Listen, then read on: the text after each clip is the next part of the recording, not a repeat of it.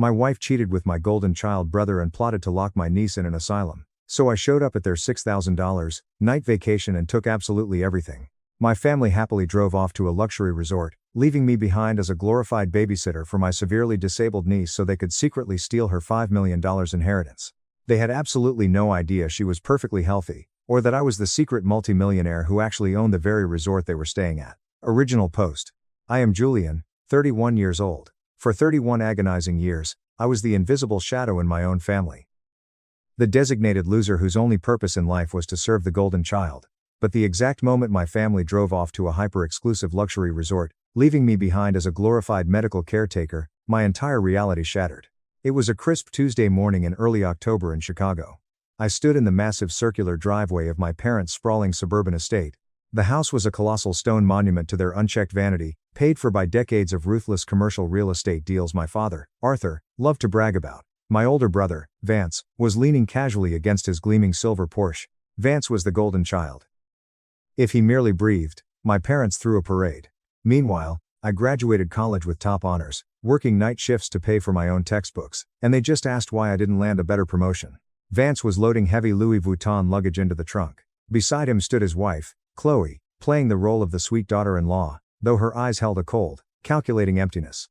They were heading to the Azure Peak, a hyper-exclusive resort in the mountains that charged upward of $6,000 a night. Naturally, I wasn't invited. My wife, Elise, was supposedly out of state on a high-stakes corporate trip, or so she told me when she kissed my cheek at dawn. That left me alone to act as the full-time caretaker for Maya, Chloe's 15-year-old daughter from a previous marriage. 2 years ago, Maya suffered a severe neurological illness that supposedly left her entirely bedridden and mute. My parents treated her like a cursed piece of furniture. Julian, my father barked, rolling down the tinted window of his massive SUV. Don't forget her medication schedule, and keep the house clean. I don't want to come back from paradise to find this place looking like a slum. Vance smirked, sliding into his Porsche and revving the engine just to make me step back from the toxic exhaust. Hold the fort down, little brother. Maybe if you save your pennies, next year we'll bring you along to carry our bags. They laughed. They actually laughed at me in front of the neighbors, treating me like hired help. I watched the heavy iron gates close behind them, feeling the physical weight of my own pathetic existence pressing down on my chest. I turned and walked inside, navigating the echoing hallways toward the isolated west wing, expecting to find a frail, silent girl staring blankly at the ceiling. Instead, I pushed the heavy oak door open and found Maya sitting cross-legged on the edge of her mattress. She was wearing a gray oversized hoodie and regular blue jeans. A sleek laptop was balanced steadily on her knees. I froze. The medical chart slipped from my numb fingers and hit the hardwood floor with a sharp slap. Maya looked up, closed the laptop with a definitive snap, and stared me dead in the eyes. I thought they were never going to leave, she said. Her voice was crystal clear, sharp, and carried absolutely no trace of weakness. My brain completely short-circuited. You can talk. You're sitting up. Maya rolled her eyes, swinging her legs off the bed and walking over to me with a completely steady, healthy gait. She picked up the medical chart and tossed it into the trash can. Yes, Uncle Julian, I can walk. I can talk. I have been able to for over a year. Shut the door before the cleaning staff hears us. We have a lot of work to do. I mechanically pulled the heavy door shut, my heart hammering a frantic rhythm against my ribs. Why the wheelchair? Why the silence? I fed you pureed food for months, Maya. Maya walked over to her closet and pulled out a heavy fireproof lockbox. She punched in a code. Because if they knew I was healthy, they would have found a way to get rid of me legally. My biological father died 3 years ago. He left me a $5 million trust fund. It unlocks when I turn 18, or it transfers immediately to my mother, Chloe, if I am deemed permanently incapacitated and institutionalized. The blood drained rapidly from my face. Maya shoved a thick manila file into my chest. They have been meeting secretly with Marcus Thorne, Vance's attack dog of a lawyer. They are planning to declare me a permanent unmanageable burden. They are going to lock me in a state-run psychiatric facility and completely drain my inheritance. They need my $5 million to save themselves from total ruin. Vance put this entire luxury trip on high-interest credit he absolutely doesn't have. I flipped through the crisp pages. Petitions for emergency medical guardianship. Fraudulent assessments of permanent cognitive decline signed by a corrupt doctor. It was a perfectly orchestrated, cold-blooded legal murder. They are monsters, I whispered. They are, Maya agreed, her young face hardening into a mask of pure steel. But they are also incredibly sloppy. I've been recording their private conversations for 7 months. I have backdoor access to Vance's offshore financial records. And I bought 2 first-class plane tickets. We are going to that resort, and we are going to burn their entire fake lives to the ground. Update 1. Sitting in the dim light of Maya's bedroom, the explosive documents scattered across the bedspread felt like a physical weight against my throat. I looked at this brilliant 15-year-old girl, realizing she had been living in a self-imposed prison just to survive the very people legally obligated to protect her.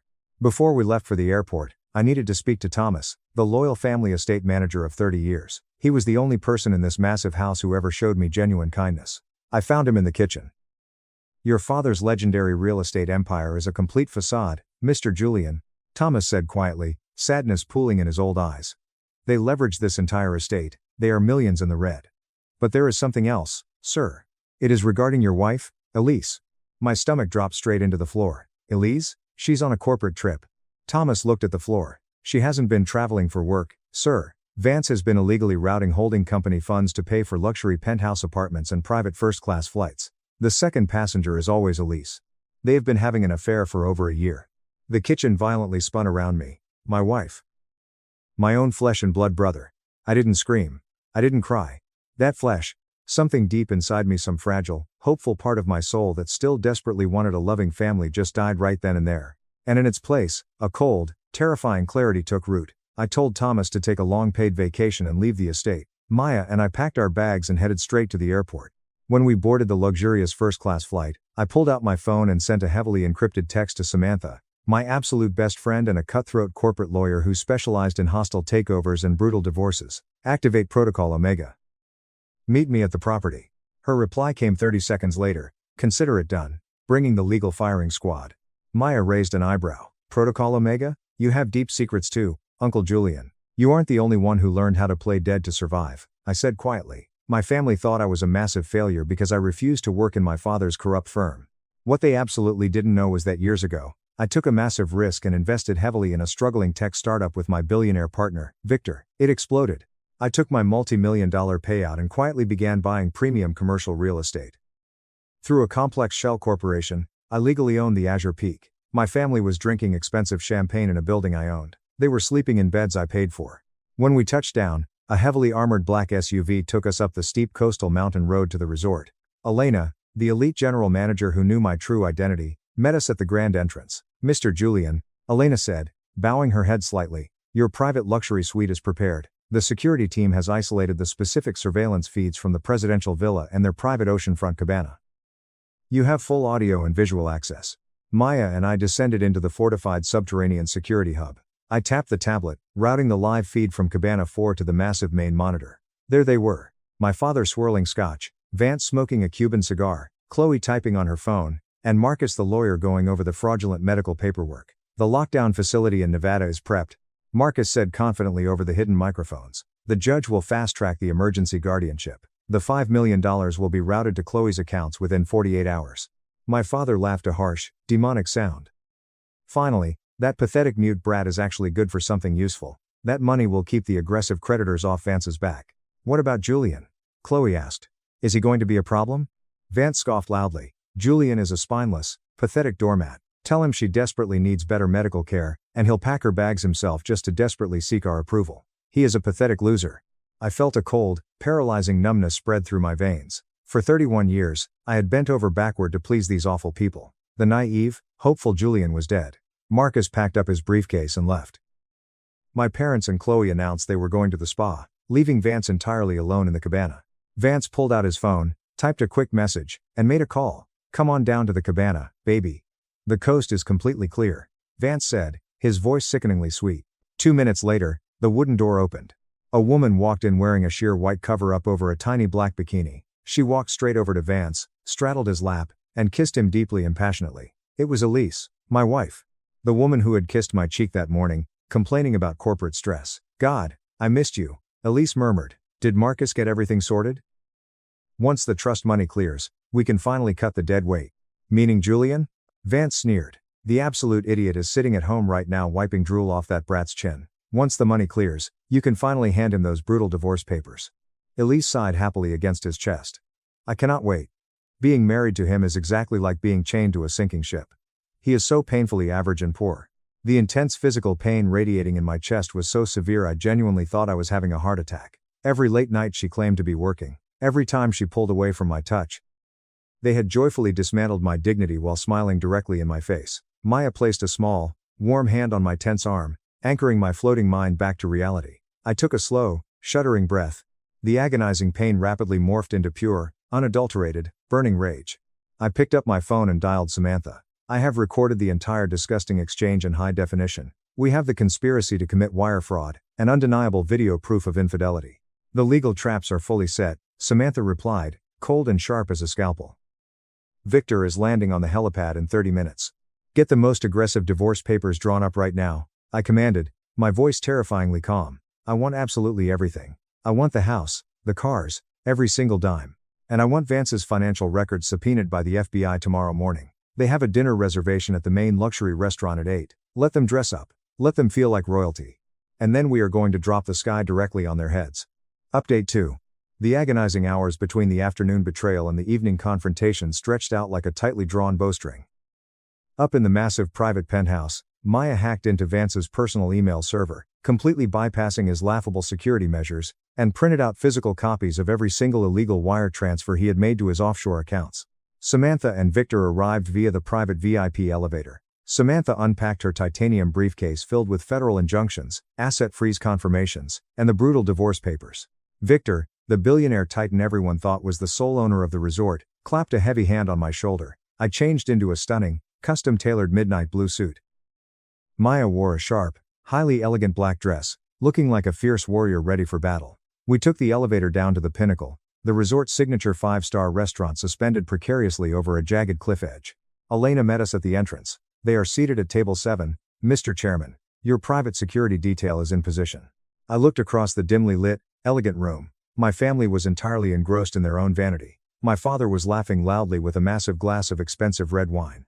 Vance had his arm draped casually across the back of Elisa's chair, his fingers brushing her bare shoulder. They truly thought they were the apex predators.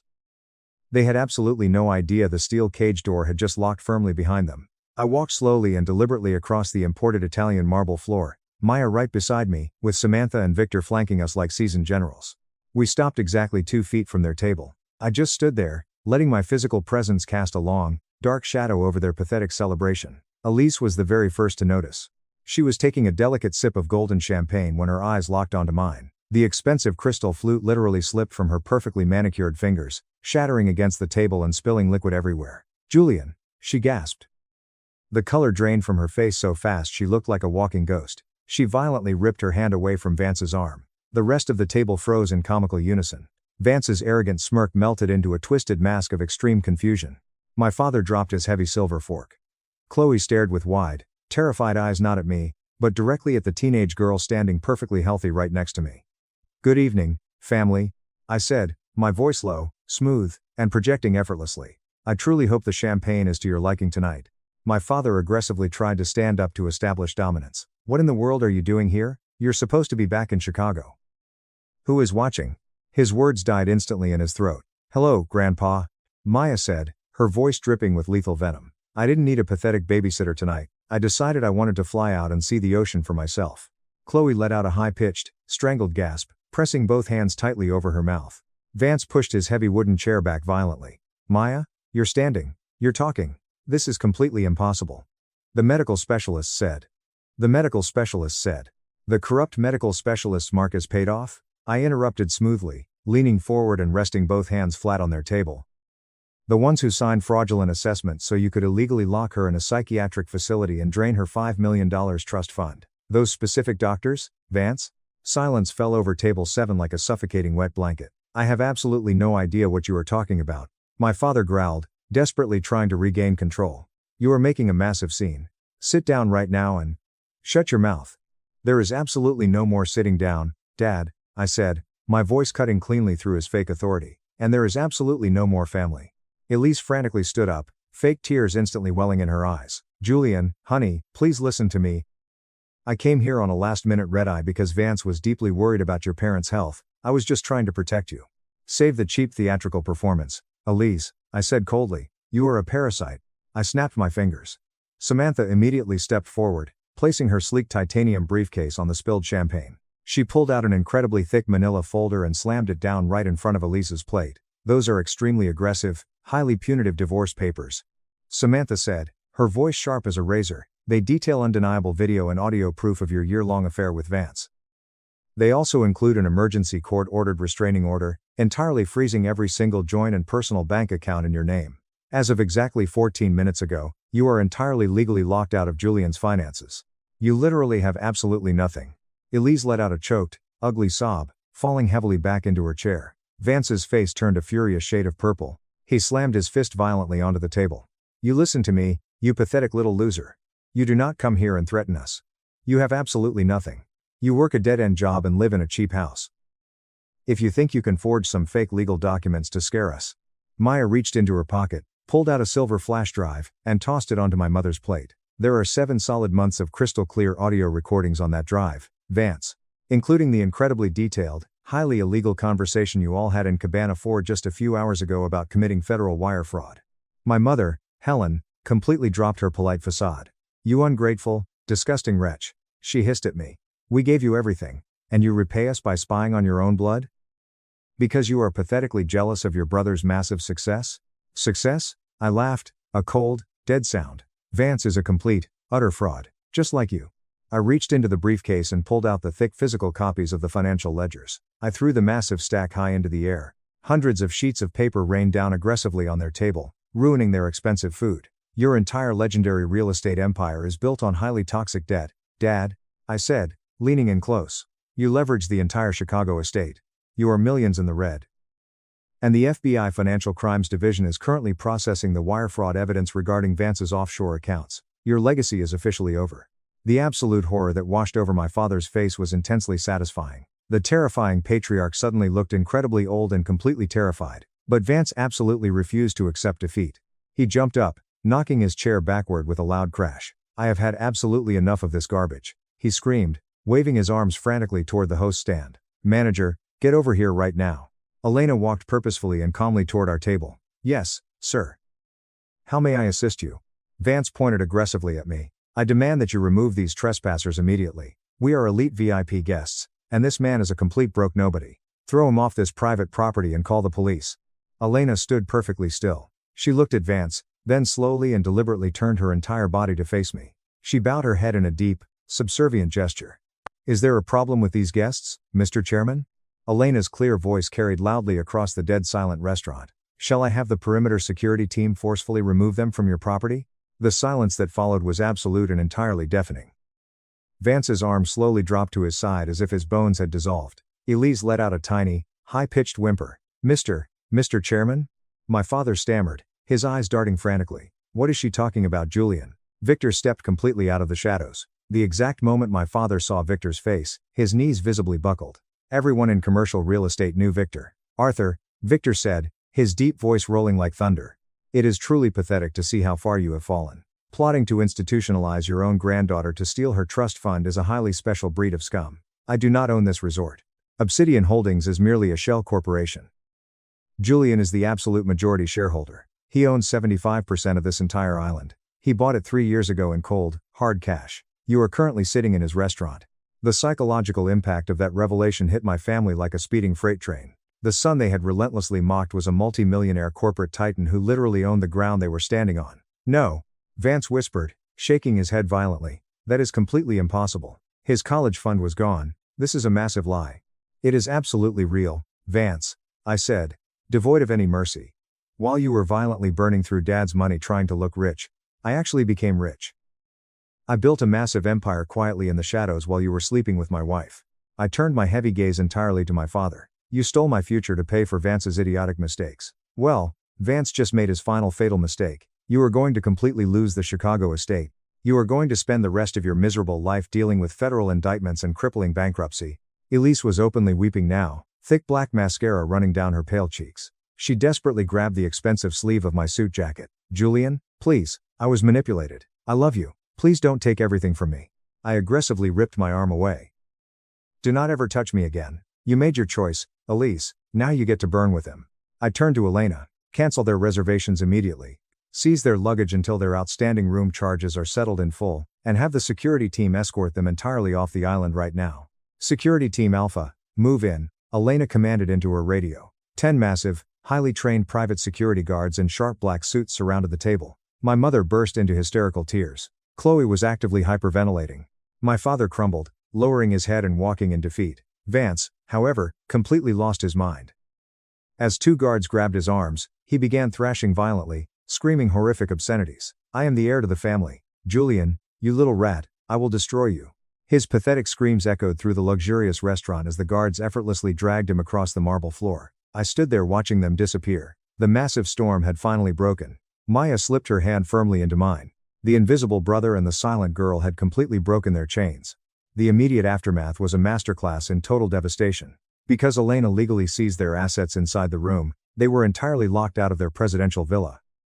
They were left standing outside under the bright exterior security lights in their expensive evening wear, looking exactly like lost, terrified children. Elise frantically tried to call a premium car service, but her credit cards instantly declined. Realizing she was completely trapped without a single usable penny, she collapsed onto the hard stone curb, sobbing uncontrollably. Vance aggressively screamed at my father, completely refusing to take accountability. Because they had no money and refused to leave the property, the local police arrived. Vance lost his temper, assaulted an officer, and was forcefully tackled, handcuffed, and shoved into a dirty police cruiser.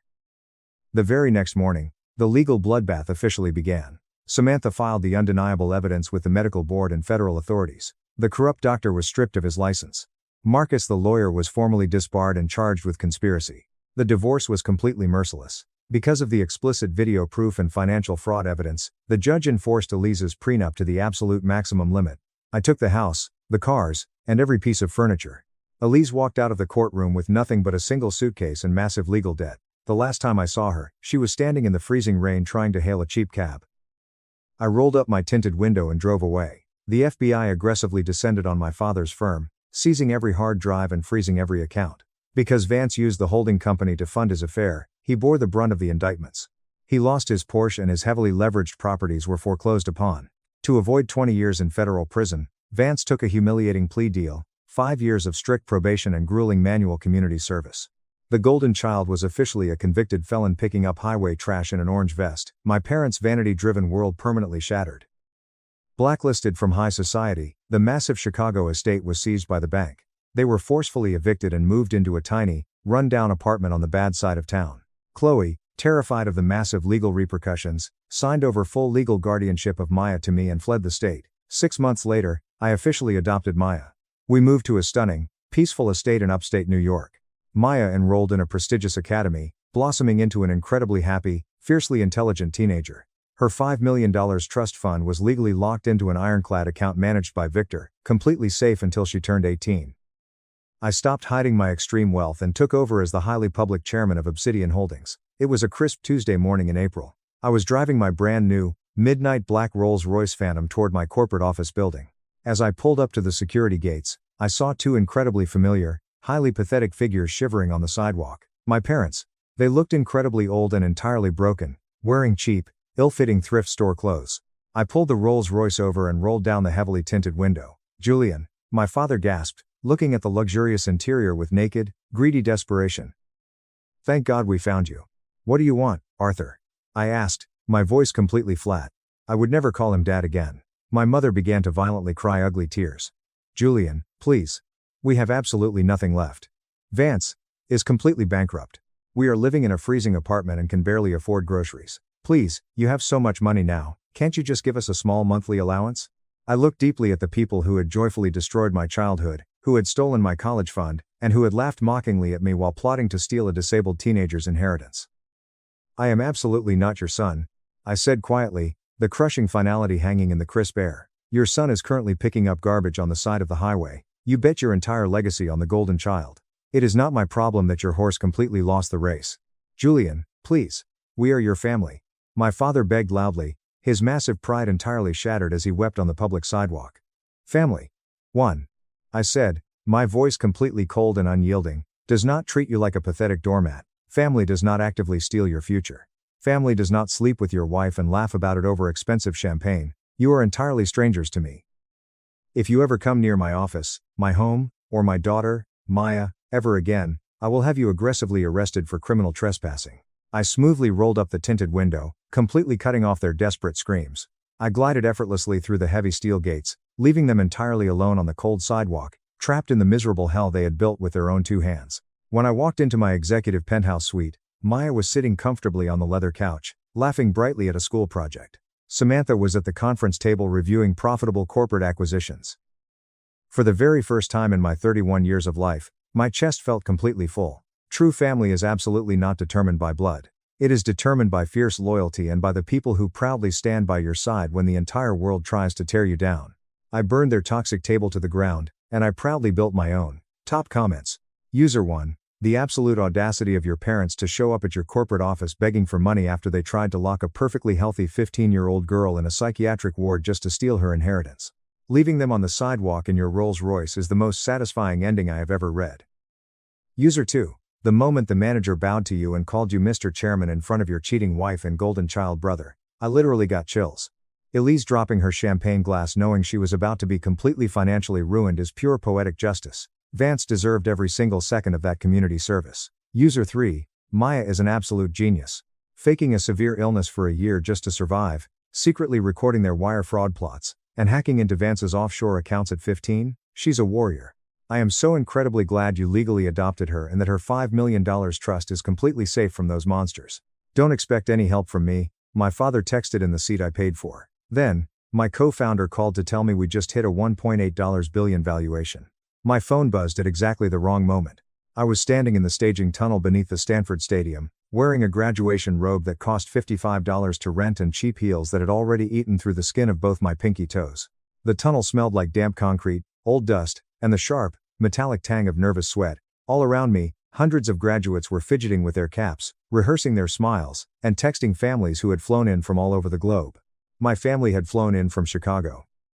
My father, Arthur Sterling, a third-generation commercial real estate developer, a man of steel beams, poured concrete, and unshakable certainty about what constituted a real job, was sitting in seat A 12 inches the front row.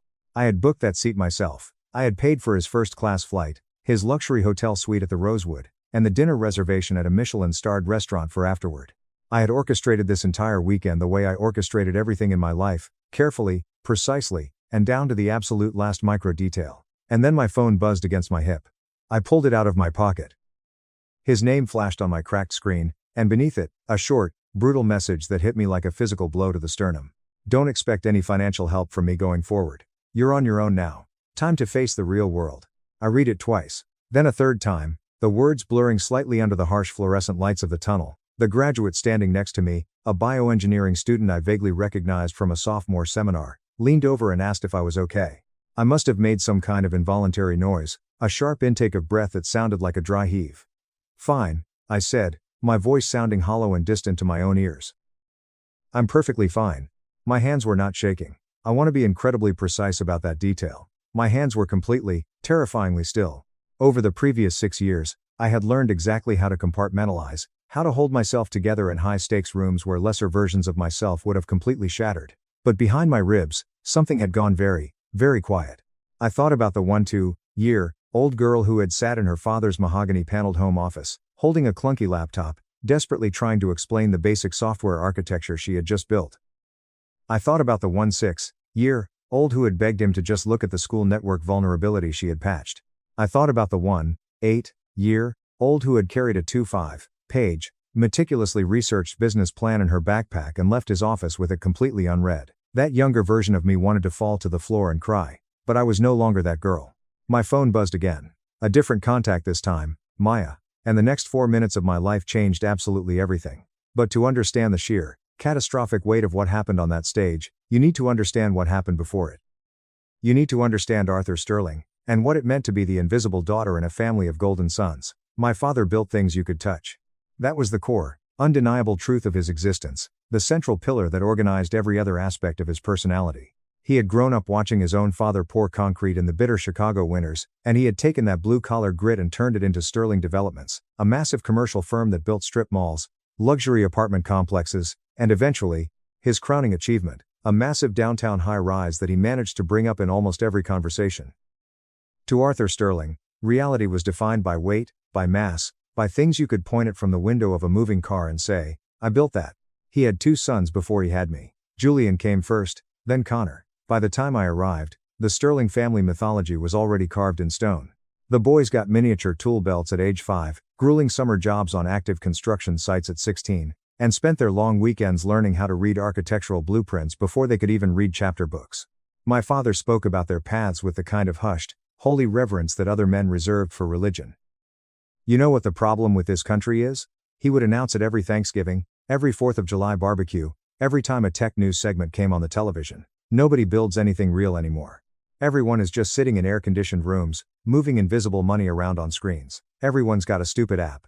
He would spit the word times app times like it was a contagious disease. Julian, naturally, grew up to own a highly successful chain of boutique hotels across the Midwest. Connor became the king of luxury car dealerships in the affluent Chicago suburbs. Both of them, in their own perfectly acceptable ways, built things you could walk into, things you could touch, things that required physical labor and tangible inventory. My father loved them with a totality and simplicity that I found both incredibly beautiful and deeply suffocating to witness. And then there was me, Chloe. I was not interested in drywall or engine blocks. I was interested in systems. Invisible, intricate, digital ecosystems. I was 12 when I wrote my first functional script. I was 14 when I found a massive security vulnerability in our entire school district's server network.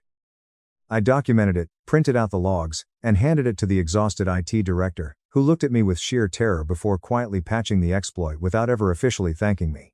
I was 16 when I built a rudimentary intrusion detection prototype. My computer science teacher, a kind, overworked man named Mr. Henderson, told me it was genuinely brilliant and the kind of architecture usually reserved for graduate-level thesis projects.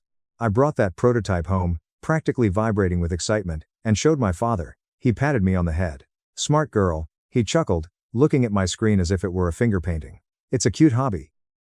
You'll figure out what you actually want to do when you grow up." He wasn't actively cruel about it. That is the thing people always get wrong when I tell this story at conferences or in interviews. People always expect the villain of the story to be cartoonish, snarling, and overtly abusive. My father was none of those things. He was warm, he was funny, he remembered every single birthday, he paid for my braces, and he coached my brother's baseball teams for a decade. He genuinely loved me. He just loved me the way you love a delicate, slightly confusing piece of abstract art that doesn't quite fit the aesthetic of any room in your house. The defining night of my life happened in his study when I was 18. I already had an early acceptance letter to Stanford's computer science program sitting in my pocket. I also had a 2-5-page business plan, printed on heavy stock paper and spiral bound, sitting in my backpack. I sat in the heavy leather chair across from his massive mahogany desk.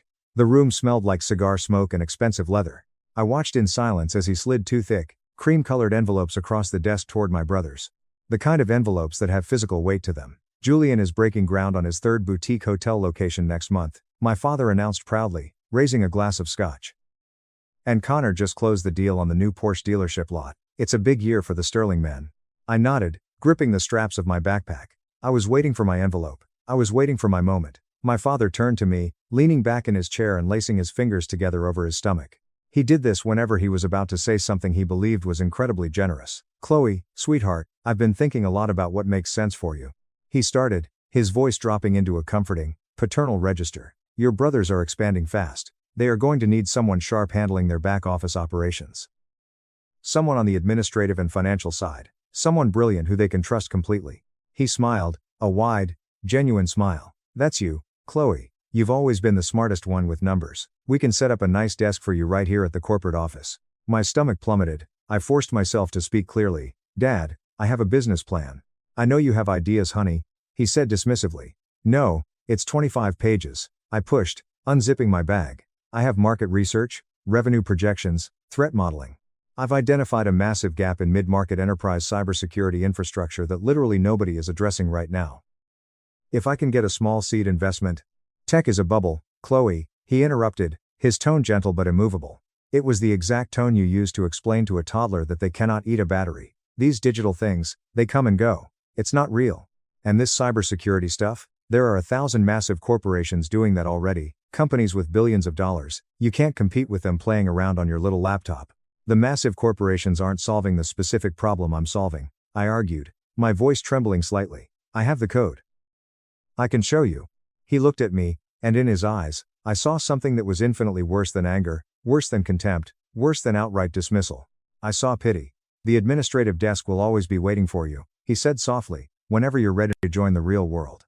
I didn't scream. I didn't cry. I simply stood up, zipped my backpack with the 25 unread pages still inside it, and walked out of the room. He called after me, something placating and warm, but I didn't process the words. I didn't look back. I made a vow to myself in that carpeted hallway at 18 years old. I swore that I would never tell him a single detail about what I was building until I had built it all the way to the top. I would not speak a word of it until there was absolutely nothing left for him to dismiss, nothing left to minimize, nothing he could look at and call a hobby or a little computer project. He would find out the exact same way the rest of the world did. Update 1. Stanford was not the sun-drenched, idyllic paradise the brochure suggested. I want to be brutally honest about that, because in hindsight, the story always sounds so clean and glamorous. It was not clean. It was 4 hours of sleep on a good night. It was eating cheap instant ramen for 7 consecutive days during a brutal stretch in my sophomore year when a financial aid processing error left me $450 short on my rent, and I was entirely too proud to call home and ask for a dime. It was working weekend double shifts as a waitress at a high-volume diner in San Jose, where the manager constantly called me sweetheart, the tips were abysmal, and my feet throbbed so painfully by 1:00 a.m. that I would sit on an overturned milk crate in the walk-in freezer for exactly 3 minutes between rushes just to let the cold numb my toes. My father called me every single Sunday evening. I will give him credit for his consistency. "How's the little computer project going?" he would ask, the amusement evident in his voice. "Good, Dad," I would reply, staring at lines of complex code on my monitor. "Julian just cut the ribbon on the new hotel lobby. Did I tell you? The mayor showed up. Huge press coverage." "You told me. That's great. Connor's dealerships are pulling in record numbers this quarter. He just hired a whole new marketing division." "That's wonderful, Dad. You sure you don't want to come home for a bit? That desk in the accounting department is still open. There's always a place for you here, Chloe." I would look out my cramped dorm window at the California sky, at the region that was slowly, painfully, and relentlessly teaching me everything it knew about survival. "I'm fine, Dad. I'll talk to you next week." My company, CipherGuard, started as my junior year thesis project, but it rapidly mutated into something much larger. The core insight, the golden realization that fueled everything, was this. Mid-sized enterprise companies, the ones generating between $50 million and $500 million in annual revenue, were being absolutely slaughtered by ransomware attacks and data breaches. They were falling into a massive, highly expensive gap. They were too big to rely on basic consumer antivirus software, but they were too small to afford the massive, multi-million-dollar dedicated enterprise security teams that Fortune 500 companies employed. They were bleeding money, and nobody in Silicon Valley cared because they weren't the sexy enterprise whales. I built an adaptive, AI-driven threat detection platform architected specifically for that mid-market gap. It was lightweight enough to deploy across a company's network without needing a dedicated IT security team to babysit it, but smart enough to learn baseline employee behavioral patterns and flag anomalies in real time. I believed in this code the way I had never believed in anything in my entire life. The venture capital rejections were swift, brutal, and numerous. I took 14 meetings in 10 months. Each rejection left a different, uniquely shaped psychological bruise. One VC, a silver-haired, deeply tanned man in Menlo Park who looked like he spent more time on his yacht than in boardrooms, actually leaned back in his Herman Miller chair, steepled his fingers, and sighed. "Little lady," he said, dripping with condescension. "Do yourself a massive favor. Go work at a real tech company for 5 or 6 years. Learn the ropes. Figure out how the big boys play the game. Then come back and talk to us." I kept my face perfectly neutral. I shook his hand, thanked him for his time, and made it all the way to the elevator before my vision blurred. I made it to the sidewalk before my chest seized up and I couldn't breathe. I sat down on the cold, wet concrete outside his glass building on Sand Hill Road. The famous San Francisco fog was rolling in, damp and freezing. I pulled my knees to my chest, put my laptop bag in my lap, and I cried for exactly 12 minutes.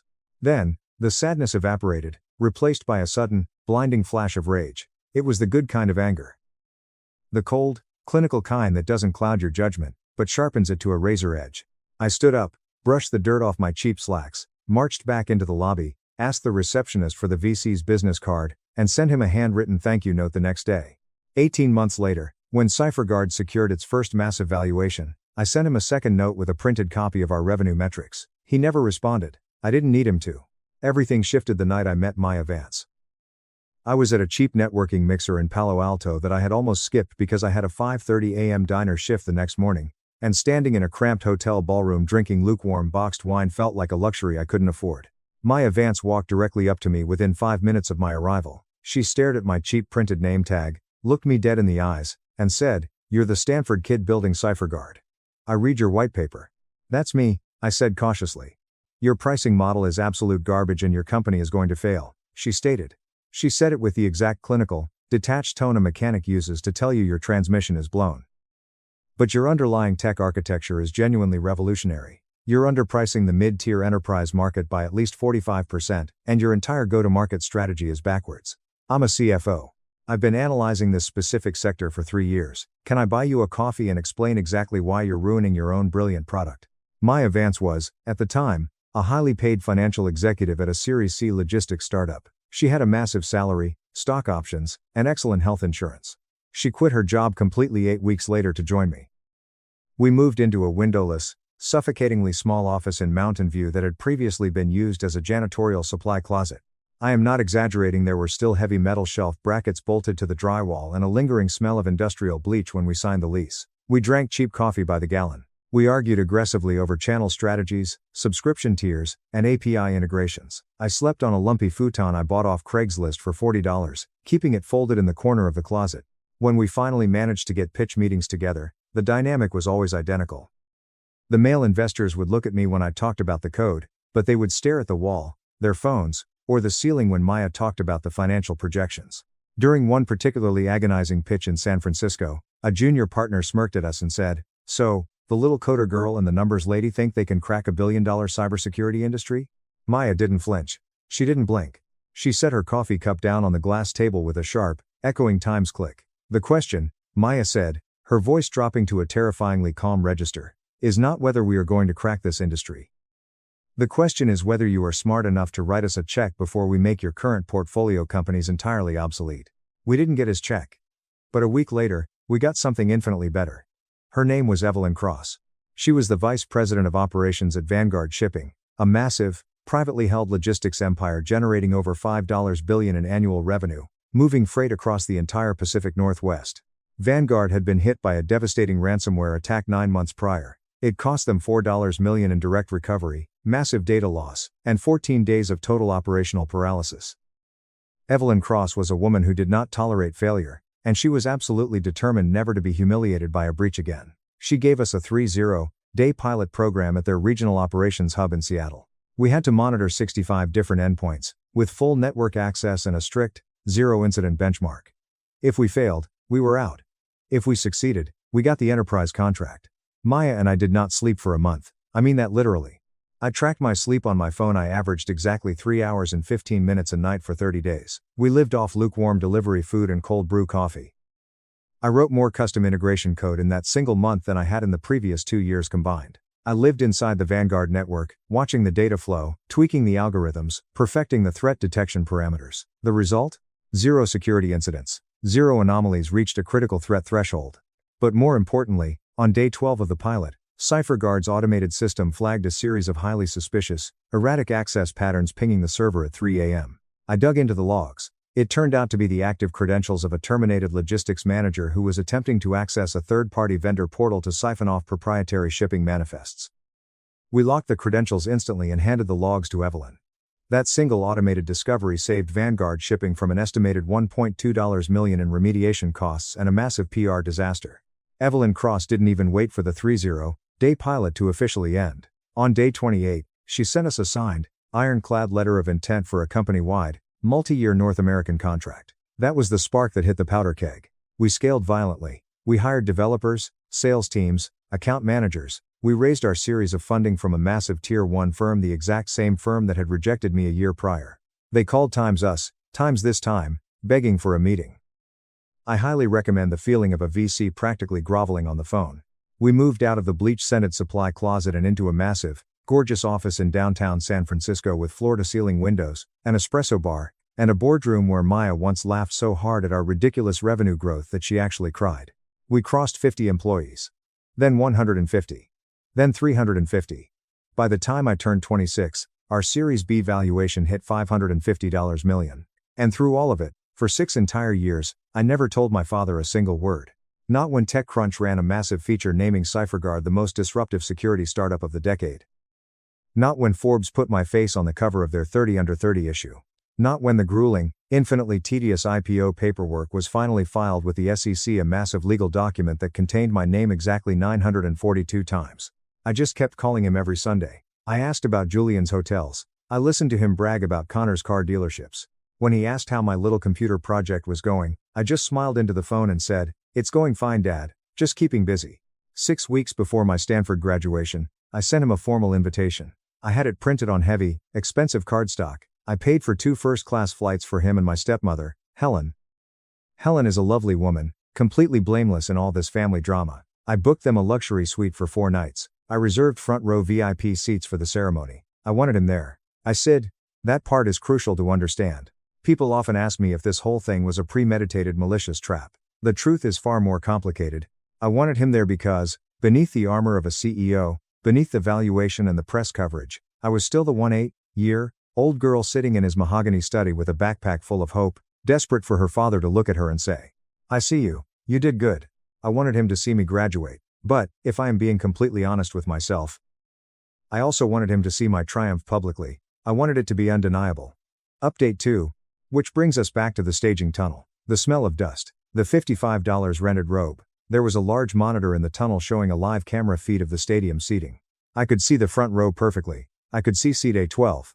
My father was looking down at his phone. Then, I watched on the monitor as he looked up, staring straight ahead at the empty stage. He smiled.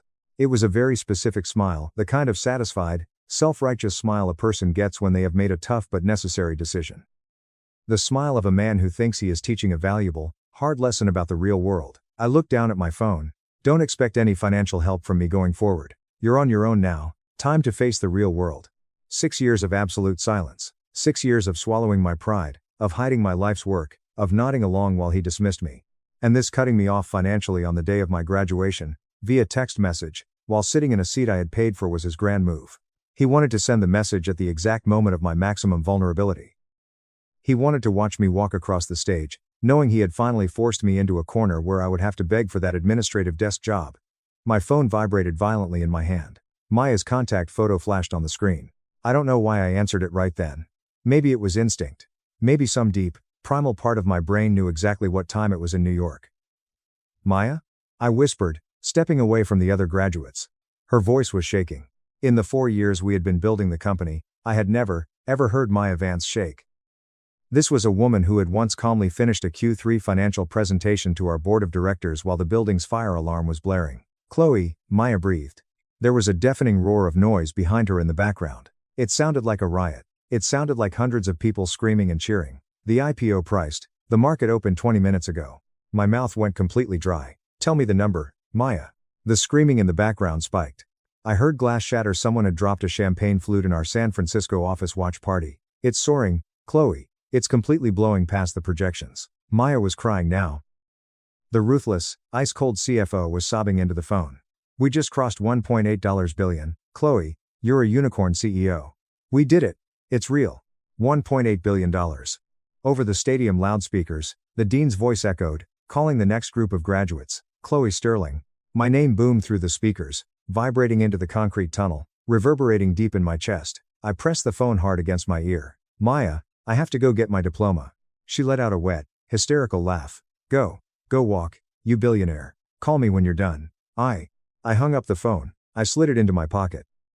I reached up and adjusted my cheap graduation cap, ensuring the tassel was perfectly straight. And then, I walked out of the dark tunnel and into the blinding California sunlight. It was exactly 50 steps from the edge of the staging area, to the center of the podium. I know this, because weeks later, when the post-IPO adrenaline faded and I had a rare quiet weekend, I obsessively re-watched the graduation video and counted my footsteps. 50 steps across a stage I had almost failed to reach.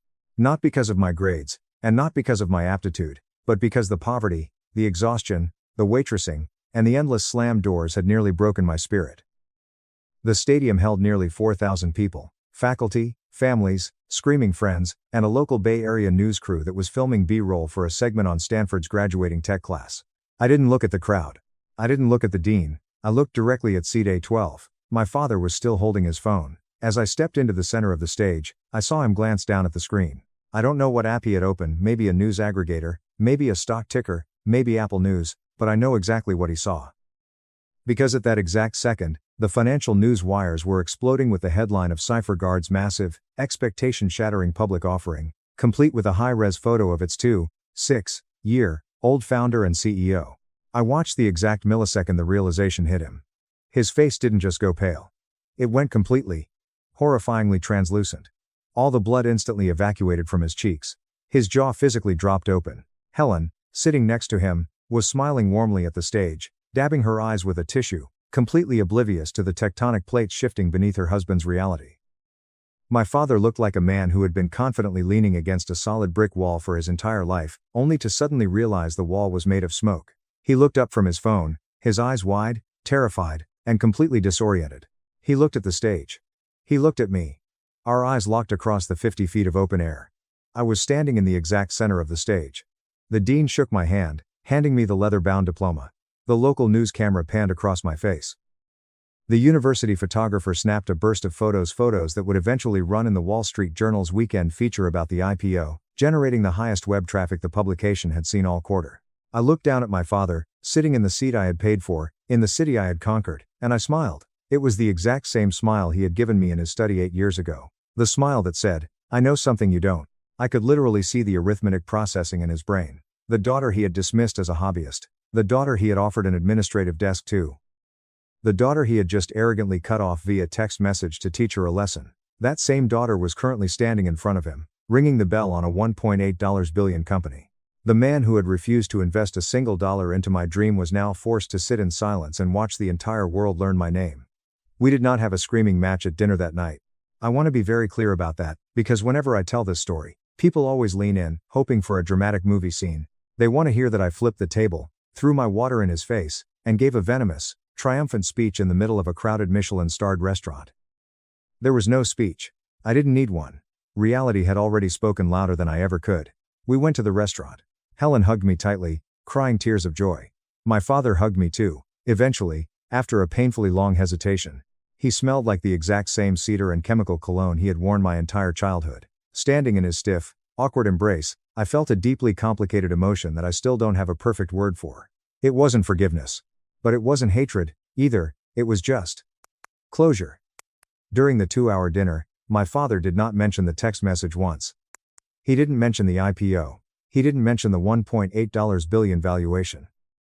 Instead, he nervously drank 3 glasses of expensive wine, aggressively complimented the restaurant's interior architecture, and talked endlessly about Julian's hotel expansion and Connor's new dealership lot in Delaware. He clung to the familiar, tangible world of bricks and cars because the invisible, digital world I had built was entirely too massive for him to comprehend. Halfway through the main course, Helen reached under the table and squeezed my hand. She looked at me, her eyes shining with tears, and gave me a look that clearly communicated, "I saw the news. I know what you did. I am so incredibly sorry he is like this." I squeezed her hand back. When the astronomical check finally arrived at the end of the night, my father made absolutely no move to reach for his wallet. It was a subtle, pathetic concession.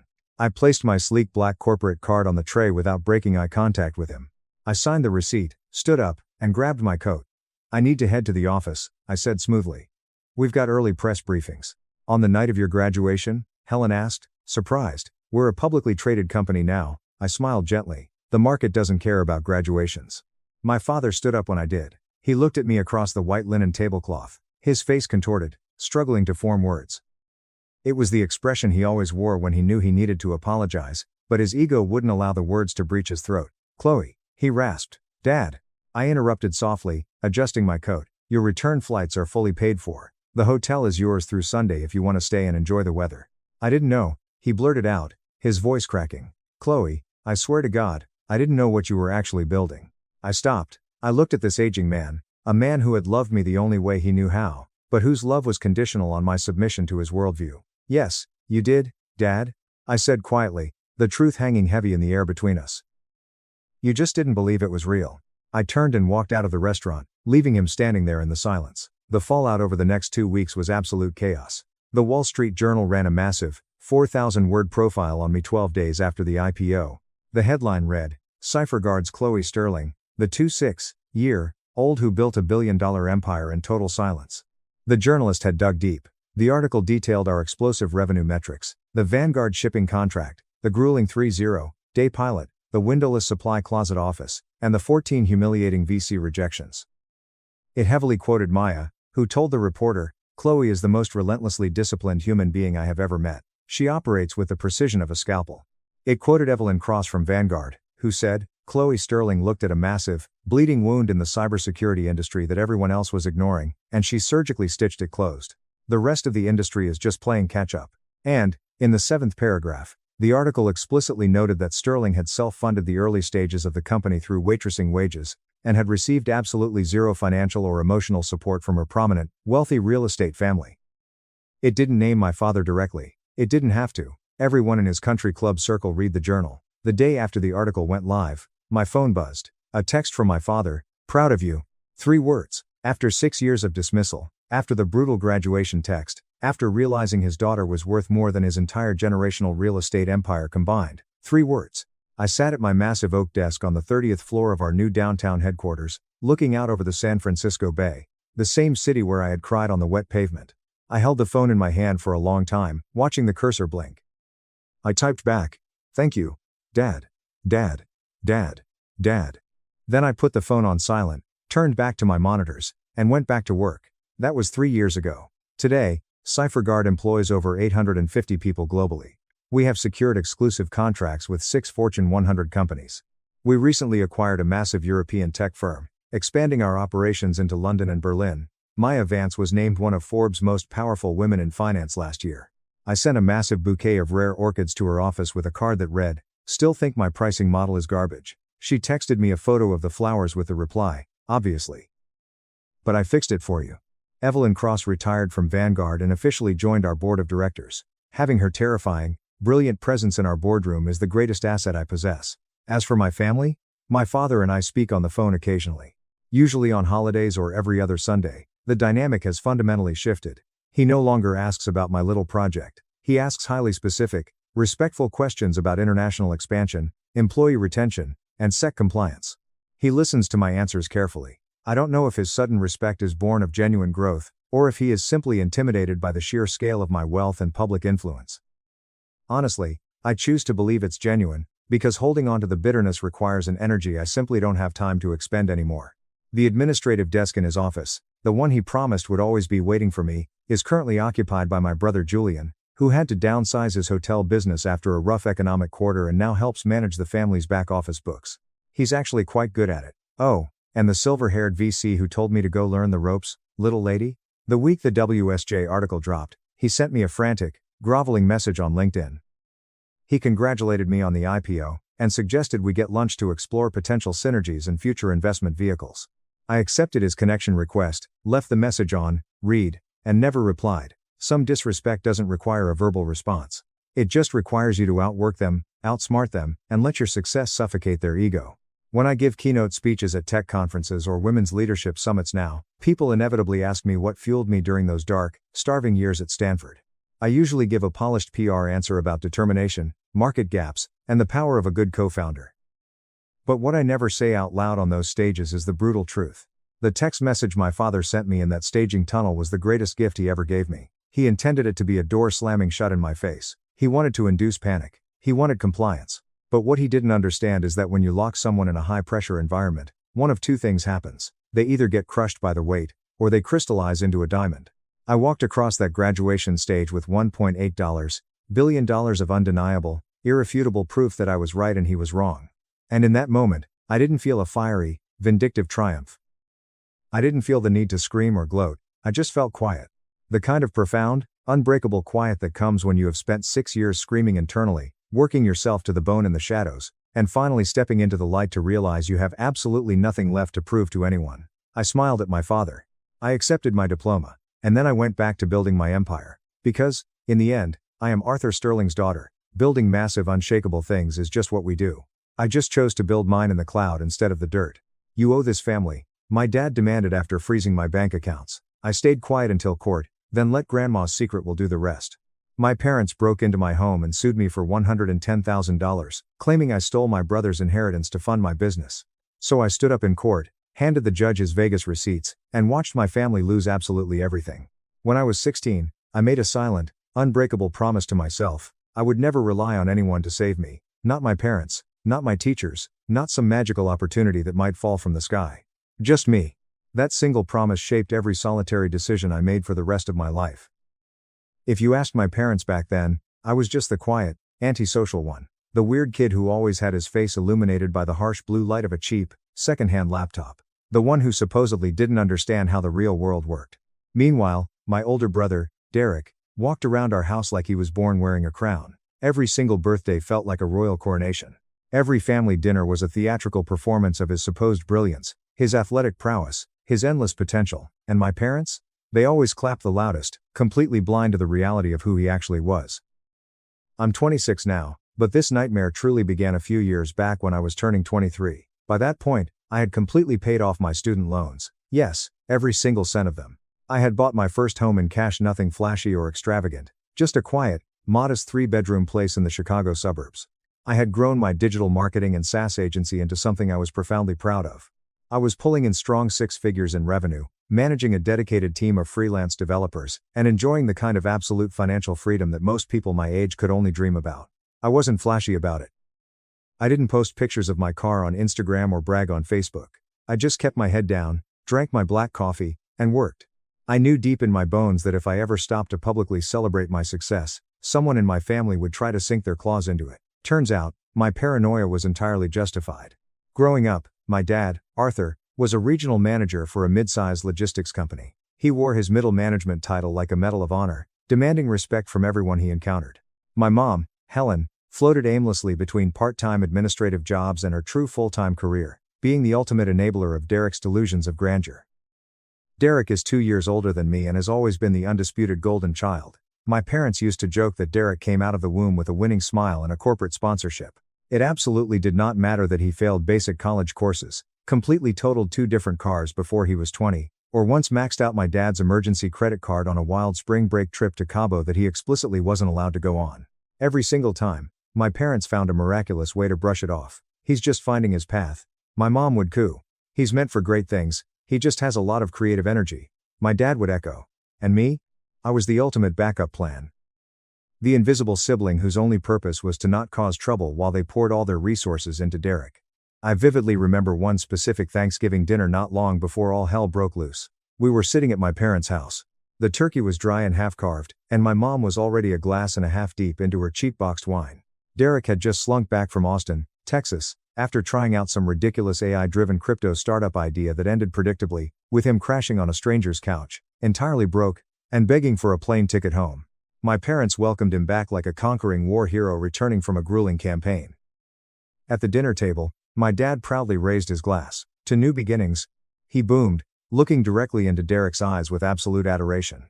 We know your next chapter is going to be the biggest one yet. Derek smirked, ran a hand through his hair, and clinked his glass against my dad's.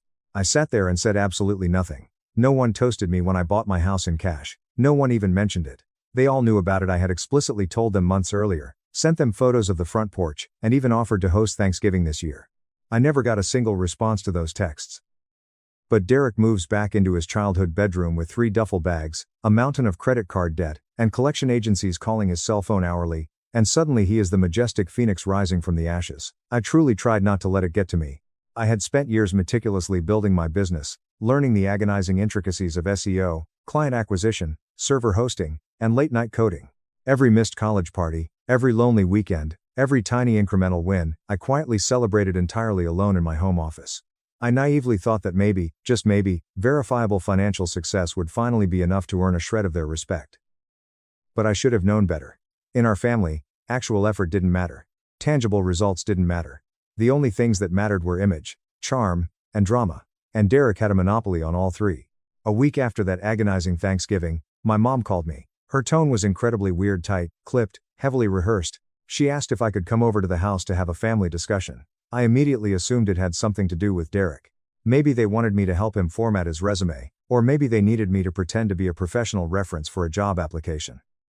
I was incredibly used to being the quiet, behind-the-scenes fixer, the ghost who cleaned up Derek's messes.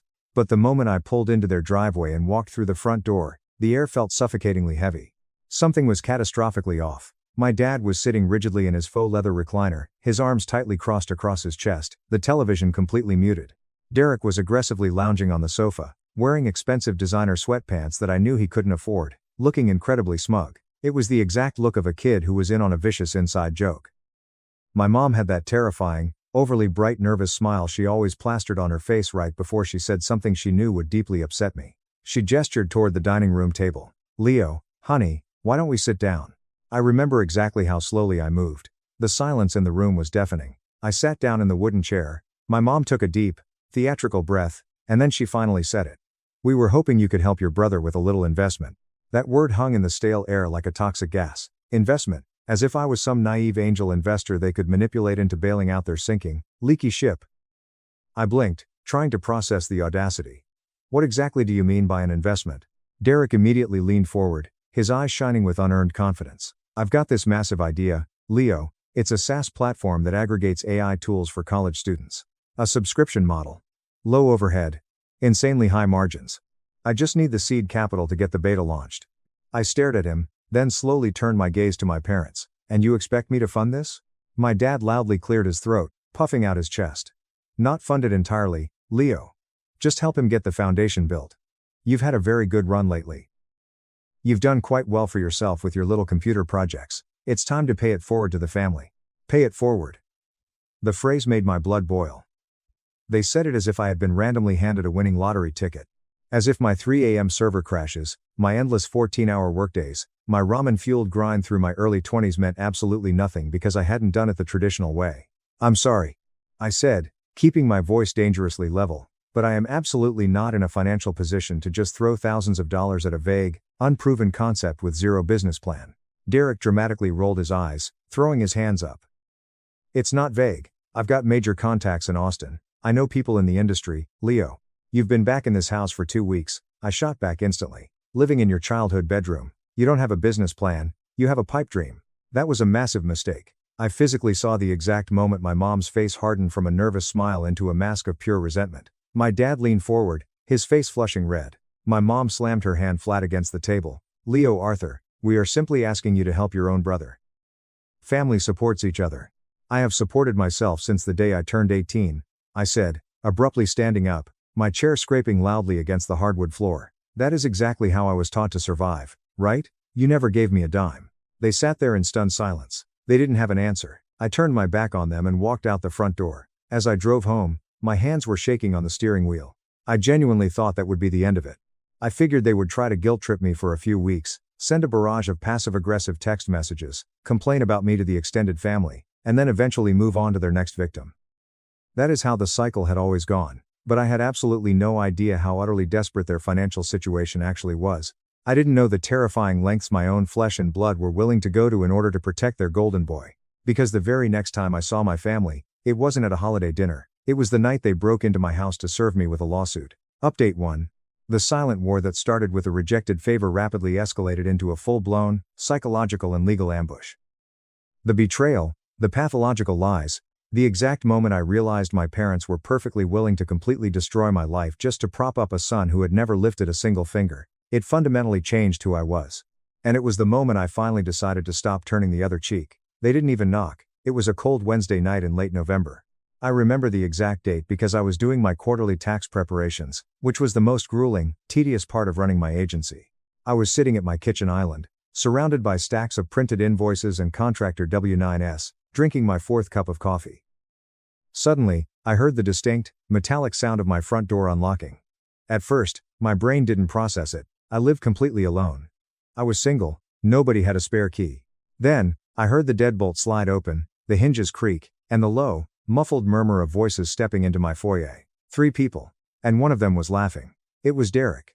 I bolted up from my stool, my heart hammering violently against my ribs. What the hell? I shouted, rounding the corner into the hallway. My parents were standing right there in my entryway. Derek was lingering right behind them, smirking like he had just bought the property. My dad was holding a thick manila folder tucked tightly under his arm, wearing that exact same self-righteous, furious scowl he used to wear whenever he lectured me about my attitude when I was 12. My mom gave me a horrifyingly tight-lipped smile, acting as if this was a totally casual, spontaneous family drop-in, and not a literal home invasion. How the hell did you get in here? I demanded, my voice echoing off the walls, pure adrenaline flooding my system. We used the key, Leo, my mom said breezily, waving her hand as if I was being entirely unreasonable. Like the emergency spare key I had foolishly given them 3 years ago back when I naively believed we still had something resembling a normal family dynamic was a permanent, open invitation to waltz into my sanctuary unannounced. I held out my hand, my palm flat. Give it back to me. Right now. She hesitated, her eyes darting to my dad, then she slowly fished it out of her designer purse and dropped it into my hand like a toddler caught stealing candy. But it wasn't just the blatant disrespect of the break-in, it was the terrifying look in her eyes. She wasn't embarrassed, she wasn't apologetic, she looked deeply, profoundly disappointed and times me.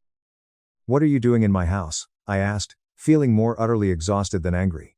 Derek shrugged, casually stepping past me into my living room, looking around at my furniture with a sneer. "We tried playing nice, little brother. We tried being polite.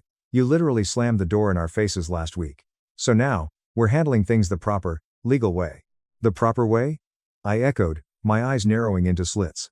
My dad marched over to my kitchen island, right over my tax documents, and aggressively slapped the thick manila folder down onto the granite. "It is time we had a very serious, adult conversation, Leo. About exactly what you owe this family." I didn't reach for the folder. Not yet. My brain was still trying to catch up to the sheer insanity of the situation. "You are trespassing in my home. You have exactly 10 seconds to explain why I shouldn't call the police and have you all removed." "Oh, please, stop being so dramatic," my mom scoffed, rolling her eyes. "You're acting like we're criminals. Just read the damn paperwork," my dad barked, tapping the folder with a thick finger. I slowly reached out and flipped the heavy cover open. At first, the dense legal jargon didn't fully register. I saw official court headings, civil claim numbers, and my parents' full legal names listed as the plaintiffs against me. Then, the specific allegations hit my brain like a physical punch to the jaw. Fraudulent withholding of familial assets. Misappropriation of family investment funds. Unjust enrichment at the direct expense of a sibling. I stared at the crisp white paper, my vision literally blurring at the edges. What the actual hell is this? My voice cracked, sounding incredibly loud in the quiet of my house. Derek took a step forward, crossing his arms over his chest, looking incredibly pleased with himself. "It's exactly what you get when you lie to everyone about where the seed money for your little company came from." "I didn't lie about anything. I built this from nothing," I yelled. "Oh, cut the crap, Leo," Derek snapped, his smirk vanishing into a vicious scowl. "We all know you didn't build a six-figure agency from scratch. You used the massive payout from Grandma's estate, didn't you? You think I'm stupid? You think I didn't notice how your little side hustle suddenly exploded the exact same year Grandma died? Admit it, you stole my share." My jaw practically unhinged. "Are you out of your mind? I didn't get a single cent from Grandma's estate. She left everything to the family trust, and you know that." "Yeah, and she always had a creepy soft spot for you," my mom chimed in quietly, her voice dripping with venom. "Even when Derek was the one who desperately needed the financial help. We know you accessed the accounts, Leo." "Let me get this straight," I said, my voice dropping to a terrifyingly calm whisper. "You break into my private residence, in the middle of the night, throw completely fabricated legal accusations at me, and you want me to confess to embezzling money that I literally never touched? We just want what is fair," my dad stated firmly, squaring his shoulders. "Derek has been struggling terribly. You have clearly been profiting off family resources. It is time to rebalance the scales." And there it was. The ugly, rotting truth. The familial mask had completely slipped off. I had expected emotional manipulation. I had expected them to cry, to yell, to guilt-trip me. But this? A literal, formal lawsuit against their own son, built entirely on a foundation of absolute lies? Something deep inside my chest permanently snapped. Decades of being entirely overlooked, talked down to, treated like a disposable background character in the grand, sparkling movie of Derek's life. All of it boiled over in one blinding rush of clarity. "You want to talk about rebalancing the scales?" I yelled, my voice shaking with a rage I didn't know I possessed. "Let's talk about the scales. Let's talk about the 2 brand new cars you bought him before he even turned 20. Let's talk about the way you co-signed his massive student loans, paid off his maxed out credit cards every single year, and let him move back into your house every single time he failed at life. You have handed him the entire world on a silver platter. And me?" I continued, stepping closer to my dad, not backing down an inch. "I have never asked you for a single damn cent.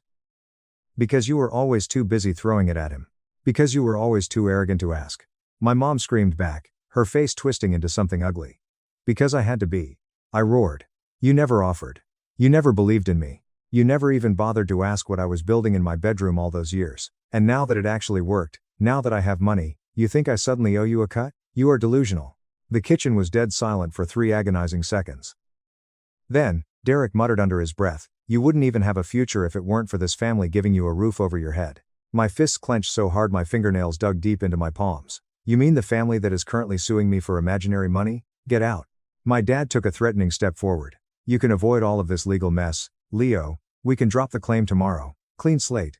Just write your brother a check for $110,000 to get his business off the ground, and this all goes away. You mean let you extort me so you don't drag my professional name through the mud? He didn't answer. He just stared at me.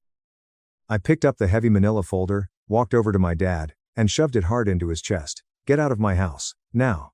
Or I am dialing 911. My mom looked like she desperately wanted to scream at me again. My dad looked like he wanted to physically hit me. But Derek just turned around and walked out the door with that same smug, arrogant swagger, convinced he had already won. But they hadn't won. They had just lit a fuse to a bomb they didn't understand. Over the incredibly dark weeks that followed, the catastrophic fallout began to trickle in. A certified letter from their sleazy attorney arrived, confirming they were officially pushing forward with the civil claim. Then came the endless phone calls from extended family, aunts, uncles, cousins I hadn't spoken to in half a decade, suddenly crawling out of the woodwork to check in after hearing disturbing rumors. The family gossip mill was spinning at light speed, and every single version of the story painted me as a greedy, thieving villain who had robbed his own dying grandmother to fund a lavish lifestyle. I tried to compartmentalize, I tried to focus on my agency, but the poison was seeping into everything. I stopped sleeping. I started obsessively checking my front door locks 4 times a night. And then, exactly 3 weeks after the break-in, I received the email that brought me to my knees. It was from my primary business bank. Account frozen. Pending internal investigation tied to active legal dispute. My heart completely stopped. I clicked through the portal, my fingers trembling violently. I had done absolutely nothing wrong. I kept pristine, audited records. I paid my quarterly taxes early. But because of my parents' baseless, malicious legal claims of fraudulent assets, the bank's automated risk management system had flagged me. I called the bank manager in a panic. They were polite, but entirely unyielding. The freeze would remain in place until the civil claim was formally resolved or dismissed in court. My parents were literally suffocating my business. I thought that was the absolute worst of it, but I was wrong. 2 days later, a sheriff's deputy knocked on my door and handed me a thick envelope. Derek hadn't just filed a civil lawsuit for money. He had filed a formal restraining order against me. In his sworn affidavit, he claimed I had violently threatened him, that I was mentally erratic, extremely hostile, and posed a severe, imminent physical danger to his safety. I stared at the legal document in absolute, horrified disbelief. The timing was entirely strategic. He was trying to establish a documented legal paper trail portraying me as an unhinged, violent lunatic so that the civil court judge would view me as an unreliable, dangerous defendant. It was a calculated, vicious character assassination, funded and orchestrated by the exact same people who used to read me bedtime stories. That was the exact moment something inside my soul turned to ice. It wasn't about the money anymore. It wasn't even about the insane lawsuit. It was about pure, unadulterated principle. It was about finally standing up to people who had used their conditional love as a weapon. I wasn't going to settle. I wasn't going to write them a check to make them go away. I wasn't going to let them rewrite the history of my entire life. They wanted a war? Fine. I would give them a scorched earth war. And the very first shot would be fired directly at the one massive, rotting financial skeleton they thought was safely buried in their closet. The preliminary restraining order hearing was scheduled for a bleak Monday morning. I hadn't slept for 48 hours. My lawyer, a brilliant, sharp-eyed guy named Marcus, whom I had hired using my personal emergency savings, assured me the case was incredibly weak. Judges deal with fabricated family drama every single day, Leo, he told me in the hallway. This is a strategic intimidation tactic. It's going nowhere. Still, my hands were shaking as I walked into the courtroom. I wasn't scared of the judge. I was terrified by the reality that my parents were sitting right there, coaching Derek on exactly how to lie under oath to destroy me. Derek wore an ill-fitting gray suit, slumping his shoulders, desperately trying to look like the terrified victim of a mafia hitman. My mom was literally dabbing her dry eyes with a tissue. When the judge threw the restraining order out in less than 15 minutes, citing an absolute lack of evidence and blatantly obvious financial retaliation motives, they all acted completely shocked. Derek even tried to argue with the judge, which earned him a severe reprimand. But winning that tiny battle didn't bring me any relief, because the real damage had already been done. My business accounts were still frozen. I had to frantically move my operations to a backup LLC, but my cash flow was severely crippled. I couldn't pay for my ad campaigns. My freelance developers had to be paused. And then came the worst blow of all. My landlord for the small commercial office space I rented called me. "I'm sorry, Leo, but I'm not renewing your lease next month. The building management caught wind of the fraud lawsuit. We can't have that kind of legal liability tied to the property." I begged him. I offered to pay 6 months of rent up front in cash. He refused. I hung up the phone, slid down the wall of my office, and hit rock bottom. I had spent 4 agonizing years building something beautiful, and in less than 2 months, my own family had practically burned it to the ground. That night, I strongly considered giving up. I drafted an email to Marcus telling him to just offer them a $50,000 settlement, just to make the bleeding stop, but right before I hit send, my phone buzzed. It was a direct message on LinkedIn from someone I hadn't spoken to in over a decade. Her name was Chloe. She was my next-door neighbor when we were kids. We used to ride our bikes in the cul-de-sac until the streetlights came on. "Hey Leo," she wrote. "I still talk to my mom back home, and the neighborhood rumor mill is going crazy about your family suing you. I just wanted to reach out and say, don't let them break you. I remember how they treated you compared to Derek. You were always the smart one, the one who actually worked hard. We all saw it, even if your parents didn't. Keep fighting." I sat in the dark and read that message at least 20 times. It didn't legally fix anything, but it was a lifeline. It reminded me of who I fundamentally was. I was the kid who learned Python at 14. I was the kid who built websites for local businesses while Derek was out crashing cars. They couldn't take my brain away. They could freeze my accounts, they could spread malicious lies, they could evict me from my office, but they could not touch the absolute core of my resilience. So, I wiped my face, closed the settlement draft, and got back to work. I started completely over. I used a VPN, registered a brand new LLC in Wyoming, and rebuilt my agency's infrastructure from scratch under a different corporate umbrella. I worked 20-hour days. But more importantly, while the main lawsuit slowly crawled through the clogged legal system, I started digging. My parents thought I was just a quiet, helpless nerd. They forgot that I made my living finding digital footprints. I needed to prove exactly where grandma's money actually went. I remembered that right before my grandmother passed away, she had mailed me a strange, sealed manila envelope. At the time, I had tossed it into my fireproof safe without looking closely, assuming it was just old family photos. I tore the safe open. Inside, underneath the photos, were the official, notarized copies of the family trust she had set up after my grandfather died. I read through the dense legal text, and my jaw hit the floor. There it was, in black and white. A massive, $110,000 lump sum disbursement paid directly to Derek upon his 22nd birthday, under the explicit legal condition that it be used for educational advancement or business development. My name was absolutely nowhere in the document. I hadn't been entitled to a single penny, but the ultimate smoking gun was on the very last page.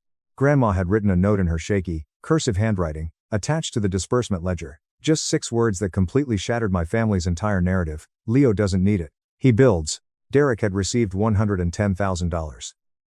And he had blown every single cent of it. I knew exactly what he did that year. He went to Vegas, he bought a ridiculous sports car, he invested in a literal crypto Ponzi scheme. But I needed undeniable, third-party proof to show the court that my parents were entirely complicit in hiding this fact. I tracked down Mr. Vance, the old, semi-retired accountant who used to handle my parents' taxes. I drove 2 hours to his dusty office. I sat down and explained the lawsuit, the frozen accounts, the horrific accusations. Mr. Vance listened quietly, his face growing dark. "Arthur and Helen are suing you for stealing the trust money?" he asked, completely disgusted. "Leo, I literally filed the tax paperwork for Derek's $110,000 trust distribution myself. Your mother explicitly instructed me to classify it as seed money for Derek's new tech venture so they could try to write off his losses when he inevitably blew it. Do you still have the files?" I asked, my heart pounding. Mr. Vance smiled grimly. "I keep everything for 7 years. I'll print them right now, and I'll sign a sworn affidavit. I had the trust documents, I had the tax returns, I had Grandma's handwritten note. I even hired a private investigator for $500 to pull Derek's old, deleted Instagram posts from an archive site, completely documenting his lavish, $110,000 spending spree in Miami and Vegas during the exact timeline the trust was paid out. I handed the massive, damning file to my lawyer, Marcus. He flipped through the pages, his eyes widening with every turn. When he finished, he looked up at me and laughed out loud. "Leo, they aren't just going to lose this case, we are going to absolutely bury them." Update 2. The final legal confrontation was set for late April. But before we even made it to the courtroom, my parents' sleazy attorney made one last, desperate, aggressive move. They filed an emergency injunction to permanently freeze all of my personal assets, claiming they had anonymous tips that I was attempting to hide the stolen money offshore. I didn't panic. I just smiled. Because while they had been playing checkers, entirely drunk on their own toxic entitlement and rage, I had been playing 3-dimensional chess. Every single asset I owned, my house, my car, my savings, had already been legally transferred into heavily protected, ironclad trusts and holding companies months ago. When their lawyer tried to execute the freeze, he hit a reinforced concrete wall of legal corporate structuring. But I wasn't just planning to win in court. I wanted to completely obliterate their ability to ever control the narrative again. 2 weeks before the trial, I went on a moderately popular business podcast hosted by a guy I had networked with years ago. I didn't name my parents. I didn't name Derek. But for an hour, I talked openly and honestly about the brutal reality of building a business while being the scapegoat of a deeply toxic, financially abusive family. I talked about the psychological toll of being sued by the people who raised you. I talked about the power of silently collecting receipts while your abusers dig their own graves. The episode went semi-viral in the entrepreneurial space. Thousands of people messaged me, relating to the horror of family betrayal. And more importantly, people from my hometown heard it. The social tide completely turned. Then came the day of the trial. The courtroom was freezing cold, the fluorescent lights buzzing faintly overhead. My parents and Derek sat at the plaintiff's table. They looked incredibly smug. My mom was wearing her Sunday pearls. My dad was in his best suit. Derek was aggressively chewing gum, glaring at me from across the aisle. They genuinely believed they were about to walk out of that room with a massive chunk of my hard-earned life. The judge, a stern, no-nonsense woman with sharp eyes, called the court to order. Their lawyer stood up and launched into a highly emotional, entirely fabricated opening statement. He painted Derek as a tragic victim, a brilliant young man whose entire future was maliciously derailed because his greedy, sociopathic younger brother had secretly drained the family's financial resources and left them destitute. It was a beautiful, tragic story. And it was 100% fiction. When he finally sat down, my lawyer, Marcus, slowly stood up. He didn't yell. He didn't use theatrics. He just calmly walked over to the judge's bench with a massive stack of perfectly organized binders. "Your Honor," Marcus began, his voice echoing clearly across the silent room. "We will not be presenting a lengthy emotional defense today. We will simply be presenting undeniable, documented facts. We will demonstrate that my client, Leo, received exactly $0 from his family or his grandmother's estate. We will demonstrate that the plaintiff's son, Derek, received a $110,000 disbursement, which he immediately squandered on luxury vacations and gambling.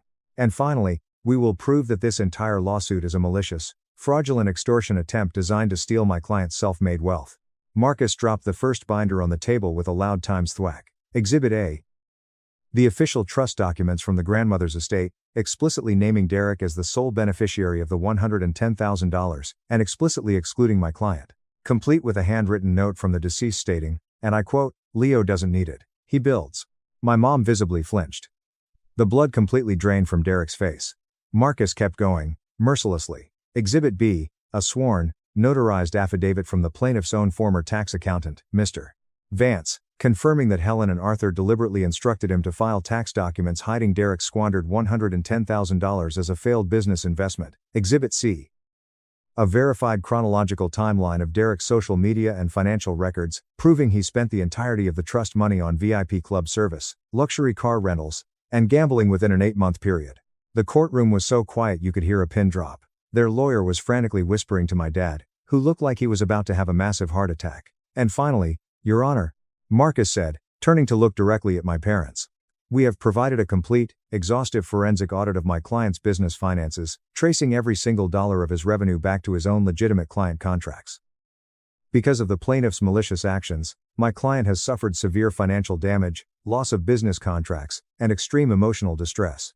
Therefore, we are formally filing a massive counterclaim for defamation, malicious prosecution, and tortious interference." The judge slowly took off her reading glasses. She looked at the towering stack of irrefutable evidence, then she turned her sharp gaze to my parents. The look of absolute disgust on her face was something I will cherish for the rest of my life. "I have presided over family court and civil disputes for 22 years, the judge said, her voice dripping with absolute contempt. "And this is, without a doubt, one of the most cynical, repulsive, and blatantly fraudulent attempts to weaponize the legal system against a family member that I have ever seen. You have wasted this court's time, and you have maliciously attempted to ruin your own son's life to cover for your other son's sheer incompetence." She slammed her gavel down so hard it echoed like a gunshot. "All claims against the defendant are entirely dismissed with prejudice, and as for the counterclaim, Mr. Davis is well within his legal rights to pursue maximum damages. I highly suggest the plaintiff seek immediate legal counsel regarding the potential of criminal perjury charges." It was over. Absolute, total annihilation. Derek just sat there, his mouth hanging open, completely frozen in terror. My mom buried her face in her hands and began to sob real tears this time, tears of sheer panic. My dad stared blankly at the wooden table, utterly humiliated and legally destroyed. I didn't say a single word to them. I just stood up, buttoned my suit jacket, and walked out of the courtroom with my head held high. 2 days later, their panicked attorney practically begged Marcus for a settlement meeting. They were terrified of the counterclaim, terrified of the perjury threats, terrified of financial ruin. They offered to pay 100% of my expensive legal fees, drop all future claims, and practically beg for mercy. I agreed to drop the massive financial counterclaim, but on one extremely specific, non-negotiable condition. I didn't want their money, they didn't have any left anyway. I wanted the absolute truth etched into stone.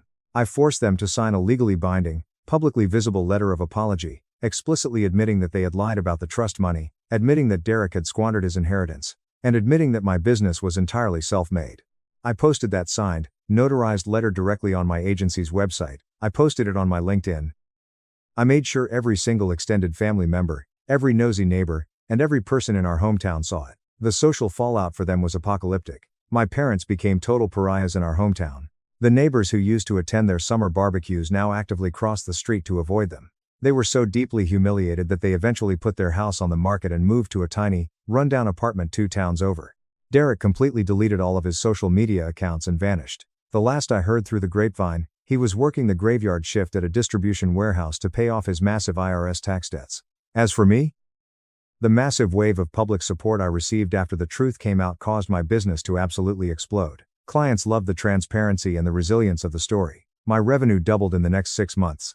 I bought a larger office building. And with the extra capital, I started a small, localized grant program for young entrepreneurs coming from abusive or disadvantaged backgrounds. I called it the He Builds Foundation. I haven't spoken a single word to my parents or my brother since the day we walked out of that courtroom. Some people tell me that holding on to the grudge is toxic, that I should eventually forgive them because they are family. But I know the truth. Forgiveness is something that has to be earned. And they never even tried. They thought they could violently tear down everything I had built to keep themselves warm. They just didn't realize that I am exactly what I built. Unbreakable. Top comments. User 1. The absolute audacity to break into your house, drop a fraudulent lawsuit on your kitchen counter, and expect you to just roll over and pay them $110K is mind-boggling. The fact that the accountant immediately flipped on them and handed over the tax fraud evidence is the most satisfying thing I've read all year. You handled this flawlessly. User 2. Leo doesn't need it. He builds. Grandma knew exactly who the real winner in the family was. She knew Derek was going to blow it all, and she knew your parents were going to enable him, until they were completely broke. Keeping that letter and dropping it in court was an absolute masterclass in destroying narcissists. User 3. The restraining order was the scariest part of this to me. They were actively trying to build a legal profile of you being violent just to win a civil suit. That is pure, sociopathic behavior. I am so unbelievably glad you protected your assets and forced them to publicly confess. The He Builds Foundation is the ultimate cherry on top of this revenge sundae. Keep winning. OP. My wife demanded a strict prenup to protect her assets. 3 years later, I won a $6.8 lottery jackpot. And used her own contract to destroy her own life. I, 34 male, married my now ex-wife, Chloe, 32 female, 3 years ago. We had been dating for 2.5 years before tying the knot, and for a long time, I genuinely believed she was the absolute love of my life. Chloe was everything I thought I wanted, fiercely intelligent, incredibly ambitious, and she had her entire life meticulously organized. She worked as a senior corporate tech recruiter for a massive firm in Seattle, pulling in about $105,000 a year, not including her substantial quarterly bonuses. On top of her lucrative career, she lived in a stunning, sleek downtown loft that she owned completely outright, a generous inheritance from her late grandmother. I, on the other hand, am a high school English teacher. At the time we got engaged, I was making roughly $65,000 a year. I loved my job, I loved my students, but I was definitely not swimming in cash. About 6 months before our wedding date, Chloe sat me down at the expensive mahogany dining table in her loft. Her tone was incredibly serious, the kind of tone that makes your stomach drop. I honestly thought she was going to tell me she was pregnant, or maybe that she was having second thoughts about the wedding. Nope. We need a prenup, she said, her voice completely devoid of emotion as she slid a thick, heavy manila folder across the polished wood. I wasn't inherently opposed to the idea of a prenuptial agreement. Given our massive income disparity, I figured she just wanted to protect her loft and her existing savings. It made logical sense. Okay, sure, I replied, trying to keep the mood light. We can look into hiring a lawyer together and figure out what works for both of us. I already had my attorney draft it. She interrupted, tapping the folder. Was that a red flag? Absolutely. But I was blindingly in love with her, and honestly, what did I even have to protect? My assets consisted of a 2014 Toyota Corolla with a dented bumper and exactly $240 sitting in my modest savings account. I opened the folder. This document wasn't just a standard agreement, it was a terrifyingly thorough, 4-2-page legal fortress. The key points were brutally clear. Her downtown loft remains her sole and separate property. Her inheritance, And any future inheritance she might receive stays entirely hers. All assets acquired before the marriage remain separate. Any assets acquired during the marriage through individual means remain the sole property of the acquirer. Income earned during the marriage goes into completely separate bank accounts. We would split our household bills 65/35, based strictly on our income ratio. And then, there was one highly specific clause buried on page 14. Any lottery winnings, gambling proceeds, or windfall gains acquired by either party remains the sole and separate property of the winner. I actually chuckled when I read that part out loud. Babe, I buy maybe one scratch-off ticket a year when I'm feeling exceptionally lucky. This seems a little excessive, don't you think? Chloe didn't even crack a smile. My attorney insisted on it, she said flatly. It protects both of us. Both of us? I literally had nothing to my name. Exactly. So, in my naive mind, I had absolutely nothing to lose by signing it. To make matters worse, her mother, Brenda, suddenly emerged from the kitchen holding a cup of tea. Another glaring red flag that I foolishly ignored. Sweetie, this is just smart financial planning, Brenda said, looking down her nose at me. You understand, right? My daughter has worked incredibly hard for what she has. She needs absolute protection. Look. I shrugged, feeling a sudden wave of exhaustion.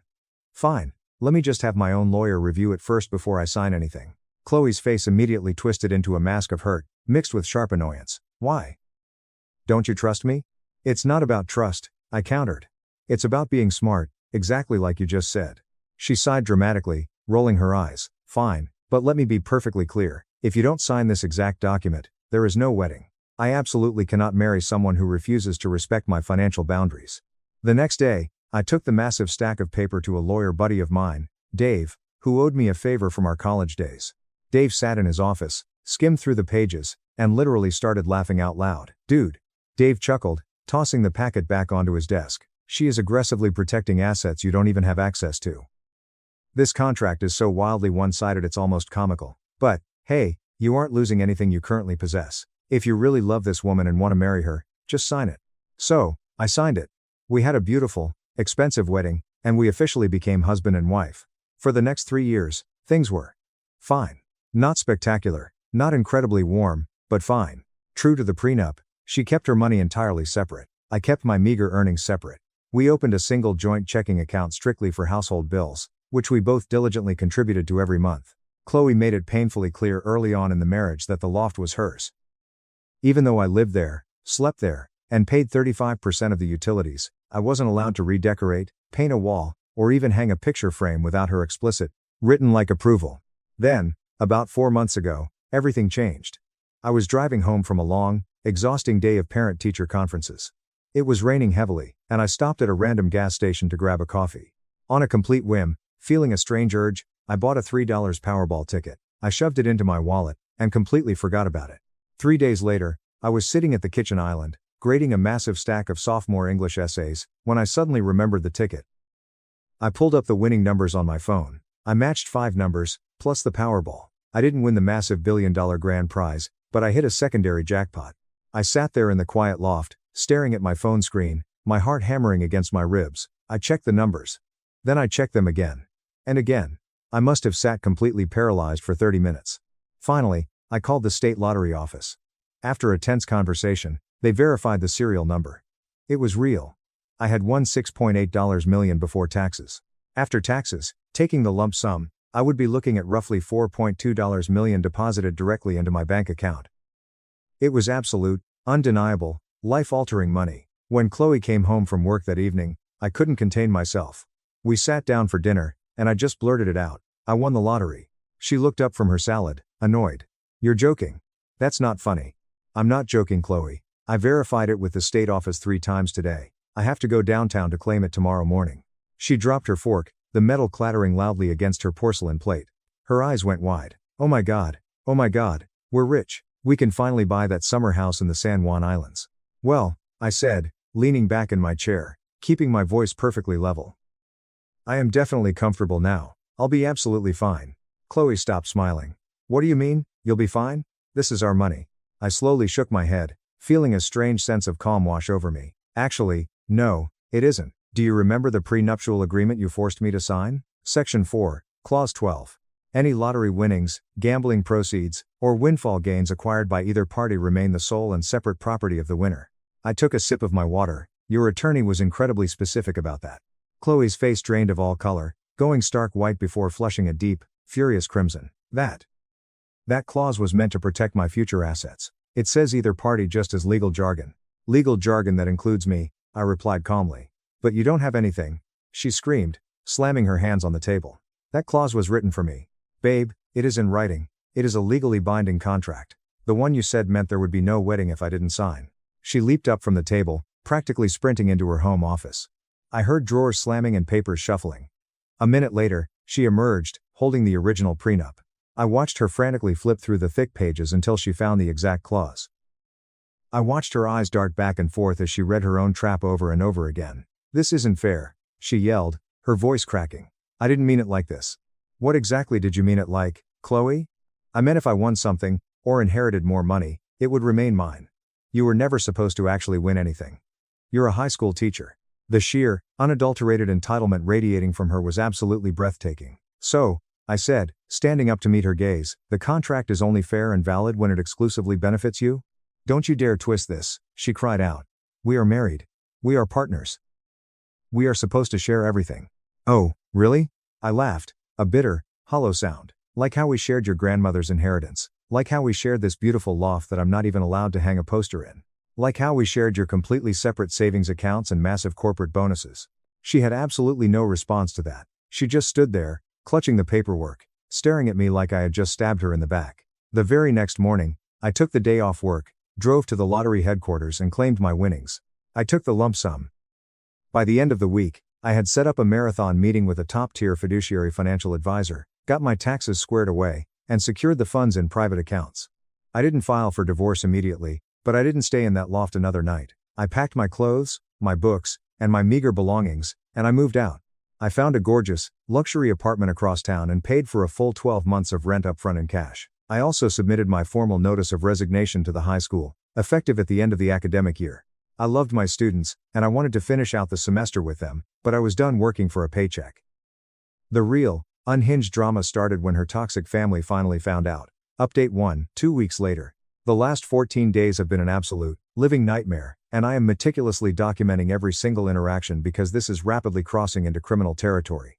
4 days after I moved into my new apartment, Chloe's mother, Brenda, organized what she delusionally called a family intervention. I was sitting in my living room when there was an aggressive pounding on my door.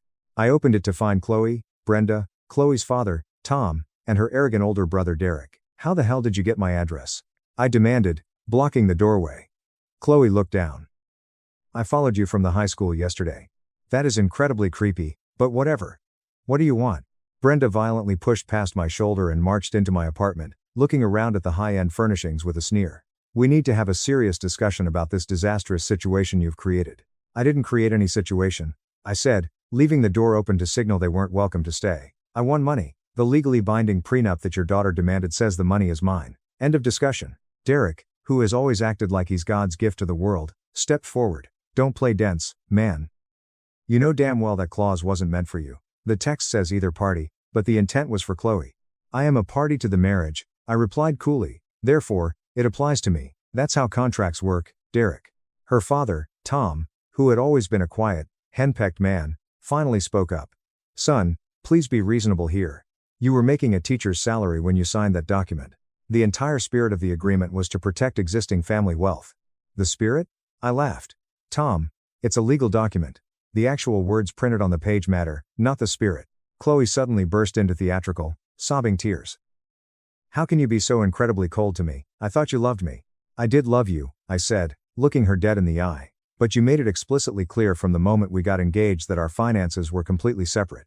I am literally just following the strict rules that you established and forced upon me.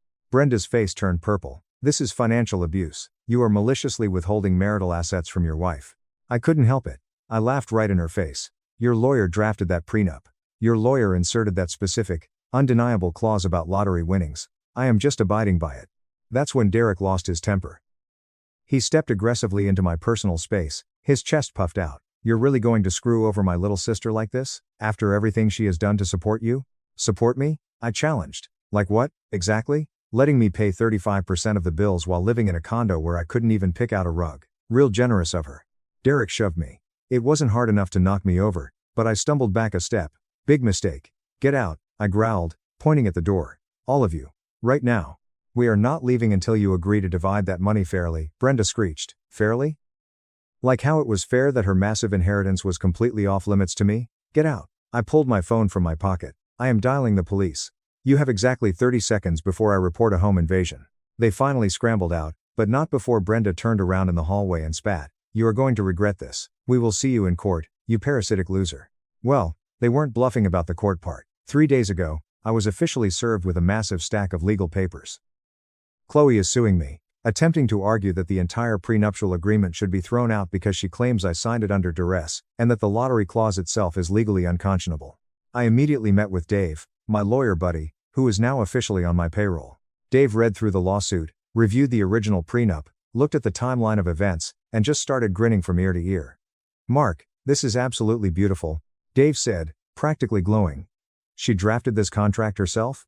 Her lawyer drafted it, yes. Even better. She had professional legal representation. You had legal representation? There is absolutely zero grounds for a duress claim here. And unconscionable? She is the one who demanded the separate property provisions. She cannot legally cherry-pick which clauses apply based on who wins. So, I'm completely safe? I asked, feeling a weight lift off my chest. You are golden. Dave confirmed. In fact, we are going to countersue for the full cost of this frivolous, harassing lawsuit, plus all attorney fees. But the legal battle isn't even the worst part. The financial manipulation Chloe attempted behind the scenes is staggering. Yesterday, I received an urgent phone call from the manager at my former bank. Apparently, Chloe marched into the branch, claimed there was massive fraud on our joint checking account, which currently holds exactly $5,100 my share of the bills for the next few months, and attempted to completely freeze all the funds. The bank manager caught the discrepancy immediately because I had already provided them with a certified copy of the prenup when I moved my lottery winnings to a different, private institution. The prenup clearly stated our finances were separate, and she had zero authorization to make unilateral decisions regarding my deposits. But it gets crazier. Chloe also aggressively demanded emergency access to my new, private accounts at the other institution, claiming she was my wife and I was maliciously hiding marital assets from her. The bank shut her down hard, telling her she needed a signed court order to even look at the account names. The manager told me Chloe had a full-blown, screaming meltdown right there in the lobby. They have the entire tantrum on security footage. An hour after the bank incident, I got a call from Mr. Harrison, my high school principal. Chloe had contacted the school administration, tearfully claiming that I was experiencing a severe mental health crisis and needed to be forced into an immediate leave of absence. She told them I had come into sudden money and was making erratic, dangerous decisions. Thankfully, Mr. Harrison has known me for 6 years and knows I am perfectly sane. I just wanted to give you a heads up, Mark, he said over the phone. We aren't taking any action on this nonsense, but you need to document everything she is doing. The absolute kicker? 2 nights ago, I was going through my old laptop, transferring files, and I found something incredibly damning. Remember how Chloe claimed her lawyer insisted on the lottery clause? I found an old email chain from 3 years ago, right before our wedding. Chloe had used my laptop to print some documents and forgot to log out of her email. She had specifically emailed her attorney, demanding the lottery clause be included. I quote from her email, I occasionally buy big lottery tickets when the jackpot gets high. If I ever win big, I want ironclad protection so he doesn't think he is entitled to a single penny of it. She deliberately wanted that protection exclusively for herself. She just never, in a million years, imagined it could apply to me. I forwarded the entire email chain to Dave. He called me 10 minutes later, laughing so hard he was wheezing. Since the lawsuit was filed, Chloe has been texting me nonstop. The messages are a wild roller coaster. First, they were apologetic, then angry, then desperate. Now they are just unhinged. Mark, please, we can work this out privately. I'll drop the lawsuit immediately if you just agree to share 50%. Okay, 40%. Please, I made a huge mistake. Can we just sit down and talk? You are destroying our entire marriage over money. My mom's lawyer says we have a very strong case. They are willing to settle for 30%. I haven't responded to a single message. Dave ordered strict no contact. The preliminary court hearing is scheduled for 3 weeks from now. Her lawyer requested an emergency meeting with the judge to discuss the validity of the prenup. Dave's official response? Bring it on. Update 2. 1 month later. The courtroom drama that unfolded last week wildly exceeded my highest expectations. Her legal team genuinely thought they had a winning strategy. They were so incredibly wrong. We met in front of a strict, no-nonsense judge for the preliminary hearing. Chloe showed up flanked by her mother, Brenda, her brother, Derek, and not one, but 2 expensive lawyers. Apparently, She hired a secondary specialist who deals exclusively in unconscionable family contracts. I showed up wearing a sharp new suit, standing next to Dave, carrying a heavy briefcase full of undeniable documentation, and possessing absolutely zero patience for their circus. Her primary lawyer stood up first. Your Honor, my client firmly believes this prenuptial agreement should be immediately voided due to several mitigating factors. First and foremost, the specific clause regarding lottery winnings is unconscionable, as it was never, ever intended to apply to the respondent. The judge, an older woman with a piercing stare, held up a hand, stopping him dead. Counselor, did your client have professional legal representation when drafting and signing this agreement? She did, Your Honor, but did the respondent have legal representation? The judge pressed. Yes. However, was there any documented evidence of coercion, fraud, or duress involved in the signing of this document? Her lawyer hesitated, sweating slightly. Not in the traditional physical sense, Your Honor. But my client was deeply in love and did not fully comprehend the long-term implications of the wording. The judge raised an eyebrow. So, let me get this straight. Your client, a highly educated corporate professional, signed a legal document, with her own lawyer present, of her own free will? Yes, Your Honor. And this prenuptial agreement was entirely drafted by her own attorney, correct? That is correct, Your Honor, but the specific lottery clause was meant to protect her future assets from. Counselor. The judge cut him off sharply, her voice echoing in the quiet room. I have thoroughly reviewed this document. The language is crystal clear. Either party means both parties. That is fundamental, first-year contract law. Do you have any actual legal precedent suggesting otherwise? He didn't. He stammered nervously through some vague nonsense about the spirit of a marital partnership and how my actions were financially cruel. Then, it was Dave's turn. Oh man, Dave was magnificent. Your Honor. Dave began smoothly, I would like to submit several pieces of concrete evidence for the court's review. First, Exhibit A, an email chain from before the marriage, wherein the plaintiff specifically, in her own words, requested this exact clause to protect her own potential lottery winnings from my client. He handed the printed emails to the bailiff. Chloe's primary lawyer looked like he had just been punched in the stomach. Second, Exhibit B, detailed financial documentation showing that for the entire 3-year duration of this marriage, the plaintiff aggressively insisted on completely separate finances, strictly per her own demands. Third, Exhibit C, banking records proving she never contributed a single dime to his separate accounts, nor did she ever allow him access to hers. Fourth, sworn affidavits confirming the plaintiff's own mother stated the prenup was designed strictly to protect what is hers. Dave laid it all out flawlessly. Every hostile email, every strict bank statement, every text message where Chloe explicitly told me, my money is my money, your money is your money. The judge slowly turned her gaze to Chloe. Ma'am, you had this ironclad agreement drafted specifically to keep your assets entirely separate. You insisted your husband sign it, or there would be no wedding. Is that correct? Chloe stood up, her hands trembling violently. Yes, Your Honor. But I never thought. You never thought he would acquire assets worth protecting? The judge finished for her, her tone dripping with disdain. That is not how the law works, ma'am. Her secondary lawyer desperately jumped in. Your Honor, we argue the prenup should be voided because the initial consideration was wholly inadequate. My client brought significantly more wealth to the marriage, and she wanted to keep it separate, which this document allows her to do. You cannot have it both ways, counselor, the judge snapped. Then came Dave's nuclear option. He pulled out the final folder. Your Honor, we would also like to submit Exhibit D, an attempted fraud report from the defendant's banking institution. The plaintiff maliciously attempted to claim fraud on their joint account to freeze my client's funds. Furthermore, Exhibit E, documentation showing she contacted my client's employer, falsely claiming he was mentally unstable and a danger to himself. We believe this demonstrates a severe, ongoing pattern of financial manipulation, harassment, and vindictive retaliation. The judge's expression shifted from annoyed to absolutely furious. She glared at Chloe's legal team. Is this true?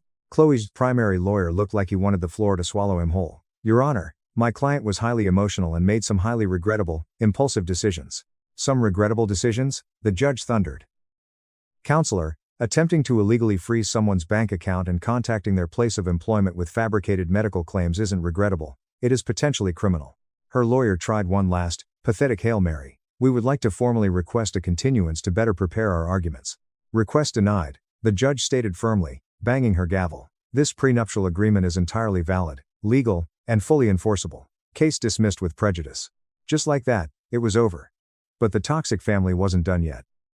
As Dave and I were walking to our cars in the courthouse parking garage, Derek and Tom suddenly stepped out from behind a concrete pillar, blocking my path. They weren't overtly physically threatening, but their body language was incredibly aggressive.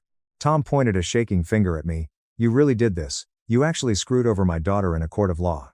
I followed the exact legal agreement she demanded I sign, Tom, I replied, not backing down an inch. Derek sneered, stepping closer. "Legal doesn't mean it's right, you piece of garbage. You know damn well she needs that money right now." "Needs?" I scoffed. "She makes $105,000 a year and owns a luxury downtown loft completely outright. She doesn't need anything."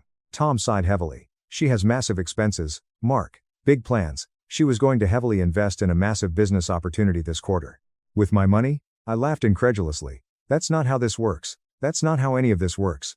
Derek shoved his hands in his pockets. "Family takes care of family, Mark. You're supposed to be a man." Then where the hell was this energy when she refused to let me put even a single photograph on the wall of her condo? I fired back, my voice echoing in the empty garage.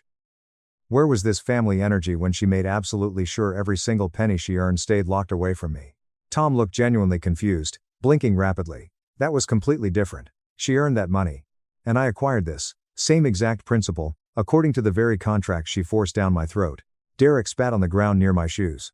"You're making a massive mistake, Mark. When she is wildly successful and you're just some broke, pathetic teacher again, don't come crawling back to us."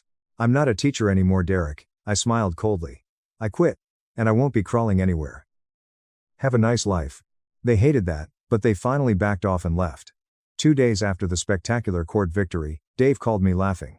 Chloe had hired a third lawyer, who contacted Dave with a formal settlement offer. My client would like to propose a generous settlement to avoid further messy litigation. The new lawyer had said she is willing to drop all future claims and appeals in exchange for a one-time payment of $950,000. I almost dropped my phone.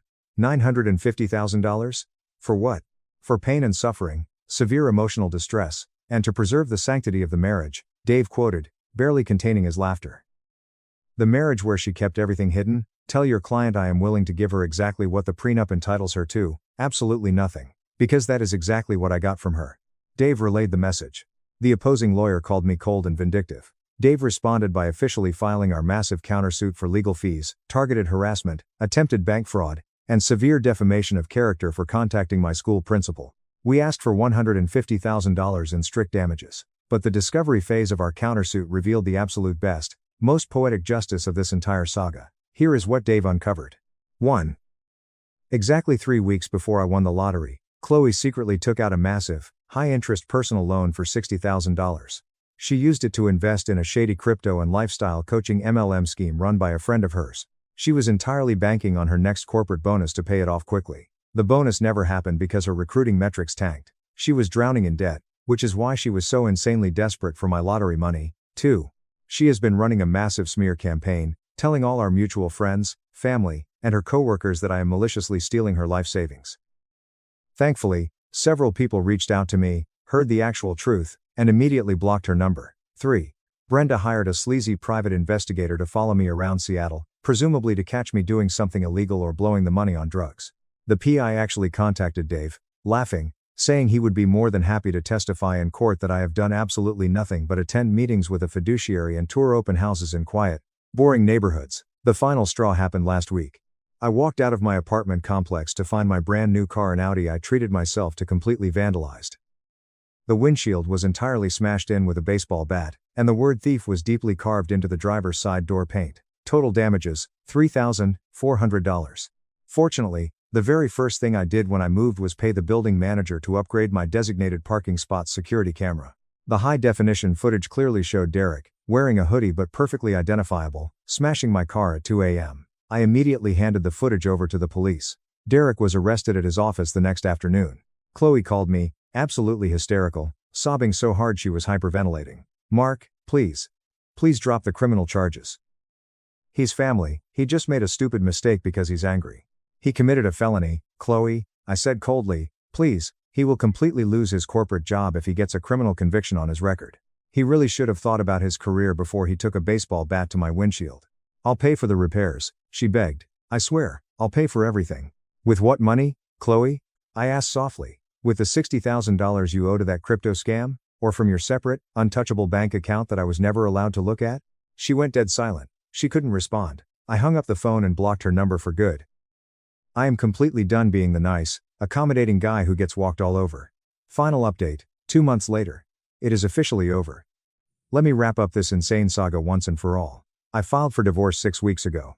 Given the ironclad nature of the prenup, the proceedings were incredibly straightforward and brutally fast. We had absolutely no shared assets beyond that single joint checking account with $5,100 in it.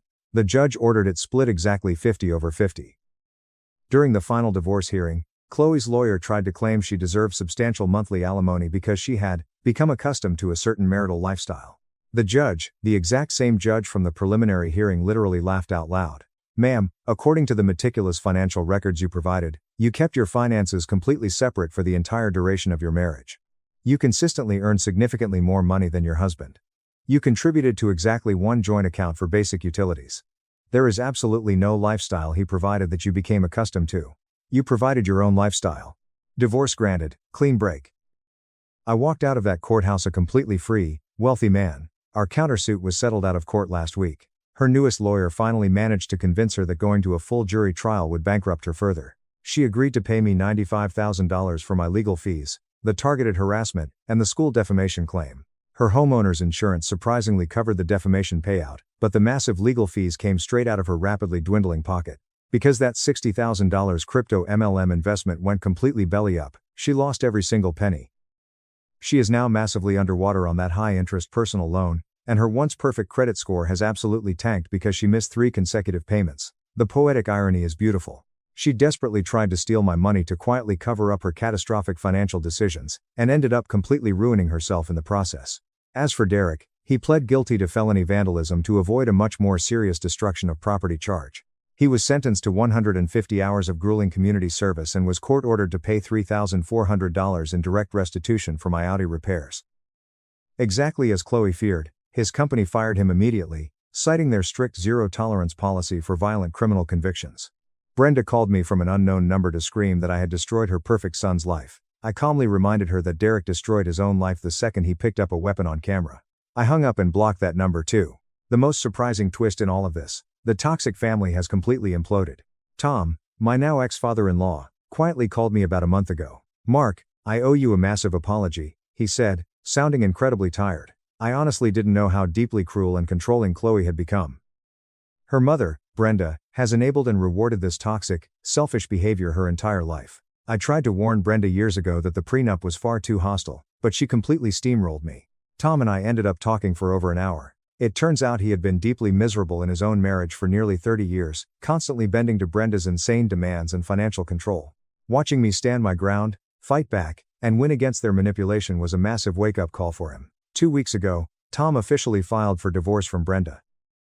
Brenda, naturally, blames me entirely for destroying her perfect family. Chloe had to rent out her beautiful downtown loft to afford her mounting legal and loan debts. She moved back into Brenda's house. According to mutual acquaintances, she is absolutely miserable.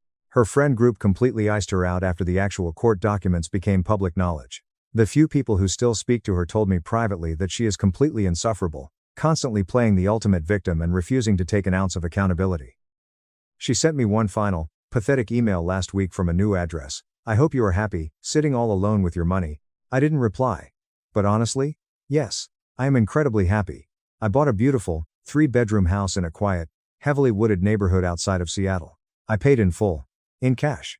It is completely mine, with absolutely no strings attached. I can paint the walls whatever color I want. I can hang whatever pictures I want. I didn't go back to teaching, but I didn't abandon education. I took $600,000 of my winnings and started a massive, fully funded scholarship trust for low-income high school students in my old district, helping them afford college tuition. The rest of my millions are heavily invested in conservative, diversified index funds, managed by my fiduciary.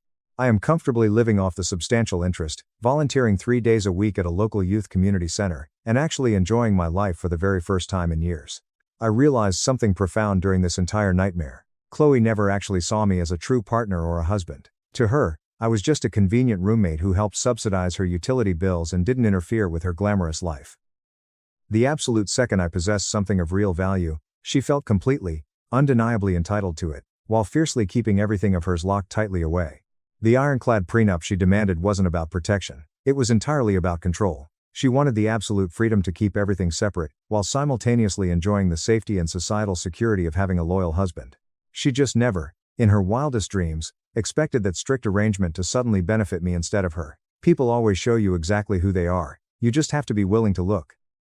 Chloe showed me repeatedly that she valued her money, her assets, and her superiority far above our marriage. I just willfully ignored the bright red flags. When she forced that prenup on me, when she treated me like a guest in our own home, when she kept her accounts hidden, those weren't just quirky personality traits, they were glaring warnings. The lottery money didn't change who I am. It just brilliantly illuminated exactly who she was. And you know what? That $3 Powerball ticket was the absolute best investment I have ever made in my entire life. Not just because of the massive jackpot, but because it bought my freedom. It showed me the ugly truth before I wasted another decade of my life with a woman who saw me as an accessory rather than a human being. Some people on Reddit might say I should have been the bigger person and shared the wealth. They say marriage is about compromise, grace, and generosity. And they are absolutely right, a real marriage is about those things. But our marriage never was. She made legally sure of that. I don't regret the divorce. I don't regret enforcing her own rules against her. And I absolutely do not regret putting my foot down and destroying her malicious attempts to steal what was rightfully mine. The best revenge isn't just living well. The absolute best revenge is living authentically, on your own terms, completely free from toxic control. I am more than good, I am finally free. And the very contract she demanded to protect herself from me ended up protecting me from her instead. Beautifully. Perfectly. Exactly as written. Thanks for following this wild journey, Reddit. Time to move forward. My parents secretly encouraged my sister to forge documents and drain my bank account, after I refused to pay her $48,000 debt. Then they threatened to sue me for abandoning family. So I locked down my finances, called my lawyer, and let the loan sharks deal with her. So, this is one of those posts where you just kind of need to vent because I don't even know where to start, and the sheer audacity of what I've just experienced is still making my blood boil. I am a 31-year-old male, and if you ask anyone who actually knows me, they'll tell you I've been entirely on my own since the day I turned 18. I paid for my own college tuition by working grueling night shifts, clawed my way up the corporate ladder in the tech sector, and have never, not once, asked my parents for a single dime. But apparently, in my family's twisted reality, my financial independence doesn't mean I get to live my life in peace. Nope. It just means I am the designated family ATM and the default problem solver for a group of people who refuse to take accountability for their own actions. It all started on a perfectly normal Tuesday morning. I was in my kitchen, brewing a cup of coffee and preparing for a massive quarterly review at work, when my phone buzzed on the counter. The caller ID flashed, Mom. Now, my mother, Brenda, does not call just to chat. She is not the kind of mother who calls to ask how your day is going, what you had for lunch, or if you're happy. If Brenda is calling you, it is because the sky is falling, someone has messed up catastrophically, and she needs me to swoop in and fix it immediately. So, when her name popped up, my stomach instantly tied itself into a knot. I already knew this wasn't going to be good, but I swiped to answer anyway, bracing myself for the inevitable disaster. I answered the phone, and she jumped straight into this incredibly awkward, forced small talk, which isn't her thing at all. Hey, Julian, honey, how's work? Still doing that tech finance stuff? She asked, her voice dripping with a fake sweetness that immediately set off alarm bells in my head. She hasn't cared about my job description for the last decade, let alone understood it. I felt a wave of nausea, knowing exactly what this pivot meant. I played along because I was morbidly curious. Yeah, Mom. Still doing the same job. What's up? Why are you calling this early? That's when she dropped the bomb, her voice instantly shifting from sickly sweet to deadly serious. Your sister is in terrible trouble, Julian. We need your help. Now, I wish I could sit here and say I was shocked or worried, but I wasn't. My sister, Chloe, is a 28-year-old woman with a long, exhausting history of creating absolute chaos and expecting everyone else to clean it up. Over the years, her messes haven't just been minor inconveniences or youthful mistakes. They've been full-blown, life-ruining disasters that always, without fail, seem to land squarely on my shoulders. Let me give you some context so you understand exactly what I've been dealing with for the last decade. Take the time she borrowed my only car without asking when I was 22, only to crash it into a light pole because she was recording a video for social media while driving. She called me in a blind panic, sobbing hysterically about how she didn't know what to do and how the police were there. And like an absolute idiot, I dropped everything, left work in the middle of a shift, and rushed to help her out. I dealt with the insurance adjusters, paid the $1,000 deductible out of my own meager savings, and even let her off the hook for the massive hike in my premium because she swore, tears streaming down her face, that she'd never do anything like that again. But of course, she did. Or how about the time she convinced me to co-sign the lease for her very first apartment because she just needed a little help to get started and her credit was non-existent. 3 months into the lease, She simply stopped paying rent so she could afford VIP tickets to music festivals and designer bags. She completely ghosted the landlord, left the apartment trashed with rotting food and holes in the drywall, and left me with a $4,000 bill and a looming eviction notice. I spent months fighting tooth and nail to fix my credit score while she conveniently packed her bags, moved back into our parents' house rent-free, and acted like the whole thing was just a silly little oopsie that wasn't a big deal. It's not just that Chloe screws up, it's that she never, ever faces the consequences of her actions. Every single time she makes a colossal mistake, someone, usually me, has to step in, throw money at the problem, and fix it while she plays the eternal victim. And the absolute worst part? She doesn't even show a microscopic hint of gratitude. It's like she genuinely believes the universe owes her a permanent safety net woven out of my hard work. So, when my mom called me that morning about Chloe being in trouble, I didn't feel panic. I didn't feel concern. I just felt an overwhelming, bone-deep exhaustion. I was tired. I was so incredibly tired of being dragged into her toxic vortex. Tired of being the one who always pays the literal and figurative price for her reckless, impulsive lifestyle. Honestly, I was more surprised it had taken this long for something massive to blow up in her face. I let out a heavy sigh, already dreading the words that were about to come out of my mother's mouth. "What kind of trouble?" I asked, my voice completely flat. I wasn't asking because I wanted to help. I was asking because I needed to calculate just how bad the blast radius of this particular disaster was going to be. Then she hit me with the number. Chloe had managed to rack up $48,000 in debt. $48,000. I had to repeat the number in my head just to process the sheer magnitude of it. How does a 28-year-old who works a part-time retail job even manage to get access to that kind of money? Apparently, she'd been living a lavish lifestyle she couldn't afford again. But this time, it wasn't just credit card companies or frustrated landlords she owed. She had maxed out every line of credit she had and then, in a stroke of absolute genius, borrowed money from some incredibly shady, unlicensed lenders. The kind of people who don't send polite collection letters in the mail. The kind of people who show up at your house when the bills pile up. And now, they were actively coming after her. And my mother's brilliant, foolproof solution to this terrifying mess? Me, obviously. Because why wouldn't it be? In Brenda's warped mind, I was the son with the steady tech job, the responsible sibling, the guy who had money saved up, the one who could always be counted on to fix the unfixable. It completely bypassed her logic that Chloe was the one who screwed up. That wasn't the issue to her. The real issue, in her eyes, was that I wasn't immediately rushing in, checkbook in hand, to save the day. "You need to help her, Julian," she said, her tone shifting to a demand, as if my role as the family's personal ATM had already been legally mandated. I sat there at my kitchen island, staring blankly at my coffee, letting the sheer absurdity of her demand sink in. I took a sip, the bitter taste grounding me. "Help her how, exactly?" I asked, though I already knew the answer. "You've done so well for yourself, Julian, you have that big promotion. You can just pay it off for her," she said, as casually as if she were asking me to swing by the grocery store and pick up a carton of milk on my way home. I actually let out a short, sharp laugh. Not because it was funny, but because my brain literally couldn't process the audacity of what I was hearing. "Mom, I didn't borrow that money. I didn't spend 48 grand on designer clothes and vacations. Why on earth should this be my responsibility? I'm not paying a single cent of that." The silence on the other end of the line was heavy and suffocating, like she was physically struggling to process the fact that I had just outright refused her. She had expected me to sigh, complain a bit, and then eventually cave, just like I had done when I was younger and stupider. Then, she snapped. She launched straight into full-blown, aggressive guilt mode. "She is your sister, Julian. Family helps each other. Do you want her to get hurt? Because these people are dangerous. Is that what you want? You want your little sister to be attacked?" Her words came out fast, frantic, and laced with venom. It wasn't a request anymore, it was an outright accusation. She was framing it as if my refusal to hand over 50 grand was the real crime here, completely ignoring the fact that Chloe had willingly sought out dangerous loan sharks. I took a deep breath, gripping the edge of the counter, trying desperately not to lose my temper. "Mom, stop. I've helped her before. Multiple times. I paid for her car. I fixed her credit. I bailed her out of that apartment. And what does she do? She blows it all on garbage she doesn't need to impress people on the internet. She doesn't take responsibility for anything because you and Dad have always bailed her out and shielded her from the real world. I am not doing it this time. She made this bed, and now she has to lie in it.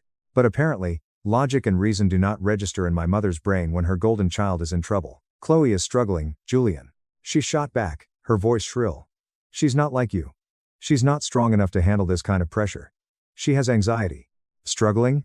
I repeated, my voice rising despite my efforts to stay calm. "She's not struggling, Mom, she's reckless. She is a 28-year-old adult who spends money she doesn't have. She went to loan sharks. And instead of dealing with the police or filing for bankruptcy herself, she's expecting me to swoop in and wipe away 50 grand of my hard-earned savings to clean up her mess. No. She is your sister. Mom screamed into the receiver. Family looks out for each other. No, Mom. Family doesn't take advantage of each other, I said, my voice dropping to a firm, unyielding register. This isn't me turning my back on Chloe. This is me refusing to enable her toxic, destructive behavior anymore. She needs to grow up, face the music, and deal with the consequences for once in her life. Mom wasn't having it. Do you want her to get hurt, Julian? Do you want her blood on your conscience? How will you sleep at night? Look, I'm not heartless, I replied, rubbing my temples as a headache began to form. I don't want anything bad to happen to her. If she feels unsafe, she needs to go to the police. But let's be real here. She knew exactly what she was getting into when she borrowed money from criminals. I am not paying them. She's not as strong as you, Julian. She snapped, practically hyperventilating. You've always had it together, and she hasn't. You can afford to help her. It's the absolute least you can do after all we've done for you. That line made me see red. Done for me? I asked, my voice deadly quiet.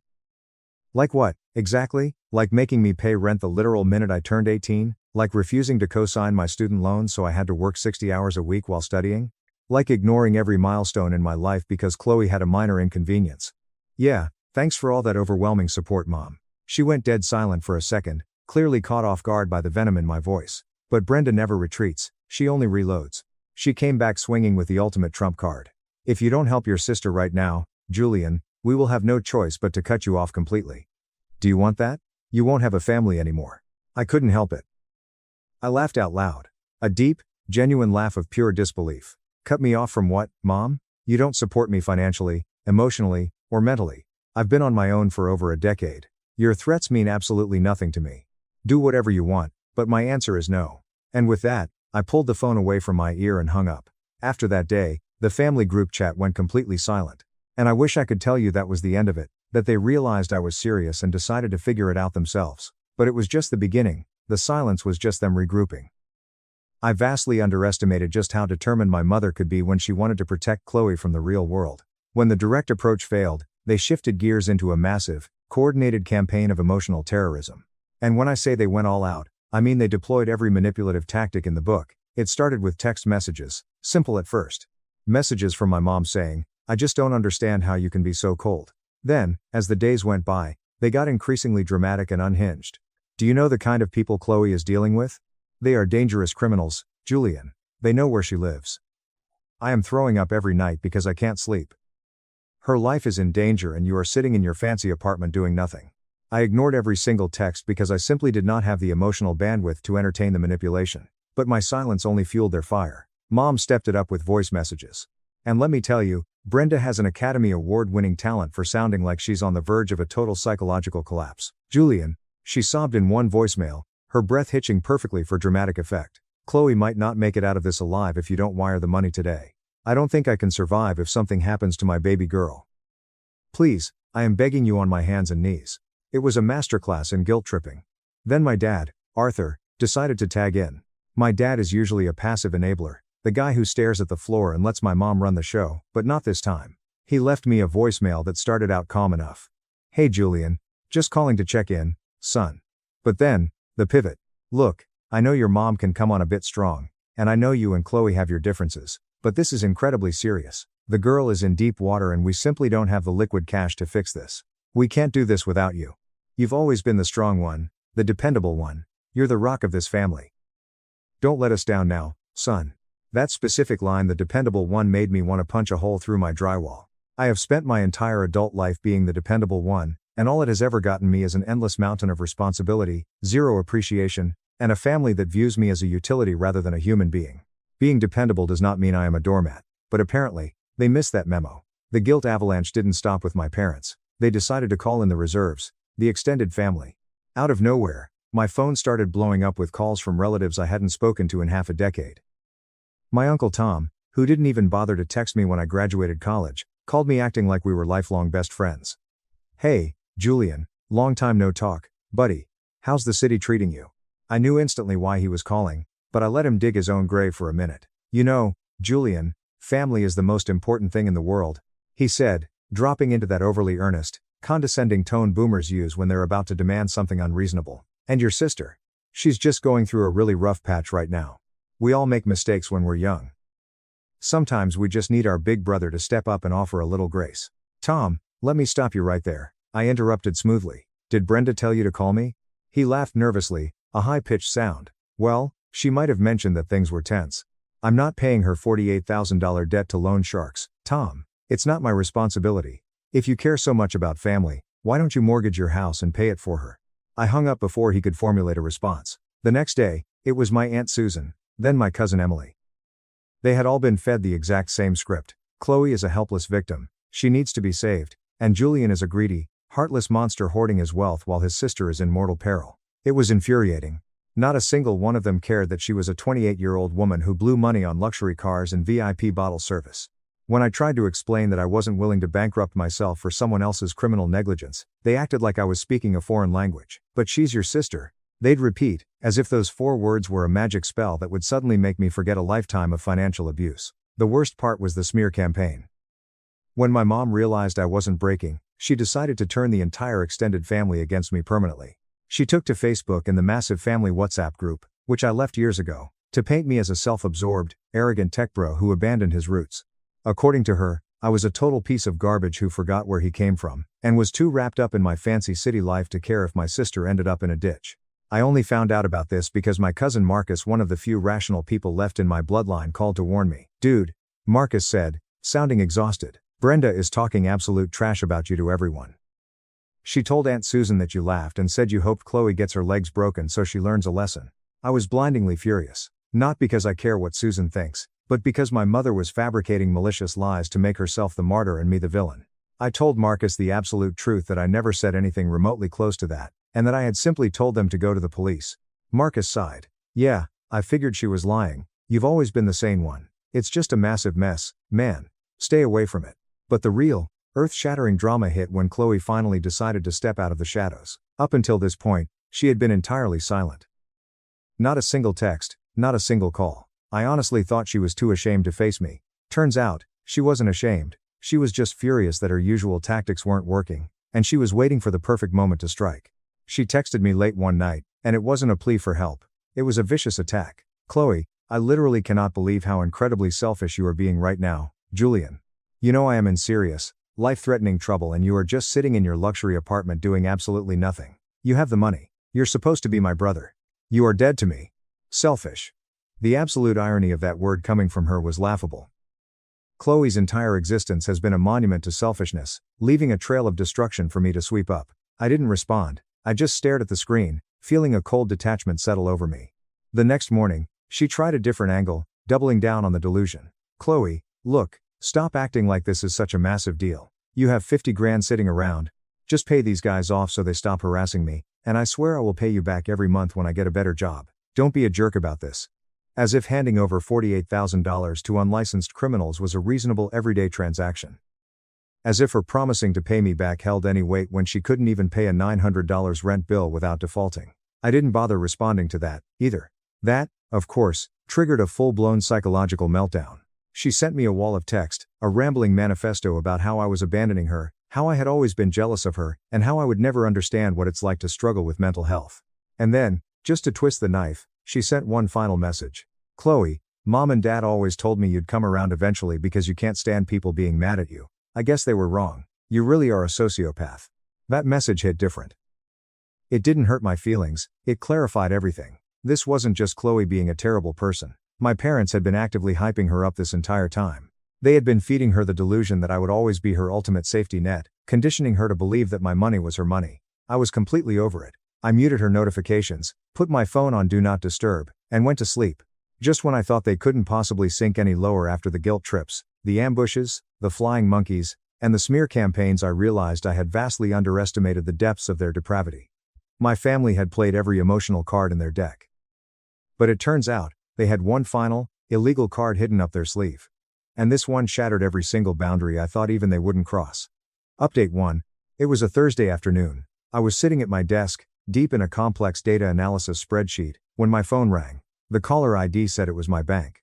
I assumed it was a routine fraud check on a recent online purchase, so I answered casually. Hello, is this Julian last name? The voice on the other end asked. It was a representative from the bank's Central Fraud Prevention Department. Speaking, I said, Mr. Last name, we are calling to inform you of some highly suspicious activity regarding your primary savings account. Earlier today, an individual attempted to access your account via phone and online portal, utilizing forged documentation that did not match our internal records. They attempted to change your primary contact email, alter the phone number on file, and initiate a massive wire transfer. Our automated security systems flagged the sudden change in IP address and the discrepancies in the documentation, and we have temporarily frozen the account to prevent any unauthorized withdrawal of funds. The blood completely drained from my face. My heart started pounding against my ribs like a jackhammer. A wire transfer? For how much? I asked, my voice barely a whisper. The attempted transfer was for $48,000, sir, the agent replied smoothly. While we cannot disclose the specific location data over the phone, the security questions attempted and the nature of the forged ID suggest it was someone who has intimate knowledge of your personal history. Do you have any idea who might have attempted this? I didn't need to ask. I didn't need to guess. The exact number $48,000, the timing, the intimate knowledge of my security questions, my first pet, my mother's maiden name, the street I grew up on. It was Chloe. When I didn't cave to her demands, she had actually tried to steal my identity, forge documents, and drain my life savings to pay off her loan sharks. I was boiling inside. A white-hot, blinding rage that I had never experienced before consumed me. This wasn't just desperate, this was a severe, premeditated felony. I thanked the bank agent, told them to keep the account on absolute lockdown, and hung up. I didn't think. I just grabbed my car keys, walked out of my office, and drove straight across the city to Chloe's apartment complex. My knuckles were white on the steering wheel, my jaw clenched so tight my teeth ached. I didn't call ahead. I was done playing nice. I was done being the calm, rational brother. I marched up to her door, and pounded on it with the side of my fist. A minute later, the door swung open. Chloe was standing there in a silk robe, holding a green smoothie, looking completely unbothered. What the hell are you doing here? She snapped, rolling her eyes. You tried to steal from me, I said, my voice dangerously low, cutting straight to the point. Her expression shifted for a fraction of a second, a flicker of genuine panic before she immediately masked it with a scowl, folding her arms defensively. I literally don't know what you're talking about, Julian, are you crazy? The sheer, unadulterated audacity of this woman. Don't even try to play stupid with me, Chloe. I growled, stepping forward so she had to step back into the doorway. The bank's fraud department just called me. They flagged your little stunt. They told me someone forged my documents, answered my security questions, and tried to wire exactly $48,000 out of my savings account. Do you even realize how much prison time you can get for wire fraud and identity theft? She let out an exaggerated, theatrical sigh, as if I was a toddler throwing a tantrum over a broken toy. Oh my God, relax, Julian, you're being so dramatic. It's not like the transfer actually went through. I didn't even get anything. I blinked, completely stunned by her sociopathic lack of remorse. I stared at her, trying to comprehend the absolute void of morality in front of me. Relax? Are you seriously trying to defend committing a federal crime by saying you were too incompetent to pull it off? You tried to drain my life savings, Chloe. That is a felony. She shrugged, taking a sip of her smoothie, looking completely unbothered. What else was I supposed to do, Julian? You literally left me with no choice. Those guys texted me a picture of my front door this morning. You refused to help me when my life was on the line. You forced me to do it. I felt a sickening twist in my gut. No choice? You had every choice in the world. You could have stopped buying designer garbage. You could have gone to the police. You could have filed for bankruptcy. But instead, you decided that stealing the money I worked for was the easiest solution because you are a lazy, entitled parasite. Her face flushed dark red with anger. Don't you dare act all high and mighty with me. Mom and Dad said you would never actually let me drown. They told me you'd come around eventually if I pushed hard enough. I just had to wait for you to get over your little tantrum and realize family comes first. I stood there in the hallway, completely paralyzed by the sheer magnitude of the betrayal. Little tantrum. That wasn't just frustration boiling in my chest anymore. It was pure, unadulterated hatred. This wasn't just her being reckless. This was the culmination of nearly 3 decades of my parents coddling her, feeding her delusions of grandeur, and treating me like a sacrificial lamb meant to be slaughtered on the altar of Chloe's mistakes. Unbelievable. I muttered, shaking my head. Do you even understand what you've done today, Chloe? You didn't just cross a line. You burned the entire bridge to the ground. She rolled her eyes, doubling down instead of backing off, her narcissism shielding her from reality. I'm not the villain here, Julian. You are. You've turned your back on your own blood. If you had just wired the money in the first place like a good brother, none of this would have happened. That was it. The final, absolute straw. I took a deep, shuddering breath, Not because I wanted to stay calm, but because I needed to make sure I didn't scream so loud the neighbors called the cops. I am done, I said, my voice eerily calm. I turned away from her and started walking back down the hall. But before I reached the stairs, I stopped and looked over my shoulder, locking eyes with her. If you ever, and I mean ever, try to access my accounts, contact my employer, or come near me again, I will not hesitate. I won't call mom. I won't call dad. I will call the police, hand over the bank's fraud report, and make sure you rot in a cell. Grow the hell up, Chloe. You're on your own. I didn't wait to see her reaction. I walked out into the crisp afternoon air, got in my car, and drove away. My mind was racing at 1,000,000 miles an hour. How had my family become this toxic? How had they justified this in their minds? I knew this was the end. There was no coming back from attempted grand larceny. I had to cut ties permanently, but I also knew my parents weren't going to let this go quietly, and I was right. The very next day, the storm arrived at my doorstep. I had taken the day off work to deal with the bank, change every single password I owned, freeze my credit with all 3 bureaus, and set up 2-factor authentication on everything from my email to my gym membership. I wasn't taking any chances. When I pulled into my driveway after a trip to the bank, I saw it. My parents' silver SUV was parked directly in front of my garage. I wasn't shocked. Annoyed? Absolutely. But I knew they wouldn't take my silence lying down. I parked on the street oil, took a deep breath, and stepped out of the car, mentally preparing myself for war. My mom was standing on my front porch, her arms crossed, her face twisted into a scowl that could curdle milk. My dad was standing a few feet behind her, staring intensely at the pavement, looking like a hostage. Julian, my mom barked the second my foot hit the driveway. We need to talk right now. I don't think we do, Brenda, I said, intentionally using her first name to show her I was no longer playing the role of the obedient son. Everything that needs to be said was said yesterday. She gasped, her eyes going wide at the disrespect, but she quickly recovered. This absolute nonsense has gone on long enough. We are your parents. Chloe is your sister. You threatened to call the police on her. This is not how a family behaves. I walked past her, unlocked my front door, and stepped inside. I'm not having this conversation on my lawn for the neighbors to hear, I said without looking back. If you're going to scream at me, you can do it in the living room. They followed me inside, my dad trailing behind like a beaten dog. Before the door even clicked shut, my mom launched into her tirade. Julian, you need to stop this stubborn, arrogant behavior right this second. Chloe called me hyperventilating yesterday. She is terrified. She made a tiny mistake trying to access the money because she was desperate, and instead of understanding that, you threatened to ruin her life. It is your responsibility as her older brother to protect her. I turned around, staring at her with dead eyes. A tiny mistake? Mom, she committed identity theft and attempted wire fraud. She tried to steal $48,000 from me. Let me tell you something about family. Family doesn't forge documents. Family doesn't lie, steal, and manipulate to get what they want. Family doesn't expect one person to sacrifice their entire life savings while the golden child coasts through life immune to consequences. So do not stand in my house and lecture me about family. My dad finally found his voice, stepping forward with his hands raised in a placating gesture. Julian, please, this isn't about taking sides or pointing fingers. It's about fixing a critical situation. You're the only one who has the resources to make this go away. I laughed bitterly, the sound echoing in the quiet house. Fix things? You mean you want me to pay off criminals, cover up a federal crime, and let her get away with it so she can do it all over again in 6 months? No, absolutely not. I am completely done fixing things for her.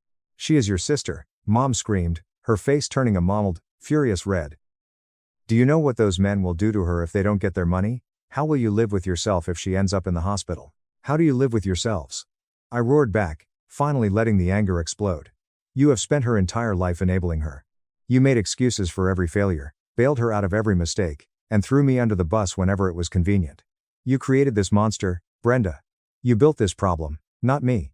So don't you dare stand there and try to make me feel guilty for refusing to clean up the radioactive mess you made. My mom looked like I had just slapped her across the face. She sputtered for a moment before her expression hardened into pure malice. If you are not going to write that check today, Julian, then we will have absolutely no choice but to cut all ties with you. No holidays. No birthdays. You will not be welcome in our home. You will be dead to us. I stared at her, a cold, serene calm suddenly washing over me. I looked at this woman who had birthed me, and I felt absolutely nothing. Mom, I said quietly, I have been on my own my entire life. You cutting me off is like firing an employee who quit 10 years ago. It means nothing to me. Addens. She opened her mouth to scream again, but Dad grabbed her arm. Brenda, stop. This isn't working. He looked at me, pleading. Julian, can't you just meet us halfway? Give her 20 grand to hold them off? Halfway? I scoffed. You want me to hand over $20,000 for a crime I didn't commit? What exactly is Chloe contributing to this compromise? Nothing? Get out. No. My mom blinked, stunned. Excuse me? Get out. I pointed to the front door. This conversation is over. You are not going to extort me, and you are not going to manipulate me. Leave my house and do not ever come back. Dad gently pulled my mom toward the door. As she walked past me, she stopped, glaring up at me with eyes full of pure venom. You will regret this, Julian. Mark my words. You are going to pay for this. I slammed the door behind them and locked the deadbolt. It was quiet. Finally, blessedly quiet, but the peace, as always, was temporary. Update 2. A week passed without a word from any of them. I thought the worst was over. I thought they had finally accepted defeat and were busy trying to figure out how to save Chloe from the loan sharks. I was wrong. I came home from work on a Tuesday, checked my mailbox, and found a thick, certified letter from a law firm I didn't recognize. My heart skipped a beat as I tore it open. As I read the contents, my jaw literally dropped. My parents had actually hired a lawyer. The letter was a formal threat of litigation, claiming that I had a moral and implied legal obligation to provide financial support to my dependent sister, citing some obscure, completely misinterpreted laws about familial duty and intentional infliction of emotional distress. They were demanding that I immediately transfer $48,000 into an escrow account, or they would take me to civil court and sue me for damages. I couldn't believe it. I was standing in my kitchen, holding a piece of paper that proved my parents were willing to sue their own son to protect the daughter who had just tried to rob him. It was so insanely absurd, so completely detached from reality, that I actually started laughing. It was a hysterical, breathless laugh. They had thrown out any remaining pretense of being a family, and replaced it with outright warfare. I didn't panic. I just picked up my phone and called my own lawyer, a guy named David who had helped me with some real estate contracts a few years back. He has a great sense of humor. I emailed him a scan of the letter. When he called me back, he was chuckling. Julian, did you read this garbage? I did, I said. Are they serious? They might be serious, but their lawyer is an idiot who is just happy to take their retainer fee. David laughed. They don't have a single leg to stand on. Moral obligation is not a legally binding contract in this state, and you cannot be sued for refusing to pay someone else's illegal debt. If they actually file this, a judge will laugh them out of the courtroom and sanction their attorney for filing a frivolous lawsuit. Do you want me to send a cease and desist?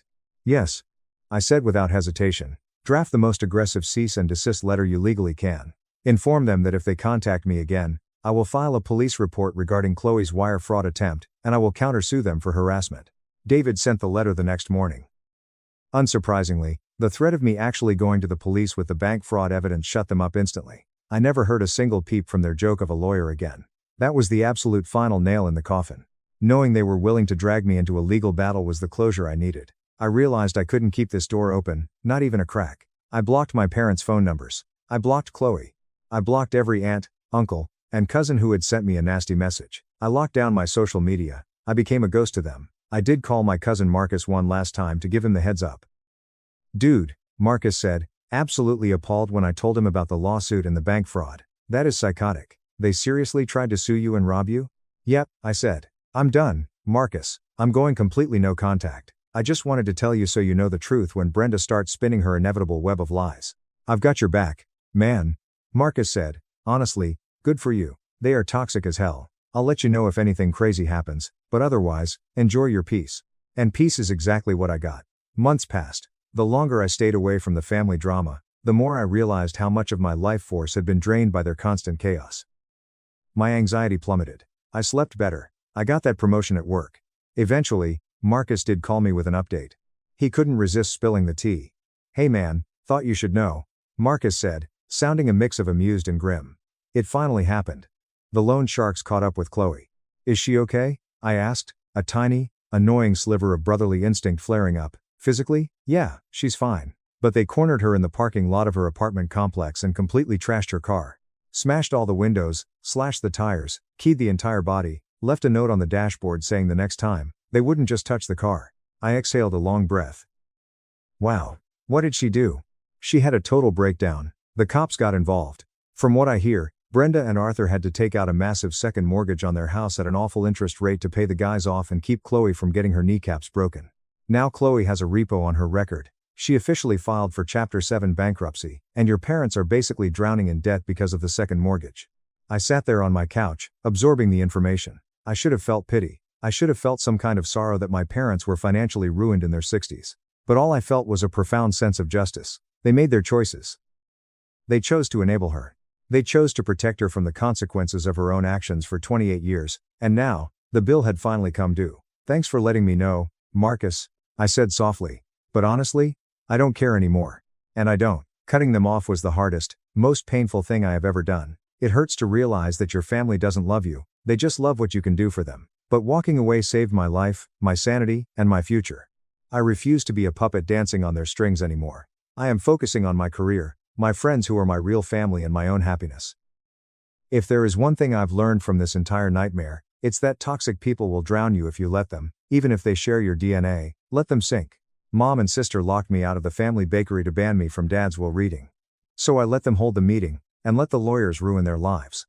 My older sister looked me dead in the eye and told me I was entirely cut out of our father's $4.5 million estate, explicitly instructing me to skip the final inheritance meeting so I wouldn't clutter the process. I nodded, stayed home, and let her walk right into the ironclad legal trap our father had meticulously set for her. My name is Chloe. I am 30 years old, and until that freezing Tuesday afternoon, I still believed that maintaining silence could keep my family from completely falling apart. When my older sister, Elena, 34, looked at me across the stainless steel counter of our family's flagship bakery, there was absolutely no hesitation in her voice and no room left for any kind of discussion. She told me directly that I had no claim whatsoever to what our father left behind, speaking as if the outcome had already been signed, sealed, and delivered by a judge. She said, "You won't get a single dime, Chloe, not even $1. Then, instead of offering any sort of explanation or justification, she followed it up with cold, hard instructions. She told me not to show up at the formal asset division and estate reading scheduled for that upcoming Sunday. According to her, my presence would be nothing more than an emotional burden that would only slow things down. The way she delivered these words made it abundantly clear that she was not asking for my cooperation or my permission. She was simply informing me that I no longer mattered in the process of dismantling our father's life's work. I did not argue with her.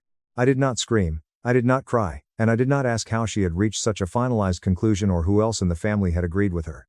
I just stood there, listened to her icy tone, nodded exactly once, and let her walk away believing that I had accepted every single word at face value. What I kept strictly to myself in that agonizing moment was the simple fact that arguing with a narcissist would have changed absolutely nothing, and showing my hand too early would have been a catastrophic mistake. If you want to understand exactly how I went from being entirely excluded from my own family to holding all the leverage without ever stepping foot into that boardroom, stay with me and hear how this nightmare actually unfolded. To understand the sheer magnitude of Elena's betrayal, you have to understand what our father built. My father, Marcus, was a force of nature. He didn't just own a business, he breathed life into it. Over 30 years, he built Marcus & Co. Artisanal roasters and bakery from a tiny, drafty storefront in Seattle into a thriving, highly profitable chain of 3 locations across the city. The business was currently valued at roughly $4.5 million. But to Dad, it was never about the valuation. He treated his bakeries less like a corporate asset, and more like a living, breathing extension of our family. Dad died after a brutal, agonizing 14-month battle with pancreatic cancer. It was an illness that drained him physically, stripping away the robust, flour-dusted man I grew up with, but it never fully took him away from his work until the very last weeks. Even from his hospital bed, with IVs strapped to his thinning arms, he reviewed inventory sheets, approved payroll personally, and kept the financial records incredibly close to his chest. He did this not because he distrusted his employees, but because he believed that the responsibility of leadership should never be handed over lightly. While he was alive, nothing about the bakeries belonged to just one person. Every major decision was discussed around our cracked oak dining table. Sometimes those decisions were postponed, and often they were left unresolved because my father preferred extreme caution over reckless speed. No single child was ever formally positioned as the sole successor, and that fragile balance held us together much longer than I realized at the time. After the funeral, which was a blur of black umbrellas and the smell of wet Seattle asphalt, that restraint disappeared almost instantaneously. My sister Elena returned to the house with a terrifying sense of urgency that felt significantly less like grief and much more like corporate purpose. Within a matter of days, she was present at the flagship bakery every single morning at 5 a.m. She was suddenly speaking with our wholesale flour suppliers, aggressively reviewing employee schedules, and positioning herself as the sole point of contact for anyone who mattered. None of this was ever formally announced to the staff or to me. Yet, it became crystal clear through her aggressive actions rather than her words that she had decided the transition of power was already complete. I started noticing the terrifying shift when routine decisions completely stopped passing through me. I had worked at the bakeries alongside Dad since I was 16. I knew the espresso machines, I knew the regular customers, and I knew the accounting software. Suddenly, my login credentials for the QuickBooks accounts were revoked. When I asked the shift managers for financial updates, their responses were incredibly vague, nervously framed as temporary measures taken during a difficult time under Elena's orders. Conversations that once included me naturally now happened behind closed, locked office doors. Nothing was ever presented to me as a final decision, yet the pattern was so consistent it was unmistakable. What hurt the most was that our mother, Diane, supported Elena openly and enthusiastically. Mom insisted that the business needed one clear, authoritative voice to stay stable after everything we had lost. Mom constantly spoke about efficiency, corporate continuity, and the absolute importance of keeping messy emotions out of business even when those emotions belonged to her own grieving youngest daughter.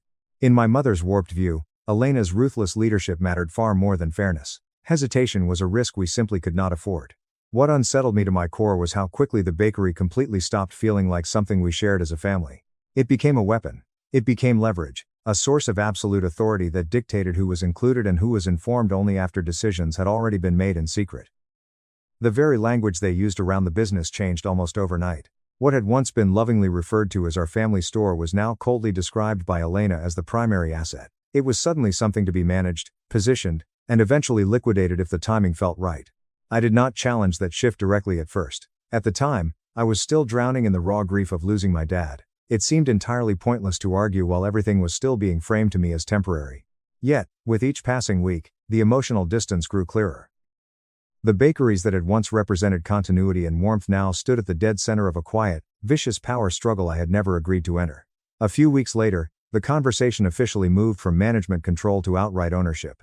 Elena did not frame it as an idea or a gentle discussion when she finally brought it up. She spoke about selling all 3 bakery locations to a massive, sterile corporate hospitality franchise as if the decision had already passed through every necessary legal step. She described this massive corporate buyout as the most financially responsible option given the current market circumstances. According to her, holding on to the business no longer made sense, and waiting would only reduce its multi-million-dollar value. The language she used was arrogant, confident, and entirely forward-focused. She emphasized market conditions, profit margins, and liquidation timelines rather than family history, employee loyalty, or the long-term implications for the community Dad loved. What stood out to me was not just the horrific plan itself, but how incredibly far along it already seemed to be. Legal documents were mentioned casually in passing. High-end corporate brokers had clearly already been contacted. Massive financial numbers were referenced without any context provided to me. I was never asked whether I agreed with the $4.5 million valuation, nor was I ever consulted about the timing of the sale. The entire process had moved ahead quietly without my consent, my signature, or my involvement, as though my position as a legal heir simply did not factor into the outcome at all. When I finally pushed back and asked how the bakeries had been assessed so quickly, and whether multiple offers had been considered, Elena dismissed my questions with a wave of her hand. She said the intricate details were being handled by professionals and that there was absolutely no need to complicate things with too many emotional opinions. Her tone was firm rather than defensive, heavily suggesting that my curiosity was a childish inconvenience rather than a legal right. It was abundantly clear that the conversation was not meant to invite my input, only my blind acceptance. I pressed her once more, feeling physically nauseous at the thought of strangers tearing down Dad's signs. I asked why a decision of that massive magnitude was being rushed so aggressively soon after his death. The bakeries had not been struggling financially. In fact, we had our most profitable quarter right before Dad passed. There had been absolutely no indication that immediate action or liquidation was required. Elena responded by completely shifting the focus away from the business itself. She coldly stated that prolonged discussions only created delays and unnecessary family tension. In her view, efficiency mattered more than consensus, and moving quickly was framed as a form of responsibility rather than what it truly was, total control. That was the exact moment she made her position unmistakable. That was when she delivered the ultimatum. She told me there was absolutely no reason for me to attend the formal inheritance and estate reading meeting scheduled for that upcoming Sunday with Dad's lawyers. According to Elena, my presence would only complicate matters that were already being efficiently managed. She said the meeting was purely procedural, something that just needed to happen on paper so everything could move forward smoothly with the corporate brokers. She looked at me with a smirk and said there was nothing for me to contribute. I asked her directly, my voice shaking with restrained anger, why I was being excluded from a legal meeting that involved assets we both had a legal stake in as his daughters. Her response avoided the core question entirely. She said this was not about exclusion, but about practicality. She repeated that fewer voices made the legal process easier. There was no mention of mutual agreement, no acknowledgement whatsoever that my consent might legally matter. There was only the arrogant assumption that my absence would simplify the outcome for her. Mom supported Elena's position without a single shred of hesitation. Mom agreed that it would be vastly better if I just stayed away, saying that the family had already been through enough stress, and that reducing friction should be our top priority. In Mom's view, the lawyer's boardroom was not a place for emotions or unresolved sibling disagreements, and my attendance was framed as a potential chaotic disruption rather than a legal right. The conversation ended without any resolution, not because there was nothing left to say, but because the boundaries had been drawn with permanent marker. The bakeries were no longer being treated as something we shared, but as a transaction to be finalized. Decisions were being made in advance, my access was being actively limited, and my role had quietly been shifted from participant to an unwanted observer. I did not argue further. At that exact point, it was painfully obvious that logic, fairness, or tears would not change the direction things were moving. What mattered was not whether the plan made sense, but who was being allowed to shape it. The shift from managing the store to deciding its permanent fate marked the moment when the conflict stopped being subtle and became completely irreversible. Update 1. Shortly after that horrific conversation, I stopped asking my sister for updates and started actively verifying facts. I realized that every single answer I received from Elena was heavily filtered through her own convenience rather than the truth. Questions about the corporate brokers were deflected, timelines were softened, and her blatant power grab was framed as urgent responsibility. Instead of pushing back directly and showing her my suspicions, I decided to look elsewhere for clarity. The very first person who came to my mind was my father's former executive assistant, Sarah. Sarah had worked with Dad for over 15 years. She knew the business inside and out, and she had remained quietly absent since the funeral. I knew for a fact that Elena had unceremoniously fired Sarah via a 2-sentence email just 3 days after Dad was buried, claiming her position was redundant. When I reached out to Sarah, she responded without a moment's hesitation. She asked me to meet her at a small, rainy diner in West Seattle, far away from the bakeries. When I arrived, the smell of cheap coffee and wet raincoats filled the air. Sarah didn't ask why I was calling or what I hoped to hear. She simply looked at me with a sad, knowing smile and said she had been expecting this exact moment to come eventually. During our 2-hour conversation in that diner booth, Sarah confirmed something that immediately shifted my entire understanding of the situation. My father, Marcus, had not left matters unresolved, messy, or informal, as Elena constantly implied. He had prepared his will meticulously, carefully revising it more than once with a team of lawyers as his health rapidly declined. He wanted to ensure that every single clause reflected his deliberate, calculated intent rather than last-minute emotional decisions. Sarah explained that Dad had worked incredibly closely with his lead attorney, Mr. Vance, during his final months. He reviewed not only the asset distribution but also the strict conditions tied to management decisions involving the family bakeries. He had been crystal clear about separating ownership from control, knowing full well that confusion between the two often created conflict rather than unity. According to Sarah, those distinctions were not vague suggestions scribbled on a napkin. They were formal, ironclad legal provisions documented and signed while he was fully competent and aware. Before ending our diner meeting, Sarah reached into her leather tote bag and handed me a thick, sealed envelope. I recognized it immediately by the sharp, careful handwriting on the front. It was a letter from my father, written in his distinct script sometime before his condition worsened to the point where he couldn't hold a pen. Sarah said she had been given strict instructions by Dad to hand this letter over to me only if certain circumstances arose, circumstances that now felt painfully, devastatingly obvious. I did not open the letter right away. Just holding the thick paper was enough to confirm what I had already begun to suspect in my gut. My father had fully anticipated this exact tension between his children, and he had planned accordingly. When I finally got home and sat on my couch, my hands shaking, I opened the envelope. The letter was not meant to explain his legal decisions in tedious detail, or to comfort me emotionally with platitudes. Its sole purpose was to acknowledge what he knew would happen, and to remind me that silence did not mean exclusion. Reading it reinforced my understanding of the man he was. The message was measured, practical, and unmistakably intentional. My father did not accuse Elena of being evil, nor did he warn me to fight her. He simply outlined his reasoning with calm, surgical clarity, emphasizing preparation over reaction. He wrote, "Chloe, if Sarah has given you this letter, it means the worst parts of my fears have come true. It means your sister has tried to shut you out. Elena has always confused access with authority, and aggression with leadership. I have structured my estate to protect the business, but more importantly, to protect you from her worst instincts. Do not fight her in the dirt, let the documents do the fighting. Follow Mr. Vance's lead. I love you, and I trust you." It became glaringly clear that my exclusion from recent decisions was not an oversight by Dad, but a massive, fatal miscalculation by Elena, who assumed that holding the keys equaled holding the power. That realization fundamentally changed how I viewed the upcoming Sunday meeting. What Elena had framed as a necessary gathering to finalize her corporate buyout now appeared to be procedural rather than decisive. The key outcomes had already been determined through legal channels long before Elena's greed entered the equation.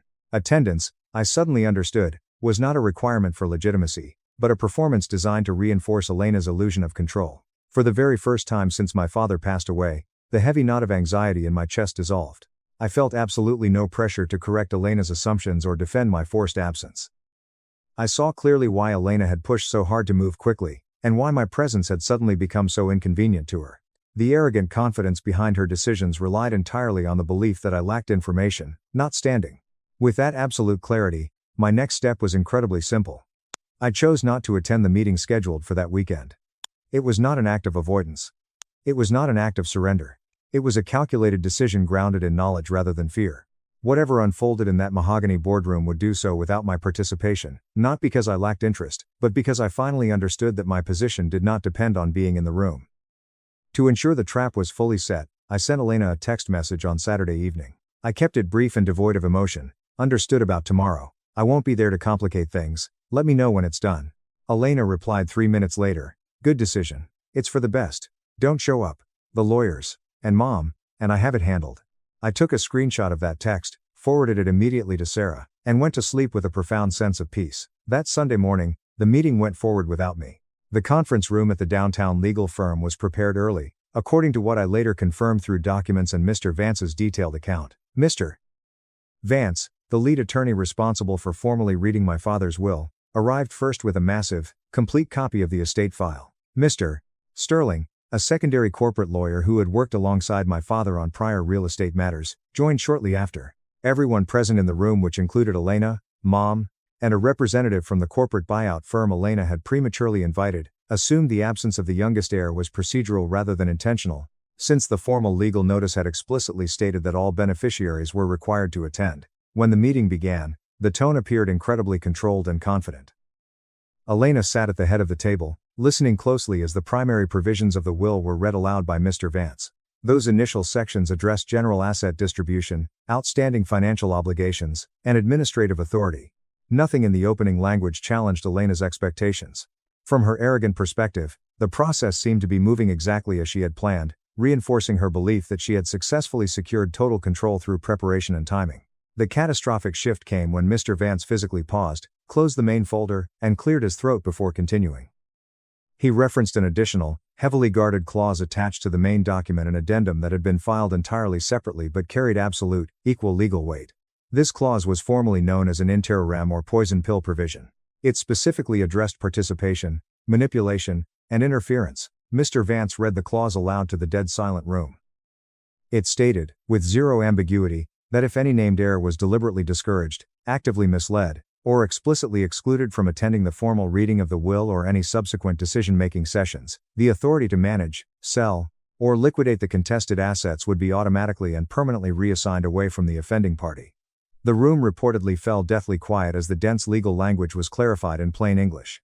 The clause did not accuse Elena by name, but it required the attorneys to determine, right then and there, whether intentional exclusion had occurred. Mr. Vance looked directly at Elena and asked, for the official record, why Chloe was not present.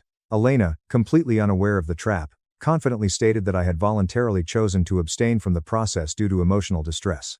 That was when Mr. Vance pulled out a secondary folder. Inside were printed copies of the communications Sarah had legally secured and submitted prior to the meeting. Those records included Elena's written instructions advising me not to attend, framing my absence as unnecessary, and the final text message from the night before explicitly telling me, "Don't show up." Under the strict terms outlined by my father, that documented behavior met the exact legal threshold of intentional obstruction and coercion. Once that determination was made by the attorneys, the consequence followed immediately, leaving absolutely no room for negotiation. Control over all decisions related to the family bakeries was instantly and permanently removed from Elena's authority. The will specified that in cases of interference, all executive management rights, voting shares, and liquidation authority would be redirected entirely to the non-offending heir, me. The goal was to prevent any heir from manipulating access in order to secure leverage before a final settlement. My father had foreseen her greed, and he had built a wall she crashed right into. At that exact point, the meeting could not proceed as originally intended. The corporate buyers Elena had brought along looked incredibly uncomfortable. Questions were raised, frantic objections were attempted by Elena, but the ironclad language of the trust allowed zero flexibility. The attorneys calmly explained that this specific clause had been designed precisely for situations where arrogance replaced fairness.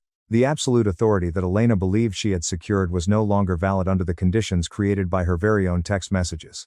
At 10:15 a.m., 5 minutes after the clause was enforced, my phone rang. I was sitting on my couch, drinking a cup of Dad's favorite dark roast. The caller ID displayed Mr.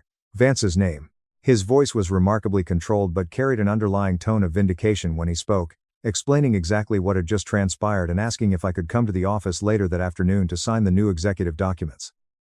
Before I even had time to respond to Mr. Vance, a barrage of notifications appeared on my screen. It was a flood of frantic messages from Elena.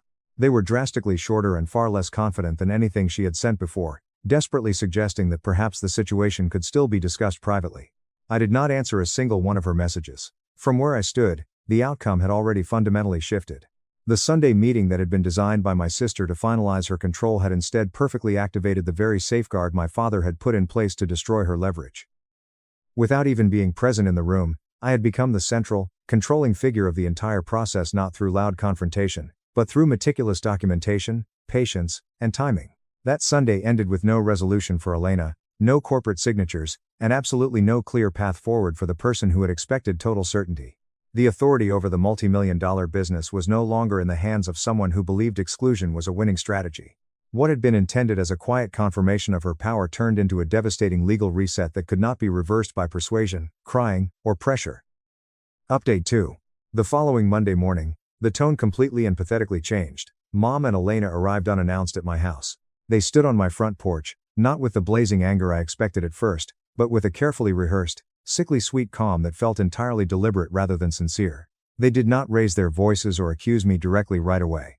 Instead, they tried to frame the ambush visit as deep maternal and sisterly concern. Mom insisted that simple misunderstandings had escalated way too quickly, and that the family desperately needed to sit down and talk before things became legally irreversible. The shift in their behavior was immediate and unmistakable. Only 48 hours earlier, my absence had been treated as an irrelevant convenience. Now, my cooperation suddenly mattered more than anything in the world. Elena took the lead, choosing her words with visible, agonizing restraint.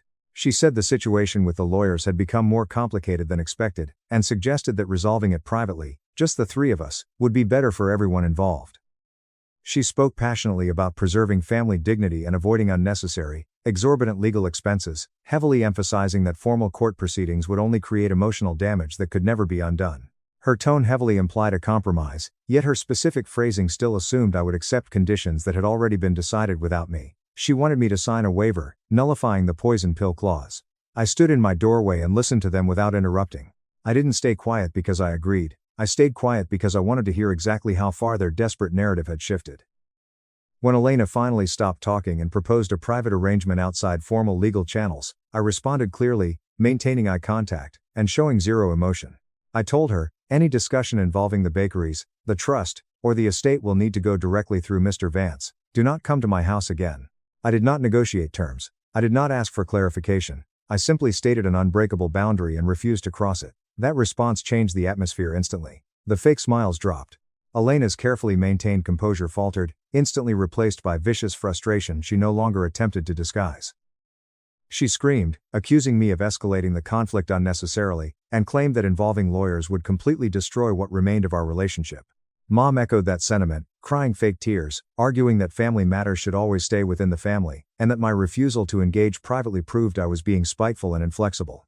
Neither of them acknowledged the glaring fact that I had been systematically excluded from every single decision that led us to this exact point. When it became abundantly clear that I would not reconsider or let them inside my home, the conversation ended abruptly. They left my porch without resolution, slamming their car doors.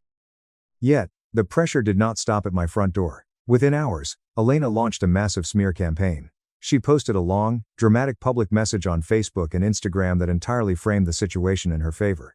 She portrayed herself as the exhausted, responsible older sibling burdened with managing the horrific aftermath of our father's death, while heavily implying that I was an obstructive, greedy brat motivated by jealousy and resentment rather than principle. She avoided legal specifics, but her toxic intent was clear. The post was designed to shape public perception before the actual facts could surface. Mom supported that strategy, privately messaging family friends and encouraging Elena to prepare documentation for potential litigation. Mom described the legal process as something we needed to be ready for to protect the business from Chloe's erratic behavior, positioning herself as practical rather than confrontational. I actively chose not to respond publicly. I did not correct the narrative online, I did not reply to the confused comments from distant relatives, and I did not attempt to defend myself through indirect channels. Instead, I limited my communication entirely to my attorney, sharing every single message, post, and interaction that had followed the Sunday meeting. Silence was not passive in this case. It was highly intentional, carefully measured, and perfectly aligned with the legal framework Dad had already put in place. What stood out most that morning was how quickly their fake concern turned into aggressive pressure when my cooperation was no longer guaranteed. The appeal to family unity dissolved the exact second it failed to produce my compliance. I understood then that the conflict had moved far beyond a simple disagreement and into a brutal phase, where my restraint would be tested not by emotion, but by relentless consistency. By the end of that day, I had not spoken another word to either of them directly. Every step forward would now be documented, deliberate, and handled through formal legal channels only. Months later, the dispute finally reached the courtroom. Elena had decided to sue, attempting to invalidate the poison pill clause. By the time the case was formally scheduled, the relentless conflict had already stripped away any remaining sense of family we ever had. What remained was a cold, civil dispute grounded entirely in documents, testimony, and the precise, unforgiving language my father had chosen long before any of us realized how far things would actually go. The courtroom itself was incredibly quiet and procedural, focused on hard facts rather than messy emotion, which was exactly where my position had always been strongest. I sat beside Mr. Vance at the plaintiff's table, listening as he organized the final materials with the calm, unshakable confidence of someone who completely trusted the structure he was about to defend. Elena entered the courtroom with a very different posture. She looked exhausted, angry, and desperate. Her expensive lawyer's strategy relied entirely on asserting control through timing, authority, and the baseless assumption that her earlier access to the store's operations somehow translated into legal ownership. When the proceedings began, her attorney attempted to frame the massive dispute as a simple, tragic misunderstanding between grieving siblings. He suggested that my absence from the inheritance meeting had been entirely voluntary, and that Elena's subsequent actions with the corporate buyers were taken in good faith, to preserve the multi-million-dollar value of the business. The argument leaned heavily on emotional interpretation rather than documentation, which became increasingly, embarrassingly apparent as the hearing progressed. When Mr. Vance stood to speak, the tone in the room shifted noticeably. He did not begin with emotion, grief, or family history. Instead, he clinically outlined the exact legal structure of my father's will, emphasizing that it had been drafted with extreme foresight, and reviewed multiple times by independent counsel, while my father was fully medically competent. He explained that the document included a specific protective clause designed to prevent coercion, exclusion, or unilateral control by any single heir during the vulnerable transition period. This clause stated clearly that if an heir was deliberately discouraged or obstructed from participating in a required legal process, authority over the contested asset would be reassigned according to predetermined conditions. Mr. Vance then systematically presented the evidence. He showed the court that I had been explicitly instructed not to attend the inheritance meeting not as a gentle suggestion, but as a hostile directive. The emails, the text messages, Sarah's witness accounts, and the timing of Elena's corporate meetings all perfectly supported the undeniable conclusion that my exclusion had been highly intentional, malicious, and calculated. The judge reviewed these materials carefully, focusing on consistency rather than emotional intent. What legally mattered was not why Elena made the decision, but whether her documented actions violated the strict safeguards my father had put in place. Elena's arrogant response faltered completely under judicial scrutiny. Her claim that the meeting would have proceeded the exact same way regardless of my presence directly contradicted the language of the will, which defined participation as a strict legal requirement rather than a casual formality. Her lawyer's attempts to frame the protective clause as ambiguous were instantly dismissed when Mr. Vance pointed out that the provision had been reviewed and signed by 3 independent witnesses before my father's passing. The judge acknowledged this directly, noting that absolute clarity, not flexibility, had been the primary goal of the document. The final ruling itself was delivered without dramatics, but it was utterly devastating for them. The court affirmed the full, unquestionable validity of the will, including the protective clause. As a direct result, Elena was formally and permanently stripped of any unilateral authority to sell, transfer, liquidate, or manage the bakeries. Control over all executive decisions related to the $4.5 million business was reassigned entirely to me, according to the strict conditions my father had specified, effectively neutralizing every single action Elena had taken without proper consent. The court further stated that any future attempts by Elena or Mom to bypass these conditions would constitute a direct, punishable violation of the estate order. What surprised me most was not the legal outcome, but how incredibly final everything suddenly felt. The judge made it abundantly clear that this ruling resolved not only the ownership question, but also the legal boundaries between us moving forward. From that point on, all communication regarding the estate or the business payouts was to occur strictly through counsel. There would be no informal negotiations, no reinterpretation of roles, and absolutely no expectation of reconciliation imposed by the court. As the hearing concluded and the gavel fell, I felt a quiet, overwhelming sense of closure rather than a triumphant victory. The decision confirmed what I had understood for months, that my father had anticipated this exact conflict, and had chosen rigid structure over sentiment to protect what he built. Whatever family ties had once existed were now legally, permanently severed, not through my anger or retaliation, but through a process that followed the exact rules my father trusted more than any promise made after he was gone. After the dust finally settled, the consequences became visible in ways no argument or screaming match could ever undo. What followed was not loud or dramatic, but it was absolutely permanent. Elena lost every single claim to control over the business once the court ruling took effect, including any authority to negotiate a sale or make operational decisions. The trust provisions were enforced exactly as written, which meant her access to the financial records ended immediately. She still receives a small, heavily restricted monthly stipend from the trust, but she can never touch the principal or the business itself. Mom also faced severe consequences she did not expect. Her deliberate attempt to support Elena against the legal will weakened her own standing within the structure my father had created, drastically limiting her financial involvement to what the document strictly allowed. The family relationship did not simply cool down, it formally fractured under legal boundaries that could not be crossed again. I stepped quietly into the role my father had prepared for me without announcing it to anyone on social media. The bakeries were not reclaimed through confrontation, but through process. I chose to oversee the transition carefully, appointing a professional management firm to handle the day-to-day operations while I retained final executive authority as outlined in the trust. Every single decision now follows written guidelines, documented approvals, and third-party oversight. There is absolutely no room left for personal pressure, guilt trips, or emotional appeals. The bakeries returned to being what they had always been meant to be, a stable, thriving operation, permanently protected from internal family conflict. We even introduced a new dark roast espresso blend named after Dad. It's our best seller. There was no magical reconciliation afterward. I did not meet with Elena again, nor did I ever respond to the pathetic, passive-aggressive messages sent through indirect channels by extended relatives. Communication stopped entirely, not out of petty anger, but because absolute clarity had finally replaced uncertainty. Mom attempted to reach out more than once during the holidays, though always with manipulative conditions attached. I declined each time. Silence became my fortress rather than a punishment, allowing massive distance to do what explanations never could. Life grew quieter in ways that felt deeply earned rather than empty. Without the constant, suffocating tension of contested decisions, my focus shifted to maintaining balance rather than constantly defending my position. The employees remained entirely unaffected by the dispute, their jobs secure, and the structure my father designed proved immensely stronger than personal conflict. What surprised me most was not the outcome itself, but how incredibly little I needed to say once everything was settled.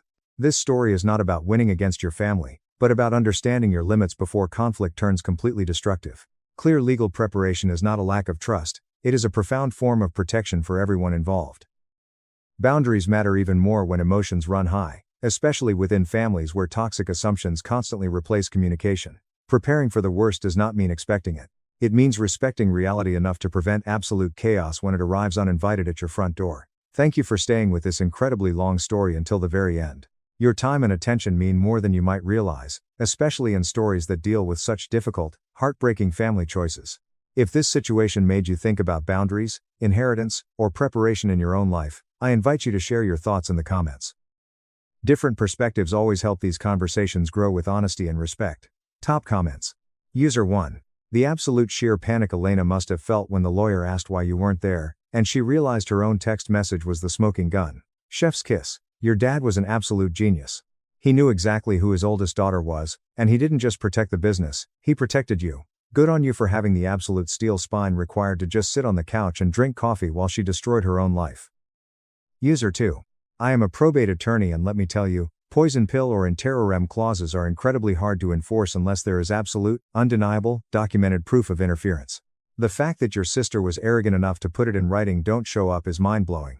She practically handed the entire $4.5 million estate over to you on a silver platter because she couldn't stand the idea of sharing power. Your mom enabling her is just the tragic cherry on top. Enjoy your peace and your bakeries. User 3. The audacity of them showing up at your porch the next morning talking about preserving family dignity after they spent weeks treating you like absolute garbage and trying to sell your dad's legacy to a faceless corporation. Narcissists always want to keep things in the family, the second the law gets involved, because they know they can't manipulate a judge. You handled this flawlessly. Keep the silence going, it's driving them crazier than any screaming match ever could. My family laughed at my entry-level finance job. At the will reading, my corporate lawyer revealed I was a CEO. Then I took their inheritance. The text from my sister, Chloe, arrived at 7:43 on a freezing Tuesday morning while I was reviewing the final documents for a $6.5 million corporate acquisition. Family meeting Friday 2 p.m. Grandma's will reading. Don't make a scene, Arthur will be there. There was no hello. There was no how are you holding up. There was absolutely no acknowledgement that our grandmother, Beatrice, the woman who had essentially raised us both, had died just 12 days earlier. There was also no mention of the fact that I had been the only person sitting in that sterile hospice room holding her hand when she finally took her last breath. Just orders, as always. I set my phone face down on my mahogany desk and looked out through the floor-to-ceiling windows of my 40th floor office. Chicago was putting on one of its rare, bitterly cold, crystal clear December mornings. The icy expanse of Lake Michigan looked like shattered glass against the steel blue sky. I stared at the water for a long time, letting the silence of my office ground me. Then I picked up my phone and typed back, "I'll be there." Her reply came in under 30 seconds, "Dress appropriately." This is a formal legal proceeding. I stared at that message for a full minute, a hollow laugh escaping my chest. I was 34 years old. I was the sole founder and CEO of Vanguard Capital Group, a private equity firm currently managing $75 million in assets. I sat on the board of directors for 5 different corporations, 3 of which were publicly traded. I had spent the last 12 years of my life building something incredibly real, something serious, something that actual sophisticated professionals in my industry deeply respected. And I had done every single bit of it quietly, carefully, and without ever once asking my family for a single dollar, a single favor, or a single word of encouragement. But to Chloe, I was still just little Clara, the disappointing younger sister, the one who had fumbled her prestigious birthright and wandered off into finance, of all the mediocre, boring places to end up. I forwarded her text message to my executive assistant, Sarah, with a quick 3-word note, "Block my Friday." Then I went back to the acquisition proposal on my desk. You need to understand something fundamental about my family before I tell you what happened in that downtown conference room.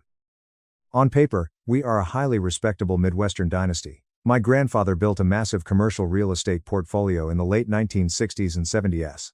But it was my grandmother, Beatrice Hayes, who spent the next 40 years quietly quadrupling its value after he died. She navigated an era when banks literally required a man's signature on a woman's business loan. She didn't care. She found ways around every single closed door, every condescending loan officer, and every sexist competitor. By the time I was born, Hayes Real Estate Holdings was worth somewhere north of $90 million. My father, Robert, inherited the family name, the exclusive country club memberships, and the unshakable, arrogant conviction that he had actually earned something. My mother, Evelyn, had gone to an Ivy League school and considered that fact a permanent personality trait. My sister, Chloe, had graduated from Columbia Law, summered in the Hamptons, and 4 years ago had married Arthur Sterling, Federal Judge Arthur Sterling, as she reminded everyone approximately once per conversation. I had gone to a state university on a full merit scholarship, double majoring in economics and advanced mathematics. I graduated summa cum laude and won the Dean's Medal for Academic Excellence at the commencement reception. It was a reception my family missed because they had a charity gala that conflicted with the schedule. They came to the actual walking of the stage, but they left immediately after. I stood in the reception hall holding a gold medal and a plastic cup of warm sparkling cider, surrounded by professors who were telling me I had a brilliant mind, and I remember thinking, they're already in the car. That was the exact moment I decided to stop telling them things. It wasn't out of spite, it was out of pure, exhausted pragmatism. Every time I shared an accomplishment, they found a way to make it smaller. At 25, when I told my father I was leaving my safe corporate banking job to start my own firm with my savings, he swirled his scotch and said, "That's a very risky, foolish decision. Clara, have you thought about what you'll do when it fails?" He didn't say times if. He said times when. So, Vanguard Capital launched out of a dingy, shared co-working space in the Loop with $250,000 I had saved through 3 years of brutal, soul-crushing 80-hour work weeks. By 28, we had $20 million under management. By 31, $50 million. Now, we were at $75 million and growing, with a fierce reputation for finding family-owned logistics companies in distress and turning them around faster and more cleanly than anyone in the Midwest expected. My family knew absolutely none of this. At every Thanksgiving, every Christmas, every obligatory Sunday dinner, the dynamic was exactly the same. Chloe would hold court at the head of the table, bragging about Arthur's latest high-profile ruling, their new summer house in Door County, or the judicial fundraiser they had just chaired. My parents would beam with pride. Then they would turn to me with that particular look, not quite pity, not quite contempt, but something that lived uncomfortably right between the two. And my father would ask, "So, Clara, still doing that entry-level finance thing?" I had stopped correcting them years ago. I owned a $2.2 million penthouse condo downtown with a panoramic view of the skyline. But when my mother asked where I was living, I just said, "Downtown." And she would sigh, "Oh, still renting." And I would say, "Nothing." Let her keep the story she preferred in her head. It was so much easier than fighting. The only person in my entire family who ever saw me clearly was Grandma Beatrice. We had started having Wednesday lunches together 6 years ago, just the two of us at a small, quiet French bistro near her townhouse in the Gold Coast. She would ask real, piercing questions. Not, "Are you seeing anyone?" Or "Have you thought about a more stable career?" But "Walk me through that logistics acquisition, Clara. What was the debt structure? How did you restructure their bloated management team?" She understood every single word because she had done vicious versions of it herself in a much harder era with far fewer tools. She was the only person on earth who knew the full, unvarnished truth about what I had built. "They deeply underestimate you, Clara," she had said last spring over a plate of cocoa vin and a glass of expensive Bordeaux. "That is not a tragedy. That is your greatest competitive advantage in life. Use it." I thought about that conversation constantly after she died. I had been with her when it happened, on a quiet Tuesday evening 12 days before the scheduled will reading. The hospice nurse had called me at 3:30 p.m. to say it would likely be that night. I dropped everything, left a board meeting, and drove straight from my office. My parents were on a luxury Mediterranean cruise they had booked 8 months ago. We paid in full, my mother had carefully noted over the phone, as though a non-refundable deposit was a valid factor when your own mother was actively dying. Chloe had a judicial fundraiser she absolutely couldn't miss. Arthur had a docket obligation. So, I sat with Grandma Beatrice for 5 hours. I held her fragile, paper-thin hand. I talked to her even after she stopped responding, because a doctor had once told me that hearing is the last sense to go, and I desperately wanted the last voice she heard to be someone who loved her without an agenda. Her last coherent words to me that afternoon were spoken with her eyes closed and a very small, tired smile on her face. "You've always been the smartest one in the room, Clara. Don't ever let them make you forget that." I didn't cry then, I was saving it. Update 1. Friday arrived cold, gray, and threatening snow, which is to say, it arrived as a typical Chicago day in December. I dressed incredibly carefully. I wore a tailored charcoal Tom Ford pantsuit, understated but expensive jewelry, and pulled my hair back into a sleek twist. I looked exactly like what I was, a serious, high-net-worth businesswoman attending a formal legal proceeding. But I knew the absolute second my family saw me, they would read it as Clara trying way too hard to look professional. That was fine. Let them think it. Vance and Associates occupied the top 3 floors of a towering glass high-rise overlooking the Chicago River. Harrison Vance, 72 years old, senior partner, and one of the most feared and respected estate attorneys in the Midwest, had been my grandmother's personal legal counsel for over 4 decades. I had been to his offices 3 times before, all for trust planning meetings that my family had absolutely no idea had ever occurred. I arrived at 1:45 p.m. My parents were already sitting in the sprawling, leather-bound reception area. My mother was drowning in Chanel and quiet anxiety. My father was wearing a custom suit and the specific, arrogant expression of a man who expects to be handed a kingdom. They looked up when I walked in. "Clara, you're surprisingly early," my mother said, her tone dripping with passive aggression. My father just grunted. I sat across from them, and we waited in the kind of suffocating silence that only accumulates over decades of unspoken resentment. At exactly 1:58 p.m., Chloe swept into the room with Arthur trailing behind her. She was radiant in the way she always was when she knew she had an audience. She was dressed head to toe in designer Italian wool, her massive diamond engagement ring catching the recessed lighting like a distress flare. Her posture was perfectly calibrated to announce that she and federal judge Arthur Sterling were doing everyone in the room a massive favor simply by breathing the same air. "Sorry we're late," she announced to the room, though they technically weren't. Arthur had to finish an emergency conference call with the appellate court. Arthur nodded at the room with the patient, weary magnanimity of someone accustomed to being the smartest and most important person in any given zip code. He was tall, silver-haired, and undeniably distinguished. In any other context, I might have found him genuinely impressive. In this one, I already knew significantly more about his wife's family finances than he did. We were ushered into the main executive conference room. It featured dark mahogany walls, high-backed leather chairs, and panoramic windows showing the frozen river below. Harrison Vance sat at the head of the massive table.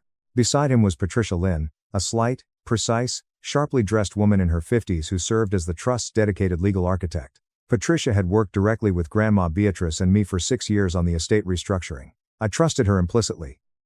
And beside Patricia, sitting calmly in a chair that my family clearly had not expected to be occupied by a stranger, was David Carmichael. David was my personal corporate attorney. Chloe's eyes immediately darted to David, narrowed almost imperceptibly, but she said nothing. We all sat down. My family arranged themselves on one side of the long table. Arthur sat at the end nearest to Harrison, projecting authority. I sat on the completely opposite side, next to David. The physical geography of the room felt heavy and significant even before a single word was spoken. Harrison opened with the standard legal pleasantries. He spoke of Beatrice's long life, her formidable business accomplishments, and the 40-year friendship between attorney and client. My mother dabbed her eyes with a tissue. My father stared out the window, clearly impatient for the numbers. Chloe held Arthur's hand on the tabletop, looking solemn. I just thought about Grandma Beatrice teaching me how to play chess when I was 9 years old in her sunroom. Always think 3 moves ahead, Clara.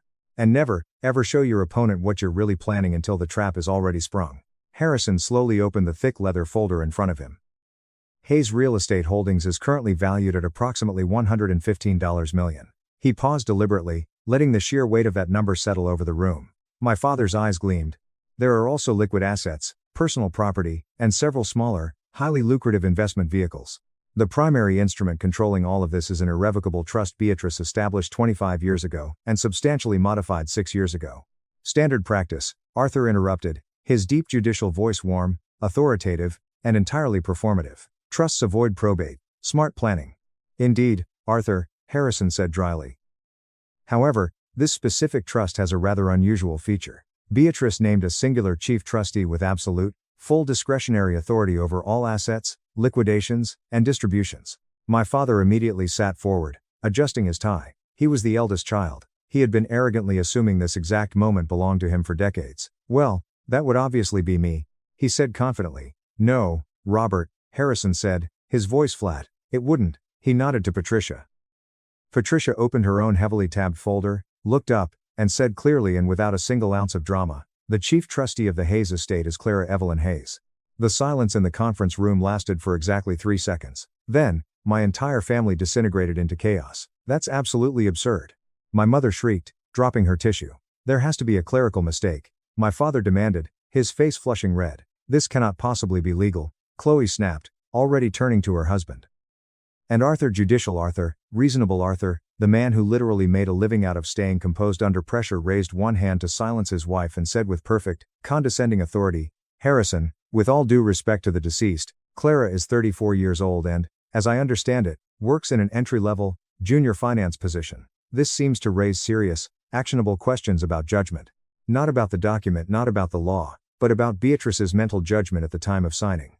I felt something go very, very still and cold in the center of my chest. David Carmichael cleared his throat. I'm David Carmichael, Miss Hayes's corporate counsel. He didn't raise his voice. He was a shark who never needed to yell. For the formal record, Clara is the founder and CEO of Vanguard Capital Group, a registered private equity and investment advisory firm currently managing $75 million in corporate assets.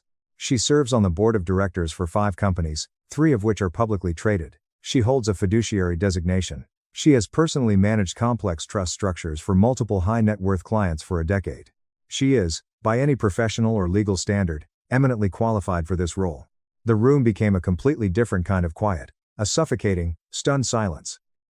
My family was staring at me the exact way people stare at a complex optical illusion after the hidden image suddenly resolves in their brain. Like the picture hadn't changed, but their fundamental ability to see it had been permanently altered. You said you worked for a finance company, my mother stammered, her voice having gone very small. I do, I said calmly, looking her dead in the eye. I own it. Chloe's face went bright red. This is ridiculous. It's a lie. She turned frantically to Arthur.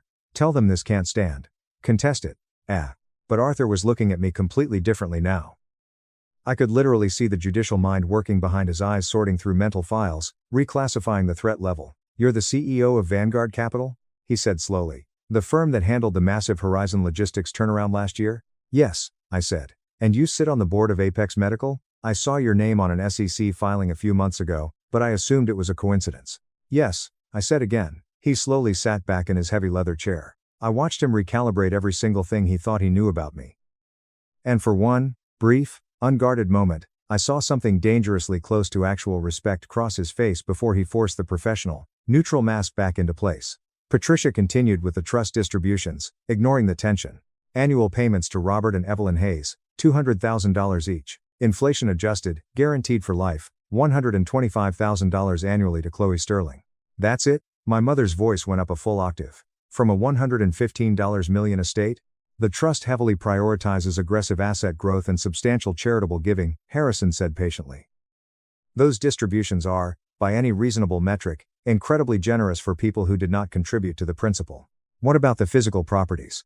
My father's composure was completely cracking now. The commercial buildings in the Loop, the summer house in Lake Geneva, those belong to the Blood family.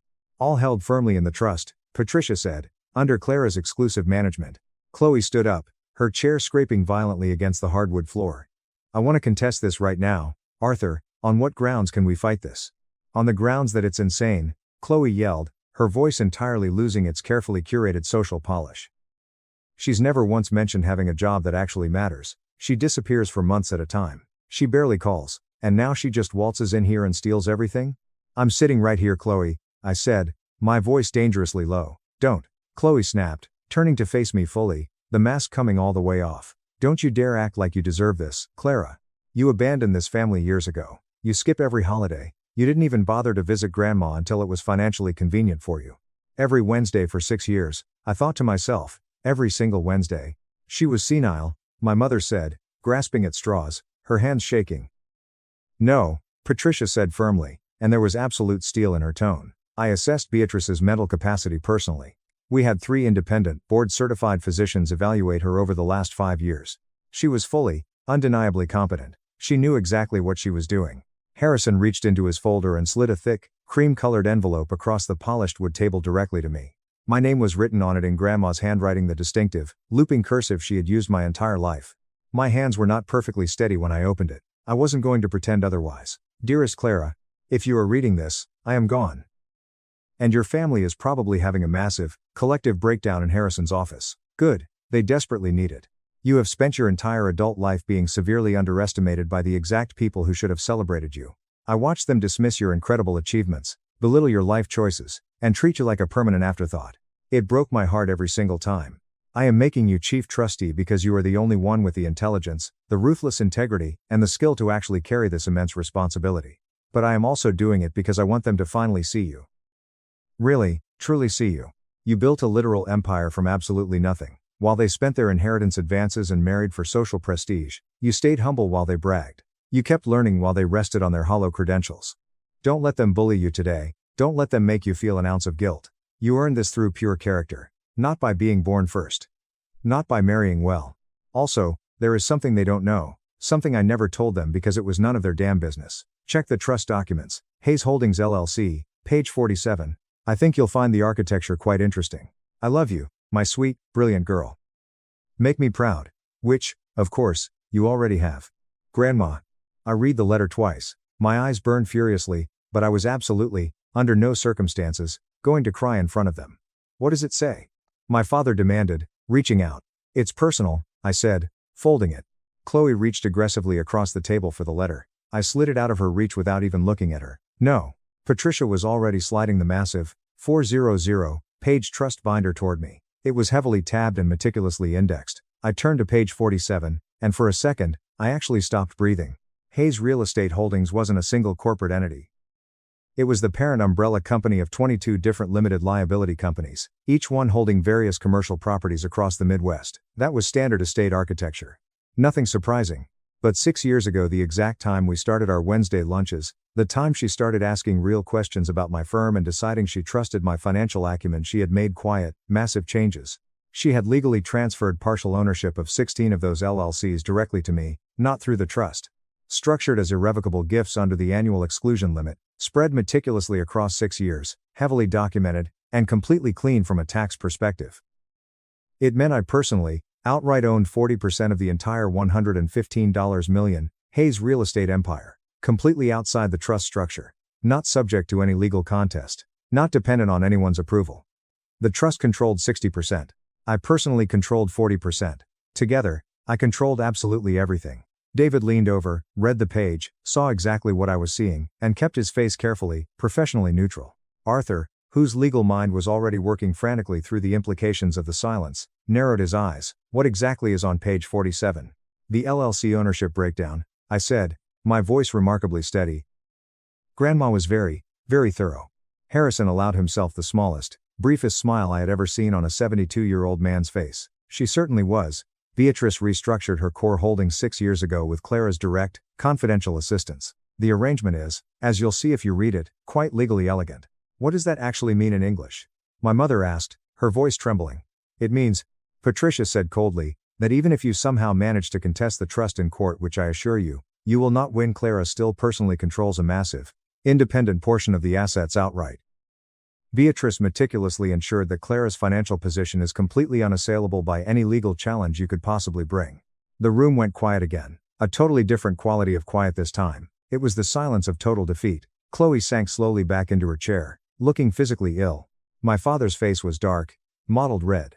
This is a profound betrayal. After everything we did for her. You did nothing for her, Clara. The words came out of my mouth much harder and sharper than I intended, but I didn't walk a single one of them back. She built her empire completely by herself in the 1960s when women couldn't even get business loans without a man's signature. She survived a husband who nearly bankrupted them. She outlasted vicious competitors who tried to crush her. She didn't need your help. I looked at my father steadily, letting the disgust show. You needed hers. How dare you speak to us like that? My mother whispered. It's the absolute truth, I fired back. She gave you massive cash distributions for your entire adult lives. She paid for your Ivy League educations, your extravagant weddings, your luxury house down payments, and you treated her like a burden. Like a walking ATM. I paused, letting the silence stretch. When was the last time any of you actually visited her?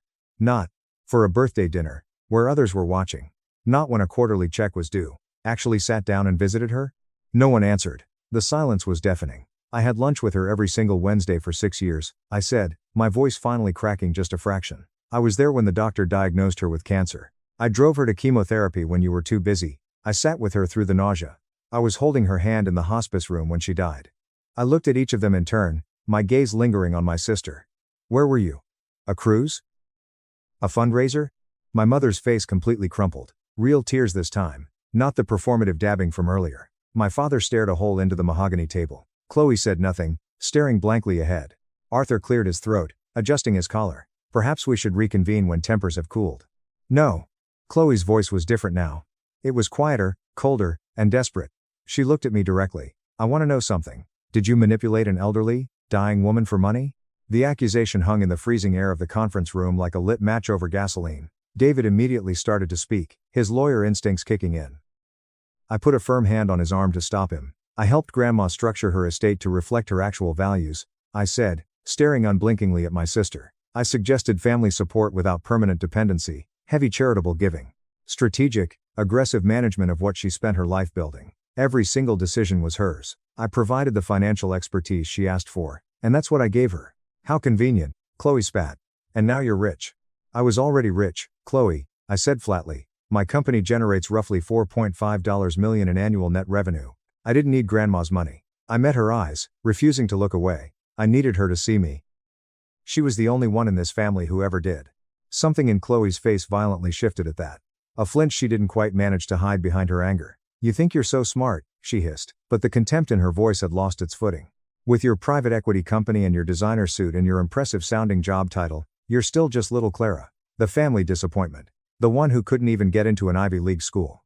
I didn't apply to the Ivy League, I said softly. I didn't want their prestige. I wanted to build something real. I looked at her steadily. And I did. Arthur put a firm hand on Chloe's arm. We should go. She violently pulled away from him. You manipulated a dying woman. Enough. Arthur's judicial voice echoed off the walls, full force. Chloe blinked rapidly, as though she had entirely forgotten what it felt like to be on the receiving end of his authority. That is an incredibly severe accusation that you cannot prove and absolutely should not make on the record. The trust documents are ironclad. The LLC transfers were documented and clean. Clara's professional qualifications are legitimate and substantial. This is over, Chloe. You lost. She looked at her husband like he had suddenly changed shape. Then she looked back at me, and what I saw in her face wasn't rage anymore. It was something incredibly raw. It was fear. Or maybe the specific, terrifying vertigo of realizing that a comforting story you've told yourself for 30 years has just been entirely, mathematically proved false. She grabbed her designer coat and walked out without another word. Arthur paused at the heavy glass door. He turned back, looked at me with an expression that was, for the first time in 4 years, completely devoid of condescension. For what it's worth, Clara, he said quietly, I'm sorry. We clearly should have paid much more attention to who you actually were. Then he turned and followed his wife out. Update, 2. Low.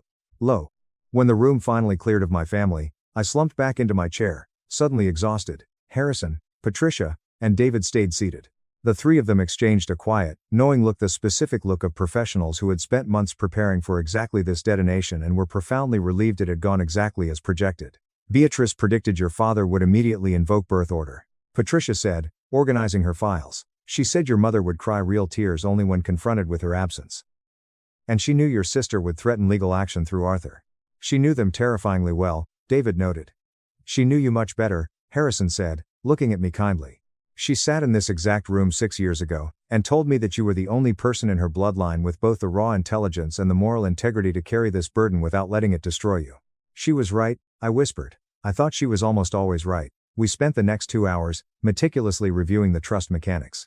$115 million in real estate assets, generating approximately $8.5 million in annual net operating income. After the mandatory family distributions and property operating costs, roughly $6.2 million annually was available for reinvestment and charitable giving. Grandma had explicitly specified a minimum of 20% of annual trust income at current levels, roughly $1.2 million to go strictly to nonprofits supporting women entrepreneurs, first-generation college access, and ovarian cancer research. She had essentially created a massive private foundation, fully funded it, and handed me the keys to drive it.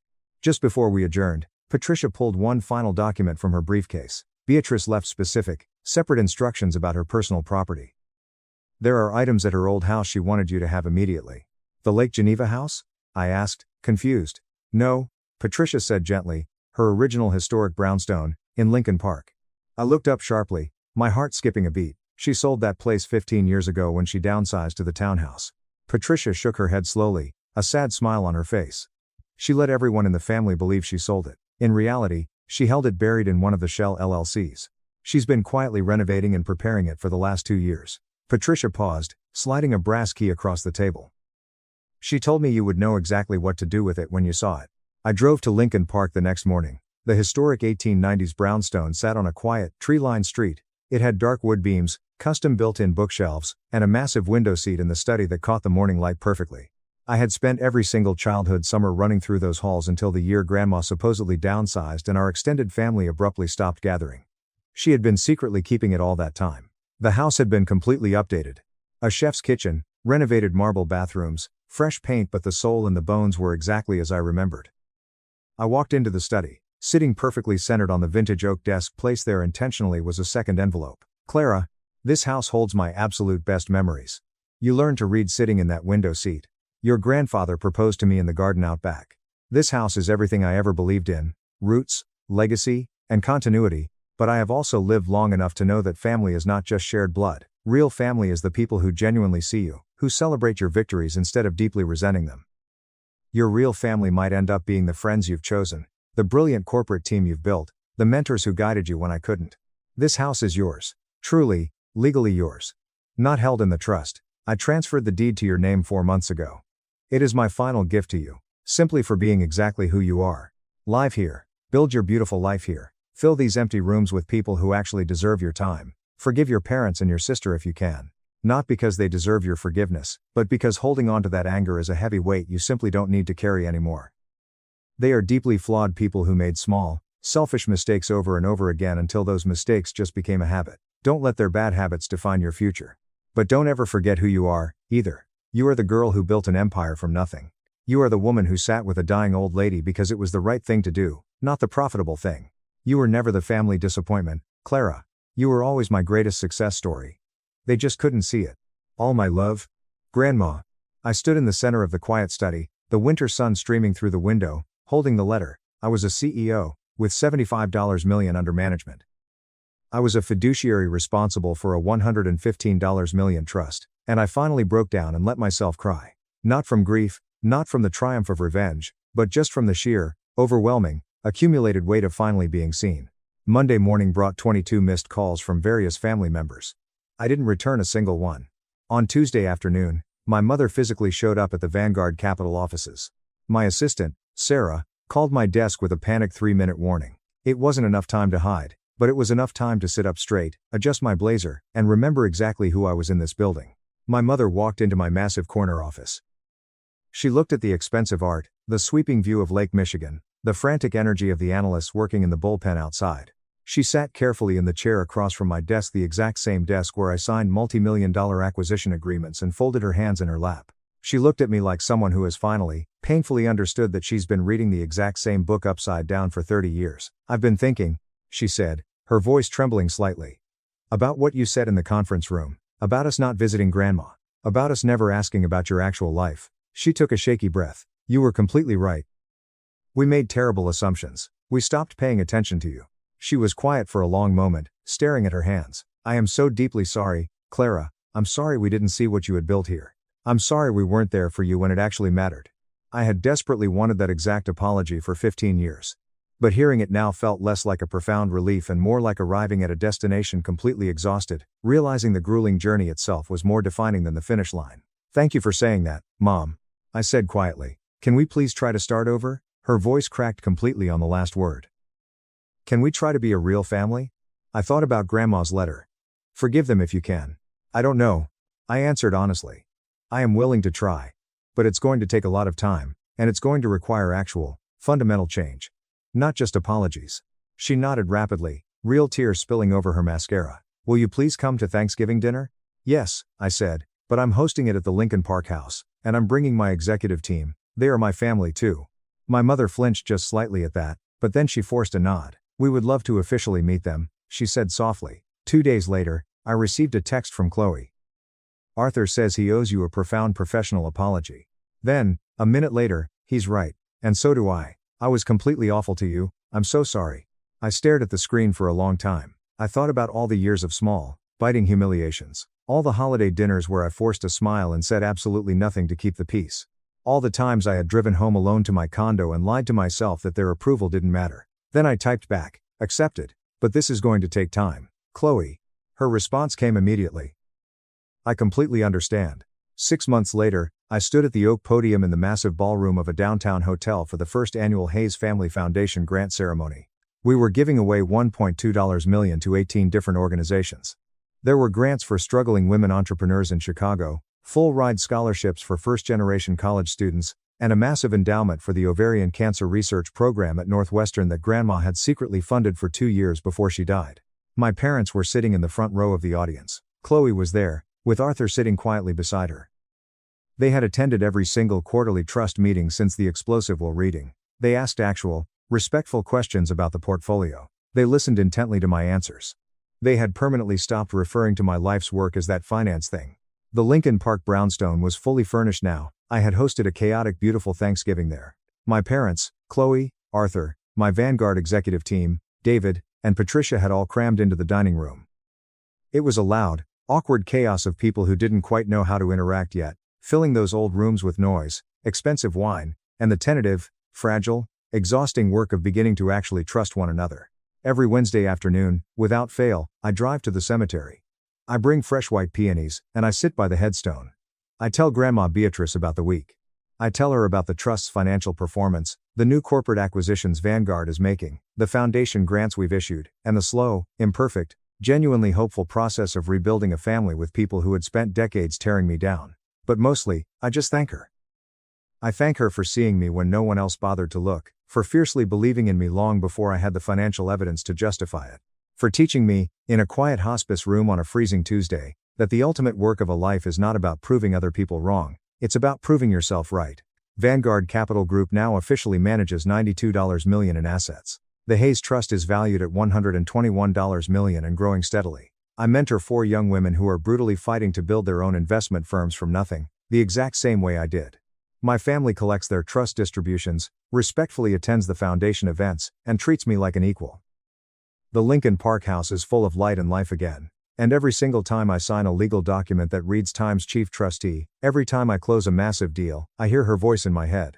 You've always been the smartest one in the room, Clara, don't ever let them make you forget that. I never will, Grandma. I promise you, I never will. My parents tried to sue me for $30,000 after I stopped funding my brother's luxury life. I brought a binder to dinner that destroyed their world. Now he begged. Original post. Growing up, my parents weren't physically cruel, but they had a deeply ingrained habit of making the entire universe revolve around my younger brother, Leo. He is 25, effortlessly charming, incredibly loud, and perpetually struggling to launch. If I got an A on a final exam, they'd give me a polite nod. If Leo managed to pass a remedial class, they'd throw a backyard barbecue. I didn't really mind it at first. He was the baby of the family, and I was the quiet, responsible one. But somewhere along the line, being the responsible one morphed into being entirely responsible for him. I am 28 years old, and I work as a senior systems architect in cybersecurity.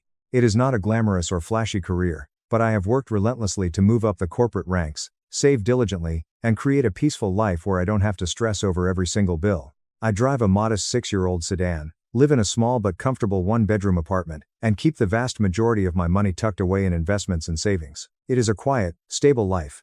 That stability, however, seemed to paint a massive, glowing target on my back in my parents' eyes.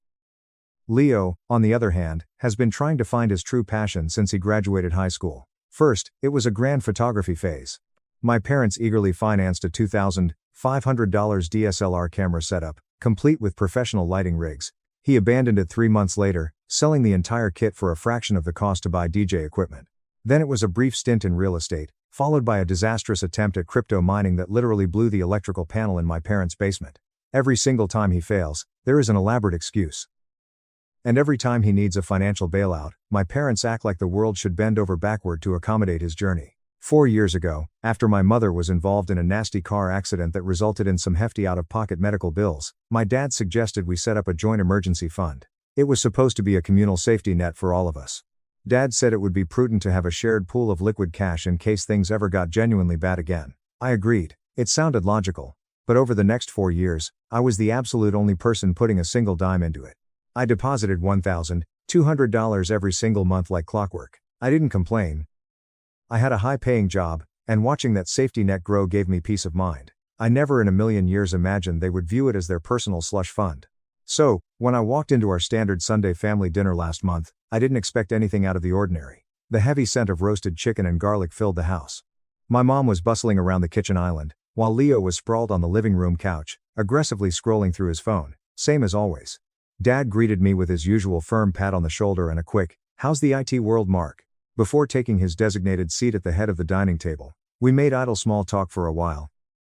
The local football team's losing streak, the upcoming winter weather, my aunt's upcoming knee surgery, everything was perfectly mundane until we were halfway through the main course. That is when the bomb dropped. "You'll be taking over your brother's rent payments starting next month, since you make significantly more," my dad said casually, slicing into his chicken like he was discussing the weather forecast. At first, I genuinely thought I had misheard him. I looked up from my plate, my fork hovering halfway to my mouth. "Excuse me? What?" Dad didn't even glance up from his meal. "Leo's lease is up at the end of the month. The new place he wants is more expensive.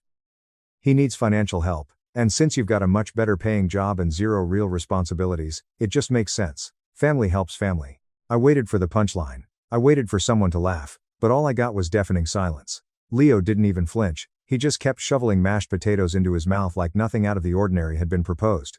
My mom suddenly became incredibly fascinated with her water glass, actively avoiding eye contact with me. That avoidance told me everything I needed to know. They had discussed this beforehand. They had planned this ambush. "Are you completely serious right now?" I finally asked, my voice tight.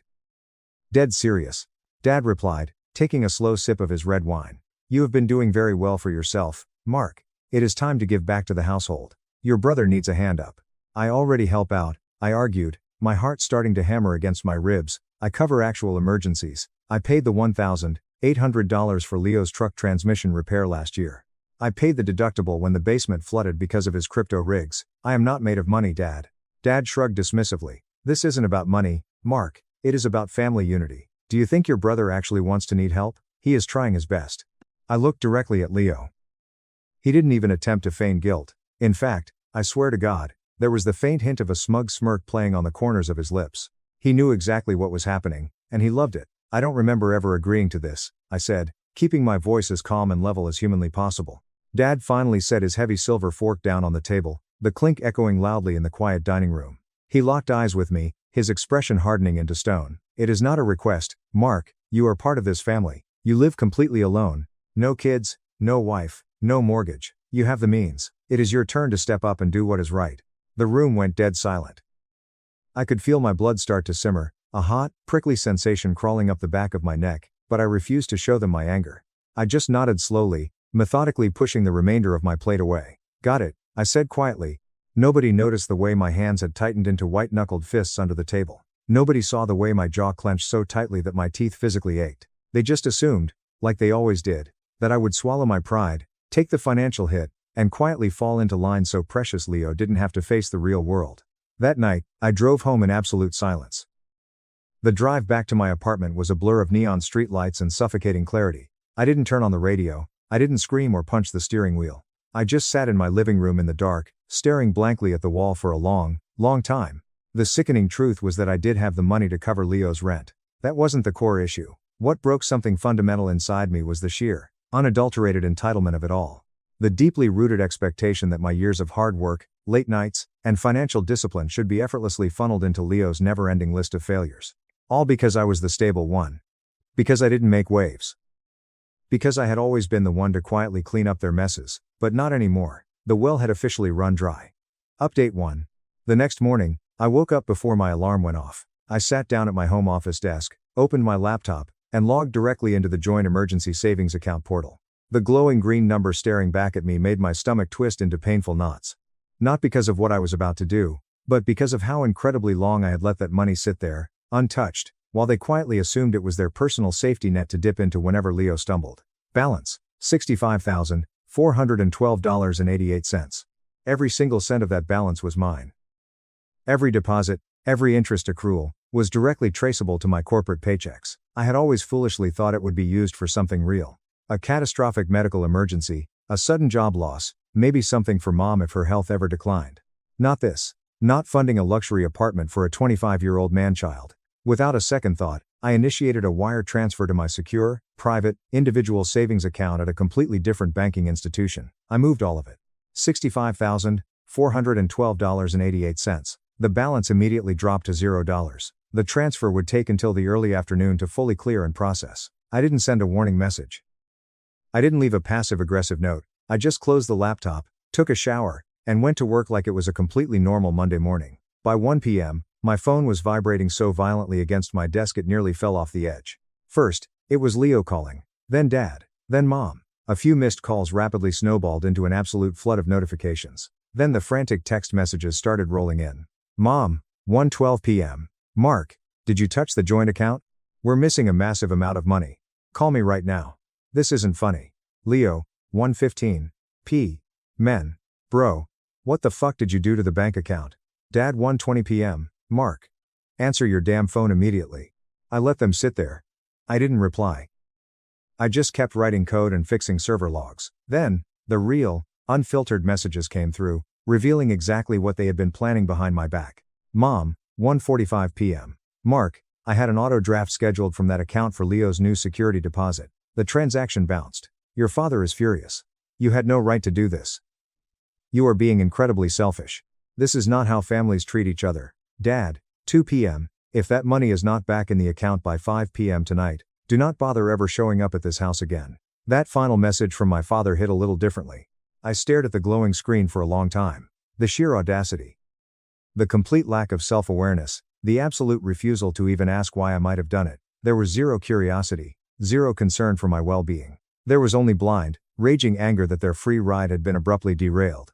I realized right then and there that the account was never an emergency fund in their eyes. It was a piggy bank, my piggy bank, and I had just smashed it to pieces before they could get their greedy hands on the coins. I whispered to myself, let them stew, let them wonder. That was the exact moment something deep inside my chest shifted permanently. The guilt evaporated, replaced by a cold, calculated clarity.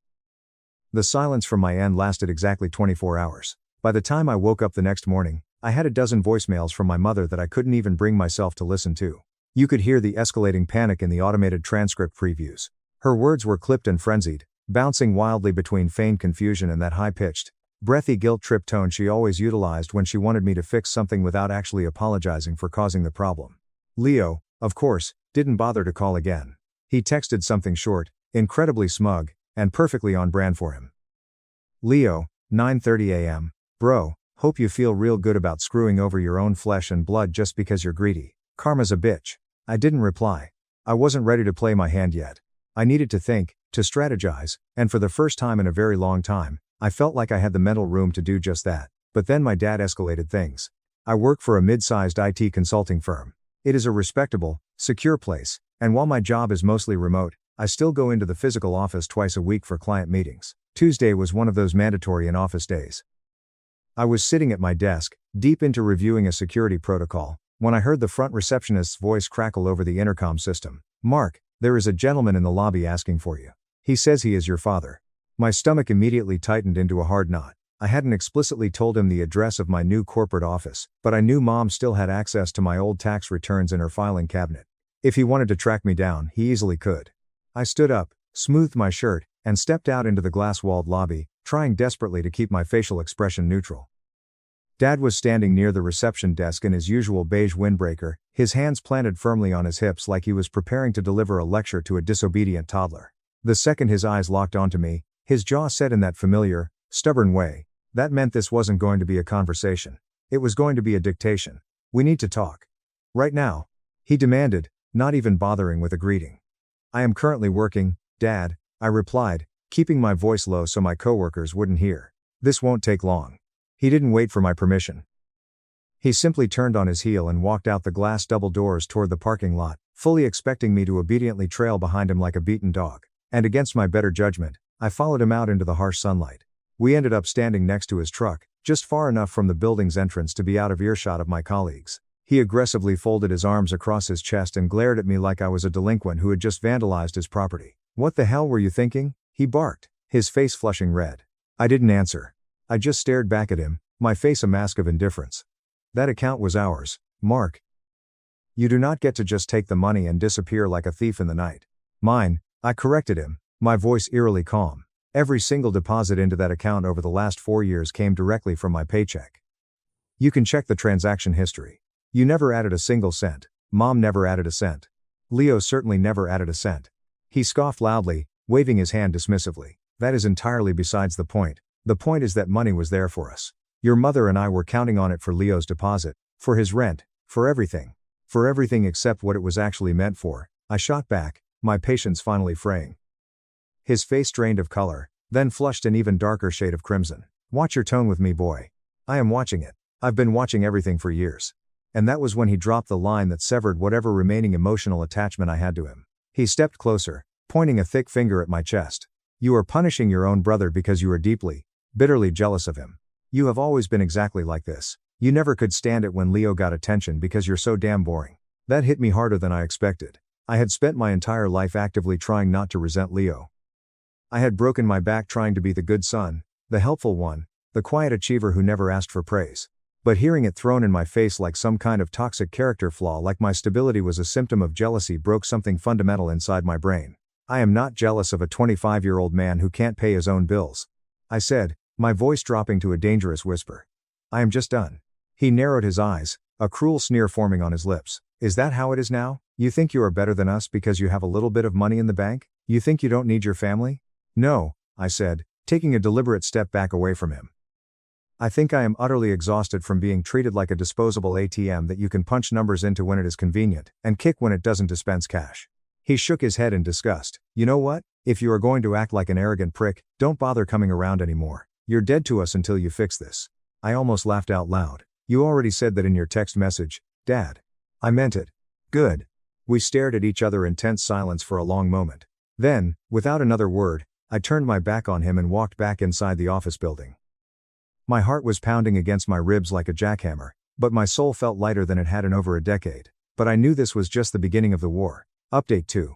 The following week was a relentless parade of passive-aggressive escalation and psychological warfare. Mom sent me a massive, multi-paragraph text message, one of those intricately crafted, guilt-laced essays that only a narcissistic mother could write. It started with, I am not angry, Mark, I am just utterly heartbroken, and ended with the classic manipulation tactic, I truly hope you can live with the permanent damage you have done to this family. Leo, predictable as ever, took his grievances straight to social media. He started posting vague, dramatic quotes about betrayal and snakes in the grass pretending to be family. One of my college friends DM'd me a screenshot of Leo's Instagram story. He had posted a meticulously filtered picture of his new, nearly empty apartment living room with the caption, "When your own flesh and blood would rather watch you end up homeless than lift a single finger to help. Trust no one." What he conveniently failed to mention to his followers was that the apartment in the photo was a luxury high-rise building downtown. It featured floor-to-ceiling windows, a rooftop infinity pool, a state-of-the-art fitness center, and a 24/7 concierge service. The rent had to be a minimum of $2,800 a month, and he wasn't even employed full-time. He had plenty of affordable options. He just didn't want to take them, and he expected me to foot the bill for his champagne lifestyle. Then came the group chat ambush. We have a family group text, mostly utilized for holiday planning and birthday reminders. One night, as I was settling in to read a book, I saw a message pop up from Dad. "Dad, we are having a mandatory family dinner next Sunday. Be there at 5 p.m. sharp to resolve this." I stared at the message. There was no question mark. There was no "if you are free." It was just another barking command from a man who thought he still owned me. I didn't reply. I muted the chat. 2 days later, my Aunt Sarah called me. She is my mom's older sister, and we have always been relatively close, closer than I am with anyone else in the toxic family tree, to be honest. She has a unique ability to see straight through my parents' carefully constructed illusions.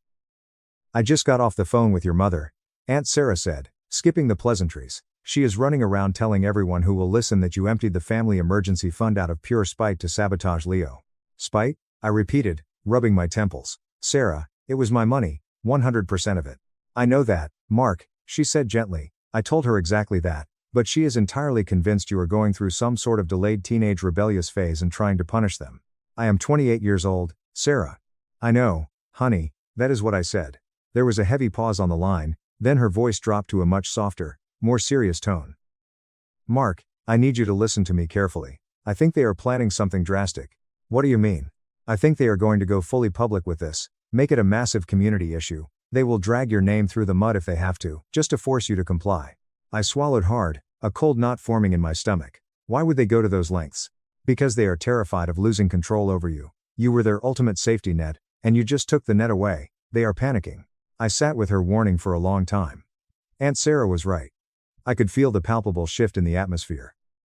Their text messages had stopped pretending to be concerned and started sounding more like legal ultimatums. They weren't worried about my well-being. They were worried about losing their ATM. And then, the absolute unthinkable happened. That Friday morning, I received an urgent phone call from my primary bank's fraud department. "Mr. Preston?" The woman on the line asked professionally. "We received a highly suspicious request this morning to access your primary savings account. It was flagged by our security system since it came from an individual who is not listed as an authorized user." I frowned, my blood running cold. "Someone tried to access my account?" "Who?" "An individual claiming to be your father contacted our branch via phone, requesting detailed account routing information and attempting to verify your current account balance. We declined the request immediately because he failed the security verification." My heart dropped into my shoes. "Did he give a name?" She hesitated, reviewing her notes. "Yes, Arthur Preston. Relationship listed as father. He claimed it was a medical emergency, and he needed to initiate a wire transfer on your behalf." I almost dropped the phone. My own father had actively tried to socially engineer his way into my private bank account to steal the money back. They were still relentlessly trying to get their hands on my finances. That is when the terrifying reality truly set in. This wasn't just about Leo's luxury apartment rent anymore. This wasn't just about my dad's ego. This was about ownership. I was their plan B, their financial slave, and now that I had rebelled, I was a massive problem they needed to aggressively neutralize. I didn't panic. I acted. I immediately froze the account. I locked down every piece of financial data I owned. I changed every single password to complex, randomly generated strings. I called my credit card companies to issue fraud alerts. I locked my social security number with all 3 major credit bureaus. I even went to my cell phone provider and changed the PIN on my account so they couldn't try to port my phone number to intercept 2-factor authentication texts. Then, I did something I never thought I would have to do against my own flesh and blood. I started gathering evidence. I spent an entire weekend compiling receipts, downloading PDF bank statements, taking screenshots of old text messages, and saving ancient voicemails. I documented every time Mom and Dad asked me to cover Leo's truck repairs, his gaming setup, the drone he crashed into a tree, the deposit for his previous apartment. Every single favor they had ever demanded under the suffocating guise of family. Because I finally understood the truth, this wasn't just typical family dysfunction. It was calculated, intentional financial abuse. And if I didn't build an impenetrable fortress around myself soon, they were going to ruin me. The absolute last straw came that following Sunday. I obviously didn't attend the mandatory family dinner. But around 1 p.m., I received a text message from an old family friend, Mr. Henderson. He was my dad's longtime buddy from their church congregation. He and I used to talk about computers whenever I visited. He was one of the very few people from their inner circle that I genuinely respected. His message was short, but it hit me like a freight train. Mr. Henderson. Hey Mark. Just wanted to say I am so sorry about what your dad said this morning during the service. It didn't seem right for him to drag your name like that in front of the entire congregation. If you need to talk, I'm here. I blinked, rereading the text 3 times. I immediately called him. He picked up on the second ring. Mr. Henderson, what exactly do you mean? What did my dad say? I asked, my voice trembling slightly. He sighed heavily into the phone. Your dad requested to give a brief testimony during the service today. He stood up on the stage and told everyone he was heartbroken. He said that you had completely turned your back on your family, that you had stolen a massive sum of money meant to keep your brother off the streets, and that you left them financially ruined out of pure greed. My blood turned to ice water. He said that? To the entire church? Yes, son. He asked the congregation to pray for your darkened soul. I just thought you should know. It didn't sit right with my spirit. It felt malicious. I thanked him, hung up the phone, and stared at the blank wall of my apartment for a long time. That was it. That was the ultimate betrayal I could never, ever forgive. They hadn't just disrespected me in private. They had actively tried to destroy my reputation in public. They had painted me as the villain in their twisted, delusional narrative. But they forgot one crucial detail. I knew everything. And I never fight dirty, I fight smart. Update 3. The first thing I did after the church incident wasn't scream, or cry, or throw a glass against the wall, even though every fiber of my being wanted to. I sat back in my ergonomic desk chair, opened a blank Word document on my dual monitors, and titled it, The Fall, not because I planned to stay in the rubble, but because I needed a definitive place to start. I meticulously listed everything, line by line, from the very first favor I ever did for Leo, spotting him $150 for college textbooks, and his freshman year that he spent on alcohol instead, to the most recent text, where Dad demanded I pay the $2,800 rent. I listed all the payments I had made from the emergency fund, every wire transfer, every Zelle payment, every, I'll pay you back on Friday, that never materialized. The truck transmission, the security deposit, the PlayStation 5, the overdue credit card bill I paid off so his credit wouldn't tank. It took me 6 grueling hours, but when I finally finished, I had a document that was 14 pages long. 14 pages of being used. 14 pages of being the stable pack mule. 14 pages of quiet, unacknowledged sacrifices. I wasn't just angry anymore, I was profoundly, soul-crushingly tired. That Wednesday night, I hit my lowest emotional point. I had picked up takeout from my favorite Thai restaurant, brought it home, sat on the couch, and realized I hadn't spoken a single word to another human being out loud all day. I sat there eating pad thai out of a styrofoam container, watching a muted episode of Jeopardy, feeling like a ghost haunting my own life. That was when the panic attack hit. It wasn't cinematic. There was no flailing or gasping. It was just a terrifying tightness in my chest, a cold sweat breaking out across my forehead, and a crushing, suffocating wave of what is the point anymore that made it physically difficult to draw breath. I dropped my fork, leaned forward, and held my head in my hands, waiting for the room to stop spinning. When the wave finally receded 20 minutes later, leaving me exhausted and damp with sweat, I realized something important. I had survived. I had hit rock bottom, and the floor held. Now, it was time to climb. I started by finding a therapist. Her name was Dr. Hayes. Number 3. During our third session, after I had laid out the entire 14-page history of financial abuse, she looked at me over her glasses and said, Mark, you were never allowed to be your own person, were you? You were just an extension of their needs. That simple sentence unlocked a vault in my brain. So, I started aggressively taking my life back. I went through my bank statements and ruthlessly cut out every single subscription, recurring payment, or expense that wasn't exclusively mine. I kicked them off my Netflix account, canceled the shared family cell phone plan, leaving them with 24 hours to port their numbers before the lines went dead, and canceled the auto pay for my mom's gym membership I had been covering for 3 years. I changed my email address. I deactivated my social media. I vanished from their digital radar. Then, exactly 2 weeks after the church incident, a certified letter arrived at my apartment.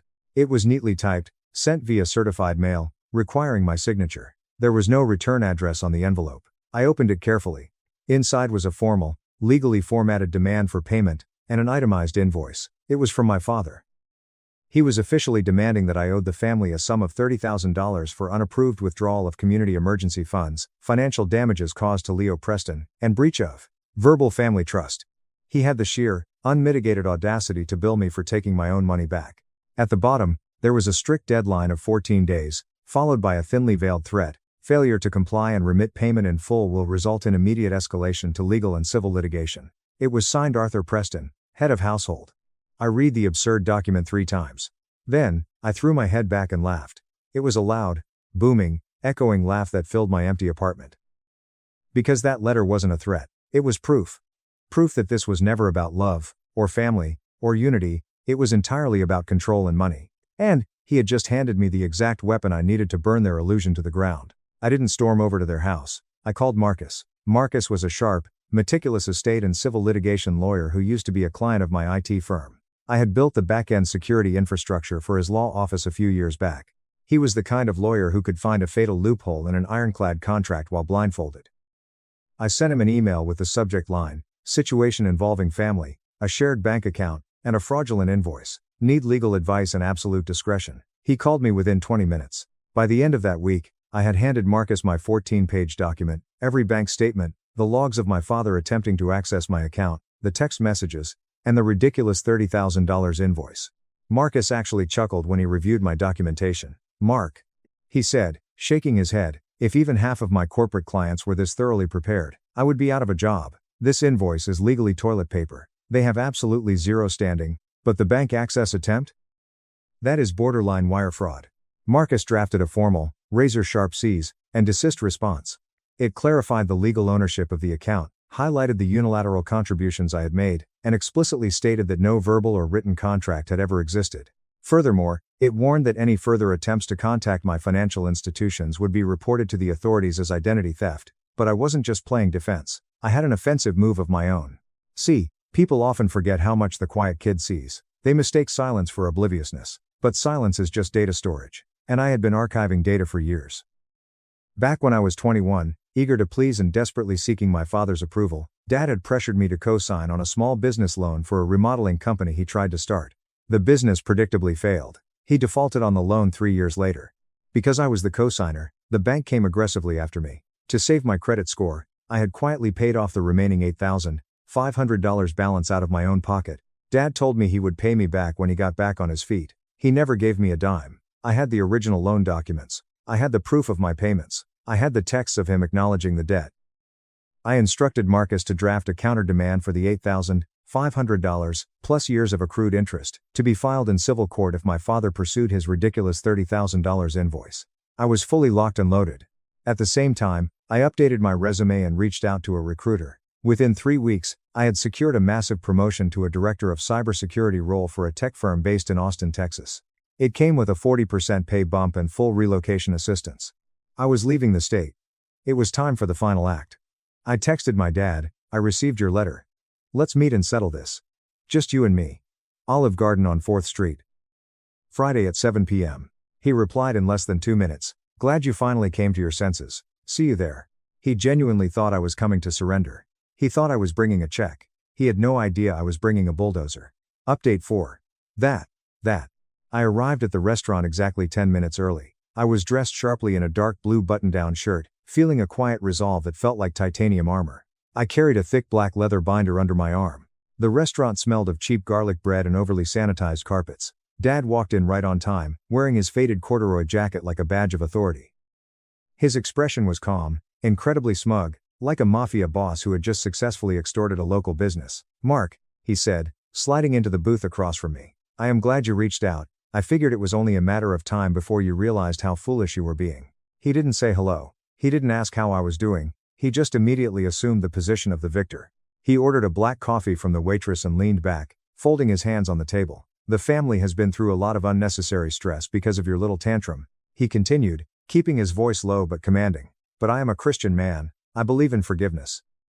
Assuming you are ready to remit the funds and apologize to your mother and brother, we can put this ugly chapter behind us." I didn't touch my menu. I didn't say a word. I simply unclasped the black leather binder and slid it across the table toward him. He looked at it, confused, then slowly opened the cover. Inside were 5 meticulously labeled, color-coded tabs. Tab 1, Joint account deposit history, showing 100% of funds were mine. Tab 2, bank fraud attempt logs, showing his unauthorized phone call. Tab 3, the 2016 defaulted business loan, $8,500 plus interest. Tab 4, affidavits of defamation, statements from Mr. Henderson and Aunt Sarah regarding the church speech. Tab 5, legal cease and desist from Marcus's law firm. Dad flipped through the first few pages, his smug expression slowly melting into a mask of pure, unadulterated confusion, and then, stark panic. His eyes darted across the bank logs, then widened dramatically when he saw the legal letterhead from Marcus's firm detailing the wire fraud attempt. What the hell is this? He stammered, his fingers trembling slightly as they gripped the edges of the paper. That is documentation, Dad, I said, my voice smooth as glass. For the arbitration board, the civil court, and the police fraud department. I figured since you were so fond of sending legally binding invoices, we should keep things strictly professional. His face flushed a deep, violent red. You hired a lawyer? Against your own father? You threatened to sue me for $30,000 of my own money. I reminded him coldly. I took your threat seriously. Turn to tab 3. That is the $8,500 business loan you defaulted on, and forced me to pay off. With standard state interest over the last 6 years, you currently owe me just over $11,200. If you attempt to enforce your fake invoice, my lawyer will file a civil suit for this debt, while simultaneously reporting your attempt to hack my bank account to the local authorities. He stared at me, his mouth opening and closing like a suffocating fish. The absolute power dynamic had shifted so violently he couldn't process it. You wouldn't dare, you are tearing this family apart. No, I said softly. You tore it apart when you decided I was nothing but a wallet to fund your golden child's failures. I am just refusing to sweep up the pieces anymore. He sat back in the booth, crossing his arms defensively, trying to regain some semblance of control. So what do you want, Mark? You want an apology? Fine. I'm sorry you felt slighted. I don't want your apology. I don't want anything from you ever again, I said. This isn't a negotiation. It is an eviction notice. I reached into my jacket pocket and pulled out one final sheet of paper. It wasn't a legal document. It was a personal letter I had typed the night before. I placed it gently on top of the binder. It read, effective immediately, I am permanently withdrawing from all familial, emotional, and financial responsibilities. I will not fund, co-sign, or contribute to anyone's rent, mortgage, debt, or lifestyle. I am not your bank. I am not your safety net. Any further demands, manipulations, or attempts to contact me or my employers will be aggressively escalated through legal channels. I no longer carry what isn't mine. Dad read the letter twice.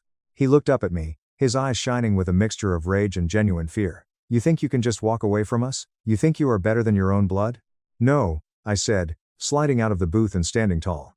I think I am finally free. I dropped a $20 bill on the table to cover his coffee, turned around, and walked out of the restaurant. I didn't look back. I stepped out into the cool evening air, and for the first time in my entire life, I took a deep breath that belonged entirely to me. The fallout was swift and absolute. The next morning, Mom sent me a frantic, hysterical text saying Dad had come home pale as a ghost and locked himself in his office. Leo texted me calling me a psychopathic sociopath. I blocked both of their numbers immediately. 2 days later, I received a brief email from my dad. I formally withdraw the invoice. Do not contact us again. Arthur. That was it.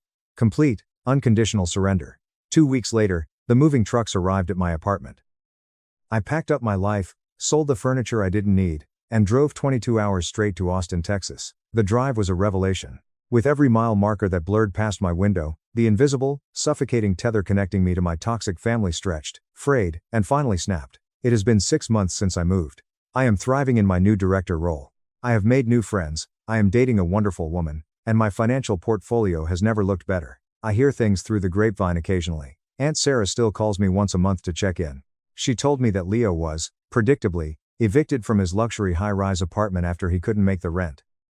He had to move back into my parents' basement. Without my monthly $1,200 deposits masking their financial incompetence, my parents were forced to downsize. They sold their house last month to avoid falling into foreclosure and moved into a much smaller townhouse in the suburbs. They made their choices, and they are finally living with the consequences. Yesterday, I was walking through a local bookstore in downtown Austin when I saw a small, leather-bound journal on a display table. The quote stamped on the cover caught my eye. It read, "Closure is not something they hand you. It is a fortress you build yourself." I bought the journal, took it back to my new apartment, and wrote one final sentence on the very first page before putting it on my shelf. They didn't break me, they just showed me how to forge the steel. My parents sabotaged my medical school scholarship to protect my sister's ego. So I exposed their fraud to my billionaire grandpa, and he annihilated Dad's empire. My parents secretly submitted fraudulent financial documents to destroy my medical school scholarship so I'd be forced to attend my twin sister's mediocre college. So, I exposed their fraud to my ruthless grandfather, and he publicly annihilated my father's empire before I delivered the final, humiliating blow on a stage in front of hundreds. I'm Julian. I was 18 years old when my parents systematically tried to destroy my future because my twin sister, Chloe, wasn't as academically gifted as I was. Before I tell you about the incredible moment of public humiliation that finally shattered their control and set me free, let me give you the background. It all detonated on a rainy Thursday afternoon in April. The air in our house was thick with a suffocating, nervous energy. It was mail day, not just bills and junk mail, but the heavy, stiff envelopes from universities across the country, the envelopes that held the coded messages of our futures. Chloe and I were both vying for spots in competitive pre-med programs. It was the path our parents had laid out for us since birth. She was perched on the very edge of our expensive, uncomfortable living room sofa, her knee bouncing a frantic rhythm against the velvet cushion. My mother, Beatrice, was fluttering around the room, pretending to dust already spotless bookshelves, her eyes darting toward Chloe every few seconds. My father, Arthur, was hidden behind the wall of his financial newspaper, a fortress of silence. But I noticed he hadn't turned a single page in over 15 minutes. When the familiar squeak of the mail truck echoed down our obsessively manicured suburban street, Chloe shot up as if she'd been electrocuted. She got to the mailbox first. It was an unspoken rule in our house, Chloe always went first. She returned, shuffling through the stack, her lips moving silently as she sorted. "Okay, 2 for me," she announced, her voice trembling slightly. She ripped one open with practiced flair. A slow smile spread across her face. "Oak Ridge College. I'm in." A collective sigh of relief swept through my parents. "Oh, Chloe, sweetheart, that's just phenomenal," my mother cooed, rushing over to envelop her in a suffocating hug. My father actually lowered his newspaper to give a tight, approving nod. 1 down. The family honor was secure. Chloe opened her second letter. "Wait. Rejected from Vanguard." Her tone was flat, devastated. Vanguard Institute of Medicine, V.I.M., was the absolute pinnacle. Oak Ridge was a fine school, but it wasn't a bragging right at their country club. She then looked at me, her expression shifting to something dark and defensive. She held out a single, pristine white envelope. Embossed in the corner was the official gold seal of the Vanguard Institute of Medicine. My absolute dream. My long shot. I took it from her outstretched hand. My own palms were slick with cold sweat. I retreated to the armchair in the far corner of the room, needing a pocket of space in the suffocating atmosphere. My fingers trembled as I slid them under the flap. I pulled out the single, heavy sheet of paper.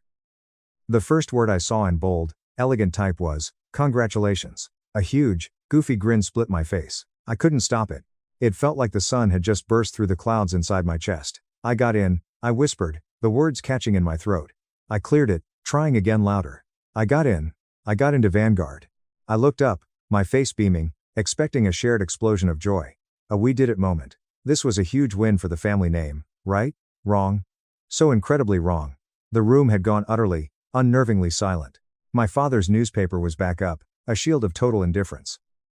My mother's celebratory smile had evaporated, replaced by a mask of strained concern directed solely at Chloe, whose face had crumpled as she stared at her own thin rejection letter from the exact same institution. My mother finally broke the silence, her voice a travesty of forced brightness. "Oh, well, she said, her eyes flitting toward me for a millisecond before locking back onto Chloe. "At least one of you got some good news today." It wasn't a congratulations, it was a damage report. My life-altering achievement was framed as nothing more than a consolation prize for my sister's disappointment. My success was an inconvenience they now had to manage. That night, after a dinner eaten in near total silence, I tried to talk to Chloe. I knocked on her door. "Chloe, you okay?" "Just leave me alone, Julian." Her voice came back, muffled and thick with bitter resentment. Defeated, I headed to my own room. I thought the worst of it, the acute awkwardness, was over. But as I passed the top of the stairs, I heard their voices low, conspiratorial tones drifting up from my father's locked study. I froze, melting back into the shadows of the hallway. It will be a complete and utter disaster for Chloe's psyche if she has to watch Julian succeed at that level first. My mother's voice was a venomous hiss. "She's so fragile right now, Arthur. Seeing him at a top-tier medical school, while she's just at Oak Ridge, it will crush her." My father's reply was colder, stripped of all emotion. It was the voice he used for hostile corporate negotiations. "I agree. It's an unacceptable outcome. We have to do something." I backed away from the stairs, a chill creeping down my spine that had nothing to do with the drafty hallway. Do something. What in God's name did that mean? I didn't have the answer then. But that quiet, menacing promise was the opening salvo in a war I never knew I was supposed to fight. A war for my own future, waged against my own flesh and blood.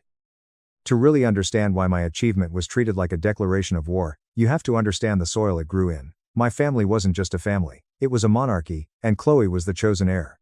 I was, at best, a member of the court, and at worst, a court jester whose only job was to make the princess feel better about herself. This wasn't a new development. It was the bedrock of our entire childhood. Chloe was the sun, I was a minor planet caught in her gravitational pull. She was vibrant, social, and effortlessly charming. I was the quiet one, the observer, the kid who would rather take apart a broken toaster than be the center of attention. Our parents interpreted this difference not as personality, but as a hierarchy. She was the one to be showcased, I was the one to be managed.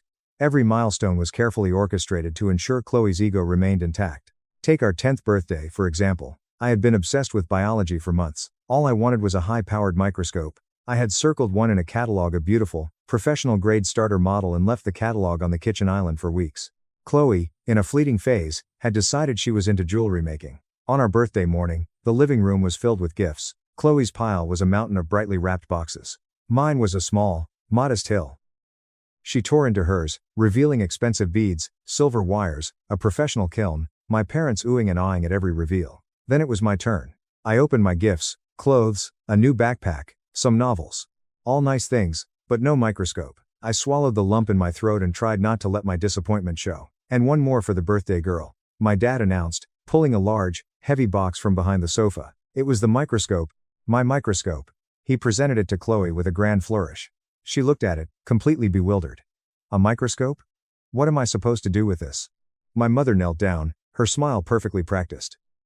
Well, honey, we know Julian loves this stuff. We thought it would be a fun thing for you two to do together. You can be the project manager.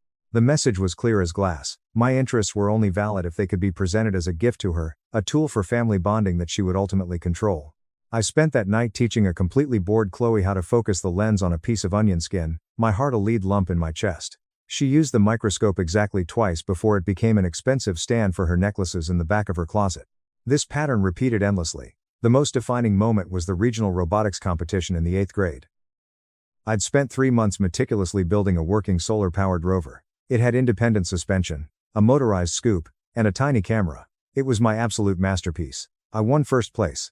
I remember the weight of that heavy gold medal around my neck, a feeling of pure, unadulterated pride. Chloe had entered a hastily made papier-mâché volcano that barely fizzed. When her name wasn't called for any of the top prizes, the waterworks began.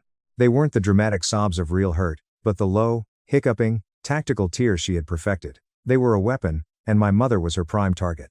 My mom found me by my project booth, her smile tight and strained. In front of my science teacher, in front of my peers, she whispered, "Julian, darling, look at your sister. She tried so hard. You know how sensitive she is. It would be such a kind, generous thing for you to let her wear your medal for the photos. It's just a piece of metal after all. Being a good brother is more important."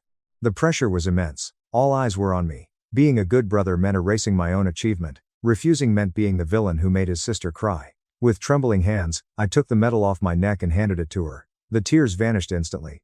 My mother beamed. "That's my sweet boy." I didn't feel sweet. I felt invisible. My only true refuge was in the world of academics. It was logical. It was fair. The laws of physics didn't care who your parents liked more. It was in my AP biology class that I found a real ally. Dr. Sterling.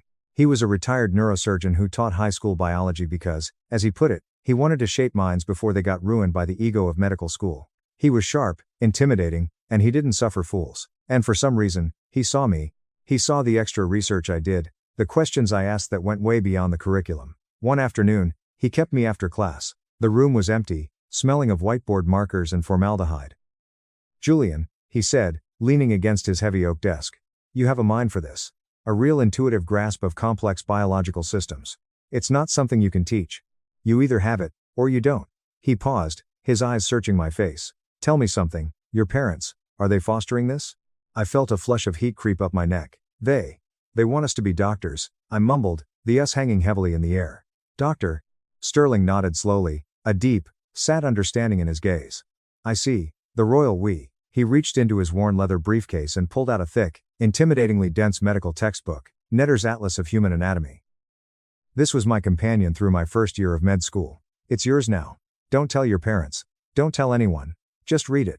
Absorb it. Let it be our secret. And that book became my holy text. I would spend my lunch hours hidden in a dusty study carrel in the back of the school library, absorbing every page. My parents, meanwhile, were sinking a small fortune into elite private tutors for Chloe.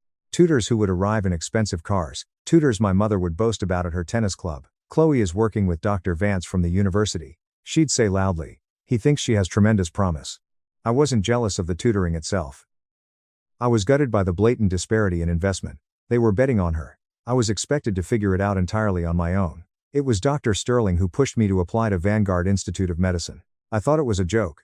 They don't accept kids like me, I'd argued. What? Kids who are brilliant but don't have a cheering section at home? He countered with a wry smile.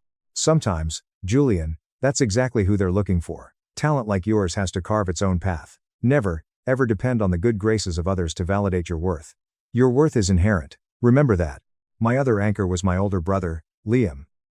He was 4 years my senior and had escaped to a college on the opposite side of the country the second he turned 18. He saw our family with the crystal clarity of distance. The summer before he left, he sat me down in his empty bedroom. Jules, he said, his voice deadly serious. I'm going to give you some advice, and I need you to listen. Mom and Dad have a massive blind spot named Chloe. They will always manage situations to protect her feelings, even if it means throwing you under the bus. You have to protect yourself. He leaned in closer. Start a file. A secret one on your laptop. If they say something important, write it down. If there's a weird conversation, document it. Date, time, exact words. Sounds paranoid, I know. But data doesn't have feelings. Data is just the truth. And one day, you might need the truth on your side. It felt deeply cynical, like a spy movie, keeping a dossier on my own parents. But the look in his eyes was so urgent that I did it. I created a hidden folder named Insurance. For years, it sat there mostly empty. Until now. After hearing them in the study that April night, my heart hammering against my ribs, I powered on my laptop. I opened the insurance folder and created a new text file. Date, April 14th. Time, approx 10:45 p.m. Subject, parental discussion regarding Vanguard acceptance. Overheard mother and father in the study. Mother stated my success would be a disaster for Chloe's psyche. Father stated, we have to do something. Implication, they intend to interfere with my enrollment at VIM to protect Chloe's ego. It was the first brick in the wall I would have to build to protect my own future. They had made their first move in the shadows. Now, thanks to Liam, I was ready to start turning on the lights. Update 1. The weeks following that night were a masterclass in psychological warfare. My parents didn't confront me directly. That would have been too honest. Instead, they waged a campaign of strategic neglect, designed to wear me down. Every time I brought up Vanguard, or a housing form I needed signed, or a question about the financial aid portal, the conversation would be deftly suffocated. My mother would suddenly remember an urgent phone call, or get a pained expression and sigh, Julian, please, can we not talk about all this college stress right now? It's been so hard on your sister. My father would simply become deaf, his attention consumed by a non-existent spot on the wall. They were trying to make my future so inconvenient to discuss that I would simply give up. Chloe leaned into her role as the fragile victim perfectly. She would sigh dramatically whenever I walked into a room. If I mentioned a book I was reading, she would murmur just loud enough for our parents to hear, it must be nice to be so naturally smart without having to try. It was a performance, and my parents were her captive audience. The inevitable explosion came at Sunday dinner. This was my father's preferred stage for family pronouncements. To make matters worse, my mother had invited her sister, Aunt Clara. Clara was a licensed family therapist, and my mother wielded her professional title like a shield, as if having a therapist eat our roast beef automatically made our toxic dynamic healthy. My father placed his knife and fork on his plate with a deliberate clink that silenced the room. Julian, he began, his voice dangerously calm. Your mother and I have been doing a great deal of thinking, and we've decided, we think the best path forward for the family is for you to attend Oak Ridge College. I stared at him, my fork frozen halfway to my mouth. Oak Ridge? Why would I go to Oak Ridge? I got into the best medical program in the country. Oak Ridge is an excellent school. My mother interjected, her smile brittle. And the most important thing is that you and Chloe can be together. You can support each other. It's a built-in support system. Support her. I translated the words in my head. What she means is, I'll be her built-in tutor. Her academic life raft. I don't need a support system, I said, forcing my voice to remain perfectly even. And neither does she. She got into Oak Ridge on her own. Me going to Vanguard doesn't change that. Don't be deliberately obtuse, Julian. My father's voice gained a hard, jagged edge. This isn't just about academics. This is about family solidarity. Your sister is going through a moment of profound disappointment. A good son, a good brother, would choose to stand by his sister, not abandon her to chase some pretentious brand name. Abandon her. I couldn't believe the gaslighting. I'm not abandoning her, I'm going to college. How is my success selfish? It's selfish because you are putting your own ego above the emotional well-being of this family. My mother cried, her voice cracking with manufactured hysteria. All of our friends at the club, they'll all be asking, where are the twins going? What are we supposed to tell them? That one ran off to an Ivy Tier school and the other one didn't? It makes it look like there's something wrong with her. With us. So, that was it. Not Chloe's feelings. It was their image, their social standing. My success was a public relations nightmare they needed to bury. Aunt Clara cleared her throat, sensing her cue. Now, Beatrice, Arthur, she said in her infuriatingly placid therapist tone. Let's try to hold space for Julian's feelings here. This is a tremendous achievement, and it's valid for him to feel proud. My mother's head whipped around, her eyes narrowing into slits. Clara, with all due respect, you are our guest. This is a private family matter. Aunt Clara wilted instantly, picking up her water glass and effectively removing herself from the line of fire. So much for professional intervention. I felt a surge of cold, absolute fury. I looked directly into my father's eyes. I am going to the Vanguard Institute of Medicine. He held my gaze, his eyes like chips of ice. Fine, he said, the word dropping like an anvil. That is your choice. But choices have consequences. If you choose to turn your back on this family, then you can choose to pay for your prestigious education yourself. As of this moment, you are completely cut off. Not one dime from me or your mother. Not for tuition, not for housing, not for a single textbook. You want to be an adult? Let's see how you handle it. He expected me to crumble. He saw an 18-year-old kid with a part-time job at a hardware store and no savings. Checkmate. But he didn't know about my secret weapon. He didn't know I had spent hours researching financial aid, Pell Grants, and student loans. I met his icy stare. Okay, I said, my voice shockingly steady, I'll handle it. The flicker of stunned disbelief in his eyes was the only victory I claimed that night. But the real attack, the one that proved this wasn't just about control, but outright sabotage, came 2 weeks later. It wasn't a threat delivered over dinner. It was a silent, digital assassination attempt. It started with an email from the Vanguard Financial Aid Office. The subject line read, "Urgent update, regarding your financial aid package." My heart pounded as I opened it. The email informed me that due to recently updated financial information provided by your family, my eligibility for the Vanguard Need-Based Grant was being reevaluated. It stated that my expected family contribution, EFC, had significantly increased, and therefore, my $45,000 a year grant would likely be eliminated entirely.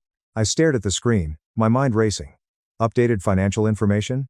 My dad's commercial real estate business was booming. What were they talking about? I spent an hour in a panicked haze searching online. Had his company tanked? Nothing. Then, Liam's voice echoed in my head. Data is power. I dialed his number, my hands shaking so badly I dropped my phone twice.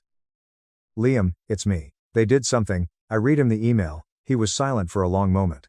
Then he swore, a sharp, violent word. Those absolute bastards, he breathed. Jules, they didn't lose money. They lied. What do you mean they lied? There's a loophole, he explained, his voice a mix of fury and chilling, analytical calm. Parents can submit a professional judgment request to a financial aid office claiming a sudden, drastic change in circumstances. Job loss, high medical bills, or massive business deductions. Dad is self-employed. He probably submitted an amended Schedule C, showing massive, fabricated business losses for the current quarter. They're deliberately tanking your financial aid package from the inside. The sheer, calculated malice of it took my breath away. This wasn't a crime of passion. This was a premeditated, strategic strike designed to make my dream financially impossible. They weren't just refusing to help, they were actively, secretly working to destroy me. Why? Was all I could whisper. Because if you can't afford Vanguard, you have to come crawling back to them, Liam said grimly. You have to accept their terms. You have to go to Oak Ridge. They're taking all your other choices away. Jules. This is war. I hung up the phone and ran to the bathroom, dry heaving into the sink. My body convulsed from the sheer shock and betrayal. After a few minutes, I splashed cold water on my face and looked at my reflection. My eyes were bloodshot, my face pale. But behind the fear, I saw a flicker of something else. A hard, diamond-cold anger that burned away the panic. I walked back to my room, sat at my laptop, and opened the insurance folder. I saved a PDF of the email. I documented the phone call with Liam. I was no longer a son. I was a plaintiff building an airtight case against my own blood. The next morning, I made the most terrifying phone call of my life. I called the Vanguard Financial Aid Office. I was an 18-year-old kid about to accuse my wealthy, powerful parents of committing federal fraud against a top-tier university. When a polite woman named Mrs. Vance answered, I took a deep breath. Good morning, I said, forcing my voice to drop an octave to sound older. My name is Julian Evans. I'm calling about a re-evaluation of my financial aid package. I explained the situation as clinically as possible. I didn't use the word sabotage. I said, I have reason to believe that the updated financial information the university received via the professional judgment request is entirely fraudulent. My initial aid offer was based on my parents' official tax returns, which I have physical copies of. To my knowledge, their financial situation has not negatively changed. In fact, my father's firm just closed a major plaza development. Mrs. Vance was quiet. I could hear the frantic clicking of a keyboard. Julian, this is a highly unusual and delicate accusation. Legally, since they filed the paperwork, we have to process it. My heart sank. The legal wall. However, she continued, the integrity of our aid process is paramount. Please hold. The hold music was a tinny classical piece that grated on my raw nerves. Each second felt like an hour. But the voice that returned was not hers. It was a man's, deep and authoritative. Julian, this is Dr. Mehta, the Director of Admissions and Financial Aid. I pulled your file. I remember your application personally. Your essay on CRISPR technology was one of the most insightful I've read this decade. We want you at Vanguard. His voice was incredibly validating. Given the severity of your claim, and the fact that you are legally 18, I am personally placing a temporary freeze on any changes to your package. The grant you were offered is secure for now. We will require a formal, notarized statement from you to permanently seal the file against further parental amendments. I had won the battle. The grant was safe. But it only covered half the cost. The rest was a vast, terrifying ocean of debt I had no way to cross. My father's threat to cut me off was still a loaded gun pointed at my head. I knew my next move. Update 2. That Saturday, I drove 2 hours out of the city to my grandparents' estate. Margaret and Winston Evans were cut from a completely different cloth than my father. My grandfather had built a massive manufacturing and real estate empire from a single machine shop. They were pragmatic, razor-sharp, and valued grueling hard work above the flimsy currency of country club social standing. They had always been kind to me, but distant. Today, I was going to force them to see me. I didn't show up crying. I didn't show up complaining. I showed up wearing a suit, carrying a leather briefcase Liam had mailed me. I sat them down in their sun-drenched library, the room smelling of old paper and lemon polish. I'm not here to complain about my father, I began, my voice clear and steady. I'm here to present a business proposal. I opened the briefcase and laid everything out on the mahogany table. My acceptance letter to Vanguard. The fraudulent financial aid email, the W-2s and tax documents I had quietly copied from my father's unlocked home office, the insurance file detailing the conversations. Then, I presented a detailed, line-item spreadsheet. I had calculated everything down to the penny: tuition, double occupancy dorm fees, meal plans, textbooks, even a budget for laundry and subway passes. I am not asking for a gift, I said, looking my formidable grandfather directly in the eye. I am asking for a loan. I have drafted a legal contract here. It proposes a 6% interest rate, and stipulates a repayment plan beginning 6 months after my medical residency ends.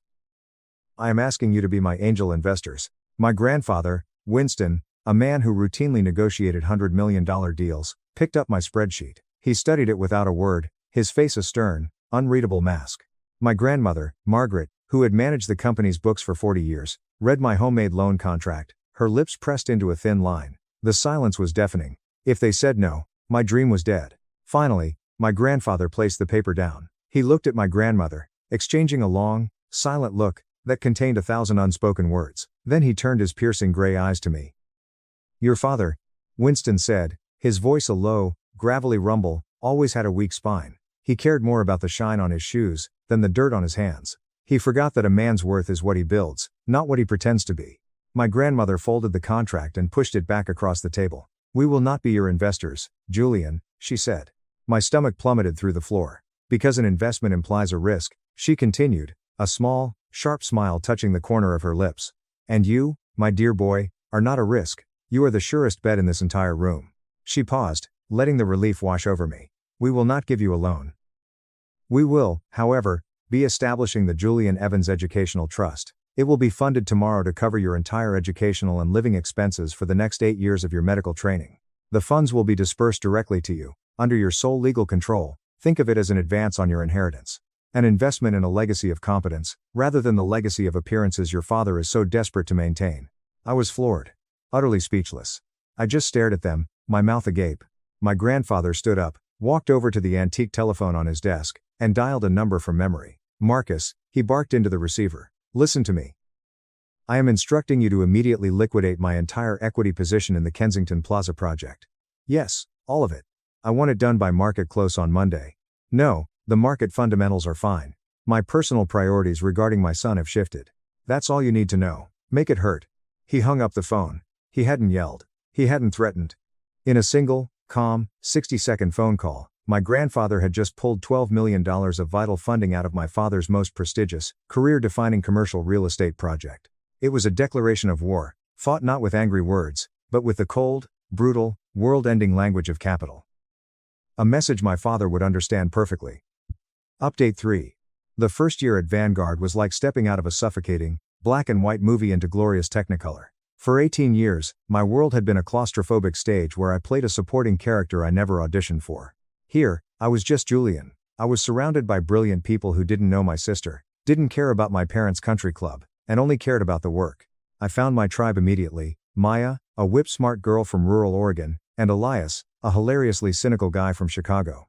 We bonded over a disastrous organic chemistry lab where we nearly set a fume hood on fire.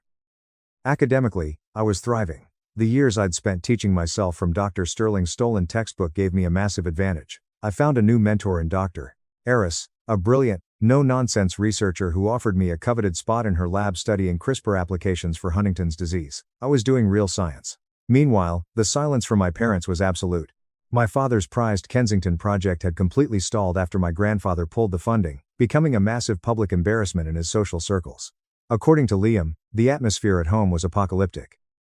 They had tried a few last-ditch efforts: a guilt-laden voicemail from my mother, a terse email from my father offering to reconsider his stance if I apologized. I deleted both. Their power over me was gone, and they were terrified of it. I thought it was all over, but the universe had one last, spectacular act of karma in store for me. In late May, I received an email informing me I had been selected as the sole recipient of the Dean's Award for First-Year Research Excellence. It was a massive honor, and it came with a presentation at the prestigious, black-tie annual Vanguard Gala. Out of a deeply ingrained, frankly stupid sense of familial obligation, I emailed my parents to tell them. I expected them to ignore it, but I underestimated their obsession with appearances. This was a command performance. They had to show up, dressed in their finest, and play the role of the proud, supportive parents to quell the rumors spreading through their social circles about their estranged son.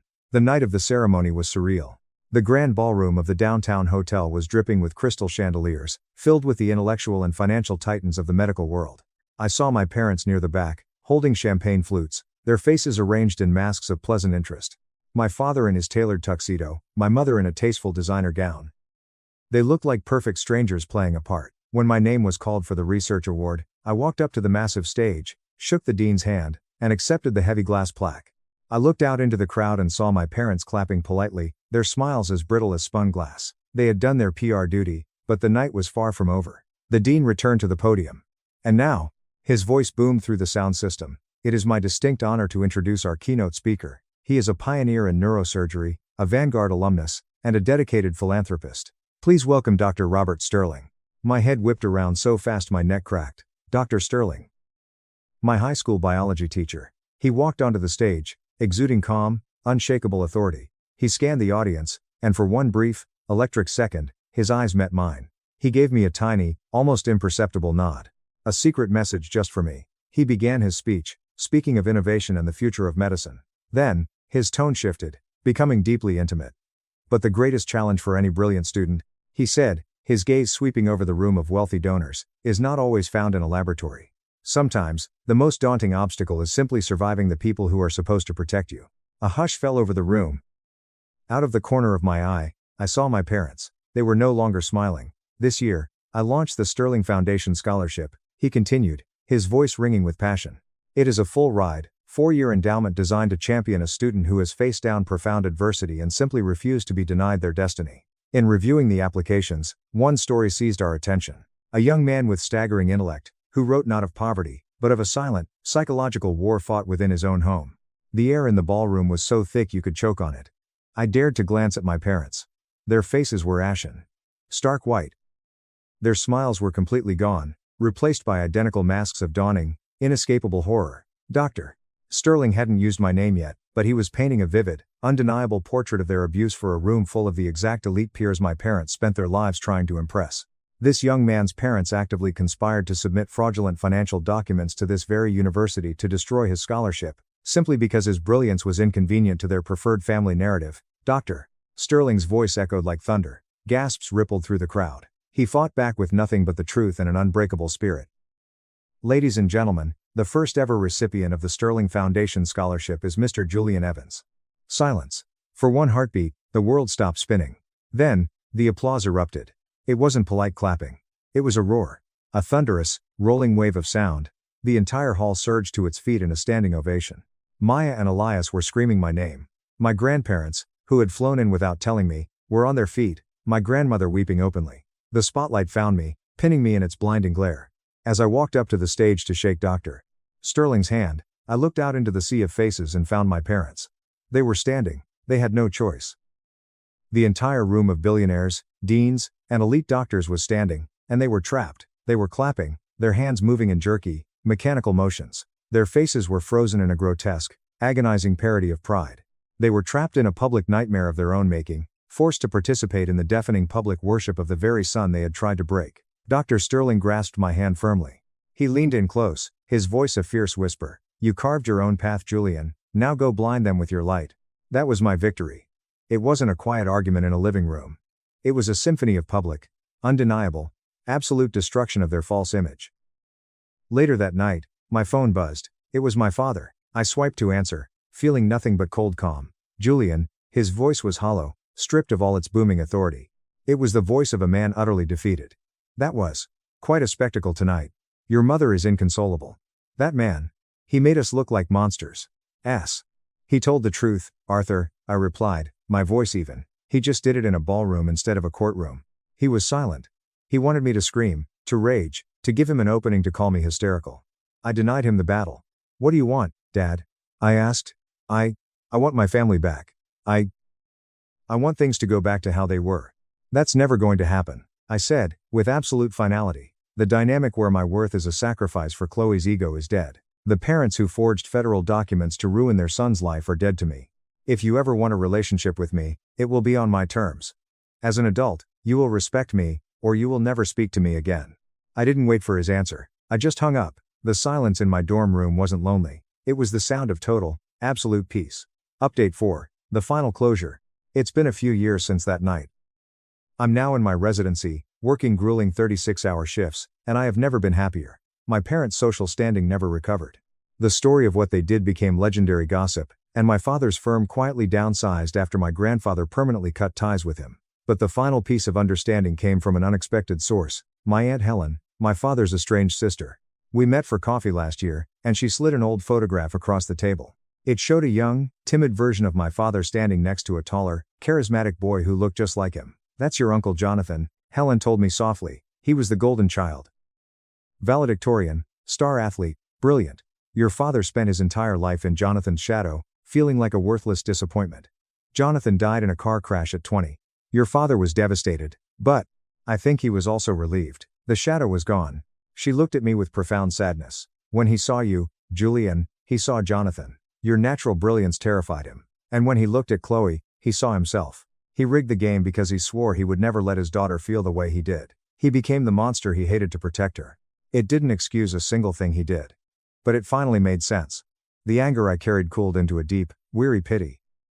As for Chloe, she actually failed out of Oak Ridge her sophomore year. Without me to serve as her scapegoat, she collapsed under the weight of expectations she could never meet. She called me one night, sobbing real, ragged tears admitting she couldn't do it. For the first time, I didn't feel resentment. I just felt pity for a girl who had been lied to her whole life. I spent hours on the phone, teaching her how to study. She eventually switched to nursing, a field she actually loves, and she is thriving. Last week, I received a handwritten letter from her. Julian, I am so sorry. I loved being the favorite, and I let them use my feelings to hold you back because it benefited me. I finally see it all. You refusing to give up your award wasn't you trying to humiliate me, it was you finally refusing to erase yourself. I am so incredibly proud of the man you've become. Love, Chloe. I stood by the window of my apartment, looking out at the city lights. Power isn't something people can give you or take away. Real power is the quiet, unshakable belief in your own worth, built brick by painful brick in the dark. And once you build it, No one can ever tear it down. My sister sobbed on Facebook that I was a greedy monster hiding our family estate. So I built a website exposing her fraud and let the judge do the rest. My mom threatened me. She looked me dead in the eyes and said, "If you don't give your sister half the estate, you are dead to this family." I didn't raise my voice, I didn't flinch. I just calmly replied, "I guess losing some greedy, entitled relatives won't hurt me at all." I never thought money could instantly vaporize a family, but looking back, the rot was always there, festering just beneath the surface. It just took my grandfather's death to finally pull back the curtain and expose the absolute monsters I shared blood with. 7 months ago, my grandfather, Harrison Caldwell, passed away. He was an absolute titan of a man. He built his commercial HVAC and construction business in Chicago from literally nothing but a rusted metal toolbox, a beat-up 1988 Ford truck, and an unrelenting, bone-deep work ethic. He was a man of calloused hands, smelling perpetually of fresh pine sawdust, strong black coffee, and old motor oil. He taught me everything I know about absolute integrity, showing up on time, and doing the grueling job right, even when absolutely no one is watching. When I was just 14 years old, instead of letting me sleep in and play video games all summer, he started dragging me out of bed at 4:30 a.m. to take me to his active commercial job sites. He taught me the trade from the ground up. I spent years sweeping concrete floors, carrying heavy lumber, framing walls, hauling sheet metal ductwork, and eventually managing entire crews. By the time I turned 18, I was working full-time for his company while grinding through community college business and engineering classes at night. I didn't have a traditional, fun college experience. I had early morning sore muscles, dirt under my fingernails, and the quiet, unshakable pride of building a life with my own two hands. My younger sister, Sienna, who is now 25, took an entirely different path in life. Our mother, Martha, 54, always treated Sienna like a fragile, priceless piece of porcelain that desperately needed to be protected from the harsh realities of the working world. Sienna went to an outrageously expensive private university in Southern California. My parents took out massive, crippling loans to facilitate this lifestyle, and Sienna decided to study art history. She spent her college summers backpacking through Europe with her wealthy sorority friends, finding herself in Parisian cafes and Italian vineyards. She visited Grandpa Harrison maybe twice a year, and miraculously, those visits always perfectly aligned with holidays, birthdays, or the start of a new semester when she needed a little financial boost. I am not judging her choices, or at least I desperately tried not to for a very long time. We were just fundamentally different people living in entirely different realities. But the bomb dropped when Grandpa's will was formally read in his attorney's mahogany-lined office downtown. Grandpa left me his prized lake cabin in the Adirondacks in upstate New York. Now, you need to understand, this isn't just a dilapidated fishing shack.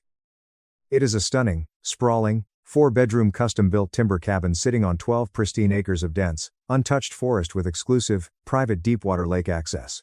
It was his ultimate masterpiece, appraised at approximately $1,150,000 in the current real estate market. To Sienna, he left $75,000 in liquid cash and his collection of vintage, fully restored Leica cameras that were appraised at roughly $40,000. The entire remainder of his substantial estate was systematically divided among various local charities and trade school scholarship funds he had passionately supported throughout his life. The will included a sealed, handwritten letter explaining his precise reasoning. For me, he wrote page after page about our shared memories of that cabin. He wrote about teaching me to fish off the very cedar dock we spent an entire summer rebuilding together when I was 16. He wrote about my first clumsy attempts at carpentry on the massive wraparound back porch. His exact words were, "I want this property to stay firmly in the hands of someone who understands its true bleeding value beyond a dollar sign. A house is just wood and stone until you pour your sweat into it." Caleb knows the sweat. For Sienna, his letter was much shorter, but still kind. He mentioned being proud of her artistic passions and explicitly stated he hoped the $75,000 cash injection would help her finally establish her career and wipe out some of her crushing debts. My mother, Martha, went absolutely nuclear. She didn't just disagree with the will, she launched a holy crusade. She started calling me 4, sometimes 5 times a day. Her voice was shrill and demanding, insisting that generational family wealth must inherently benefit all children equally, completely regardless of what the person who actually earned the money intended. She aggressively argued that Grandpa Harrison was a toxic, old-fashioned misogynist who played favorites simply because I am male and chose to work in the dirt and mud like him. She demanded, not asked, demanded that I immediately list the Adirondack cabin for sale and split the $1,150,000 proceeds right down the middle with Sienna. Here is where my initial guilt and deep internal conflict came in. I genuinely loved my sister. Despite our massive differences, we had always maintained a close, if superficial, relationship. Sienna herself hadn't directly screamed at me for the money yet, but she had started making extremely passive-aggressive, calculated comments. She'd sigh loudly at family dinners, mentioning how incredibly lucky I was, and how a massive cash windfall from the house could literally solve every single problem in her life. She is currently drowning in about $92,000 of combined student loans and high-interest credit card debt from her lavish lifestyle. My mother then decided to weaponize the extended family. At a tense Sunday dinner, my aunt pointed her fork at me and called me a selfish, greedy opportunist. My uncle loudly proclaimed I was spitting on traditional family values. They created a toxic echo chamber, all aggressively chanting that Grandpa would have wanted us to take care of each other and that keeping the entire property made me a monster. But the absolute truth is, I don't want to sell it, period. Beyond the immense, crushing sentimental value, my wife Elena and I have been desperately trying to plan for our future. We want to start a family. We dream of our future children spending their humid July afternoons jumping off that exact same cedar dock just like I did. Currently, Elena and I live in a cramped, noisy 2-bedroom apartment in Chicago. This Adirondack property represents a future, a sanctuary that we could never, ever afford to purchase on our own. My mother's latest shifting argument is that I already have a highly stable, lucrative career. I successfully run my own mid-sized commercial HVAC and construction firm now. Meanwhile, Sienna is 25 and still struggling to find her true path. She works a meager 15 hours a week at a boutique art gallery and occasionally writes freelance blog posts that pay absolute pennies. Martha says it is my biological duty as the older, successful brother to even out the scales of the universe. I desperately tried to offer olive branches. I told Sienna she could use the cabin absolutely whenever she wanted for free vacations. I offered to personally pay for her flights out there. I told her she could have her future wedding on the property entirely free of charge. I even offered to dip into my own personal savings to help her aggressively tackle the high-interest portion of her credit card debt, but Martha shut it down instantly. She told me my offers were insulting, pathetic crumbs. She formally demanded I either sell the property and give Sienna $575,000, or I personally take out a massive mortgage and buy Sienna out for $575,000 cash. Reddit, AITA for refusing to sell my grandfather's cabin even though it undeniably created a massively unequal inheritance split between my sister and me? Edit, to clarify some recurring questions in the comments. Yes, the will was absolutely 100% properly executed with impartial witnesses and a high-end estate lawyer. Grandpa Harrison was thoroughly evaluated by his primary care physician and a geriatric specialist just 2 months before finalizing the will specifically to prevent my mother from trying to challenge it. The deed to the house has already been legally, fully transferred into my name. I hold the title insurance. I am not worried about the legal mechanics. I am just mourning the total destruction of my family. Update 1. Well, everything escalated with terrifying speed. First, thank you to every single person who responded to my original post. The overwhelming consensus was that I was NTA and that I needed to honor my grandfather's dying wishes without guilt. I felt deeply validated reading your comments, but a naive, stupid part of me was still desperately hoping to find a peaceful, loving resolution with my family. That hope was violently murdered this past weekend. Let me back up. After my original post, I sat down and had a very long, seemingly emotional FaceTime conversation with Sienna. She cried a little, admitted she was deeply hurt by the disparity of the will, but explicitly stated she understood Grandpa's reasoning. We virtually hugged it out. I reiterated every single one of my previous offers: free vacations, the wedding venue, helping with the debt, and I even added that when she was finally ready to buy a starter condo, I would personally gift her $15,000 toward her down payment. She seemed genuinely, profoundly grateful. I thought the war was over. My mother, however, strapped on her armor and doubled down. She created a toxic family group chat, literally titled Fairness for Sienna. She spent her days flooding this chat with passive-aggressive psychology articles about how inheritance inequality breeds resentment and destroys sibling bonds. I quietly muted the chat for my own sanity, but my wife Elena would occasionally check it and show me the most deranged highlights. Martha was methodically building a narrative that I was a manipulative, calculating sociopath who had spent years slowly poisoning a sick old man's mind against his own sweet granddaughter. Then last Thursday, Sienna called me. She was practically vibrating with excitement. Her boyfriend of 3 years, Julian, had finally proposed. I was genuinely thrilled for her. I immediately reminded her of my offer. The Adirondack cabin was completely hers to use for the wedding. She squealed with joy, thanking me profusely, and immediately started rambling about planning a rustic, elegant lakeside summer wedding for next June. Fast forward to Sunday morning, Elena and I packed up our truck and drove the long hours out to the cabin for a long weekend. The property desperately needed maintenance. Grandpa had been severely ill for the last 2 years of his life, and the harsh winters had neglected the exterior. We pulled into the long gravel driveway and immediately hit the brakes. There were 3 unfamiliar cars parked on my property. One was Sienna's SUV, one was Julian's sedan, and the third was a massive, pristine white Sprinter van with pink cursive lettering on the side. Lakeside Luxury Events. Feeling a heavy knot of dread in my stomach, Elena and I walked through the front door. We found Sienna standing in the center of the main living room, gesturing wildly while showing a woman with a clipboard around my house like she was the sole proprietor. They were actively discussing knocking down walls. "If we just remove this entire load-bearing wall here," Sienna was saying, pointing to the exact timber wall Grandpa and I had spent 3 weeks framing and reinforcing, "it will really open up the flow for the cocktail hour. And obviously, this dated, ugly kitchen has to be completely gutted before the caterers can use it." The wedding planner was nodding enthusiastically, snapping photos on her iPad and taking laser measurements of my ceilings. I cleared my throat loudly. "What exactly is happening here?" Sienna spun around, beaming a completely fake, plastic smile. "Caleb, perfect timing. I'm just getting a head start on planning the big day at our family cabin." Notice the pronoun, our. The wedding planner eagerly stepped forward, handing me a glossy business card. "You must be the brother. I am so incredibly excited to transform this hidden, outdated gem into a premium luxury venue for Sienna." I felt my blood pressure spike. I pulled Sienna roughly into the hallway, away from the planner. "Sienna, what the hell are you doing? I offered to let you host your wedding here. I didn't offer to let you demolish my house. This is my property, not a shared family asset." Sienna's fake smile vanished instantly, replaced by an eye roll so hard I thought she'd sprained something. "Oh, come on, Caleb. Stop being so dramatic. We both know Mom is completely right. This place should legally belong to both of us. You owe me this. I'm just planning my wedding at my family's estate."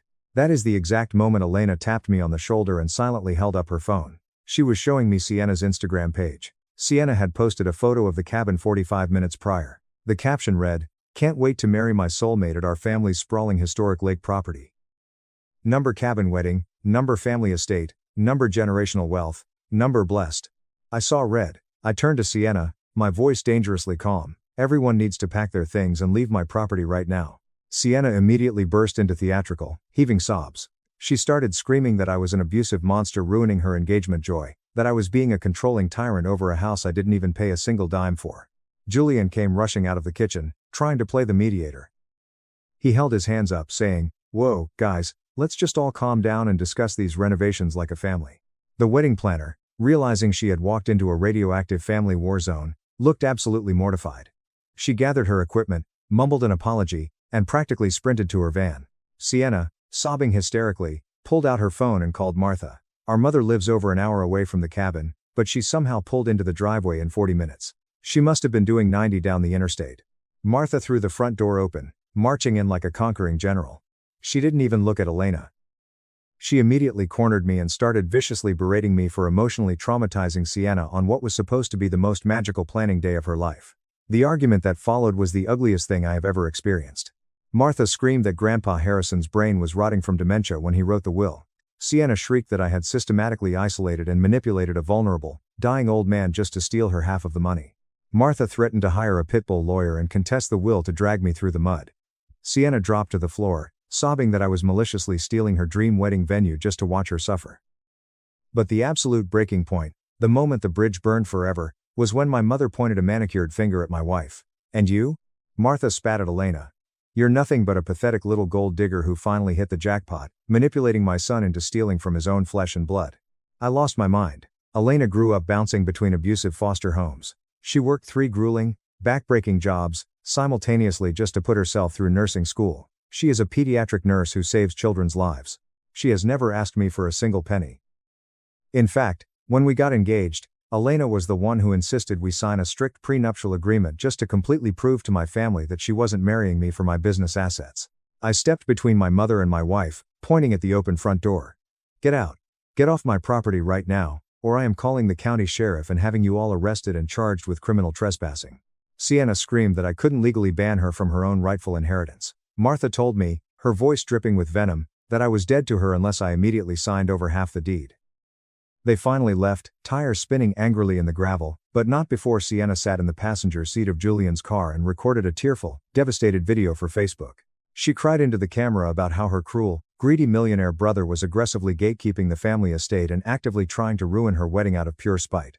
By the time the sun went down, the post had gone completely viral within our extended family network. My phone practically melted from the notifications.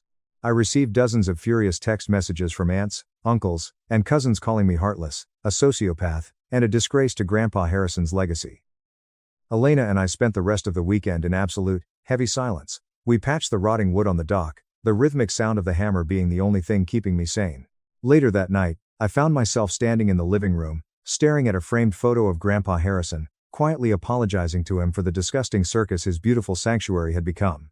I have officially, in writing, revoked my offer to host Sienna's wedding. I called a local security firm and spent $2,500 having high-end, motion sensor security cameras installed around the entire perimeter. I completely changed all the heavy deadbolt locks because I discovered Sienna had secretly made unauthorized copies of the spare key years ago. My best friend, who is a corporate attorney, told me to start a physical binder and document every single interaction, text, and threat, because people like this always escalate. The Fairness for Sienna group chat has become a war room. Cousins I haven't spoken to in a decade are writing paragraphs about my lack of morality. However, my dad, who divorced Martha 12 years ago specifically because of her toxic, narcissistic behavior, sent me a private text. It read, "I am so damn proud of you for standing your ground, Caleb. Harrison would be too. Don't give them an inch." That text broke me. I sat on the floor of the bedroom and sobbed. I love my sister, but the person who stood in my living room demanding to tear down my grandfather's walls is a stranger. My mother has always been controlling, but this level of psychotic manipulation is entirely new territory. I am starting to realize I never actually knew the people I grew up with. Update 2. I genuinely never thought I would be back on this forum with another update. I thought the worst was behind me. I was wrong. The situation mutated into a nightmare beyond anything my brain could have possibly comprehended. Grab a drink, because this is going to be a very long, very dark ride. Following the overwhelming advice from Reddit and my attorney friend, I went extremely low contact with Martha and Sienna. I didn't block their numbers. I needed to monitor their crazy, but I heavily restricted their access to all my social media and only responded to logistical emergencies. For about 3 blissful weeks, the silence was golden. I should have known the silence meant they were plotting. It started innocently enough with a thick, certified letter arriving at my office. It wasn't a lawsuit yet. It was a formal, aggressive legal request for binding mediation to resolve the unfair and fraudulent distribution of the Caldwell estate. The letter, drafted by some strip mall lawyer they found, outlined a completely fabricated narrative.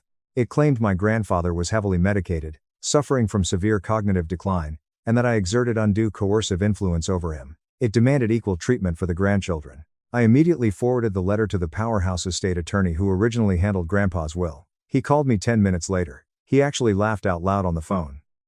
He told me it was the most pathetic, legally baseless fishing expedition he had seen in his 30-year career. He then, proudly laid out the absolute armor Grandpa had built for me. Grandpa's file didn't just have a will. It contained a comprehensive psychiatric medical evaluation conducted by an independent specialist exactly 48 hours before the will was signed, definitively legally confirming his total mental competency.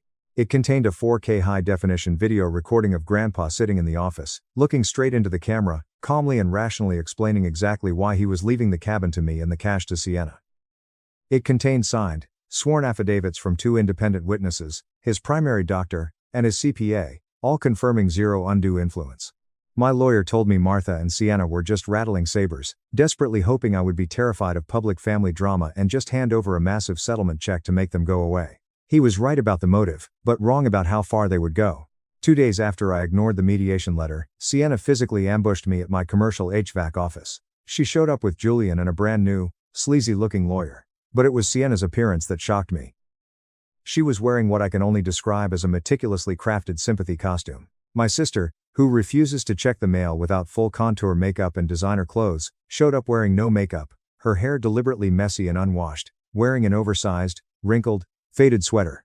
She looked like she was auditioning for a Sarah McLachlan commercial. Her new lawyer handed me a thick, bound document. They weren't just asking for half the cabin's value anymore.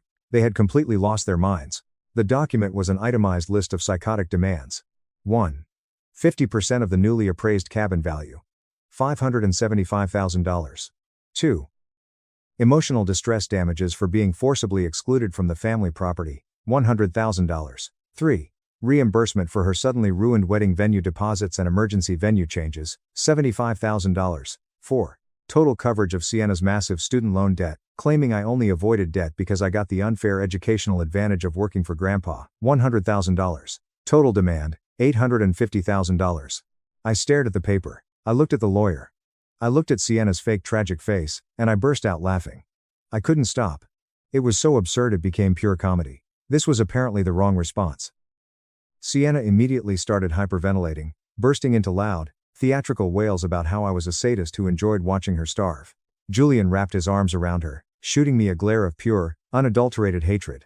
The lawyer leaned forward and used his slimy voice. Mr. Caldwell, this is an incredibly generous compromise offer to avoid a very long, very messy, very public trial that will destroy your business reputation. I stopped laughing. I stood up, opened my office door, and said, "Get out of my building before I have you all trespassed." Sienna's hyperventilating tears miraculously vanished in less than a second. Her face hardened into a mask of pure malice. She walked past me and hissed directly into my ear, "You're going to deeply regret this, Caleb. Mom was right. You're a monster." The mask had fully slipped. That evening, I discovered exactly what her revenge looked like. Sienna had launched a GoFundMe campaign titled, "Help Me Fight for My Dying Grandfather's Stolen Legacy." The campaign description was an absolute masterclass in sociopathic manipulation. I have it memorized. It read, "My name is Sienna Caldwell, and I am shattered to share my nightmare. When my beloved grandfather passed away, my family made a horrifying discovery. In his final confused months, he supposedly left our family's historic generational cabin, worth over $1 million, solely to my older brother. This was a devastating shock, as Grandpa always promised the estate would be a shared sanctuary for our future children. I firmly believe my grandfather was heavily pressured and manipulated in his final vulnerable days. My brother, who controlled Grandpa's business, isolated him while I was away at college pursuing the education Grandpa always dreamed I would get. Now I am drowning in crippling student debt, facing the cancellation of my wedding, while my brother hoards $1 million luxury estate. All I desperately want is fairness. I want to buy a modest home, pay off my education, and honor what I know in my soul were my grandfather's true dying wishes. Please help me raise funds for the legal fees to fight this elder abuse and secure justice for my family." She set the legal fee goal at $75,000. Within 48 hours, she had raised over $11,000. It was mostly from distant extended family members, old high school friends, and community members who only knew her manufactured, cheerful side of the story. The comments on the donation page made me physically sick. Caleb should be locked in a cage. Greedy toxic men always try to violently push women out of generational wealth. Elder abuse is a horrific crime. I hope you put him in prison, Sienna. Against my lawyer's strict advice, the sheer injustice of it made me snap. I created an account and posted a single, highly detailed comment on the GoFundMe. Fact 1. The will is legally ironclad and supported by independent psychiatric medical evaluations proving full competency. Fact 2. Sienna received $75,000 in liquid cash and $40,000 in vintage valuables. Fact 3. I offered Sienna free unlimited use of the house and offered to pay for her wedding. Fact 4. The inheritance differences reflect the fact that I spent 10 years physically working for his company while Sienna visited twice a year. Stop scamming people. My comment was deleted by the campaign organizer, Sienna, in exactly 3 minutes, and she instantly blocked my IP address from commenting again. Then came the coordinated social media carpet bombing. Sienna started posting highly edited, nostalgic throwback photos of her sitting on Grandpa's lap when she was 6 years old with captions like, "I miss your light every single day, Papa. I promise I won't let him destroy what you built." Noticeably, she couldn't post any photos from the last 10 years because she was literally never around to take any. Martha mobilized her army of bored, middle-aged suburban friends. She started posting massive Facebook essays about the patriarchal sickness of inheritance inequality and how families protect male abusers. Local mommy bloggers and micro-influencers started sharing it. The real-world pressure became suffocating. My commercial HVAC company's Google and Yelp pages were suddenly review-bombed with hundreds of fake one-star reviews calling me a thief, a misogynist, and an elder abuser. But the line they crossed that meant total war was when they targeted Elena. Last Wednesday, someone we suspect Martha walked into the massive city hospital where Elena works as a pediatric nurse. They left 60 printed flyers of Sienna's GoFundMe page scattered across the nurses' breakroom tables, the cafeteria, and taped to bathroom mirrors. Scrawled across the top in thick red marker were the words, "Is this the monster your coworker Elena is married to?" Elena called me from a supply closet, sobbing hysterically. Several of her coworkers had started treating her with cold suspicion. One senior nurse actually pulled her aside and asked, completely seriously, if Elena felt guilty wearing scrubs while living off stolen elder money. That Friday, desperately needing an escape from the psychological torture, Elena and I drove up to the Adirondack cabin. As we turned onto the dirt road leading to our driveway, my headlights illuminated something that made my blood freeze. Stabbed deep into the front lawn was a massive, professional real estate, for sale sign. I slammed the truck into park and sprinted toward the house. There was a strange SUV in the driveway. I unlocked the front door to find a local real estate agent standing in my kitchen, showing the property to a wealthy-looking older couple. "What the hell are you doing in my house?" I roared. The agent looked terrified. "Excuse me, I'm showing the property." The owner, Sienna Caldwell, signed an agreement with my brokerage yesterday to aggressively fast-track the sale. Sienna had forged my grandfather's old stationery, pretended the house was still in probate, and authorized a listing. I had to pull up the county tax records on my phone, show my physical ID, and explicitly threaten the agent with a massive lawsuit for breaking and entering before they finally scrambled out the door. That night, Elena and I sat on the edge of the wooden dock, our feet dangling over the black water. I was shaking with pure, unadulterated rage. I realized I couldn't just defend myself anymore. I had to utterly destroy their narrative. I went up to the attic to search for old property blueprints. Instead, I found a dusty, heavy cardboard box tucked behind the thick insulation. Inside were Grandpa Harrison's journals. He had kept meticulous daily diaries for 40 years. I sat on the floor with a flashlight and began reading. The entries regarding Sienna weren't just sad, they were a damning, chronological record of her lifelong selfishness. I digitized every single page. The 14th of August 2019, Sienna's 21st birthday today. Sent her a card and a $1,500 check. She cashed it by 2 p.m. No phone call to say thank you. Beginning to think she only sees me as an ATM. The 4th of July 2021, invited Sienna up to the cabin for the weekend.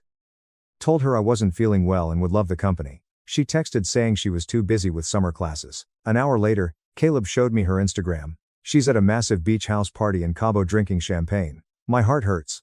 The 3rd of March 2024, 2 months before he died. Met with the estate lawyer today, finalized the will. The lawyer asked if I was sure about limiting Sienna to cash. I am. She doesn't love the cabin. She loves what she can sell it for. The cabin must go to someone who sees it as a home, not a bank account. Caleb has earned this 10 times over. That final entry was dated during the exact window Martha publicly claimed he was suffering from extreme dementia.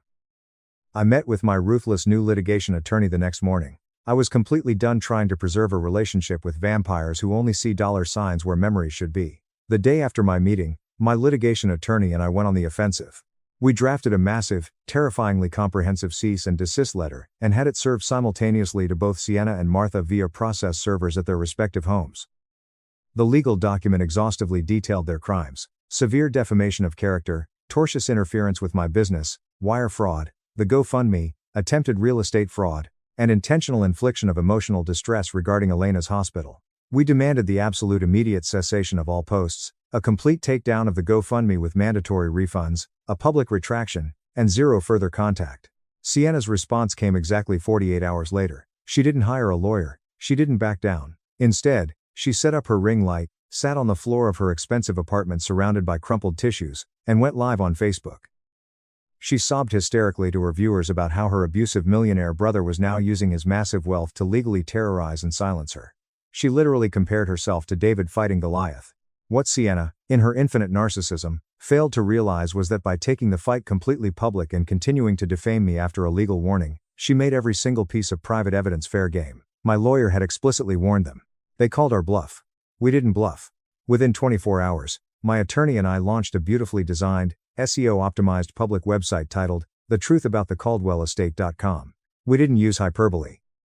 We just posted raw, undeniable data. We posted the full unredacted will, including Grandpa's deeply emotional letter. We posted the certified medical competency evaluation, signed by 2 doctors. We embedded the 4K video of Grandpa Harrison, calmly explaining exactly why Sienna was only getting cash because she treats family like a bank. We posted high-res scans of Grandpa's private journals, highlighting the exact dates Sienna lied to him to extract money while partying. We posted the official probate accounting showing Sienna had already received $75,000 in liquid cash and $40,000 in assets. We posted a brutal side-by-side collage, screenshots of Sienna's GoFundMe claiming she was starving and drowning in debt, placed right next to screenshots from her public Instagram showing her buying designer bags, eating at Michelin-star restaurants, and taking luxury vacations during that exact same time frame. But the absolute killshot, the piece of evidence that ended her entire life, was a series of text messages we legally obtained via subpoena during the initial discovery phase of her threatened lawsuit. It was a text thread between Sienna and her best friend, sent the night after she ambushed my office. Sienna, once I get Caleb to legally crack under the public pressure, I'm buying that penthouse condo downtown. Mom says if we just keep making his wife's life a living hell at the hospital, he'll pay us the $850,000 just to make it go away. Friend, is the GoFundMe actually working? Sienna, it's genius. I've already pulled in $11K from these gullible idiots. Even if we don't win the lawsuit, I'll have enough cash for a new Porsche down payment. These morons actually believe I gave a shit about the old man or that dusty, mosquito-infested cabin. We blasted the link to the website to every single family member, every donor on the GoFundMe, every local news outlet, and every person who had left a fake review on my business page. The backlash was apocalyptic. The GoFundMe trust and safety team immediately launched a fraud investigation, permanently banned Sienna's IP address, and forcibly refunded over $22,000 to the donors. Several extended family members called me weeping and apologizing, saying they had been completely blinded by her manipulative tears. But Martha, completely divorced from reality, doubled down. She officially filed the lawsuit contesting the will, citing undue influence and lack of testamentary capacity. She hired an outrageously expensive, aggressive trial lawyer on contingency. The probate trial happened last month. It lasted exactly 3 days. Martha's lawyer tried to paint me as a calculating mastermind. They actually paid a medical expert psychologist who had literally never met my grandfather to testify about theoretical invisible cognitive decline. Our defense was a surgical strike of pure facts. Grandpa's actual treating physician testified under oath about his razor-sharp mental acuity. And then we played the video of Grandpa Harrison in the courtroom. The entire courtroom sat in dead silence as my grandfather's booming, steady voice echoed off the walls. I am leaving the cabin to Caleb because he is the only one who understands what I built there. Sienna is a lovely girl, but she only sees things through the lens of dollar signs. The cash will serve her lifestyle better. The judge, an older, no-nonsense woman, looked absolutely disgusted with my mother and sister. Her ruling from the bench was swift and merciless. Not only did she formally uphold the will in its entirety, completely dismissing their claims with prejudice, but she invoked a rare legal sanction. She ordered Martha and Sienna to pay 100% of my exorbitant legal fees, stating on the record that their lawsuit was a frivolous, cynical, and malicious attempt to override the crystal-clear wishes of the deceased for pure financial gain. About 2 weeks after the trial ended, I received an unexpected phone call from Julian, Sienna's fiancé. His voice sounded hollow. He asked to meet me privately for a beer at a dive bar across town. When I sat down, he looked at me with bloodshot eyes and said, "I ended the engagement. I moved out." I was stunned. "What happened?" "Yeah." Julian took a long pull of his beer.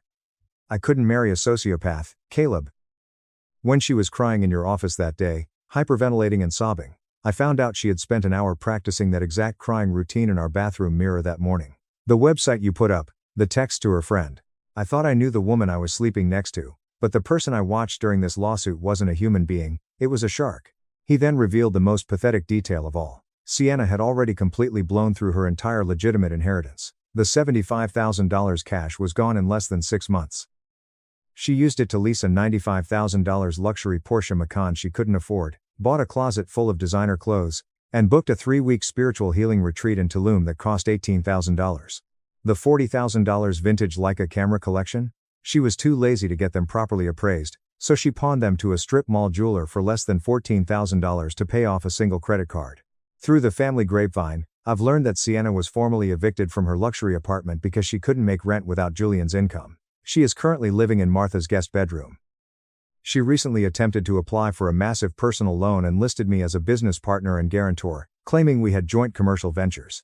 I had my lawyer immediately fire off a cease and desist and flag her for identity fraud.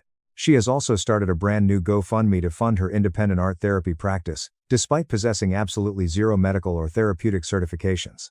Martha has spent the last month trying to convince the remaining extended family that I am a monster who illegally forged the medical documents. Some of the older, gullible relatives believe her.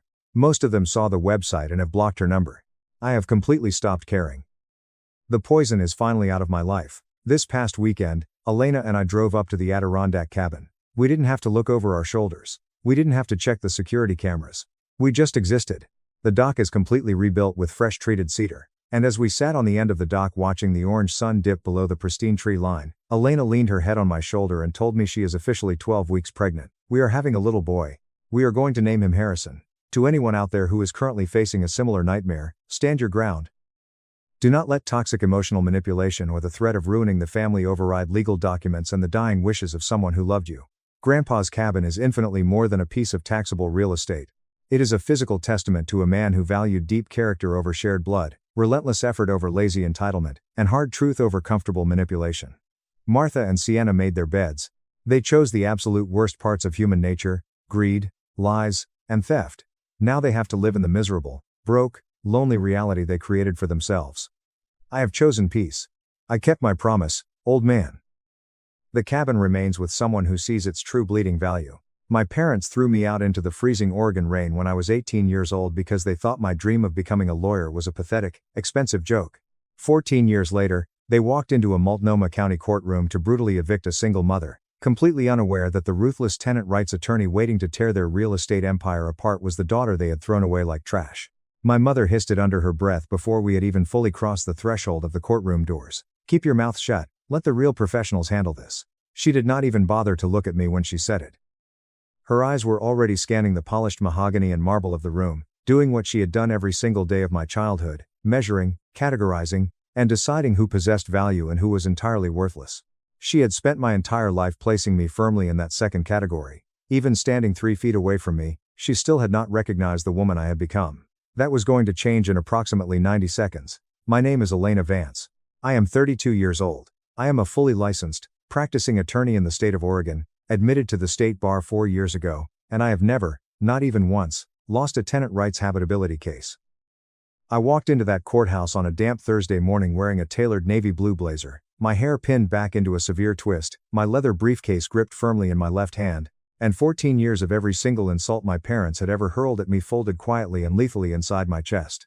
My mother was standing just to my right. She was wearing a pristine cashmere coat and the diamond stud earrings she exclusively reserved for events she deemed socially significant. My father walked closely behind her, his chest puffed out in a charcoal bespoke suit that undoubtedly cost more than the entire first year of rent I paid for the miserable, uninsulated room I lived in above a commercial dry cleaner during my sophomore year of college. They looked exactly like the kind of people who believe they are genetically predestined to win. They had absolutely no idea that I was about to introduce them to a very different kind of reality. I need to back up, though, because this story only truly makes sense if you understand exactly what they threw away, and how hard I had to fight to build it back. I grew up in an immaculate, sprawling 5-bedroom estate in Lake Oswego, Oregon. It was the kind of neighborhood with pristine, tree-lined streets, aggressively manicured lawns, and the sort of neighbors who believed that maintaining a flawless outward appearance was the highest form of human morality. My father, Robert Vance, was the sole owner and operator of Vance Horizons Property Group, a mid-sized residential property management firm. He controlled 12 buildings, roughly 85 units, and pulled in a massive rental income that kept our family dripping in luxury, and kept him feeling like a self-made titan of industry, a fact he reminded everyone of at every conceivable opportunity. My mother, Evelyn, did not work a traditional job. Instead, she aggressively managed the local social hierarchy. She orchestrated extravagant charity galas, dictated the country club social calendar, and maintained our family's standards with the terrifying intensity of a woman who genuinely believed that a single scuffed shoe could lead to the collapse of civilization. I was their eldest child. My brother, Julian, was 3 years younger, conventionally handsome, naturally athletic, and universally understood by our extended family to be the golden child with unlimited potential. I, on the other hand, was what my mother constantly referred to as difficult. I asked far too many questions. I argued with authority figures when I knew they were factually incorrect. I read obsessively, cared entirely too loudly about systemic injustices, and failed on a daily basis to perform the quiet, submissive, decorative version of femininity that my mother had decided was the only acceptable path for a daughter of the Vance household. The specific, explosive argument that permanently ended my time in their home happened on a freezing, torrential Tuesday evening in November of 2010. I was 18 years old. I was home from the local community college, which I had been attending on a partial merit scholarship while working 30 hours a week at a greasy 24-hour diner. I sat down in our cavernous, marble-countered kitchen and formally told my parents that I was planning to transfer to Portland State University for my bachelor's degree, and that I fully intended to go to law school afterward. My father looked at me across the sprawling kitchen island, set down his crystal glass of scotch, and laughed. It wasn't a cruel, villainous laugh, it was a simple, dismissive chuckle, the exact way you laugh at a toddler who says they want to be a dinosaur when they grow up. Law school, he said, shaking his head. Law school, I confirmed, my voice dead serious. He leaned forward, his face hardening into a mask of absolute disdain. He told me I was a delusional, ungrateful child chasing idiotic fantasies that would only end up costing other people money. My mother chimed in immediately, her voice dripping with venom, stating that I had been a stubborn, impossible burden since the day I was born, and that she was completely exhausted from subsidizing my unearned self-importance. Julian sat at the far end of the island, silently eating a bowl of expensive imported fruit, intensely staring at his phone, pretending the room was empty. By Wednesday morning, My entire life had been shoved into 3 black plastic garbage bags and dumped unceremoniously onto the front porch. The freezing rain was already pooling on the plastic. My mother opened the heavy mahogany front door just wide enough to slip her hand through. She handed me a single, crumpled $50 bill. My father did not even bother to come to the door. I stood on that massive, sweeping porch in the bitter November air, staring at my 3 garbage bags and the $50 bill in my hand. I felt a very specific, terrifying sensation bloom right in the center of my chest. It wasn't grief. It wasn't even shock. It was something that hardened slowly, completely, and permanently, the exact way concrete cures in the cold. There was no screaming. I did not beg. I did not cry. I simply picked up the heavy bags, turned my back on the estate, and started walking down the perfectly paved street. That hardened feeling in my chest never left me. Over the next 14 years, I learned how to use it as a weapon. I refused to collapse 14 years of brutal, agonizing survival into a single passing paragraph, because those years of my life deserve far more respect than that. My best friend at the time, Maya Lin, let me sleep on the lumpy, spring-filled couch in her tiny studio apartment for 3 agonizing months. She was 19, working full-time at a local bakery, and she split her meager groceries with me without ever once making it feel like an act of pity. I have loved her fiercely for that every single day since, in the very specific, unbreakable way you love the person who physically kept you from starving to death. I kept my community college scholarship. I picked up a second job working the graveyard shift at a commercial printing press. For the first time in my life, I filed my FAFSA entirely on my own, legally declaring myself an independent after proving parental abandonment, which finally qualified me for the maximum federal Pell Grants. I transferred to Portland State University in the fall of 2012. I worked 40 hours a week between the diner and the printing press, surviving on discount ramen and sheer, unadulterated spite. I graduated in 2015 with a double major in political science and sociology, pulling a 3.92 gigapascals. I am still violently proud of that number, because I earned every single decimal point of it sitting at a wobbly, thrift store desk in a freezing apartment above a dry cleaner. Wearing double layers of sweaters and noise-canceling headphones to block out the roaring machinery below me, I applied to Lewis & Clark Law School late one exhausted Sunday night. I got accepted with a substantial financial aid package. Law school was 3 consecutive years of absolute, controlled terror. During my first year, I studied 14 hours a day and still constantly felt like I was drowning. But in my second year, my complex litigation professor, a terrifying, brilliant woman who had spent 2 decades crushing corporate monopolies, pulled me aside after a mock trial. She looked me dead in the eyes and told me I possessed the most lethal, clinical courtroom instinct she had seen in a student in over a decade. I sat in her office, completely silent, absorbing the words. She had no idea that I had been waiting my entire life for a credible, intelligent adult to confirm that I was not, in fact, the broken, worthless failure my parents had convinced me I was. I graduated in 2018. I took the Oregon State Bar exam and passed on my very first attempt, scoring in the 89th percentile. I immediately accepted an associate position at a boutique, aggressively principled civil rights and tenant advocacy firm in downtown Portland called Sterling Rights Group. My managing partner was Margaret Sterling.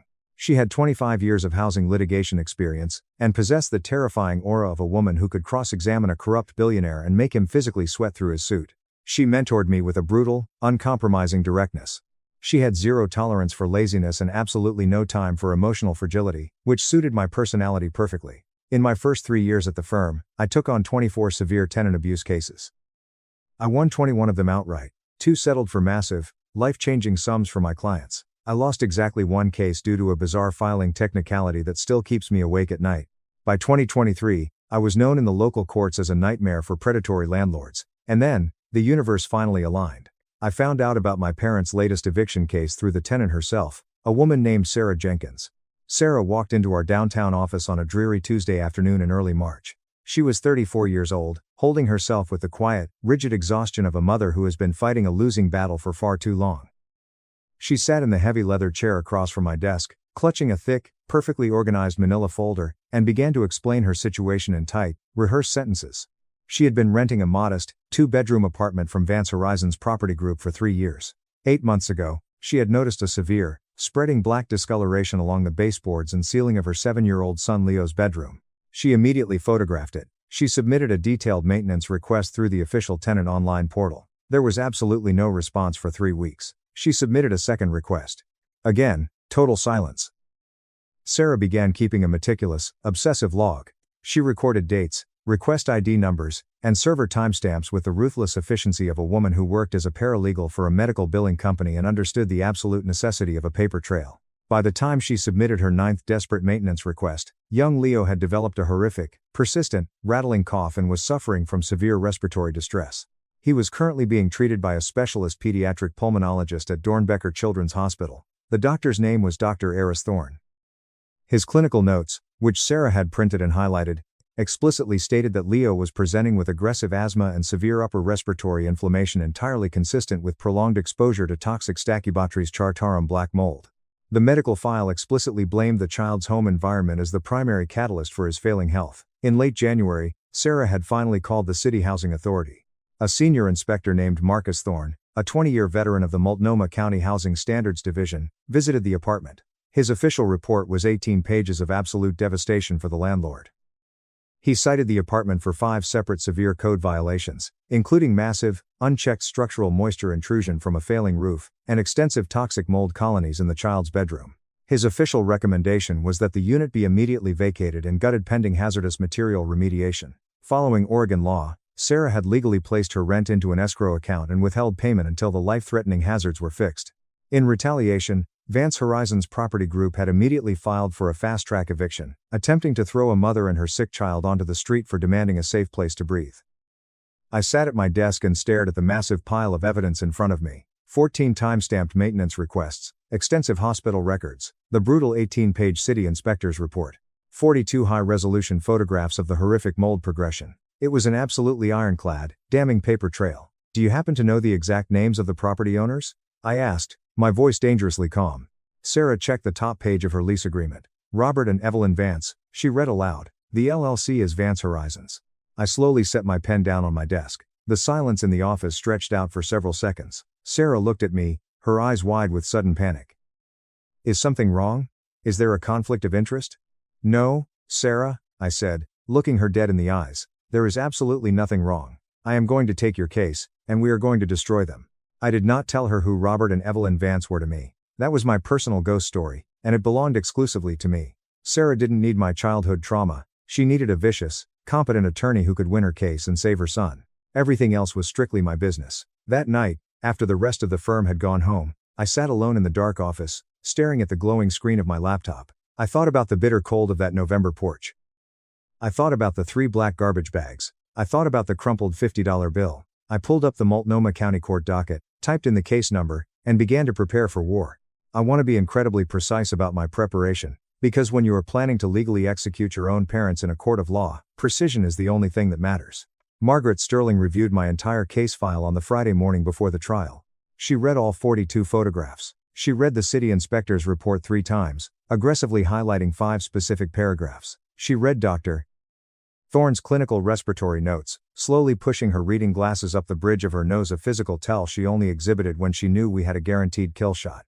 "This is an extraordinarily strong file, Elena," Margaret said, tapping the folder. "Oregon Revised Statutes 90.32, I recited perfectly. The landlord's absolute legal duty to maintain the premises in a habitable condition. They possess documented, repeated knowledge of the toxic mold, completely failed to remediate it, and maliciously moved to evict as a retaliatory measure after the tenant lawfully exercised her statutory right to withhold rent under ORS 90.36. Margaret smiled, a sharp, predatory expression. "You know their retained counsel is Arthur Pendleton, right? He represents the wealthiest, most corrupt corporate landlords in the Pacific Northwest. Arthur Pendleton, esque. I knew his reputation intimately. He had been practicing corporate real estate law for 30 years. He wore $6,000 suits, drove a ridiculous imported sports car, and was infamous for using aggressive, bullying pre-trial tactics to force poor tenants into terrifying settlements. He was exactly the kind of man my father would hire. I don't care about Arthur Pendleton," I said coldly. "He's going to try to discredit the city inspector, and he'll try to claim Sarah fabricated the maintenance timeline. And your counter?" I subpoenaed the raw server logs from their third-party tenant portal software company. The timestamps are hard-coded. They are completely uneditable. I have absolute digital proof that my parents received the complaints and actively deleted them from their dashboard. Margaret took her glasses off completely. "Who is the presiding judge?" "Rosalind Carver." Margaret let out a low, impressed whistle. Judge Rosalind Carver was a former civil rights attorney herself. She absolutely despised slumlord tactics. "Burn them to the ground, Elena." The morning of the trial, I woke up at 4:30 a.m. I made a pot of black coffee. I stood in my kitchen and recited my opening statement to the empty room. I checked my meticulously organized evidence binders for the 5th time. My hands were perfectly steady. Over the years of doing this grueling work, I have learned how to locate a very specific, freezing place deep inside my mind where all emotion simply shuts down, leaving only pure, operational logic. It is the exact same survival mechanism that got me down that wealthy street with my garbage bags 14 years ago. I arrived at the Multnomah County Courthouse at 8 a.m. sharp. I cleared the metal detectors, grabbed my briefcase, and walked purposefully across the sprawling, echoing marble lobby toward courtroom 3C. And that is exactly when I saw them. My parents. My father hadn't changed much, just grown slightly wider in the shoulders, his hair silvering at the temples, but he still carried that same arrogant, heavy-footed stride. My mother looked identical, wrapped in her expensive cashmere, her posture radiating the careful, judgmental neutrality of a woman who believes she is royalty forced to walk among peasants. They were striding in from the eastern entrance, flanked by Arthur Pendleton, who was aggressively gesturing with a silver pen and speaking loudly about how quickly they were going to crush this nuisance. They hadn't looked in my direction. I kept my head high and walked straight into the courtroom. Sarah was already sitting at the defendant's heavy wooden table. She had her hands pressed flat against the tabletop, staring straight ahead, trying desperately to hide her overwhelming terror. She was wearing a modest, neatly pressed gray blazer she had clearly purchased from a thrift store specifically for today. I walked up, set my heavy leather briefcase onto the table with a solid thud, and sat down next to her. "Good morning, Sarah. I'm here." She exhaled a shaky breath. "You really came. I was so scared. I told you I would never let you face them alone." Behind me, I heard the heavy wooden doors of the courtroom swing open. I heard the sharp, distinct clicking of my mother's expensive designer heels on the hardwood floor. I heard the low murmur of my father's voice. And then, as they approached the plaintiff's table just a few feet away, I heard my mother stop dead in her tracks. "What are you doing here?" My mother's voice sliced through the quiet room, sharp and completely devoid of warmth. "Get out of here. You're not a lawyer. Let the real professionals handle this." I stood up slowly. I turned around. She was staring at me with a look of utter, incomprehensible disgust, as if a cockroach had just crawled onto her pristine dining table. My father stood right beside her, his face morphing rapidly from mild confusion to sudden recognition, and finally settling into a deep, furious shade of red. I didn't smile. I didn't flinch. I reached calmly into the inner breast pocket of my blazer, pulled out my official Oregon State Bar Association identification card, and held it up perfectly level with her eyes. "I graduated from Portland State University with honors," I said, my voice echoing clearly off the high ceilings. "I graduated from Lewis and Clark Law School near the top of my class. I passed the Oregon bar on my first attempt. And I built a career destroying predatory landlords." I lowered the card, locking eyes with my father. "And I did every single bit of it, without a single cent from either of you." My father stepped forward, his voice dropping into the vicious, hateful register he used when he wanted to break someone's spirit. "You were a pathetic, homeless bum. We threw you out because you were a waste of space, Elena." Arthur Pendleton, who had just walked up to the table, immediately grabbed my father's arm, his eyes wide with sudden panic. Arthur was a veteran attorney. He instantly recognized the catastrophic legal liability of his client screaming abuse at the opposing counsel in an open courtroom. "Yes, Robert," I said softly, using his first name for the first time in my life. "I was homeless, you made sure of that. But I survived anyway. And now, I am going to make you pay for what you did to my client." Before my father could scream another insult, the heavy door behind the judge's bench swung open. "All rise," the bailiff shouted. "The Honorable Judge Rosalind Carver presiding. Court is now in session." Everyone immediately fell silent. Judge Carver swept into the room, her black robes billowing, and took her seat at the high mahogany bench. She was 60 years old, possessed a brilliant, razor-sharp mind, and had an absolute zero-tolerance policy for courtroom theatrics. She adjusted her glasses, looked down at the massive case file, and then looked directly at me. "Counsel, approach the bench," she ordered. Arthur and I walked up to the podium. Judge Carver looked at me over the rim of her glasses. "Elena Vance, you won that massive class action habitability lawsuit against the West Side Corporate Management Group last year, didn't you?" "Yes, Your Honor," I replied evenly. "Full judgment with punitive damages for all 32 displaced tenants." I read the appellate ruling. "Excellent brief." She glanced past me, her sharp eyes landing squarely on my visibly furious parents. A tiny, almost imperceptible shift happened in her expression. She had been on the bench long enough to smell blood in the water. "Let us proceed." Arthur Pendleton opened his case with the exact, predictable arrogance I had expected. He paced back and forth, painting Sarah as a deadbeat, manipulative tenant who had intentionally trashed a beautiful luxury apartment, fabricated a fake mold issue, and was using the legal system to steal money from two upstanding, generous pillars of the Portland business community. He showed heavily doctored, outdated photos of the apartment from 3 years ago, before Sarah had even moved in. He spoke about my parents as if they were philanthropic saints. When it was my turn, I did not pace. I did not raise my voice. I stood firmly at my podium and systematically dismantled their entire existence. Your Honor, I move to admit Exhibits A through Q into the official court record. I began. Exhibit A, the verified, third-party server logs from Vance Horizons tenant portal, proving definitively that my client submitted 14 separate emergency maintenance requests between August and December. The logs also show the plaintiff's IP address actively logging in and manually deleting these requests without ever dispatching a repair crew. Arthur Pendleton choked on his water. My father's face turned ash gray. Exhibit B, the 18-page Multnomah County Housing Standards Official Inspection Report, citing 5 severe code violations, including massive structural roof failure, and the rampant growth of toxic Stachybotrys chartarum black mold. I let the terrifying Latin name hang in the dead silence of the courtroom. Exhibit C through J, 42 timestamped, high-resolution photographs detailing the horrific progression of the toxic mold, completely covering the walls of a 7-year-old child's bedroom. And finally, Exhibit K, Dr.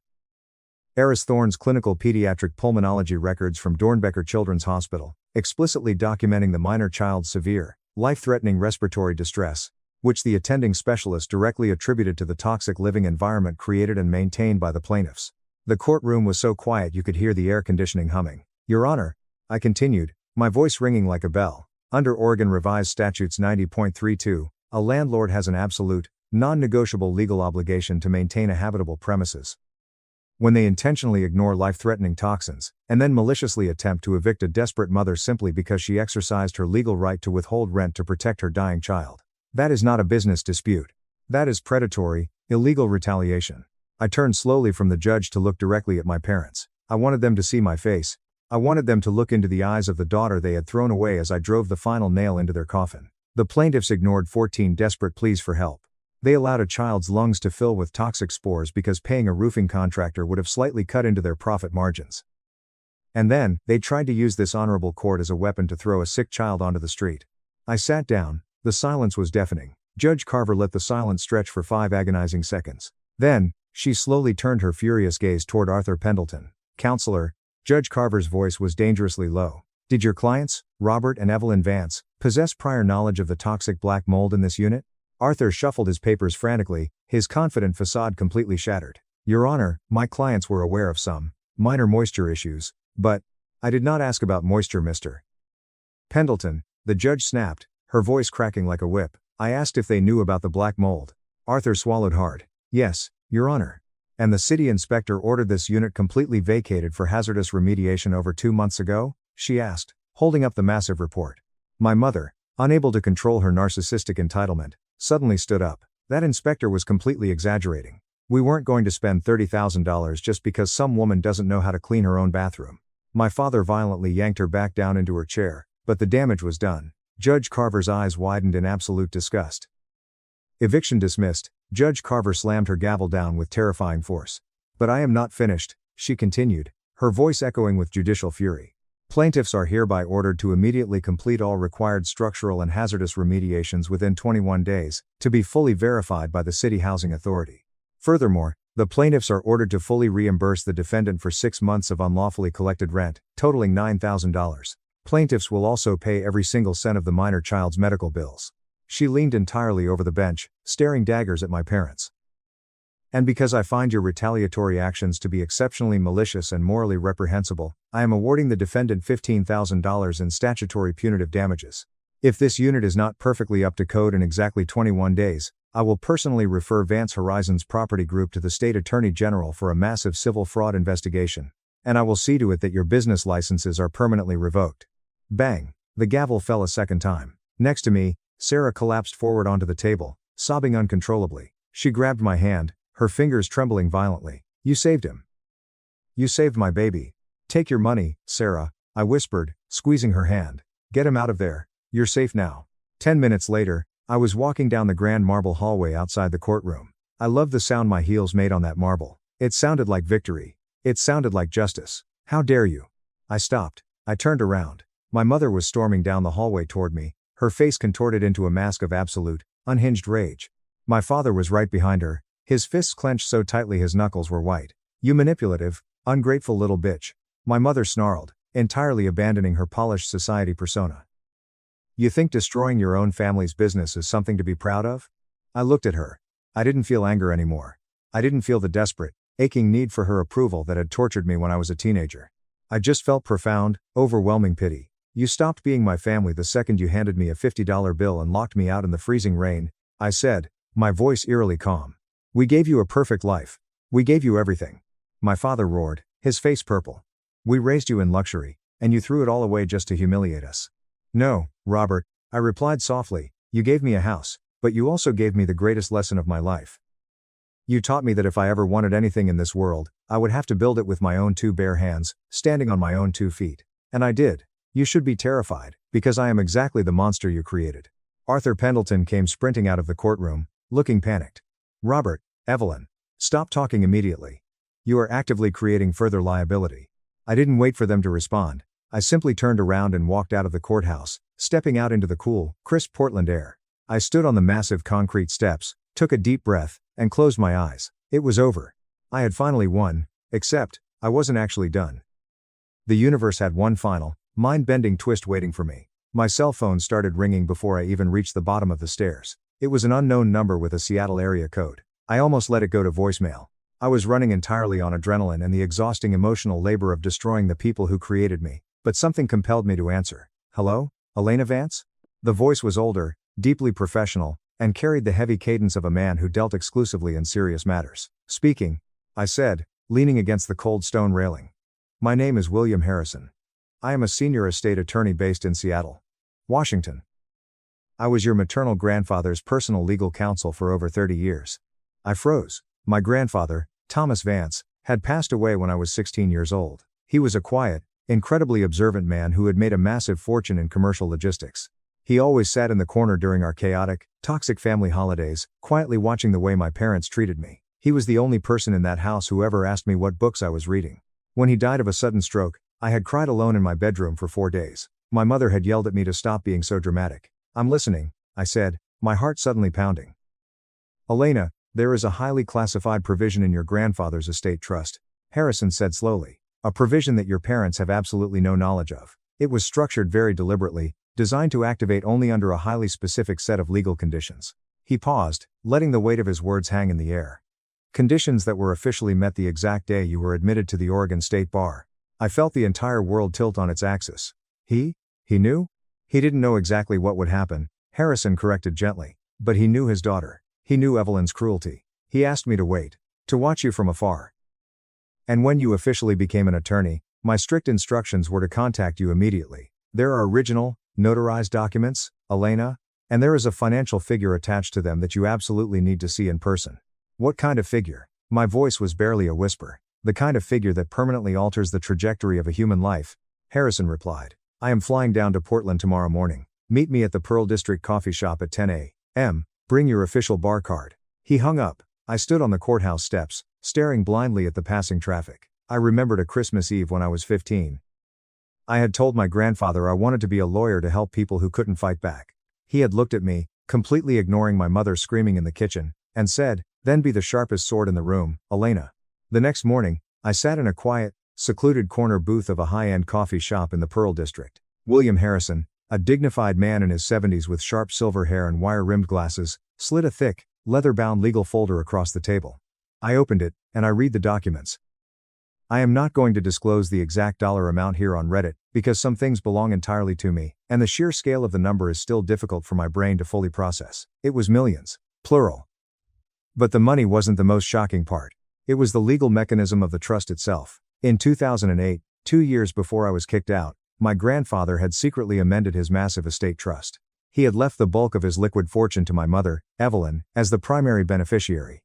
However, he had hired 3 separate elite estate lawyers to draft an absolutely ironclad, unbreakable contingency clause. The clause stated, should Evelyn Vance ever fail in her fundamental duties as a mother to her eldest daughter, Elena Vance, to the extreme extent that Elena is rendered homeless or financially abandoned before the age of 21, Evelyn's entire interest in this specific trust shall be immediately permanently suspended. The full sum of the trust shall be placed into a holding account, and shall revert entirely and irrevocably to Elena Vance directly, to be legally released to her on the exact date she is officially admitted to any recognized state bar association. He specifically wrote it to punish her if she abandoned you, Harrison explained quietly, sipping his black coffee. He told me, and I quote, "Evelyn is a vain, cruel woman who will eventually destroy that brilliant girl. I want to make sure that when Elena finally rebuilds herself, she takes her mother's crown. You passed the bar 4 years ago, Elena. The money has been sitting in a high-yield escrow account, waiting for the mandatory probate clearing period to end. It is now legally, entirely yours. Your mother gets absolutely nothing. Your mother get about." Harrison then slid one final piece of paper across the table. It wasn't a legal document. It was a handwritten letter on heavy, cream-colored stationery. I instantly recognized my grandfather's elegant, slightly slanted cursive. "Elena, if you are reading this letter, it means my worst fears about your mother came true. It means they threw you away. But more importantly, it means you survived them. I always knew you would. You were always too strong, too bright, and too fierce for that suffocating house. There was never anything wrong with you, my brave girl. There was only ever something wrong with the people in the room. Go build a better room. And never let anyone make you feel small again. With all my love and endless pride, Grandpa Thomas." I sat in that coffee shop, holding the letter, and for the first time in 14 years, the freezing concrete in my chest finally cracked. I didn't sob, but the tears fell silently, dropping onto the wooden table. He had seen me, he had loved me, and he had reached beyond the grave to protect me. The final collapse of my parents' empire happened rapidly. 4 days after the trial, my mother actually had the sheer audacity to call my personal cell phone. She hadn't been notified about the trust yet. The legal notification timeline was 30 days. She was calling because the massive structural repair estimates ordered by Judge Carver had come back. The roof replacement and total hazardous mold remediation were going to cost them upwards of $85,000. She wanted me to help them file a legal appeal. Her voice was sickeningly sweet, polished, and manipulative, the warmest she had sounded toward me in over a decade. "Elena, darling," she cooed through the speaker, "I know we said some harsh things in that courtroom, but we are family. We need your brilliant legal mind to help us navigate this unfair ruling." I listened to her desperate pleading for a full 2 minutes. Then, I spoke. "I don't represent slumlord property owners, Evelyn," I said, my voice like ice. "I represent the victims they try to destroy. Pay the $85,000, or the judge will put you in prison." "You selfish, vindictive little..." "Have Arthur Pendleton call me if you want to negotiate a surrender," I interrupted smoothly. "Goodbye, Evelyn, forever." I hung up the phone and permanently blocked her number. 3 weeks later, William Harrison's formal, heavily certified legal notification regarding the execution of the trust was delivered via private courier to my parents' estate in Lake Oswego. I know exactly when it arrived, because 2 hours after the delivery confirmation hit my inbox, my father called my phone. I sat at my desk at the law firm, watching the screen light up with his name. I watched it ring until it went to voicemail. I didn't listen to the message for a week. When I finally pressed play, it was 3 solid minutes of the most spectacular, unhinged meltdown I have ever witnessed. He screamed that I was a thief. He claimed Harrison had forged the documents. He threatened to sue me, the estate, and the state of Washington. But buried beneath the rage, I could hear the absolute, terrifying panic of a man who realized his entire financial safety net had just been legally vaporized by the daughter he threw away. I forwarded the voicemail directly to Harrison. Harrison simply replied with a text, "The trust is ironclad. Let them scream into the void. Enjoy your weekend." As for Sarah and her son, Leo, their story has a beautiful ending. On day 20 of the court-ordered deadline, Marcus Thorne, the city inspector, signed the official re-inspection certificate. My parents had been forced to liquidate 2 of their smaller properties just to afford the massive emergency repairs, completely gutting the apartment and replacing the entire roof. 2 months after moving back into the pristine, mold-free apartment, Leo had a follow-up appointment with Dr. Thorne. The medical notes, which Sarah happily sent to me, read, "Environmental toxins completely removed. Patient's severe respiratory inflammation has dramatically subsided. Lungs are clearing. No further emergency interventions required." I printed that specific medical report out, framed it in a cheap plastic frame, and put it on my desk. I still work at Sterling Rights Group. In fact, Margaret Sterling officially made me a junior partner last month. We are currently preparing to file a massive class action lawsuit against another corrupt corporate landlord, and I am going to absolutely destroy them. I have not spoken to my parents since the day I hung up on my mother. I probably never will again. I did, however, receive a long, unexpected text message from my brother, Julian, a few weeks ago. He apologized for being a coward when we were kids. He said he had finally moved out of their toxic house, was going to therapy, and told me he was incredibly proud of the woman I had become. I thanked him. We are slowly, tentatively trying to figure out if we can be siblings. It is a fragile process, but it is real. My grandfather's handwritten letter is now professionally framed, hanging directly behind my heavy wooden desk in my downtown office. Every single time a case gets incredibly difficult, Every time an opposing corporate lawyer tries to bully me, every time I feel a momentary flash of that old, terrifying childhood doubt creeping into my mind, I turn my chair around and I look at his words. There was never anything wrong with you. There was only ever something wrong with the room. Then, I turn back to my desk, I open the case file, and I locate that freezing, quiet, operational place deep inside my mind. I am exactly where I am supposed to be. I am the sharpest sword in the room. And I win. My parents asked me to fund my sister's unemployed husband and grandma's $9,800 care because I got promoted. So, I audited my entire life and left them with nothing. My family threw me a celebratory dinner for my big promotion, only to ambush me with a demand to pay $17,000 a month for my sister's rent, her kids' tuition, and my grandmother's memory care. They thought my new salary meant I was their personal ATM. So while they ate the pot roast, I quietly pulled out my phone, logged into my banking app, and systematically canceled every single stealth financial lifeline I had been providing them for the last 4 years. Original post. My sister Sarah casually set her wine glass down and said, "We're just asking for a little help, Arthur. Family takes care of family." This was immediately after my mother had suggested I cover every major household expense for our extended family because I had just been promoted at work. I responded, "A little help shouldn't require me to file for bankruptcy by next Tuesday. I am 35 years old. I am a certified public accountant. And for reasons I will explain to you in a moment, I was seated at my parents' dining room table wearing a burgundy clip-on tie with faint gold stripes that my mother had bought me for Christmas of 2011. I was wearing it because she had called me 4 separate times over the previous 6 days to remind me that this Sunday dinner was a real occasion and that I needed to dress for the success we are celebrating. So, I had put on the clip-on tie. I had driven 54 minutes from my apartment in Jersey City to my parents' house in Cherry Hill, New Jersey.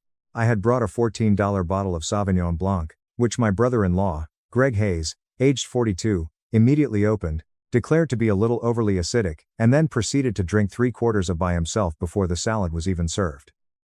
Greg had not held a formal job since the Verizon retail store let him go in the summer of 2020. I was prepared for many things that evening.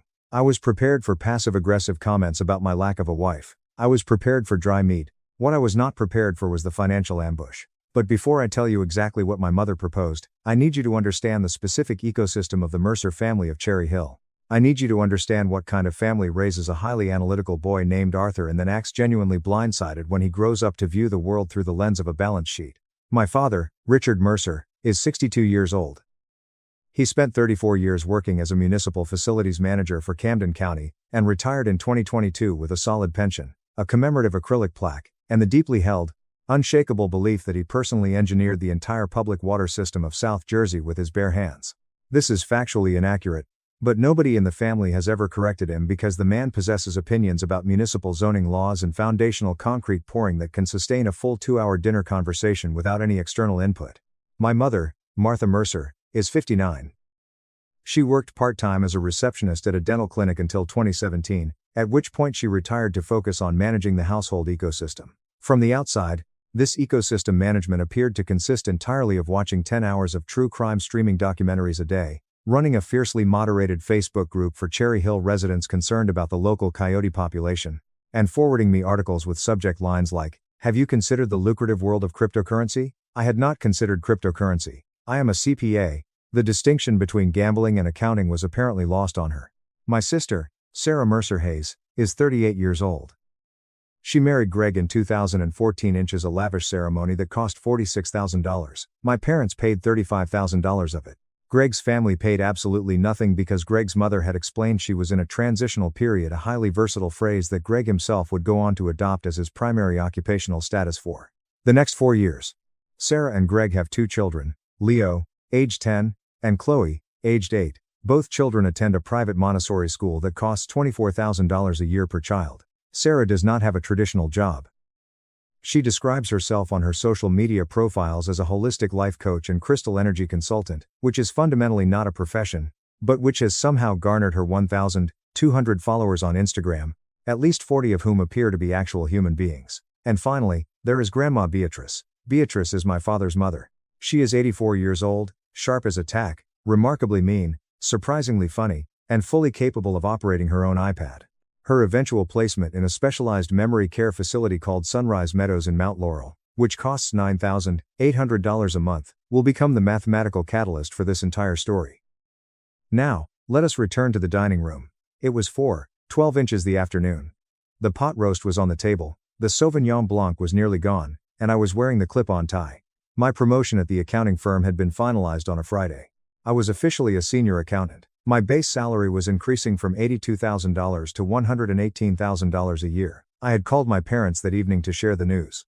I didn't call because I desperately needed their validation. I called because I am a human being with a mother, and getting a massive promotion is the exact type of thing you are supposed to tell your mother.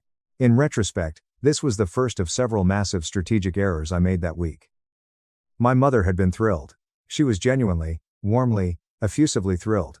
She immediately mandated this Sunday dinner. She called Sarah. She called Greg, who arrived 45 minutes late, carrying a six-pack of Coors Light, and wearing the frantic expression of a man who has just been informed there is a free buffet in the next room, and hasn't eaten a solid meal since. Wednesday, I sat down. I thanked my mother for the dinner. I accepted her compliment about the clip-on tie with the exhausted grace of a man who has long since surrendered to his family's eccentricities. I poured myself the last remaining sip of the wine before Greg could get his hands on it.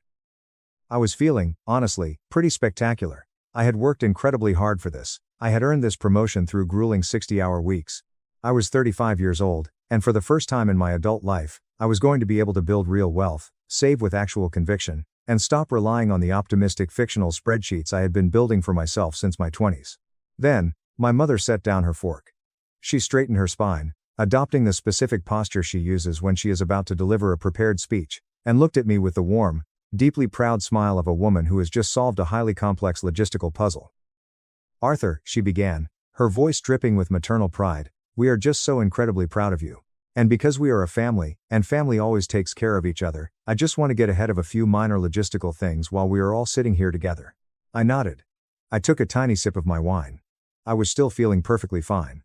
"Sunrise Meadows sent another rate increase notice," she said, her tone turning solemn. "For Grandma Beatrice, it's $9,800 a month now. Your father and I have been stretching our budget, Arthur. We have really been stretching. And now that you have this wonderful new salary, I think it makes the most logical sense for you to just take over Grandma's payments. You are the one with the financial education, after all. It's only fair." I slowly looked over at my father. My father was intensely studying the floral centerpiece with the profound concentration of a man who has made a unilateral, executive decision to mentally evacuate the premises. "Also," my mother continued, clearly reading from an invisible list of talking points, "Sarah and Greg are just in a bit of a difficult moment right now. The rent on their townhouse is $3,200 a month. If you could just help cover that, even temporarily, it would really stabilize the whole family." Sarah looked at me across the table with an expression I can only describe as purely theoretical apology. She looked sorry, but she made absolutely no move to speak or defend herself. Greg looked at me with the blank expression of a man who has processed 0% of the current conversation because he was too busy chewing a massive piece of beef. "And the kids' school," my mother added, the grand finale of her presentation. "Leo and Chloe, you know how vital their educational foundation is. The tuition is $24,000 a year each. That's $48,000 total. Broken down into monthly installments, that's exactly $4,000 a month, which should be very manageable for you now. I am a certified public accountant, my brain does not possess a toggle switch to turn off the math. The calculation happened instantly, automatically, and brutally. $9,800 for Grandma, $3,200 for rent, $4,000 for tuition. Total requested monthly expenditure, $17,000. My brand new, heavily celebrated salary of $118,000 translated to exactly $9,833.33 a month before taxes. Everyone at the table was nodding. My father was nodding at the flowers. Sarah was nodding at her empty wine glass. Greg was nodding because I genuinely believe he had been startled awake by the sound of his own name and was just trying to appear engaged. My mother looked at me with the serene, unbothered confidence of a woman who has just presented a totally reasonable business proposal and is eagerly awaiting my enthusiastic signature. I looked at them. I looked at the math in my head. I said, "Sure." I reached into my pocket and pulled out my smartphone. My mother smiled brighter. She assumed I was opening my calculator app. She assumed I was going to make diligent little notes, perhaps ask some clarifying questions about the exact due dates of the tuition installments. This is exactly what she expected from a compliant son with a financial education. Reasonable, organized, subservient discussion. What I actually opened was my mobile banking app. For the next 4 minutes, while the pot roast rapidly cooled, while Greg cracked open his third Coors Light, and while my father continued his deep meditative trance directed at the centerpiece, I did the following things in absolute silence. I canceled the automatic monthly payment for my mother's premium Netflix account, which had been legally in my name and attached to my credit card since 2018. I canceled the automatic payment for my parents' Hulu account, which had been added to my card in 2020 when my mother discovered a new documentary series about unsolved murders in the Pacific Northwest and simply needed premium ad-free access. I canceled the automatic payment for my parents' Amazon Prime membership, which had been in my name since 2017 and was used almost exclusively to ship items to their house because, as my mother once explained, the shipping is just so wonderfully free. I canceled the automatic payment for the unlimited cell phone family plan that covered both of my parents' lines. I had added them to my own account during the pandemic because my mother's old plan had expired, and my father had loudly declared the process of setting up a new one as not something I have the bandwidth for right now. A lack of bandwidth that had miraculously persisted for 4 consecutive years. I canceled the quiet, automatic transfer of $250 a month from my checking account to my parents' joint checking account, a temporary pandemic support measure I had set up in 2020 that had simply never been discussed, acknowledged, or stopped. I opened my Amazon app and permanently deleted my parents' Cherry Hill address from my saved shipping locations. I opened my Costco app and updated my emergency contact and secondary household member from my mother's information to my own secondary email. Finally, I sent a single, concise text message to my apartment building's management office in Jersey City. It read, "Please immediately remove Richard and Martha Mercer from the authorized visitor list for the secure parking garage. Thank you." I had added them to the garage list in 2021 when my mother decided she wanted the ability to drop by unannounced. She had used this access exactly 3 times, always to drop off Tupperware containers of leftovers that I had specifically asked her not to bring. Then, I locked my phone, slipped it back into my pocket, picked up my fork, and ate a very respectable, aggressively normal portion of the pot roast. It was, to give credit where credit is strictly due, an excellent pot roast. My mother was still smiling at me. She hadn't noticed a single thing had shifted in the universe. "So," she asked brightly, "you will set up all the new transfers this week?" "I will handle everything on Monday," I said. This was a technically accurate statement. Update 1. Monday morning, I arrived at my accounting firm at 8:15 a.m. I poured myself a cup of coffee from the communal office Keurig, a machine that produces a beverage that tastes less like coffee and more like warm brown disappointment, and I sat down at my desk. I spent the next 37 minutes completing the financial surgery I had initiated at the dinner table. I am going to walk you through the full, unvarnished accounting of this situation, because I am professionally an accountant, and extreme precision is how I experience self-love. The total monthly expenditure I had been quietly, invisibly covering for the Mercer family of Cherry Hill prior to my promotion announcement was exactly $1,550.25 a month. This total included the streaming services, the cell phones, and the cash transfer I had already severed. But it also included a massive web of stealth expenses that my family had apparently entirely forgotten I was paying. I had set them up quietly and efficiently over the years, as accountants naturally tend to do, because I mistakenly believed that handling things invisibly was a kindness. I had not understood at the time that invisibility is not a strategy, it is a trap. I had been paying for my parents' high-speed home internet service since 2019. The previous provider had raised their rates, my mother had called me in a state of sheer technological panic, and I had simply set up a new account in my name because it was significantly faster than trying to explain the concept of a router over the phone. That was $84.99 a month. I had been paying for the premium extended warranty on my father's 2020 Toyota Highlander. He had purchased the vehicle with an auto loan I had foolishly co-signed, and I had been making the warranty payments since 2021 when my father had looked at the monthly statement, sighed heavily, and described the amount as a little more aggressive than I was anticipating. Somehow, through the silent osmosis of family guilt, this had become a matter I managed.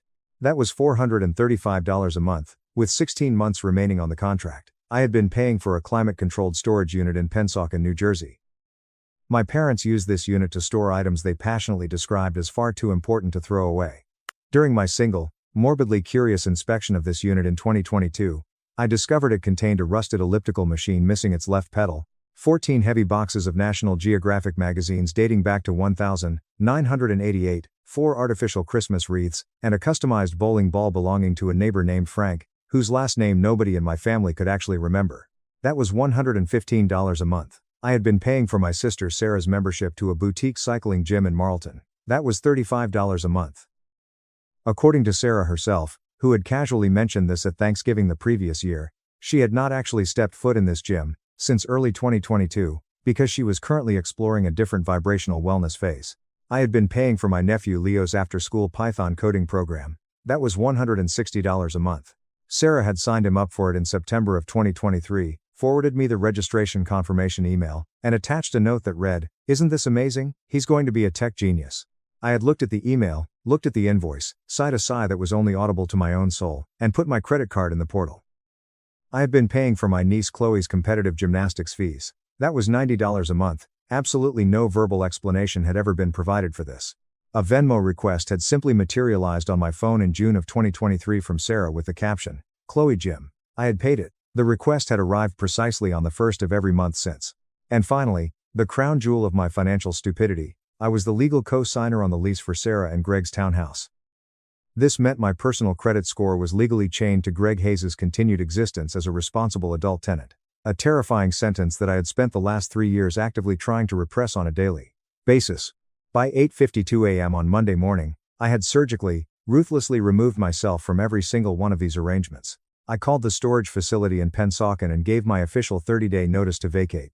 I called the auto warranty company and aggressively updated the primary billing contact and credit card to my father's information. I called the internet provider, navigated their hellish automated menu, and transferred the account liability entirely to my mother's name. I emailed the boutique cycling gym with Sarah's contact info and requested an immediate billing transfer. I emailed the coding academy. I emailed the gymnastics center. And then, I called the property management company that owned Sarah and Greg's townhouse. I legally informed them, in writing and over the phone, that I was officially withdrawing as the guarantor and would absolutely not be renewing my co-signer agreement when their current lease cycle expired in 60 days. Then, I took a sip of my terrible Keurig coffee. I drank it with the deep, profound, quiet satisfaction of a man who has just successfully reclaimed $1,550.25 of his own hard-earned monthly income. My cell phone rang at 9:17 a.m. The caller ID said, "MOM. I watched it ring, took another sip of coffee, and let it go to voicemail. It rang again at 9:23 a.m. I let it go to voicemail. At 9:31 a.m., a text message arrived. It read, "Arthur, the Netflix is acting up. It says the account is paused?" I typed my reply, "I canceled that account. You might want to set up your own." Silence. There were 38 consecutive minutes of absolute digital silence. If you have ever met my mother, you would know that 38 minutes of silence from her is the exact energetic equivalent of 38 minutes of deafening, high-pitched screaming, being compressed and stored in a pressurized tank for later use. At 10:09 a.m., my father called. I actually answered my father's calls because my father is a man who utilizes the telephone exactly 4 times a calendar year. His calls are exclusively related to severe weather events or logistical inquiries about power tools. I needed to know which category this fell into. "Your mother says the Netflix is broken," my father said, his voice a low, gravelly rumble. "I know," I said cheerfully. "I canceled it." "Why'd you go and do a thing like that?" "I canceled a rather large number of things this morning, Dad. You're going to be getting quite a few emails." There was a very long pause on the line. I could hear the gears turning in his head. "The car payment," he finally said. "That one, too. The billing information for the warranty has been officially updated to your home address. Another pause. I heard my father breathe out. It was a very slow, controlled exhale. It is the exact specific way he breathes when he is rapidly calculating whether a confrontation is actually worth the caloric energy it will require. This is a pragmatic quality I inherited directly from him, and it is a trait for which I am genuinely grateful every single day of my life. "You talked to your mother about all this?" he asked. "Mom talked to me about a whole lot of things at dinner yesterday," I replied smoothly. "I've been thinking her proposals over." "Uh-huh," he said. "How was the rest of the pot roast?" I asked. "Good," he muttered. "She made too much. She always makes way too much." "Yeah," I agreed. Then he sighed again. "You know, Arthur, this is going to be a whole massive thing." "I know, Dad. But I have a client meeting at 11. I really have to go." "All right," he said. "You doing all right?" "I'm great, Dad. Genuinely, spectacularly great." "Okay," he said. And then, because my father is a man of tremendous, unparalleled verbal economy, he simply said, "Fair enough," and he hung up the phone. I finished my coffee. My 11 a.m. meeting was about a corporate client's quarterly tax reconciliation.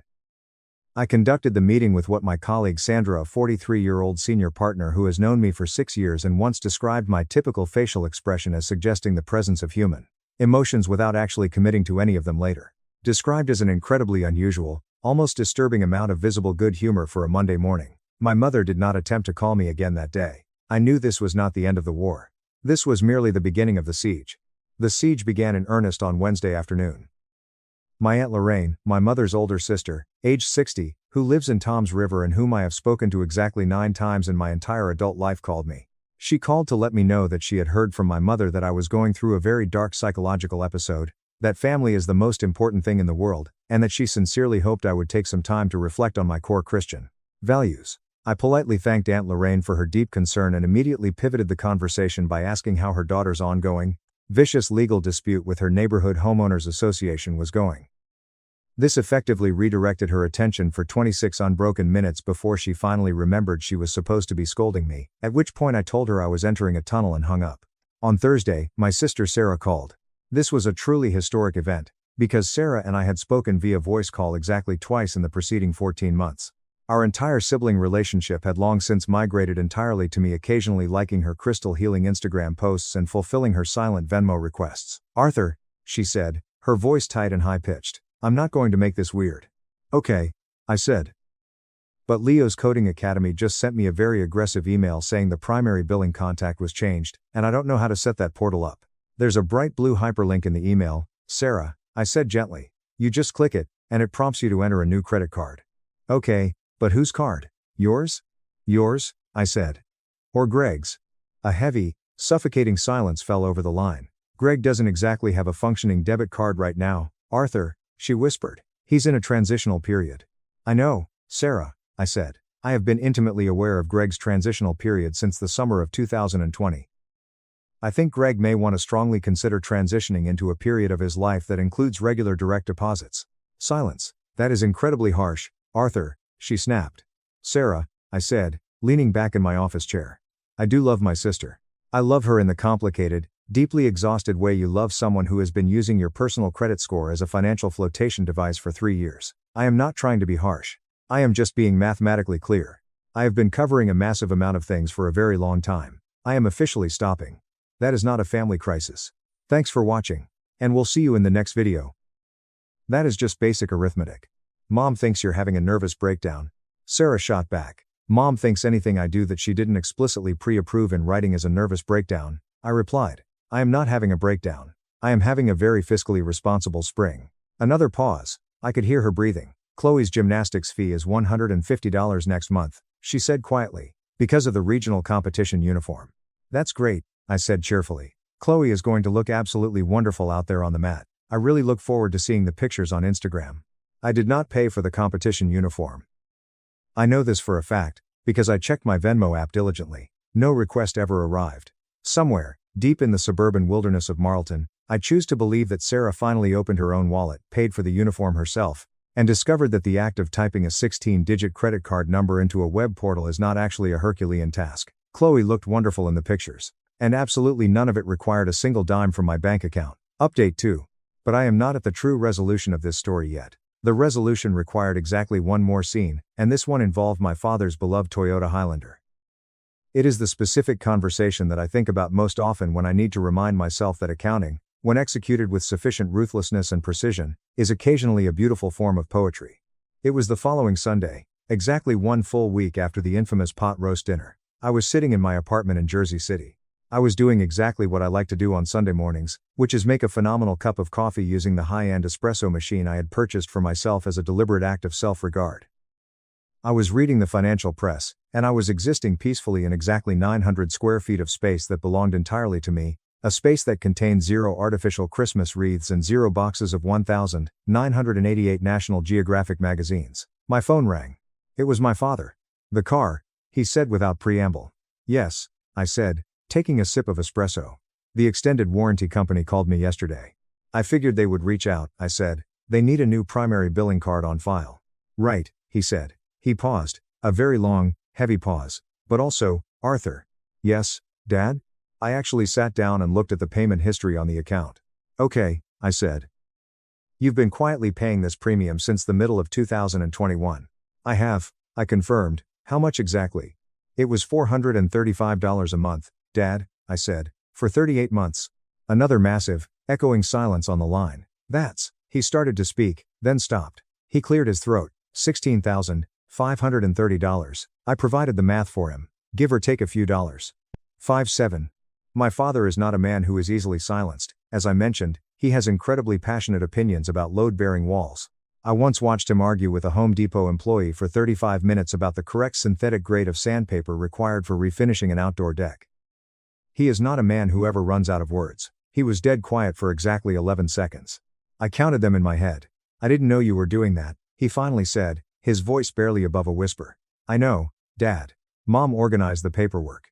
"I know she did," he said. "She told me you happily offered to cover it as a favor." "I know that, too," I said gently. My father exhaled again. It was a long, slow, structural sound, like the groaning of a heavy building finally settling into its concrete foundation. "I'll set up the new payment this week," he said firmly. "For the warranty. There is also the matter of the storage unit in Pennsauken," I added pleasantly. "The cancellation notice goes into full effect at the end of this month. You're going to want to drive down there and decide what to do with Frank's bowling ball. For the love of God," he muttered quietly to himself. "And the home internet is officially in Mom's name now. She might need to sit on hold with Comcast for a bit to verify her identity. It's usually about a 20-minute wait, but if she calls first thing tomorrow morning, she can probably avoid the worst of the queue." "Arthur." "Yes, Dad? Are you actively enjoying this?" I thought about his question honestly. I thought about it the way I think about all financial figures I want to report with absolute accuracy. "A little bit," I admitted. "Not in a cruel way, Dad. But yes, a little bit." My father made a sound I had never quite heard from him before in my 35 years of life. It took me a full 3 seconds to identify what it was. It was a laugh. It wasn't a massive, booming laugh. It wasn't the kind of laugh that fills a room. It was the reluctant, escaping laugh of a man who has just heard something so undeniably, mathematically true that his physical body responded before his pride could suppress it. "Fair enough," he said. There was that phrase again. His ultimate phrase. The phrase he only ever deploys when the math is absolutely flawless and there is simply nothing left to argue about. We talked for another 10 minutes about absolutely nothing in particular. We talked about the humidity, the deck he was planning to power wash, and the correct grade of sandpaper, which I patiently allowed him to explain to me all over again. Because sometimes, you give people things not because they actually need it, but because it costs you absolutely nothing, and it is a fundamental kindness. It is now late July of 2024. It has been over 3 months since the dinner. I want to tell you exactly what the ledger of my life looks like now. My personal bank account, for the very first time in my adult life, is growing at a rapid rate that does not make me feel like I am desperately bailing water out of a sinking rowboat with a cracked teacup. I have set up an aggressive, actual investment portfolio with real, tangible financial goals. This is perhaps deeply ironic for a professional accountant, but the truth is, people who work in busy restaurant kitchens often forget to cook dinner for themselves. And people who are professional accountants for other people's massive corporations sometimes completely fail to audit their own personal lives. My parents eventually set up their own Netflix account. It required 3 highly frustrating phone calls to customer service and 1 frantic call to me. I answered the phone cheerfully, and I walked my mother through the password reset process with the infinite patience of a man who has finally realized that patience, when it doesn't cost him $17,000 a month, is a perfectly reasonable gift to give. She now has her own profile. She has watched 6 documentaries about unsolved murders in the last month. She seems genuinely, blissfully content. Greg Hayes finally got a job. I do not want to oversell the magnitude of this miracle to you. He is currently working part-time at a Kia dealership in Marlton. Not the Verizon store, the Kia dealership. And his weekly hours are described by Sarah as still solidifying, but the man officially possesses a functioning debit card. I know this for an absolute fact because Sarah mentioned it to me on the phone last week in a tone that heavily suggested she expected me to be utterly shocked, and I was slightly, but very pleasantly, surprised. Leo's Coding Academy sent out a promotional email about an advanced summer intensive program. Sarah paid for it. She called me specifically to mention this transaction, radiating the exact specific energy of someone who is aggressively not asking for a compliment, but would be furious if she didn't receive one. I told her Leo was going to be an absolutely brilliant software programmer. She said he mostly just wanted to design Roblox games. I told her that was a perfectly viable career path. Grandma Beatrice is still living at Sunrise Meadows. The $9,800 a month is, undeniably, a massive financial burden. But my parents are currently working it out through a combination of my father's pension, their liquid savings, and a highly productive, entirely new conversation with a state social worker. The social worker helped them understand Beatrice's legal eligibility for certain Medicaid programs that my mother had never known existed. Entirely because she had previously outsourced the research and funding of all family problems directly to my wallet. I actually drove out to Mount Laurel to visit Grandma Beatrice in late May. She is still sharp, still mean, and still funny. She looked at me from her recliner and aggressively asked me if I had a girlfriend yet. I told her not currently. She told me I was getting old and needed to secure one immediately. I told her I was working on securing my foundational financial infrastructure first. She stared at me, shook her head, and said that was the most profoundly boring, accountant-sounding thing she had ever heard in her 84 years on this earth. She is completely correct.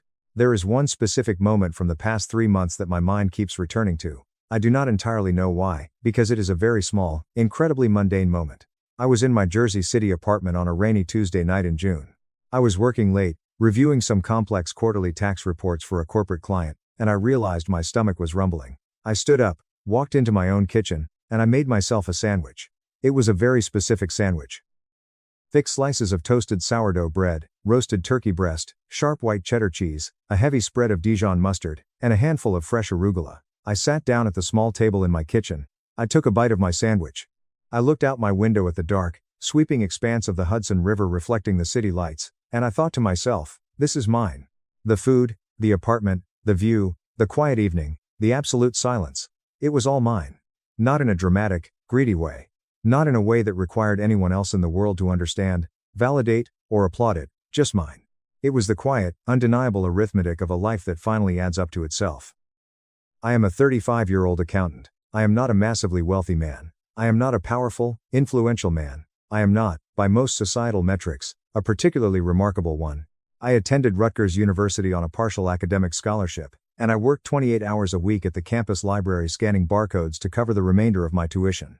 I passed my CPA certification exams on my second attempt, which I am mentioning specifically because I firmly believe there is significantly more human dignity in the second attempt than in the first. The second attempt proves that you failed, it hurt, and you chose to come back and try again anyway. I have driven the exact same car, a 2017 Honda Accord with 122,000 miles on the odometer for the last 5 years. I own exactly 2 well-tailored suits. I make my own mediocre coffee. But what I am, and what it unfortunately took me far longer than it should have to finally understand, is a person who is exceptionally good at understanding exactly what things cost. I don't just mean the cost in dollars. I mean the cost in time, in mental bandwidth, in attention, and in the slow, invisible, suffocating accumulation of familial obligations that nobody ever names, nobody ever discusses, and nobody ever cancels. At least, not until the person quietly carrying all of those obligations finally sits down at a Sunday dinner table wearing a burgundy clip-on tie and does the brutal math out loud. The fundamental truth about being an accountant, the secret thing that absolutely nobody tells you when you are sitting in a college classroom deciding to major in finance, is that the skill is not actually about numbers. Numbers are just the vocabulary. The actual skill is about clarity. It is the ability to look at a chaotic, messy situation and see it exactly as it is, entirely without the blurring distortion of sentimentality, false hope, or the specific South Jersey version of family loyalty that dictates you must blindly pay for a storage unit full of someone else's garbage in Pennsauken. I was never actually angry at my family. I want to make that perfectly clear to anyone reading this. True anger requires a sudden element of surprise, and I was absolutely not in a position to feel surprised. I had been quietly watching this specific emotional and financial ledger accumulate red ink for nearly half a decade, and I had simply chosen never to close the books.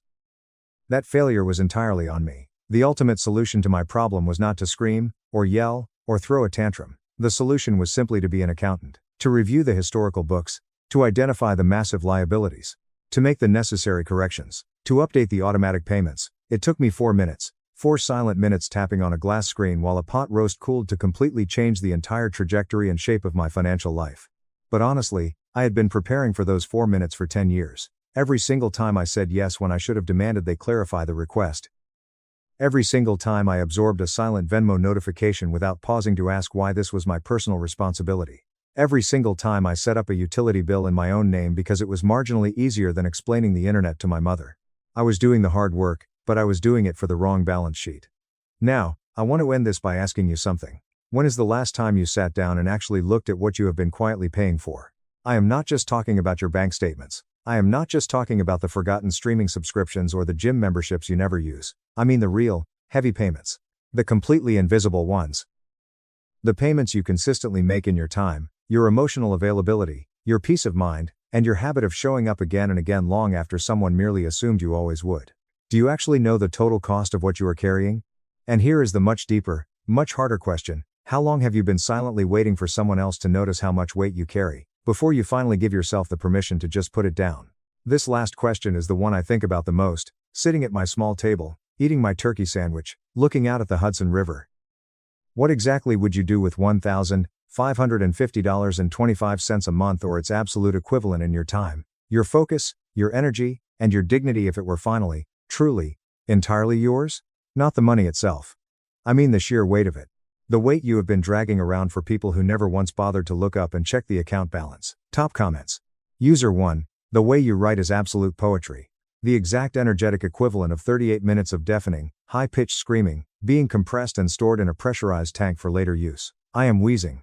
But seriously, good for you. You didn't just cut them off, you surgically extracted yourself from their parasitic ecosystem. The fact that your dad actually laughed when he realized the math is the best part. User 2, as a fellow CPA, this was the most erotic piece of financial literature I have ever read. The pure, unadulterated satisfaction of removing yourself as a lease guarantor for a deadbeat brother-in-law is a high that no drug could ever replicate. Enjoy that Hudson River view, man. You earned every single square foot of it. User 3, the absolute audacity to ask for $17K a month when you make less than $10K gross is wild. They literally thought promotion equals infinite money glitch.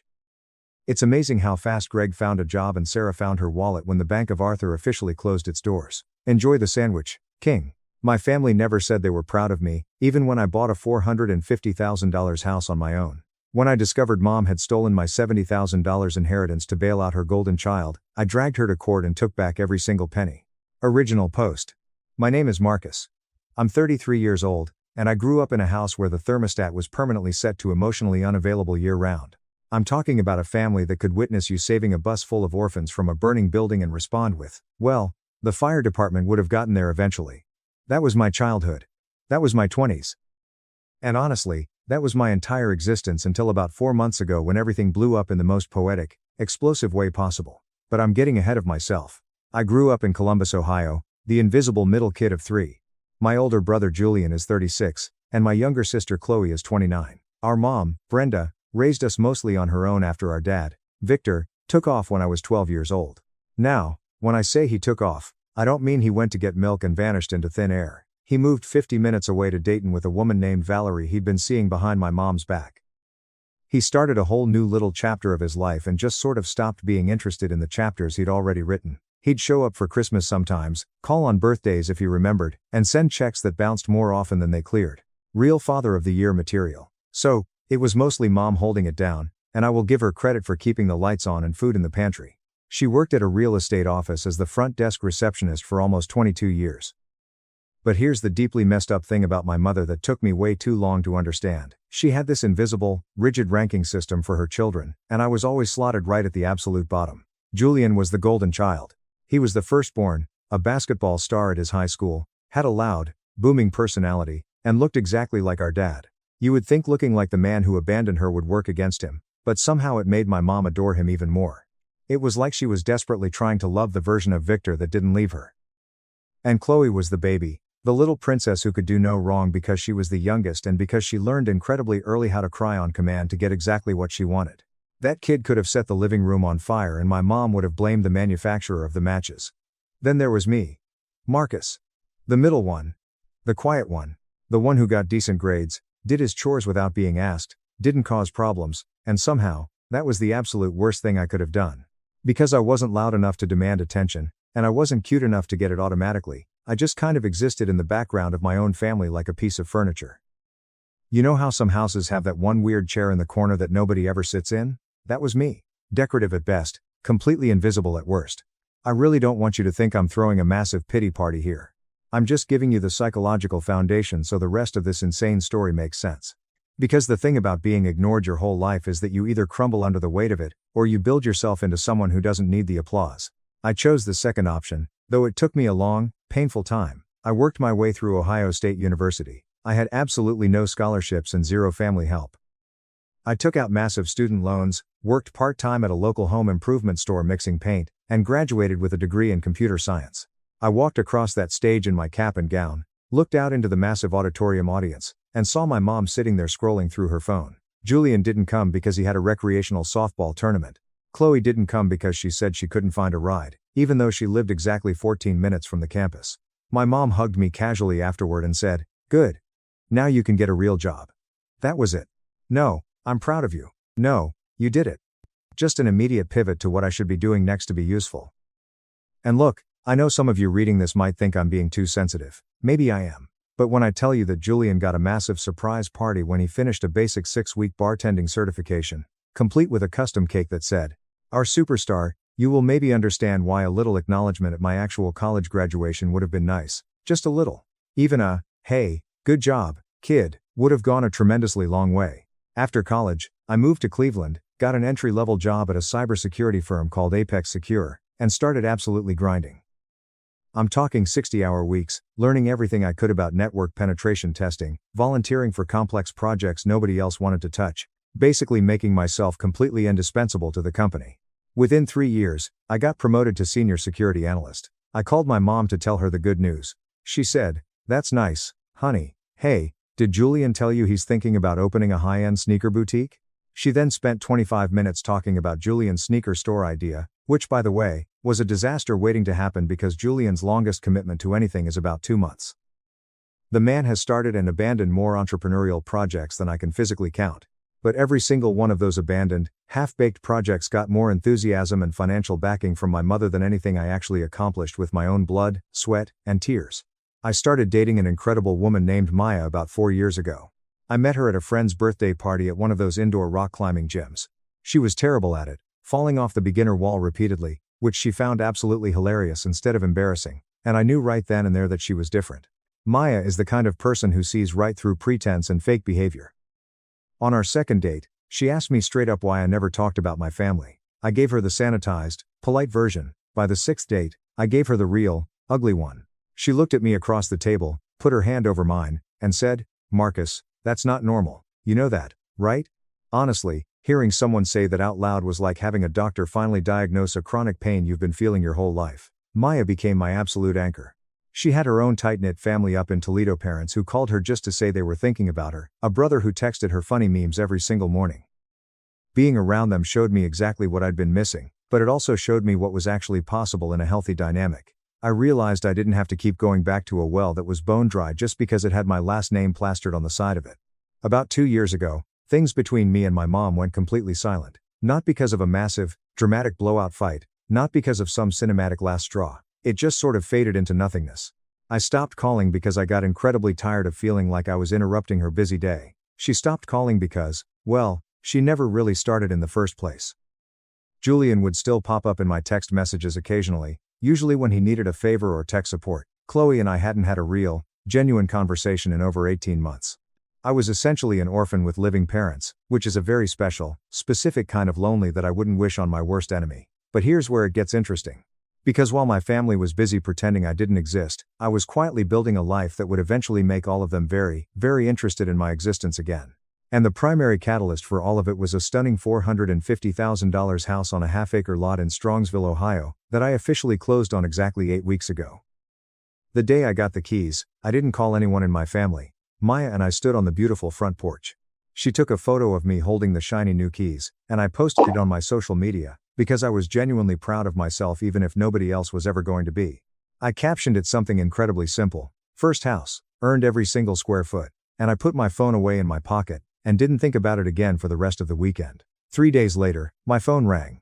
It was a number I almost didn't recognize because it had been so incredibly long since I'd seen it pop up on my screen. Mom. Brenda. Calling me for the first time in almost 2 full years.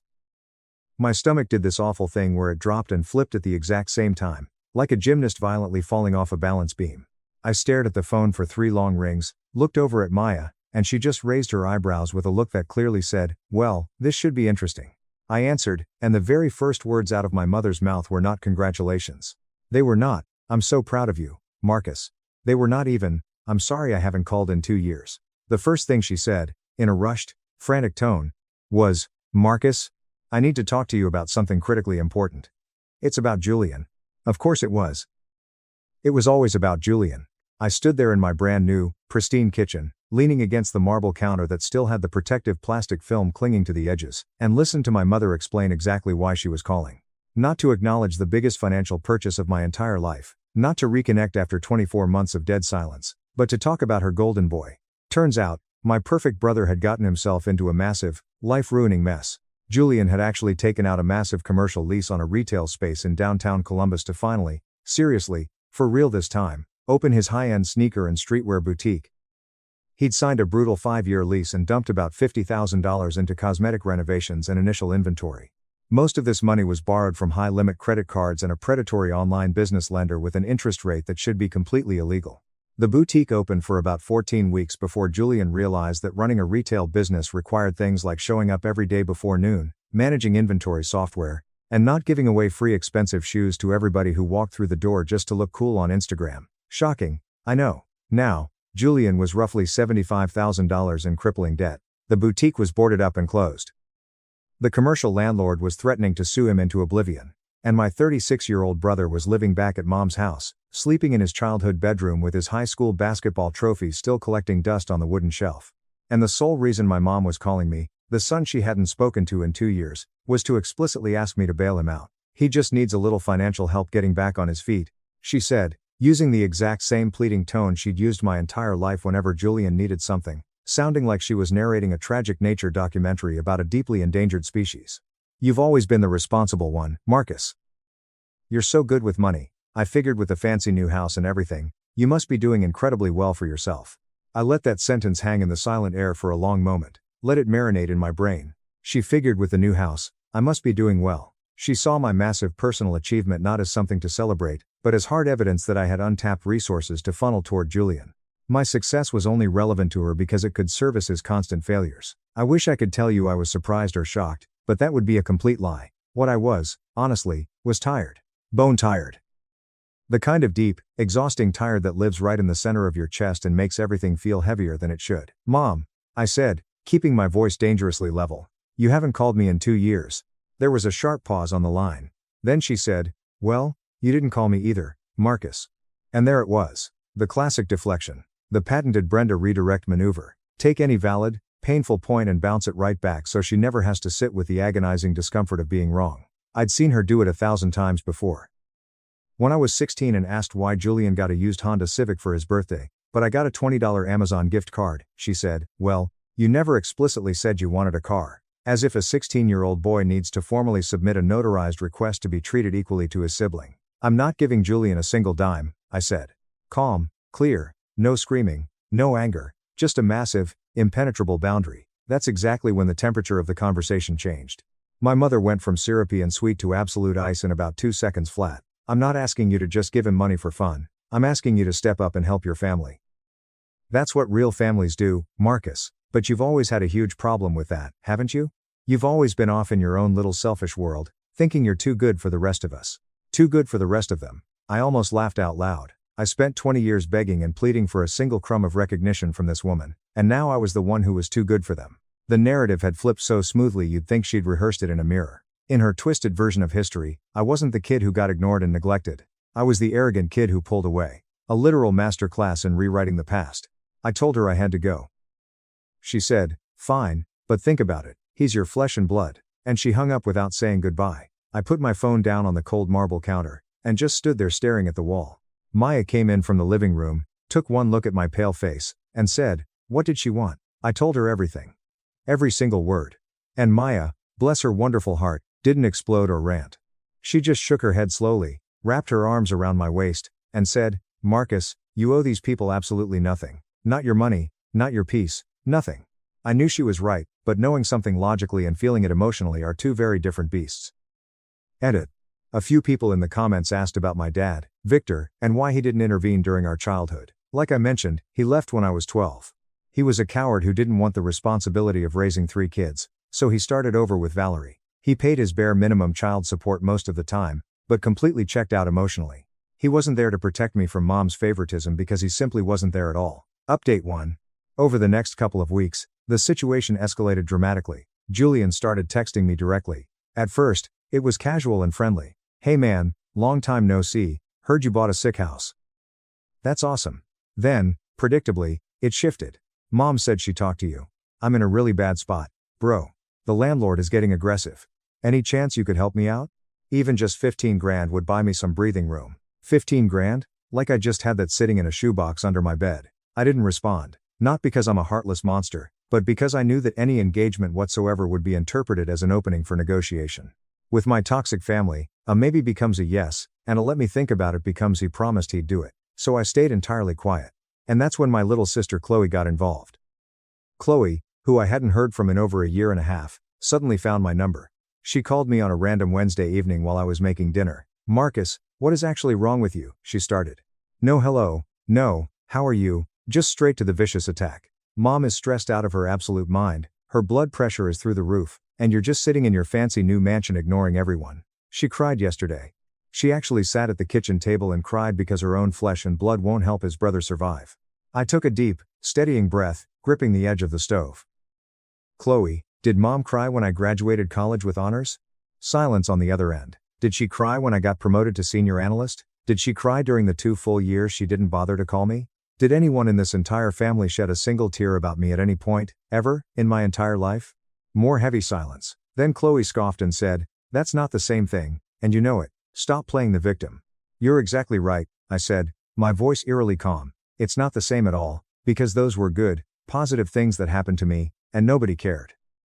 This is a bad thing that happened to Julian because of his own stupidity, and suddenly the whole family has my phone number memorized. She lost it. She called me selfish. She said I was punishing Julian for Mom's past mistakes, that I was being petty, vindictive, and small, that I'd deeply regret this when Mom was dead and gone someday. Every single guilt trip in the emotional manipulation playbook, rapid fire, like she'd been heavily coached by Brenda herself. And honestly, she probably had been. I hung up on Chloe. First time in my entire life I'd ever hung up on anyone. And then I sat down at my new dining room table and cried.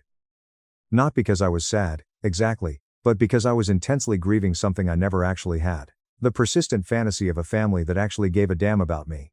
I'd been carrying this stupid, stubborn, heavy hope that someday they'd finally see me. And in that moment, sitting in the beautiful house I'd earned with absolutely zero help from anyone, I finally let that toxic hope die.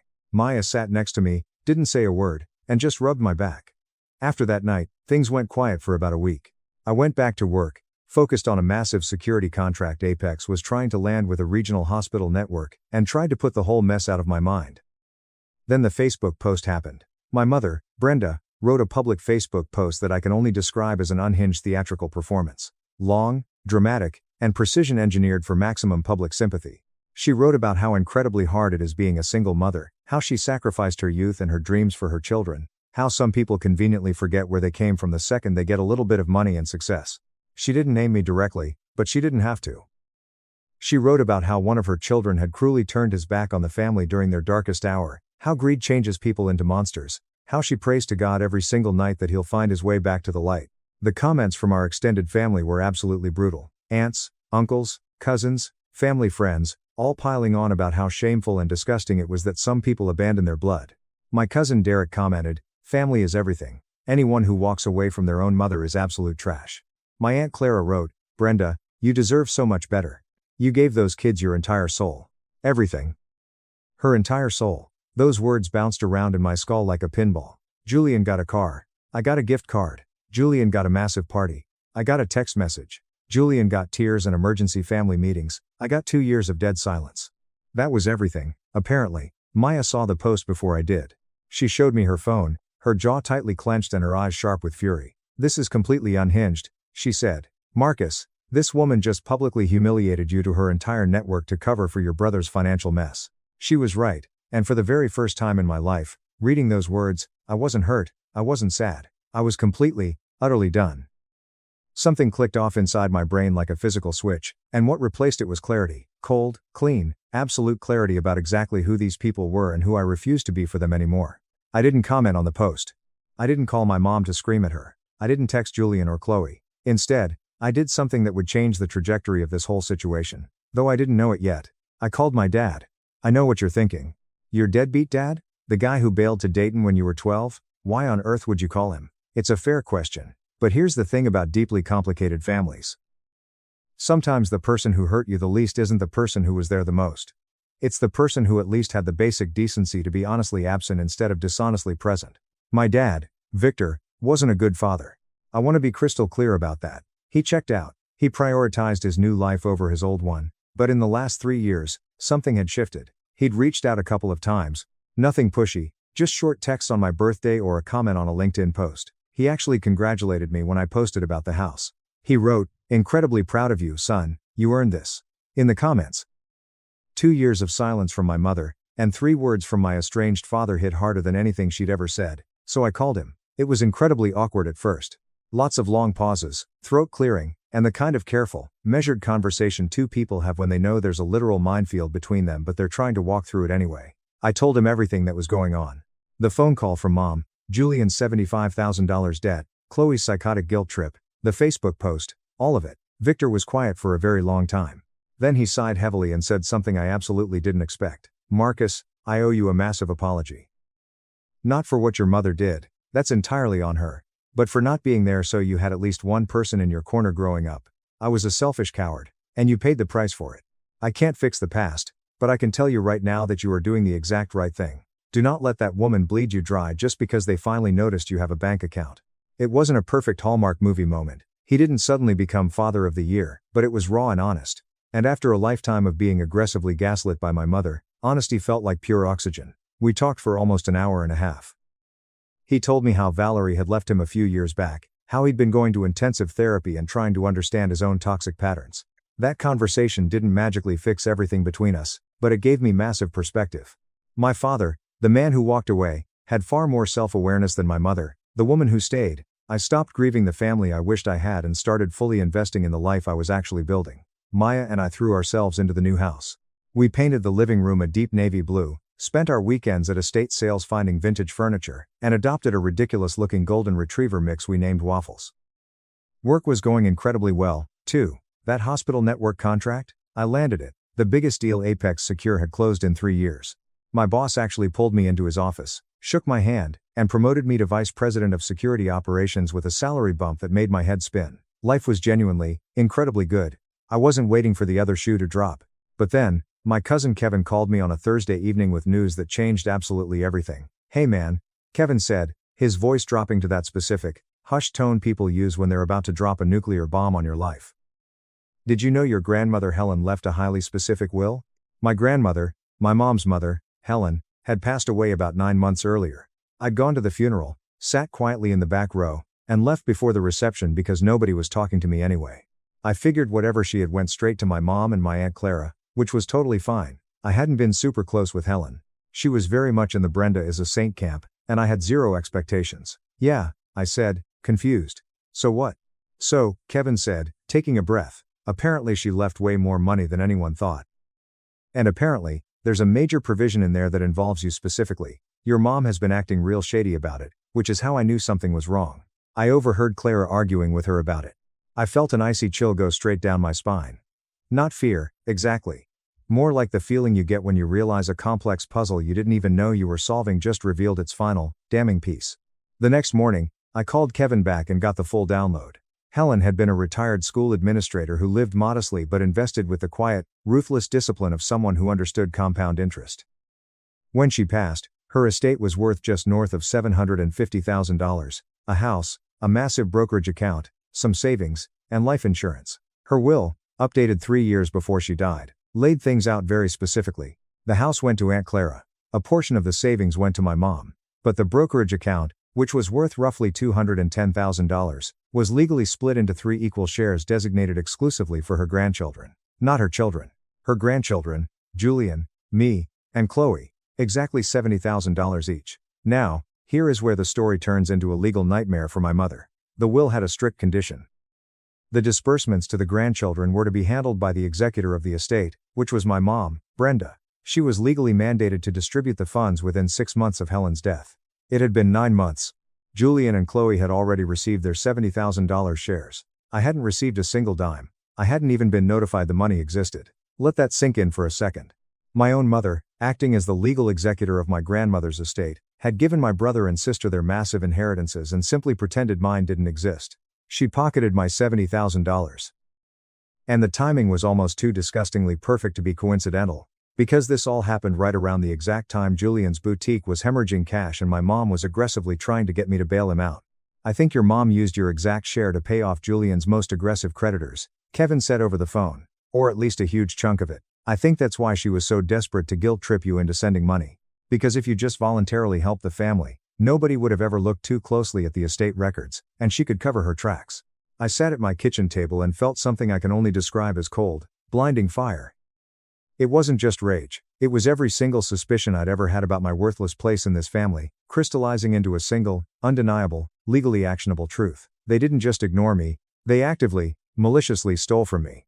They saw my silence as permission, and my absence as a financial opportunity. I told Maya everything. She went completely pale, then her face flushed bright red, and she started pacing the kitchen like a hungry prosecutor preparing closing arguments. Marcus, this isn't just toxic family drama anymore. This is grand theft. This is a severe breach of fiduciary duty. You need a ruthless lawyer. Right now. She was right. And I knew exactly what to do. Maya's cousin worked at a massive law firm in downtown Cleveland. Within 48 hours, I was sitting in the plush, mahogany-paneled office of a woman named Sarah Caldwell, an elite estate and probate litigation attorney who had the terrifying, calm intensity of a shark smelling blood in the water. She'd seen every version of family betrayal in the book and still found each new case personally offensive. I laid out absolutely everything. The details of the will, the missing inheritance, the timeline of Julian's business failing, the frantic phone calls, the guilt-tripping text messages, the insane Facebook post, everything. Sarah listened without interrupting once.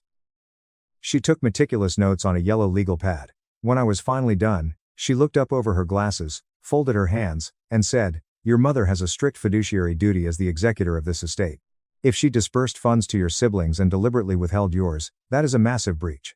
If she used your share for any other purpose, specifically to pay off your brother's debts, that is a civil tort called conversion. It is theft. We have a lot of extremely aggressive options." Options. I absolutely loved the sound of that word. For the first time in this entire miserable ordeal, I wasn't just reacting to their abuse, I was attacking. Sarah drafted and filed a formal legal demand letter to my mother within 3 days. It was a beautiful document, precise, cold, legally terrifying, and completely impossible to misinterpret. It explicitly stated that I was fully aware of Helen's will, aware of the $210,000 brokerage account disbursement, aware that my $70,000 share had been illegally withheld, and that I was requesting full payment within 14 days. If she failed to comply, I would pursue immediate legal action, including a petition to have her formally removed as executor and a civil lawsuit for breach of fiduciary duty and conversion. The certified letter was delivered on a Tuesday morning. By Tuesday afternoon, my phone was practically vibrating off the desk. Julian called first. "Dude, what the actual hell are you doing? You're going to sue Mom? Over Grandma's money? Are you out of your mind right now?" I didn't answer. I let it go to voicemail. He left 4 increasingly panicked messages. Chloe texted me a literal novel. The highlights included, "You are destroying this family permanently. Grandma Helen would be violently ashamed of you." And my absolute personal favorite, "This is exactly why nobody ever calls you. You're a greedy psychopath." As if the reason nobody called me was because I had the sheer audacity to want the $70,000 that was legally bequeathed to me. Then, Mom called. I let it ring 3 times, took a deep breath, and picked up because I desperately wanted to hear this. "Marcus Aaron, what is this disgusting letter?" Her voice was shaking violently. Not with sadness, not with guilt. With pure, unadulterated rage. She was furious that I'd found out, furious that I'd lawyered up, furious that her quiet, invisible middle child had finally grown a spine. "It's a demand letter, Mom. From my attorney. You know exactly what's in it. This is completely ridiculous. Your grandmother wanted that money to go to the family, and it went to the family. Julian was drowning. He was going to lose everything. I used the money where it was needed most." And there it was. The full, unprompted verbal confession, delivered as casually as if she were explaining why she borrowed my lawnmower. She blatantly admitted to using my inheritance to bail out Julian. She took the $70,000 that my grandmother specifically designated for me, and she handed it to her favorite child to cover his spectacular failures. And her twisted brain genuinely didn't see the legal or moral problem with it. "Mom, that money was legally mine. The will explicitly said it was mine. You were legally bound to give it to me. Don't you dare lecture me about legality." "I am your mother. And I am your son," I replied, my voice dropping to a whisper. Though I realize that title means completely different things depending on which son you're currently talking to. She went dead quiet. I could hear her ragged breathing through the speaker. Then she hissed, "If you do this, Marcus, if you actually drag your own mother into a courtroom, you will never, ever be welcome in this family again. You will be dead to us." I let her pathetic threat hang in the air for a long moment. I let it settle deep into my bones. And then I said the words I'd been carrying around in my throat for 20 years. "Mom. When was I ever welcome?" I hung up the phone. Update 2. I won't pretend that hanging up didn't hurt. It did. Even when you know the absolute truth, even when you've processed it in therapy, even when your amazing partner is standing right next to you holding your hand, hearing your own mother formally confirm that your place in the family is entirely conditional, still lands like a physical punch to the gut. But I made a decision that night. I wasn't going to stop. I wasn't going to back down and settle this privately. Not just because of the $70,000, but because my grandmother put my specific name in that legal document for a reason. And I wasn't going to let my mother erase me anymore. Sarah and I met again to prepare the lawsuit. She had subpoenaed the bank records. It was a bloodbath. The brokerage account showed exactly when the disbursements were made. Julian's share was withdrawn 4 months after Helen died. Chloe's was withdrawn 5 months after. Mine was withdrawn at 5.5 months, right before the deadline, and deposited directly into my mother's personal checking account. From there, Sarah found undeniable records of 3 massive cashier's checks made out directly to Julian's commercial landlord and his predatory lenders. My money, illegally laundered through my mother's personal account, sent directly to cover my brother's failed sneaker boutique. Marcus, Sarah said, tapping the bank statements. This isn't just a winnable case. This is a slaughter. If this goes before a judge, you will win everything. The only question is whether you want to offer them a settlement to save time, or if you want to make a public statement in court. I thought about the $20 Amazon gift card on my 16th birthday. I thought about mom scrolling on her phone during my college graduation. I thought about the 2 years of dead silence. I thought about the vicious Facebook post. I want to make a statement, I said. The petition was officially filed in the probate court. We requested a full accounting of the estate, the immediate removal of Brenda as executor, and full restitution of my $70,000 share, plus all of my legal fees. We also filed a separate civil claim for conversion. The court date was set for a gray, sleeting morning in late November. Sarah and I walked into the heavy oak doors of the courtroom. I was nervous, my heart hammering against my ribs, but my hands were steady. My mother was sitting at the respondent's table with a cheap lawyer she'd clearly hired at the absolute last minute. Julian was sitting in the gallery behind her, looking pale and sick. Chloe wasn't there. Aunt Clara was there, radiating intense disapproval from the second row like a space heater of judgment. The judge was a terrifyingly sharp woman named Honorable Patricia Harper. She looked like she had zero patience for family drama. Sarah presented our case methodically. She laid out the will, the brokerage statements, the exact dates of the withdrawals, the bank transfers, and the cashier's checks. Every single piece of evidence was presented like an unbeatable hand of cards. My mother's lawyer stuttered through a pathetic defense, arguing that Brenda had acted in good faith to save a family member from ruin and fully intended to reimburse my share eventually once Julian's business stabilized. Judge Harper literally stopped him mid-sentence. She looked down at my mother over her glasses. Mrs. Brenda, did you distribute the decedent's funds to your daughter and your elder son while deliberately withholding the exact $70,000 share legally designated for your younger son, Marcus? My mother hesitated, gripping the edge of the table. Her lawyer whispered frantically in her ear. Finally, she choked out, I used the money where it was desperately needed. Julian was in a major crisis. Judge Harper's expression turned to absolute stone. That was not the question I asked you, ma'am. The question was whether you withheld funds that were legally the property of your son, Marcus. Yes or no? Yes, my mother whispered. The gavel fell, both literally and figuratively. Judge Harper ruled entirely in my favor. She ordered full, immediate restitution of my $70,000 share, plus my legal fees which totaled just over $12,000. My mother was officially, permanently removed as the executor of the estate, and the court appointed a neutral third-party attorney to handle the remainder of the assets. Furthermore, Judge Harper stated on the public record that Brenda's conduct constituted a severe, intentional breach of fiduciary duty and illegal conversion of assets. When the final ruling was read, my mother didn't even look at me. She stared straight ahead at the wood paneling, her face completely drained of blood. Julian dropped his head into his hands and groaned audibly. Aunt Clara stormed out of the courtroom, muttering something under her breath. I walked out of that courthouse into the freezing Ohio air, and took the deepest, cleanest breath I'd taken in 33 years. Sarah shook my hand firmly and said, "You did the right thing, Marcus." Never doubt that. The aftermath played out over the next few weeks. My mother was forced to completely liquidate her own personal savings and take out a loan against her house to pay the $82,000 judgment to me and my lawyer. I hear through the family grapevine, mostly from Kevin, that she is absolutely furious. She tells anyone who will listen that I am a greedy monster, that I maliciously destroyed the family, that I chose money over my own mother's well-being. And you know what? I genuinely let her tell that story. Because the people who actually matter to me know the truth. And the people who blindly believe her toxic version of events are people whose opinions I stopped valuing a very long time ago. Julian is still massively in debt. The $70,000 mom stole for him only delayed the inevitable. He's still living in his childhood bedroom, and Kevin told me he recently got a job at a warehouse but quit after 3 weeks because the manager was disrespectful. Some things will truly never change. I haven't spoken a single word to Mom, Julian, or Chloe since the court date, and I never will again. They are permanently blocked on everything. My dad, Victor, came down to Cleveland for Thanksgiving this year. It's not a perfect relationship, and there is still a lot of damage to unpack, but he's genuinely trying. He sat at my dining room table with Maya, Maya's parents Arthur and Elaine, her brother David, and our dog Waffles begging for turkey scraps. The house was loud, chaotic, warm, and full of people who actually wanted to be there. I stood in my kitchen that night, looking out at the life I had built, and I thought about my mom's Facebook post, the one where she claimed money changes people.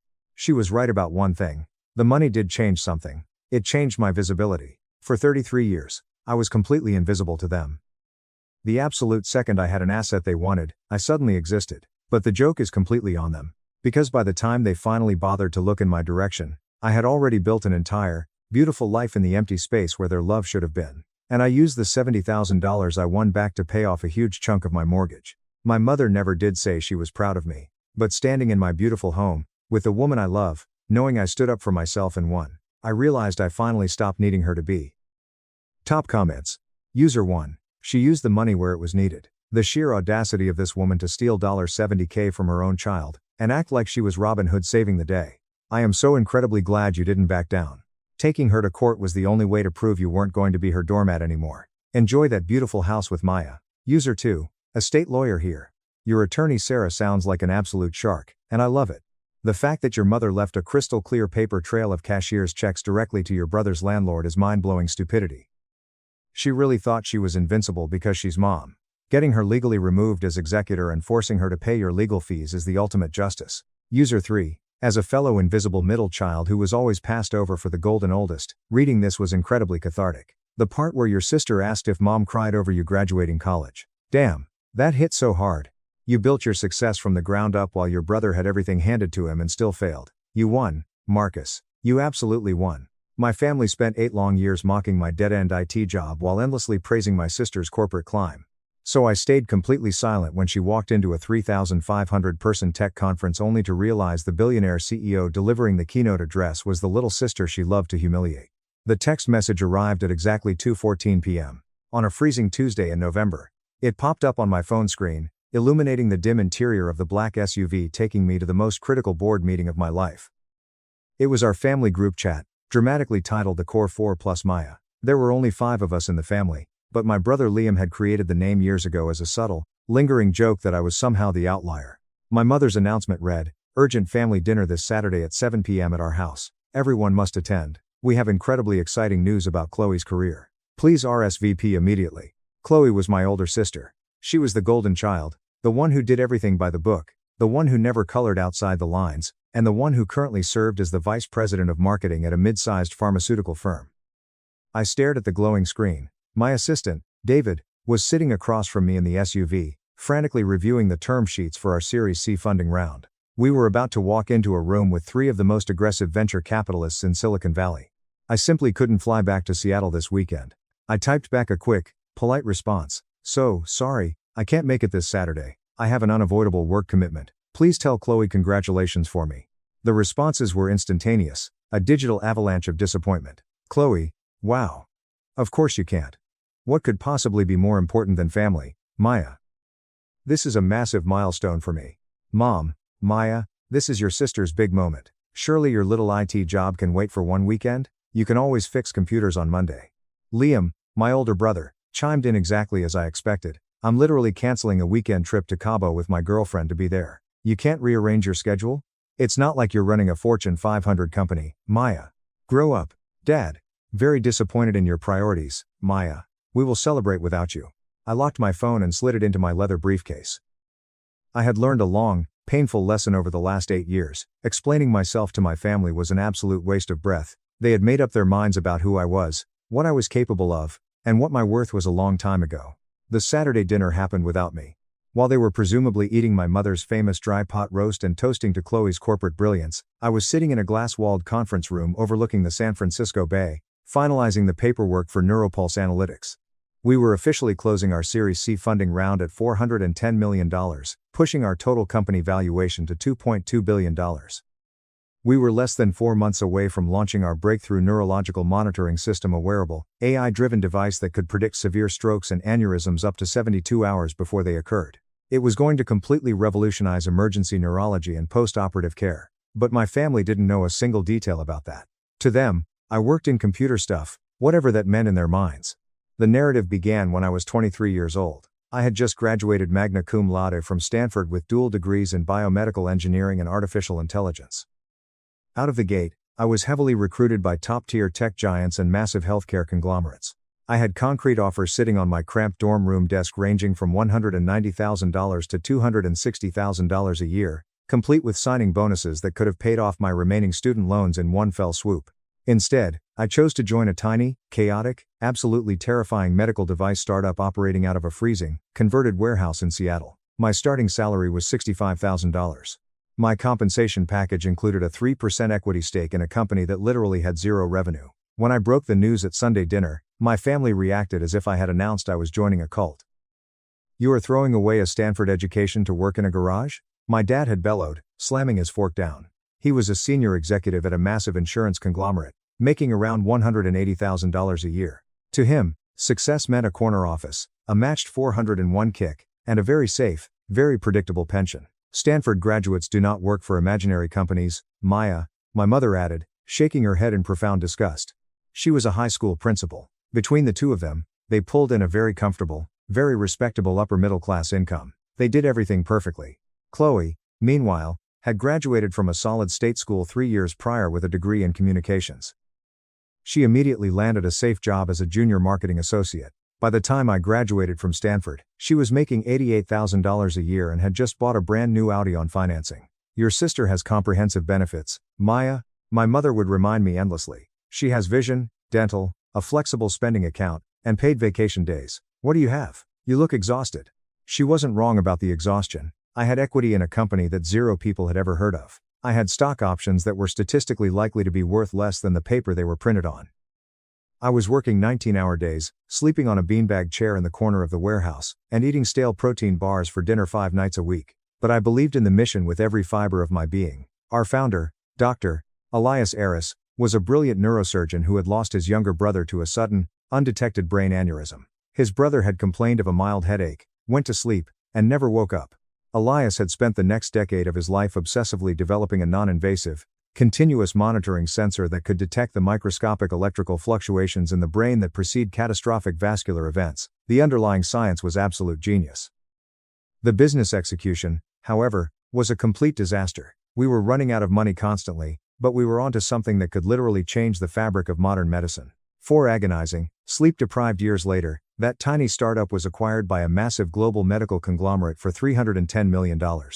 My 3% equity stake, after dilution and taxes, netted me just over $6.5 million in pure, liquid cash. I was 27 years old. I didn't tell my family a word about the buyout. They knew I had switched jobs, but they openly assumed I had just bounced to another unstable, low-paying tech gig because I couldn't hack it in the real corporate world.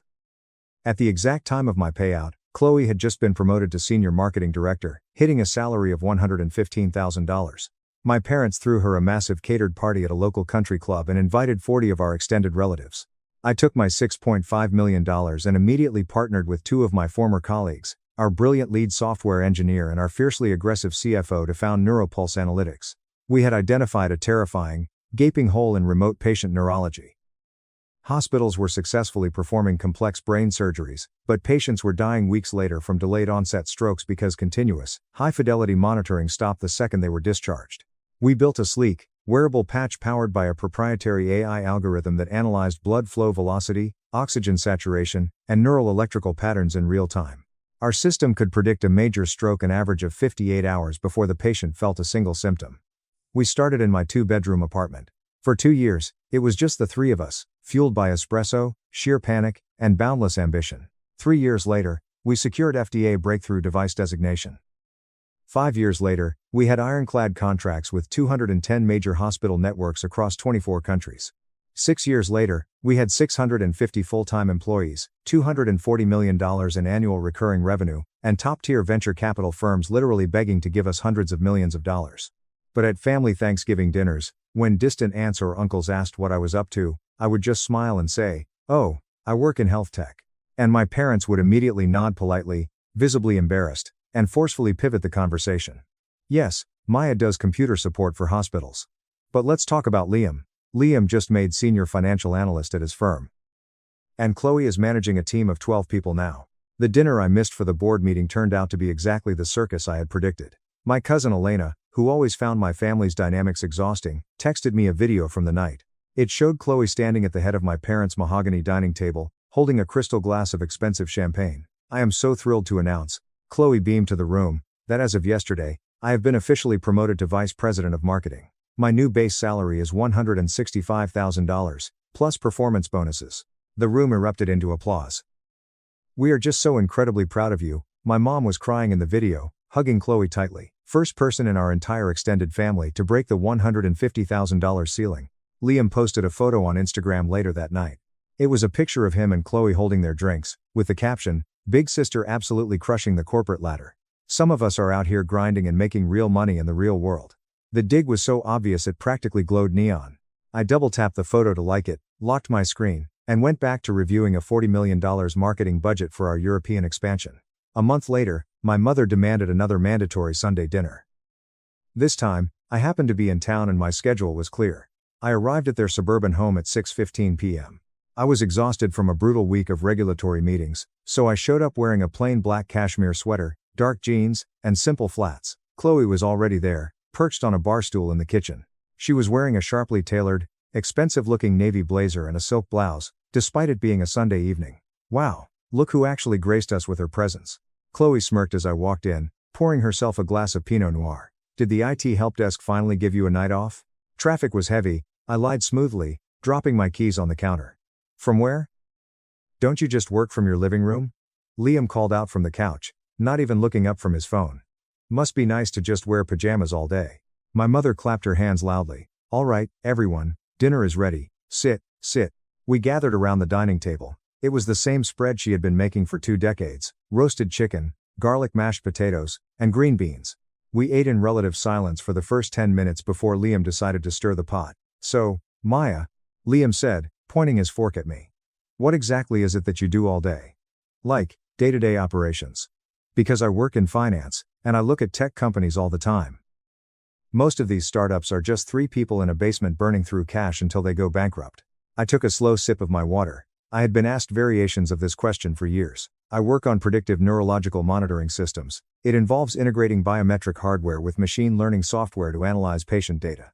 "That sounds incredibly technical and boring," my mother sighed, waving her hand dismissively as if to physically swat the words out of the air. "It is very technical," I agreed pleasantly. "Do you actually manage anyone?" Liam pressed, leaning forward. "Or are you just a code monkey?" I thought about my executive team. I thought about the 650 employees on our global payroll. I thought about my brilliant chief medical officer, my aggressive chief operating officer, and the literal army of data scientists who reported to me. "I manage a few people," I said evenly.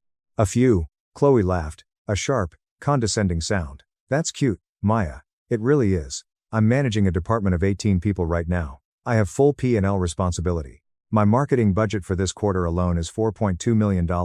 It is insanely stressful. But you know, heavy is the head that wears the crown." "That is really impressive, Chloe," I said, and I genuinely meant it. $4.2 million was a solid budget for a mid-sized pharma marketing push. She had worked hard for her position. "What's your budget like?" Liam asked me, a smirk playing on his lips. "I don't really manage a specific department budget," I replied. Which was the absolute truth. I didn't manage a department budget. I approved the entire corporate operating budget. Last week, I had signed off on our annual operating expenditure of $185 million. "Ah, so you're strictly an individual contributor," my dad chimed in, nodding sagely as he cut his chicken. "Nothing wrong with that, Maya. Management track isn't for everyone. It takes a certain type of alpha personality to lead people. You've always been more of a background worker." Chloe took a delicate sip of her wine. "Exactly. And honestly, Maya, tech jobs do pay decently, but without moving into executive management, you're going to hit a hard salary ceiling very soon. If you haven't already." I kept my eyes on my plate. "How much are you pulling in these days, Maya?" Liam asked bluntly. "If you don't mind me asking, since we're all being transparent about Chloe's big win." I did mind. I minded a lot. "I make enough to be comfortable," I said quietly. "She probably makes what? Maybe $95,000? $100,000 tops?" Chloe guessed, looking at my parents. "Which is fine for a single woman with no mortgage, I suppose." My base salary, drawn strictly for tax purposes, was $350,000. My annual performance bonus was typically around $1.5 million. My total net worth, factoring in my liquid assets, my previous buyout cash, and my 42% equity stake in Neuropulse Analytics, was hovering somewhere around $850 million. On paper, I was rapidly approaching billionaire status. But I looked at their smug, satisfied faces, and I just nodded. I'm comfortable. Well, I am just so unbelievably proud that someone in this family finally broke the six-figure executive mark, my mother said, reaching over to squeeze Chloe's hand. Your father and I never quite reached that level of corporate prestige. VP at 32, it's just spectacular. I've sacrificed a lot, Chloe said humbly, though her eyes gleamed with triumph. It definitely shows, I murmured. After dinner, we moved to the living room for coffee. My mother dragged out the heavy leather photo albums. She forced us to look through pictures of Chloe's college graduation, Liam's recent vacation to Aspen, and Chloe's office promotion party. Do you have any pictures of your office, Maya? My mom asked as an afterthought, not really looking up from the album. What's your setup like? Is it one of those weird tech places with beanbags and ping pong tables? It's a nice space, I said neutrally. Pretty standard open floor plan for the engineering teams. Open floor plans are a nightmare, Liam scoffed. So distracting. I have a private office with a door. Do you have your own office, Maya? Or are you at a hot desk? I have my own office, I said. Wow, really? For an individual contributor? Chloe raised her perfectly threaded eyebrows. Must be a tiny company. Or a converted closet. I had a 1,200 square foot corner suite on the top floor of our massive glass and steel headquarters in downtown Seattle. I had floor-to-ceiling windows offering a panoramic, breathtaking view of Mount Rainier. My name was etched into the frosted glass doors, Maya Lin, Chief Executive Officer and co-founder. But they didn't ask for details. And I absolutely did not offer them. The VIP invitation arrived in my encrypted inbox exactly 6 weeks later. The Global MedTech Innovation Summit, McCormick Place, Chicago, October 12th, 14th. It was the absolute premier event for healthcare technology, pharmaceutical executives, and medical investors worldwide. My director of communications, Sarah, forwarded the email to me with a high priority flag. Maya, the summit organizers just confirmed. You are officially locked in for the opening keynote address on the main stage, October 13th at 9 a.m. They are expecting a record-breaking crowd this year. Over 3,500 attendees in the main hall. I had attended the summit 3 times in the past. The first time, I was a nobody, wandering the exhibition hall begging for seed money. The second time, I was on a small breakout panel in a basement room. This year, they wanted me to be the face of the entire conference. The theme was the predictive revolution, how AI is eradicating preventable mortality. My speech had been drafted and obsessively refined for weeks. It was a 50-minute deep dive into how Neuropulse Analytics had successfully reduced post-operative stroke mortality by an astonishing 42% across our partner hospitals. I was going to detail how our algorithms had definitively saved 4,102 human lives in the past 24 months alone. 2 weeks before I was scheduled to fly to Chicago, my phone violently vibrated on my desk. Another message in the Core 4 Plus Maya group chat. Chloe, guys, guess what? My CEO just selected me to represent our company at the Global MedTech Innovation Summit in Chicago next month. All expenses paid, staying at the Ritz. This is the most prestigious medical conference in the world. Mom, oh my goodness, Chloe, that is incredible. What an honor. Chloe, it's huge. Major hospital executives, billionaire investors, the biggest product launches of the year. I'm going to be networking with absolute titans of the industry to secure vendor partnerships. Liam, look at you rubbing elbows with the elite. Will you meet anyone famous? Chloe, probably. The keynote speakers at these things are usually insane. Last year it was the CEO of Johnson & Johnson. This year I heard it's the founder of some massive unicorn startup that's about to go public. These people are operating on a completely different planet than us. I sat frozen in my ergonomic office chair, staring at the glowing text on my phone. The Seattle rain was pounding against my floor-to-ceiling windows. Chloe was going to the summit. She was going to be sitting in the audience for my keynote speech. My thumb hovered over the keyboard. I could have ended the charade right then and there. I could have typed, "That's amazing, Chloe. I'll actually be there too. I'm the unicorn founder giving the keynote. Let's grab dinner." I typed the first 3 words. Then I stopped. I deleted them. I thought about the last 8 years. I thought about the endless barrage of condescending remarks about my little IT job. I thought about my father telling me I didn't have the personality to lead. I thought about Liam mocking my finances. I thought about Chloe's smug, satisfied smile when she guessed I made $95,000 a year and called it cute. I thought about how not a single one of them had ever, even once, asked me a genuine follow-up question about my passions, my struggles, or my actual daily life. They preferred their version of me, the struggling, mildly successful disappointment that made their own achievements shine brighter. So, I typed, "Have a wonderful time in Chicago, Chloe." Sounds like a fantastic networking opportunity. Chloe replied instantly, "Thanks, glad at least someone appreciates how big of a deal this is." I locked my phone, tossed it into my drawer, and turned back to my multi-million-dollar quarterly projections. October 13th arrived crisp, cold, and violently windy. I flew into Chicago the night before on a chartered private jet, a necessity given my brutal schedule, and checked into the penthouse suite at the Four Seasons. The conference organizers had filled my room with white orchids, expensive champagne, and a handwritten card that read, "Maya, your work is changing the world. We are so honored to have you." I barely slept. I woke up at 5 a.m., ordered a pot of black coffee, and stood by the massive windows looking out over Lake Michigan. I practiced my cadence, my pauses, and my breathing. At 7 a.m., my personal styling team arrived. If I was going to walk out in front of 3,500 industry titans and my sister, I was going to look like the billionaire CEO I was. They dressed me in a stunning, custom-tailored Tom Ford suit in deep emerald green, paired with a subtle but fiercely expensive Rolex Daytona. My hair was styled in a sharp, flawless blowout. I looked powerful. I felt untouchable. At 8 a.m., my security detail escorted me down to the underground parking garage and drove me the short distance to McCormick Place. The scale of the event was staggering. The main ballroom was the size of an airplane hangar. The stage was elevated, flanked by two towering, 30-foot LED jumbotron screens. The lighting rigs alone looked like a rock concert setup. Miss Lynn, the frantic conference director, a man named Marcus, practically sprinted up to me backstage. "Everything is perfect. The hall is filling up faster than we anticipated. We've had to open the overflow seating.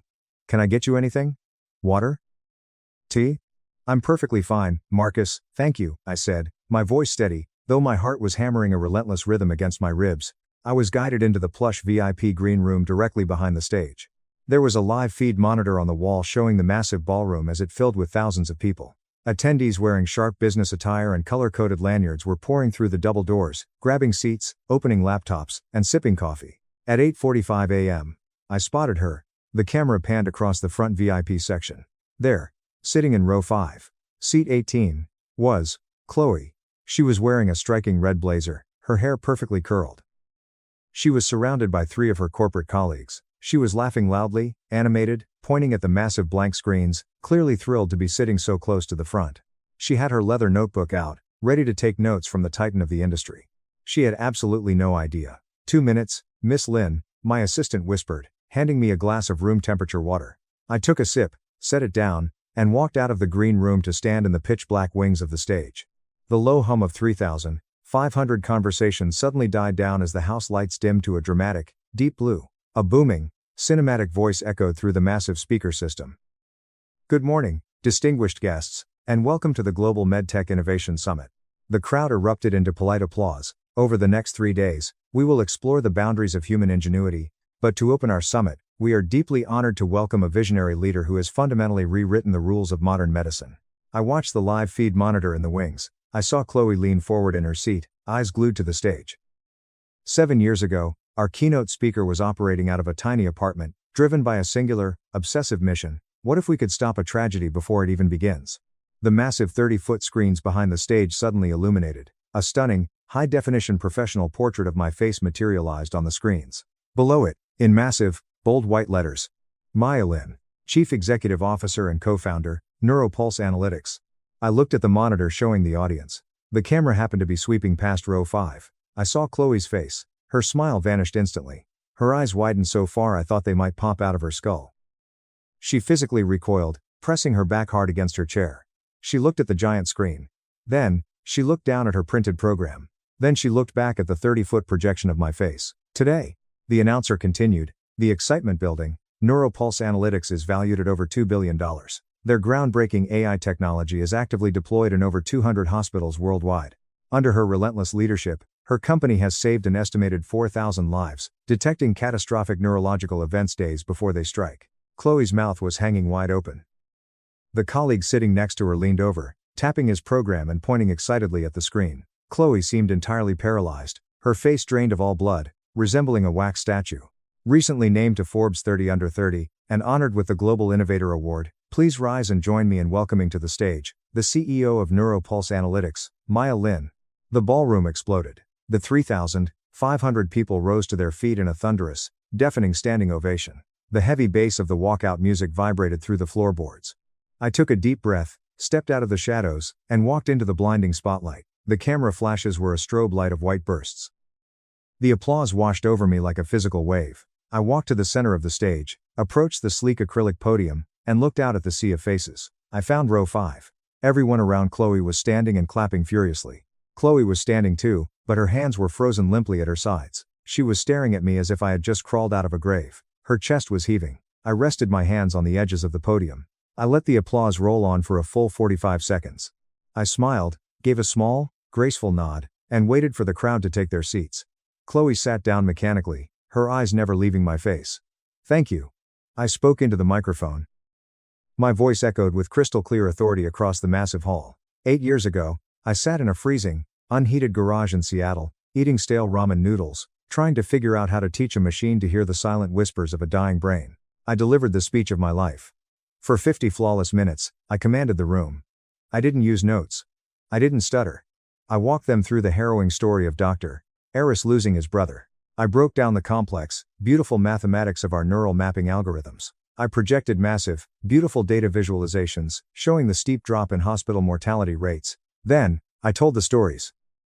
I told them about Marcus, a 22-year-old college athlete in Ohio who came in for a routine knee surgery. I explained how our wearable patch detected a microscopic anomaly in his cerebral blood flow 48 hours after surgery. The hospital intervened immediately, dissolving a massive blood clot that would have killed him in his sleep. I showed a photo of Marcus holding his newborn daughter 3 years later. I told them about Elena, a 60-year-old grandmother, whose silent aneurysm was caught by our AI with a 71-hour lead time, allowing surgeons to clip it safely.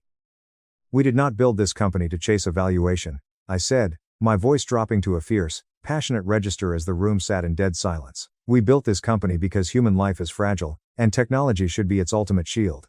We measure our success not in dollars, but in the number of empty chairs we prevent at family dinner tables." I paused, looking directly down at row 5. "Thank you." The crowd erupted again. Another standing ovation, louder and more sustained than the first. I stepped out from behind the podium, waved, and walked off the stage. Backstage, it was pure chaos.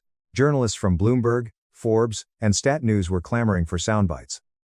Investors were shoving business cards at my executive team. I spent the next 2 hours doing back-to-back press interviews in a private suite, smiling until my cheeks ached. At 11:30 a.m., it was time for the main networking reception in the massive exhibition hall. NeuroPulse had a massive, 2-story booth right in the center, complete with espresso bars and interactive holographic displays of our tech. I was immediately swarmed by a mob of hospital administrators wanting integration details. I shook hands, answered technical questions, and smiled for photos. Then, the crowd parted slightly. Chloe was standing there. She looked incredibly small. Her red blazer, which had looked so sharp this morning, now seemed like a cheap costume. Her makeup was slightly smudged under her eyes, as if she had been crying in a bathroom stall. I politely excused myself from a conversation with the head of surgery at Mass General and walked over to my sister. "Hi, Chloe," I said gently. She stared at me. Her voice came out as a ragged, trembling whisper. "Maya, what is this?" "This is the conference," I replied calmly. "You said you were looking forward to the keynote."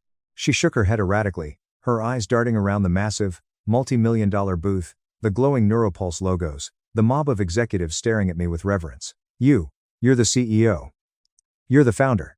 The guy on the stage said your company is worth $2 billion. 2.2, actually, as of last week's Series C. I corrected softly. "You lied to us," she hissed, her voice cracking, tears suddenly pooling in her eyes. "For 8 years, you sat at our dinner table and you lied to our faces." "I never lied, Chloe," I said, my voice dropping to a low, icy calm. I stepped closer to her so no one else could hear. "I told you I worked in health tech. I told you I worked on predictive neurological software. I told you I managed people. You let us think you were some low-level IT worker making 90 grand. She practically sobbed, her face flushing a deep, humiliated crimson. "I sat there. My God, Maya, I sat there and bragged to you about my $165,000 salary. I mocked your budget. I told you that you were hitting a ceiling." "Yes," I said evenly. "You did. You did all of those things. Willingly. Eagerly, in fact. Why didn't you tell me?" she demanded, her voice rising, drawing a few curious glances from nearby investors. "Why did you let me make an absolute fool of myself?" I looked at my older sister. I looked at the golden child who had spent my entire adult life using my perceived failures as a stepping stone for her own ego. Because, Chloe, I said, my voice devoid of anger, filled only with a cold, absolute truth. Whenever I tried to talk about my work, you rolled your eyes. Whenever Mom asked about my job, you interrupted to talk about your promotions. Liam called my company a fake basement startup. Dad told me I didn't have the personality to lead. She opened her mouth to argue, but no words came out. I didn't tell you because I didn't need your validation, I continued quietly. My work speaks for itself. I save lives. I build the future. I didn't need to prove anything to a family that only values me based on a W-2 form. You made assumptions because it made you feel superior. I just let you live in the reality you created. A man in a sharp gray suit approached us hesitantly. Excuse me, Miss Lin? I'm the VP of Acquisitions at Medtronic. Could I possibly steal you for 2 minutes? Of course, I smiled at him. I turned back to my sister. I have to get back to work, Chloe. Enjoy the rest of the summit. I hope you secure those vendor partnerships. And I walked away. I didn't look back. Update 1. By the time my private jet landed back in Seattle that evening, my phone was a radioactive brick of notifications. The family group chat had exploded into absolute hysteria. Liam, Maya, what the actual F? Chloe just called me sobbing from a hotel bathroom. She sent me a link to a Bloomberg article. Are you literally a billionaire? Mom, Maya Elizabeth Lin. I am having a panic attack. My phone is blowing up. Aunt Susan just saw you on the front page of Forbes Online. Why would you hide this from your own flesh and blood? Dad, we need to have a family meeting immediately. This is completely unacceptable. You have deeply humiliated your sister. I didn't reply. I muted the chat, went home, poured myself a glass of Yamazaki whiskey, and slept for 14 straight hours. 3 days later, I agreed to a FaceTime call. I sat at the massive oak desk in my home office. My parents, Liam, and Chloe were all crammed onto the couch in my parents' living room, staring at the camera like they were looking at an alien. Maya, my dad started, using his stern, authoritative executive voice. We are incredibly hurt. You have deceived this family for years. You watched us worry about your financial future while you were secretly sitting on a mountain of wealth. It is sociopathic. Worry about my future? I laughed, a sharp, bitter sound. You didn't worry, Dad, you gloated. All of you did. We were trying to motivate you. My mother cried defensively. We wanted you to succeed like Chloe. I surpassed Chloe's entire lifetime earning potential by the time I was 27. I said bluntly. I saw Chloe flinch violently on the screen. I didn't hide my success. I just stopped fighting for space in a family that had already assigned me the role of the loser. Every time I tried to explain my tech, you called it boring. Every time I mentioned my long hours, Liam called me a code monkey. You didn't want to know me. You wanted a measuring stick to make yourselves feel taller. We are your family. Liam yelled, his face red. You're acting like you're better than us now. I'm acting like a CEO who doesn't have time for high school bullying dynamics. I shot back. Listen to me, all of you. I love you, because you are my family. But my life, my money, and my company are entirely off limits to you. I will not be funding Liam's vacations. I will not be buying Mom a new house. We can have a relationship, but it will be built on mutual respect, not my bank account. If you can't handle that, we don't need to speak. There was a heavy, suffocating silence. Finally, Chloe spoke. Her voice was raspy. My boss, the CEO of my company. He saw me talking to you at the booth. He called me into his office today. He asked if I was really your sister. When I said yes, he practically begged me to set up an introductory dinner between you two. Are you going to? I asked. No, Chloe whispered, looking down at her hands. I told him we weren't close. I told him I didn't have that kind of access to you. Because I don't deserve it. You were right, Maya. I used you to feel better about my own miserable stress. I'm sorry. I am so sorry. It was the first time in my 29 years of life I had ever heard my sister apologize. Update 2. 2 years have passed since the Chicago summit. A lot has changed. Neuropulse Analytics went public. We rang the opening bell at the NASDAQ. Our IPO shattered expectations, opening at $58 a share. By the end of the trading day, the company's market cap was sitting at $11.4 billion. I was officially, undeniably, a billionaire on paper. My relationship with my family shifted into a bizarre, fragile détente. Chloe actually quit her high-stress corporate job. The shock of realizing her entire identity was built on a superficial corporate ladder broke something in her. She took a massive pay cut to work for a non-profit organizing healthcare logistics for underprivileged communities. We grab coffee once a month. It's awkward, but it's real. My parents treat me with a bizarre, almost fearful reverence now, constantly bragging about me to their country club friends, which I mostly ignore. But the real twist of this entire saga belongs to my brother, Liam. Liam, the senior financial analyst, who loved to mock my basement startup, couldn't handle the fact that his little sister had eclipsed him. The jealousy rotted him from the inside out. He became obsessed with finding the next neuropulse. He wanted to prove he was the financial genius of the family.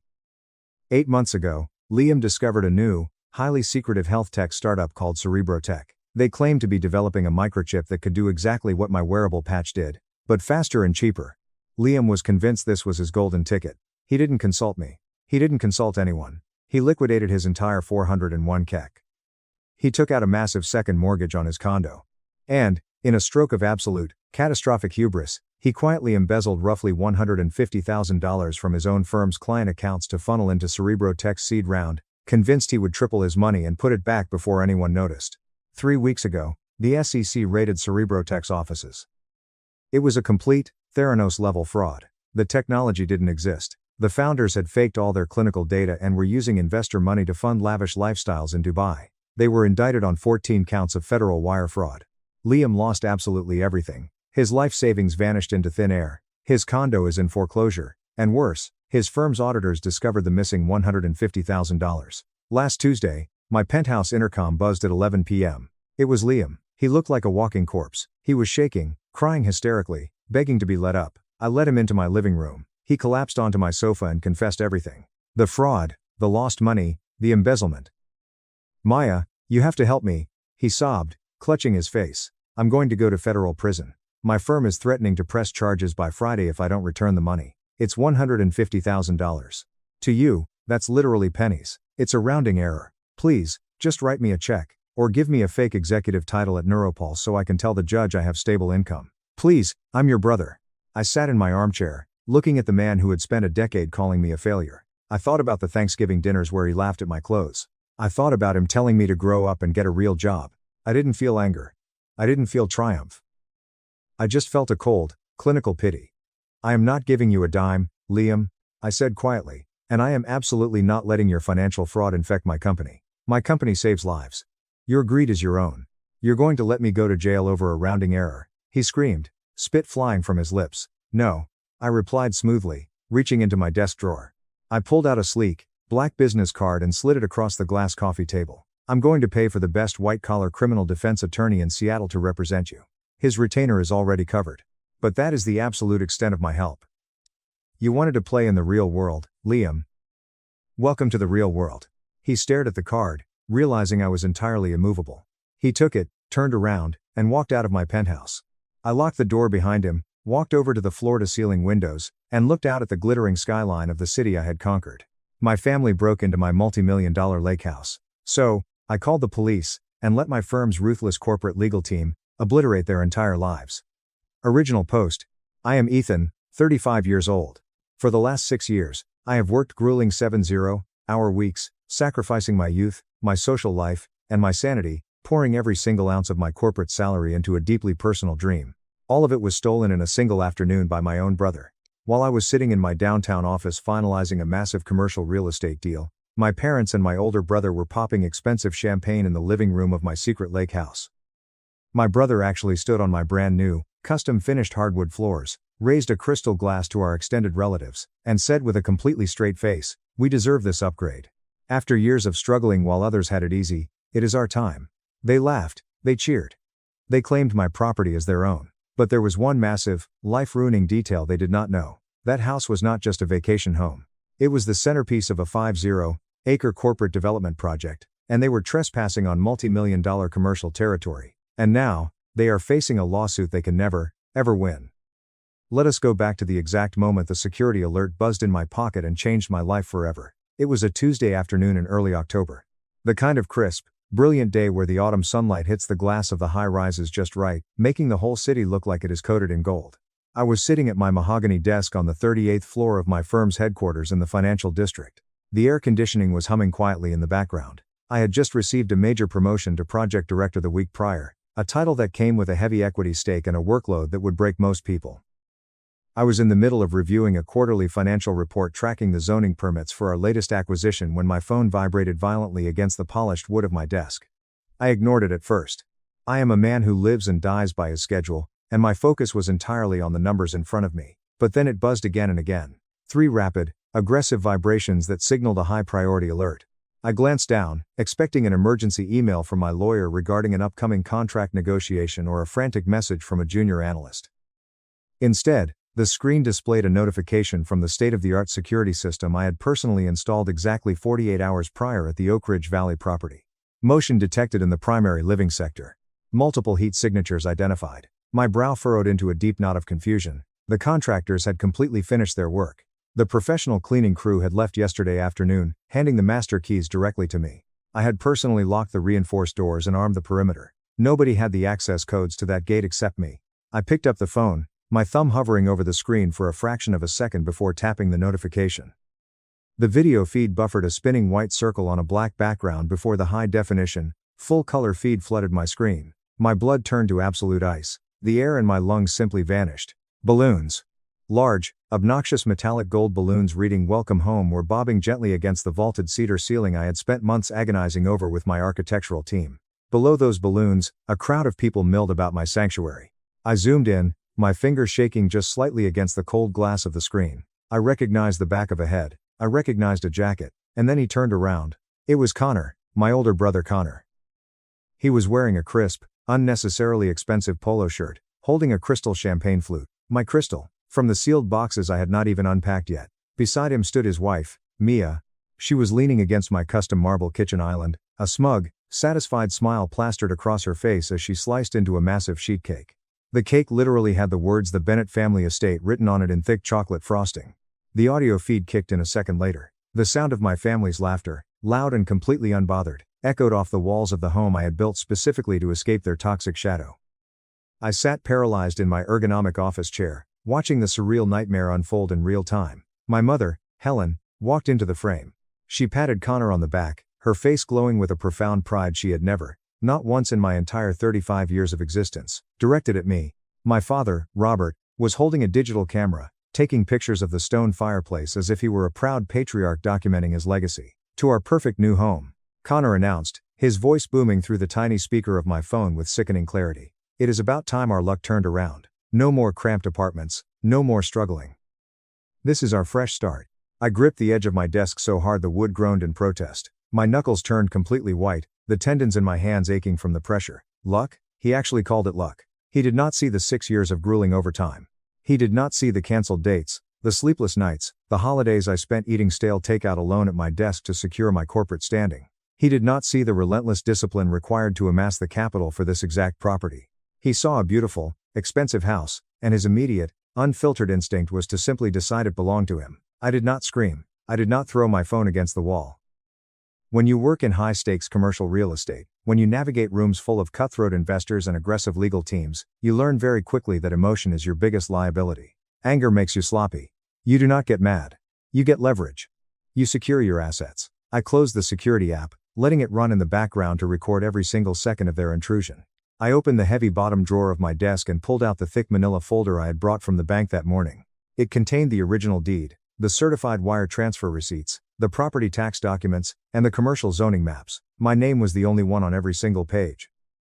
I shoved the folder into my leather briefcase, snapped the brass locks shut, and stood up. I straightened my tie. I walked out of my private office. My assistant looked up from her monitors as I marched past her desk. "Cancel my afternoon meetings," I said, my voice completely devoid of inflection. "Reschedule the zoning board call for tomorrow morning. I have a severe pest control issue at a private property that requires my immediate physical presence." The elevator ride down to the parking garage felt like an eternity suspended in time. Every ding of the passing floors echoed like the ticking of a bomb waiting to detonate in my chest. I reached my designated parking spot, threw the briefcase into the passenger seat of my car, and gripped the steering wheel. I was about to put the car in drive when a memory hit me. A memory so vivid and painful it knocked the breath entirely from my lungs. A brutal reminder of exactly why I could not and would not show these people a single ounce of mercy today. Growing up in our household, the dynamic was established early and enforced brutally. Connor was the golden child, the radiant sun, and the rest of us were just insignificant planets forced to orbit his perceived brilliance. If Connor managed to get a B on a high school history test, my parents threw a celebratory dinner. If I brought home a flawless report card with straight A's, I was quietly told to put it away and not to brag because it might make my brother feel inadequate about his own struggles. I learned very early on that my assigned role in the family was to be invisible, silent, and compliant right up until the exact moment Connor needed something fixed, paid for, or covered up. The most defining moment of my life, the trauma that forged the impenetrable armor I wear today, happened when I was 21 years old. I had been working 3 different jobs since I was 16 years old to build my college fund. I flipped burgers in a greasy kitchen until midnight, mowed lawns in the sweltering summer heat, and did basic bookkeeping for local small businesses on the weekends. I saved every single penny, denying myself basic teenage experiences. I had over $35,000 sitting in a joint savings account at the local credit union, an account my mother was still technically a signer on from when I had opened it as a minor. Connor, meanwhile, had predictably dropped out of his second attempt at college to start a custom apparel business. He convinced my parents it was the next massive industry disruptor. He maxed out both of their credit cards, leased a commercial warehouse he absolutely could not afford, and within 8 miserable months, he was facing total bankruptcy and a massive lawsuit from unpaid suppliers. I will never forget walking into the bank branch on a rainy Tuesday to withdraw my tuition money for my junior year of university. The teller looked at her computer screen, frowned, and then looked at me with a deep horrific pity in her eyes. She softly informed me that the account balance was zero. My mother had walked into the branch 2 days prior and legally drained the entire $35,000. I drove home in a state of blinding, suffocating panic. When I kicked the front door open and confronted them in the kitchen, my mother did not even have the decency to look guilty. She was calmly stirring a pot of chicken soup on the stove. Without breaking eye contact, she told me that family helps family. She stated that Connor was in desperate, life-ruining trouble, and since I was the smart one, I could easily figure out how to get student loans to cover my education. My father chimed in from the dining table, his voice dripping with condescension, telling me that I was being incredibly selfish for caring about a college fund when my brother's entire future and freedom were on the line. They treated my life savings like it was their emergency fund. I packed my bags and moved out that exact night. I took out crushing high-interest student loans to finish my degree. I survived on cheap ramen noodles, tap water, and pure unadulterated spite. Years later, when I bought a vintage car as a tangible symbol of my survival, my parents demanded I sell it to fund Connor's mortgage. When I refused, they called me a disgrace. I vowed then to build a fortress so high they could never reach me. And I did. I bought the Oak Ridge Valley property in absolute secrecy. I gripped the steering wheel as I turned off the main highway. As I pulled up to the property line of my estate, the fragile peace evaporated into the cold autumn air. There were 6 different cars parked haphazardly across my pristine, freshly seeded front lawn. Deep, muddy tire tracks violently gouged the soft earth I had just paid a premium landscaping crew thousands of dollars to perfect. Connor's oversized, lifted truck was parked aggressively right by the front door, crushing a bed of newly planted hydrangeas. I did not pull into the driveway. I parked my car horizontally across the main gate entrance, effectively barricading them all inside the property. I reached into the glove compartment, pulled out my phone, and dialed the local precinct. "Dispatch, this is Ethan Bennett," I said, my voice dangerously calm. "I am the legal owner of the property located at 42 Oak Ridge Valley. I have a break-in in progress. There are multiple hostile trespassers currently occupying my residence. I need sworn officers here immediately." I hung up the phone, grabbed my heavy leather briefcase and stepped out of the car. The familiar, comforting scent of the lake water hit my nose, but it was immediately ruined by the smell of a cheap barbecue grill being fired up on my custom cedar deck. They were cooking meat on my deck. I stood perfectly still at the edge of the driveway, the cold wind whipping at my trench coat, waiting until I saw the flashing blue and red lights of the police cruisers turning down the narrow lane. 2 patrol cars pulled up rapidly, their tires crunching loudly against the gravel. A veteran officer whom I had spoken to a week prior stepped out. I handed him the heavy manila folder containing my state identification and the finalized closing documents. "They bypassed my security. They broke in," I stated firmly. The officer checked the dates, verified the signatures, and nodded. "Understood. Let's clear them out." I walked up the front steps of my own home, the gravel crunching aggressively under my expensive dress shoes. I bypassed the smart lock by punching my master passcode into the keypad, pushed the heavy oak door wide open, and stepped directly into the grand foyer. The wall of noise hit me instantly. Shouting, obnoxious laughter, and loud pop music blaring from a portable speaker. Connor was standing right by the grand staircase. When he noticed me, his confident smile faltered for a fraction of a second before he replaced his shock with a mask of forced arrogant joviality. "Ethan, you finally made it," Connor shouted over the blaring music. "Mom said she couldn't get a hold of you. Welcome to the new family compound. Come on in." He took a step forward, intending to pull me into a fake brotherly hug. I simply stepped back, creating a path, and allowed the police officers to walk past me into the bright light of the foyer. The music was suddenly cut off. The silence that fell over the massive room was deafening. 30 pairs of terrified eyes turned away from the champagne and the cake, staring in utter shock at the uniforms. "Evening, folks," the officer said loudly. "Who exactly claims ownership of this residence?" Connor immediately puffed out his chest. I do, officer. Well, technically, it is the family home. We just bought it. He lied to a police officer with the terrifying smoothness of a lifelong con artist. The officer looked at Connor with pure disgust. Sir, I have the verified legal owner of this property standing right beside me holding the deed. And he states that you are trespassing. Connor let out a loud, obnoxious laugh. Ethan owned this place? You've got to be kidding. My little brother is an office drone. My parents bought this house for me and my wife. My mother pushed her way to the front. Ethan, what on earth do you think you are doing, calling the police on your own brother during a family gathering? Stop this embarrassing nonsense right now. I slowly opened the manila folder. I looked dead into Connor's eyes. This is a legally binding property deed, I said, my voice cold and sharp, paid for entirely by wire transfer from my personal corporate accounts. You have no lease agreement. You have no keys. You forced the side window lock to gain unauthorized entry. In the eyes of the law, that is a felony. Mia, Connor's wife, marched up, her face burning red with rage. You selfish prick. You have all this hidden money and you kept it from us while we struggle? Family shares. Your parents explicitly said this is a family asset now. We need the space for the kids. My parents do not own my bank accounts anymore, Mia, I replied, my voice dropping to a freezing whisper. Not since they stole my college fund when I was 21 years old. There is no inheritance for you here. The officer stepped aggressively between us. Mr. Bennett has provided unquestionable proof of legal ownership. Every single one of you has exactly 10 minutes to gather your personal belongings and vacate these premises, or you will be placed in handcuffs. Absolute chaos erupted. Relatives started murmuring in panic, frantically grabbing their coats. My father turned a deep shade of purple, pointing a shaking finger at me. You are kicking your own flesh and blood out onto the street over a pile of bricks. You are dead to me, Ethan. We will sue you for everything.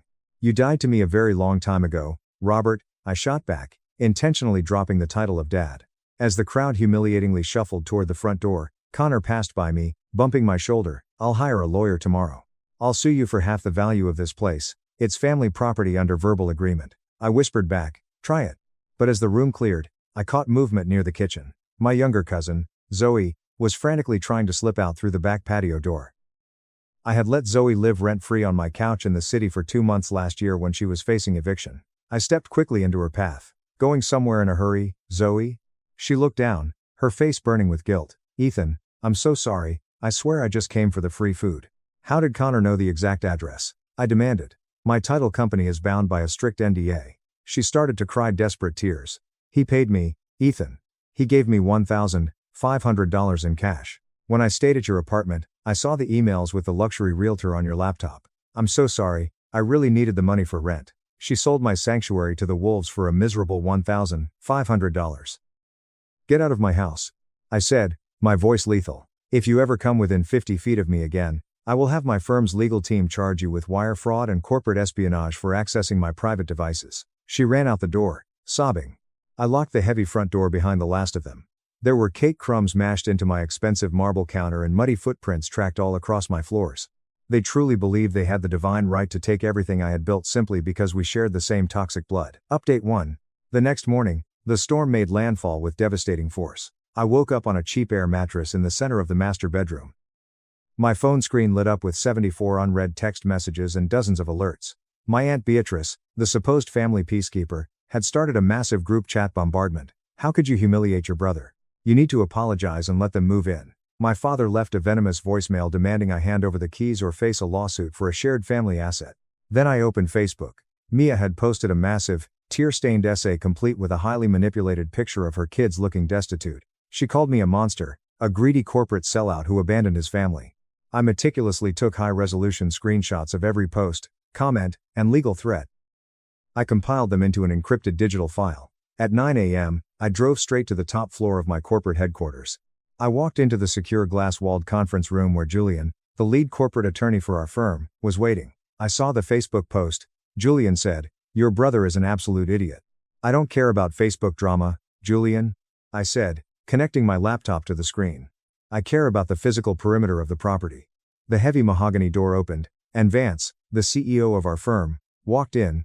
Vance was a terrifying, brilliant man who had built his real estate empire from nothing and had zero tolerance for parasites. "Ethan," Vance said, taking his seat. "I hear you had a severe pest control problem at the Oak Ridge Valley site yesterday." "I did, sir. My family broke into the primary residence. They are officially claiming a right to the property and threatening a lawsuit for ownership. Vance chuckled, a dry, cold sound. Fascinating. Tell me, Ethan, do they know that the house they are fighting over merely sits on lot 1 of a 50-acre commercial development owned entirely by this corporation? Do they know that you are the lead project director and hold a 20% equity stake in the entire surrounding valley? No, I smiled, feeling the heavy armor of my reality lock into place. They think I am just a selfish brother who bought a nice vacation home with his salary. My father literally threatened to bring a local family lawyer to claim an oral agreement. Julian laughed out loud. A local family lawyer? Going up against our corporate litigation team? We will bury them in so much legal paperwork they will go bankrupt, just paying the retainer fees to read it. We secure the perimeter immediately, Vance ordered. Julian, authorize the corporate security team. I want 24/7 armed patrols at the main gate. If your family steps one single foot on that soil again, they are actively interfering with a multi-million-dollar corporate asset. We will hit them with commercial damages that will ruin them for generations. I drove back to the lake house. The corporate security team had already set up massive unmarked black SUVs near the reinforced steel gate. As I pulled up, I saw my parents' beat-up sedan idling dangerously on the shoulder. My father was angrily pacing, screaming at the stoic security guards. When he saw me, he slammed his hand against my window. What the hell is this, Ethan? Armed thugs? Give me the gate code right now. We are not leaving until Connor has a set of keys. I rolled the window down exactly 2 inches. You are attempting to trespass on a private, highly secured corporate zone. Corporate zone? My father sneered. Stop playing games. Connor needs this place to raise his kids. You are single. You owe us for raising you. I've already spoken to a lawyer. You owe. Verbal agreements are legally binding. Tell your cheap lawyer to bring a very big briefcase, I said softly, because he is going to need it to carry the countersuit. I rolled the window up seamlessly, and the heavy steel gate closed behind me. I thought the overwhelming security presence would be the definitive end of the nightmare. But toxic family dynamics do not operate on logic. Exactly 4 days later, the perimeter alarm chimed. I switched my primary monitor to the high-definition front gate feed. What I saw made my jaw clench tight enough to grind my teeth. It was a coordinated caravan of sheer audacity. Connor's lifted truck was parked aggressively right up against my corporate gates. Behind it was my parents' sedan. Behind that was a flashy, tacky cherry red convertible. And parked horizontally behind that convertible, blocking the entire public access lane, was a massive rented commercial moving van. A fully loaded moving van. They piled out of their vehicles looking frighteningly confident. But the most concerning detail was the unknown woman stepping out of the cherry red convertible. She was dressed in an aggressively bright yellow pantsuit, holding a bulky briefcase. She had the distinct swagger of a strip mall lawyer who spends her career bullying unrepresented people in small claims court. She was barking orders at my parents. My desk phone rang. Mr. Bennett, the head of security said, his voice laced with heavy professional annoyance. Your family has returned in force. They brought an unidentified female claiming to be their retained legal counsel.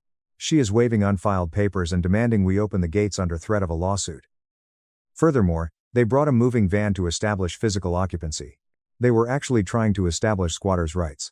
They thought if they got their cheap furniture onto the grass, the law would magically protect them. Do not open the gate, I am coming down there, I ordered. By the time I reached the towering steel gates, it was a full-blown circus. Connor was unloading heavy canvas camping tents onto the grass. Mia was screaming at a security guard. When they saw me, a cheer of vindictive triumph went up among them. My father gripped the steel bars. It is over, Ethan. We brought actual legal representation today. Open this gate right now, or we will take everything you own in court. I bypassed my screaming family and looked directly at the woman in the yellow pantsuit. And who exactly are you supposed to be? I asked. Yes. She stepped forward confidently, sliding a flimsy business card through the gaps. I am Roxanne Thorne, attorney at law. I officially represent Robert, Helen, and Connor Bennett. My clients have formally retained me to enforce their absolute legal right to this residential property, which was purchased using funds heavily subsidized by their years of providing for your education. Verbal agreements are completely actionable. We are officially filing a lawsuit for 50% ownership, plus punitive damages for emotional distress.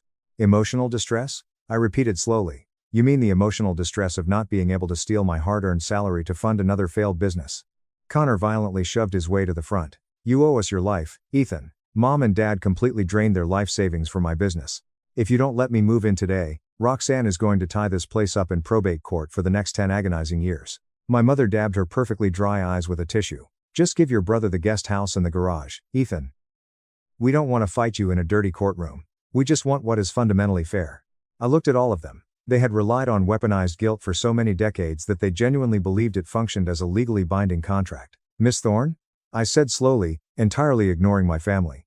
Before you drove out here today, did you actually pull the commercial zoning records and the corporate ownership structure for this specific GPS coordinate? Or did you just lazily look up the simple residential deed I filed 3 days ago? Roxanne frowned, her arrogant smile slipping. I pulled the residential deed, obviously. Which makes it a personal asset directly subject to our family lawsuit. I see, I replied calmly. Then you are a very terrible, negligent lawyer, and you are about to lose your license to practice law. Before she could object, a low, incredibly heavy rumbling sound echoed down the narrow road.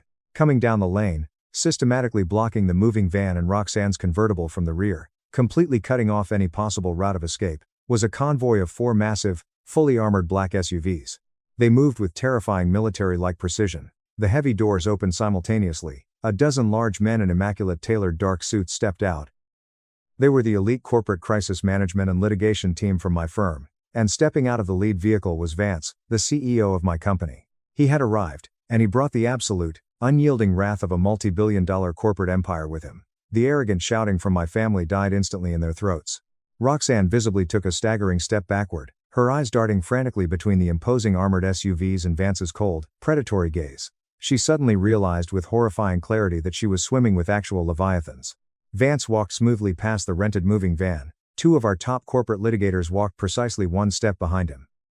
I gave a subtle nod to the security guard. The heavy steel gate slowly hummed open. I stepped out onto the public road and stood shoulder to shoulder with Vance. We formed an unbreakable wall of corporate dominance. Ethan, Vance said, his voice dripping with absolute authority, I see the local pest problem has inexplicably multiplied. It appears so, sir, I replied smoothly. My father desperately tried to muster his bravado. He pointed a shaking finger at Vance. Who the hell do you think you are? Are you this boy's boss? You need to tell your arrogant employee to hand over the keys before my lawyer sues him for everything he is worth. Vance did not even look at my father. He turned his cold gaze directly onto Roxanne. You are the legal counsel representing these individuals? He asked politely, though it sounded like a loaded threat. Roxanne swallowed hard, clutching her briefcase. Yes, I represent the Bennett family in a civil dispute regarding the rightful occupation of this residential asset. Vance simply snapped his fingers once. The lead corporate litigator stepped forward, clicked open his leather briefcase, and pulled out a stack of legally bound documents as thick as a metropolitan phone book. He handed the massive stack directly into Roxanne's shaking hands. Miss Thorne, Vance said smoothly. I am Vance, CEO of Vanguard Holdings. What you are currently holding is the finalized master deed, the approved commercial zoning permits, and the highly confidential corporate equity structure for the Oak Ridge Valley Commercial Development Project. Roxanne's hands were trembling so violently that the papers rustled loudly. Her eyes widened in pure, unfiltered horror as she scanned the bold legal text. I strongly suggest you read those documents carefully before you speak another word. Vance continued, his voice dropping to a lethal quiet calm. Because you have made a catastrophic, career-ending error. This house is not a simple personal residential asset. It is the designated primary on-site management facility for a 50-acre commercial development. The entire valley surrounding this house, including the very road your clients are currently blocking, is private corporate property owned entirely and exclusively by Vanguard Holdings. Connor let out a high-pitched, nervous laugh. What is he talking about, Ethan? Stop with the fake legal mumbo-jumbo. It's just a lake house. Shut up, Connor, Roxanne hissed violently. The bright color was rapidly draining from her face, leaving her looking ghost pale and on the verge of physical collapse. Furthermore, Vance said, turning his piercing gaze to my parents who physically recoiled. Ethan Bennett is not merely an employee, he is the lead project director of this multi-million-dollar development, and he personally holds a 20% equity stake in this specific corporate subsidiary. The residential deed he filed was a mere legal formality. By attempting to lay claim to this property, by repeatedly trespassing, and by threatening to tie it up in court, you are not threatening a family member. You are actively, illegally threatening a massive corporate initiative. The silence that followed was absolute and deafening. My mother's mouth opened and closed repeatedly like a fish suffocating on dry land. For 35 agonizing years, they had treated me like a useless wallet, an invisible stepping stone meant only to facilitate Connor's supposed greatness. They truly thought I was just a guy with a decent salary. They had absolutely no idea that I was sitting on a throne of corporate equity, wielding financial and legal power they could not even begin to comprehend. Our lead corporate litigator spoke up, his voice utterly unyielding. Because your clients have repeatedly harassed a senior corporate executive, trespassed on a secure commercial site, and threatened frivolous litigation to extort corporate assets, my team has already drafted a comprehensive countersuit. If you and your clients do not withdraw from this property in exactly 60 seconds, Vanguard Holdings will sue Robert, Helen, and Connor Bennett for commercial interference, criminal trespassing, and attempted corporate extortion.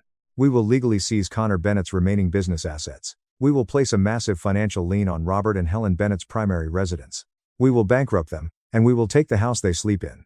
The litigator took one aggressive step closer to Roxanne. And as for you, Miss Thorne, if you file one single solitary piece of paperwork regarding this matter in any court in this state, we will immediately report you to the State Bar Association for gross professional misconduct. We will bury your pathetic small practice in so many legal injunctions, you will be forced to sell your car just to pay the filing fees to defend yourself.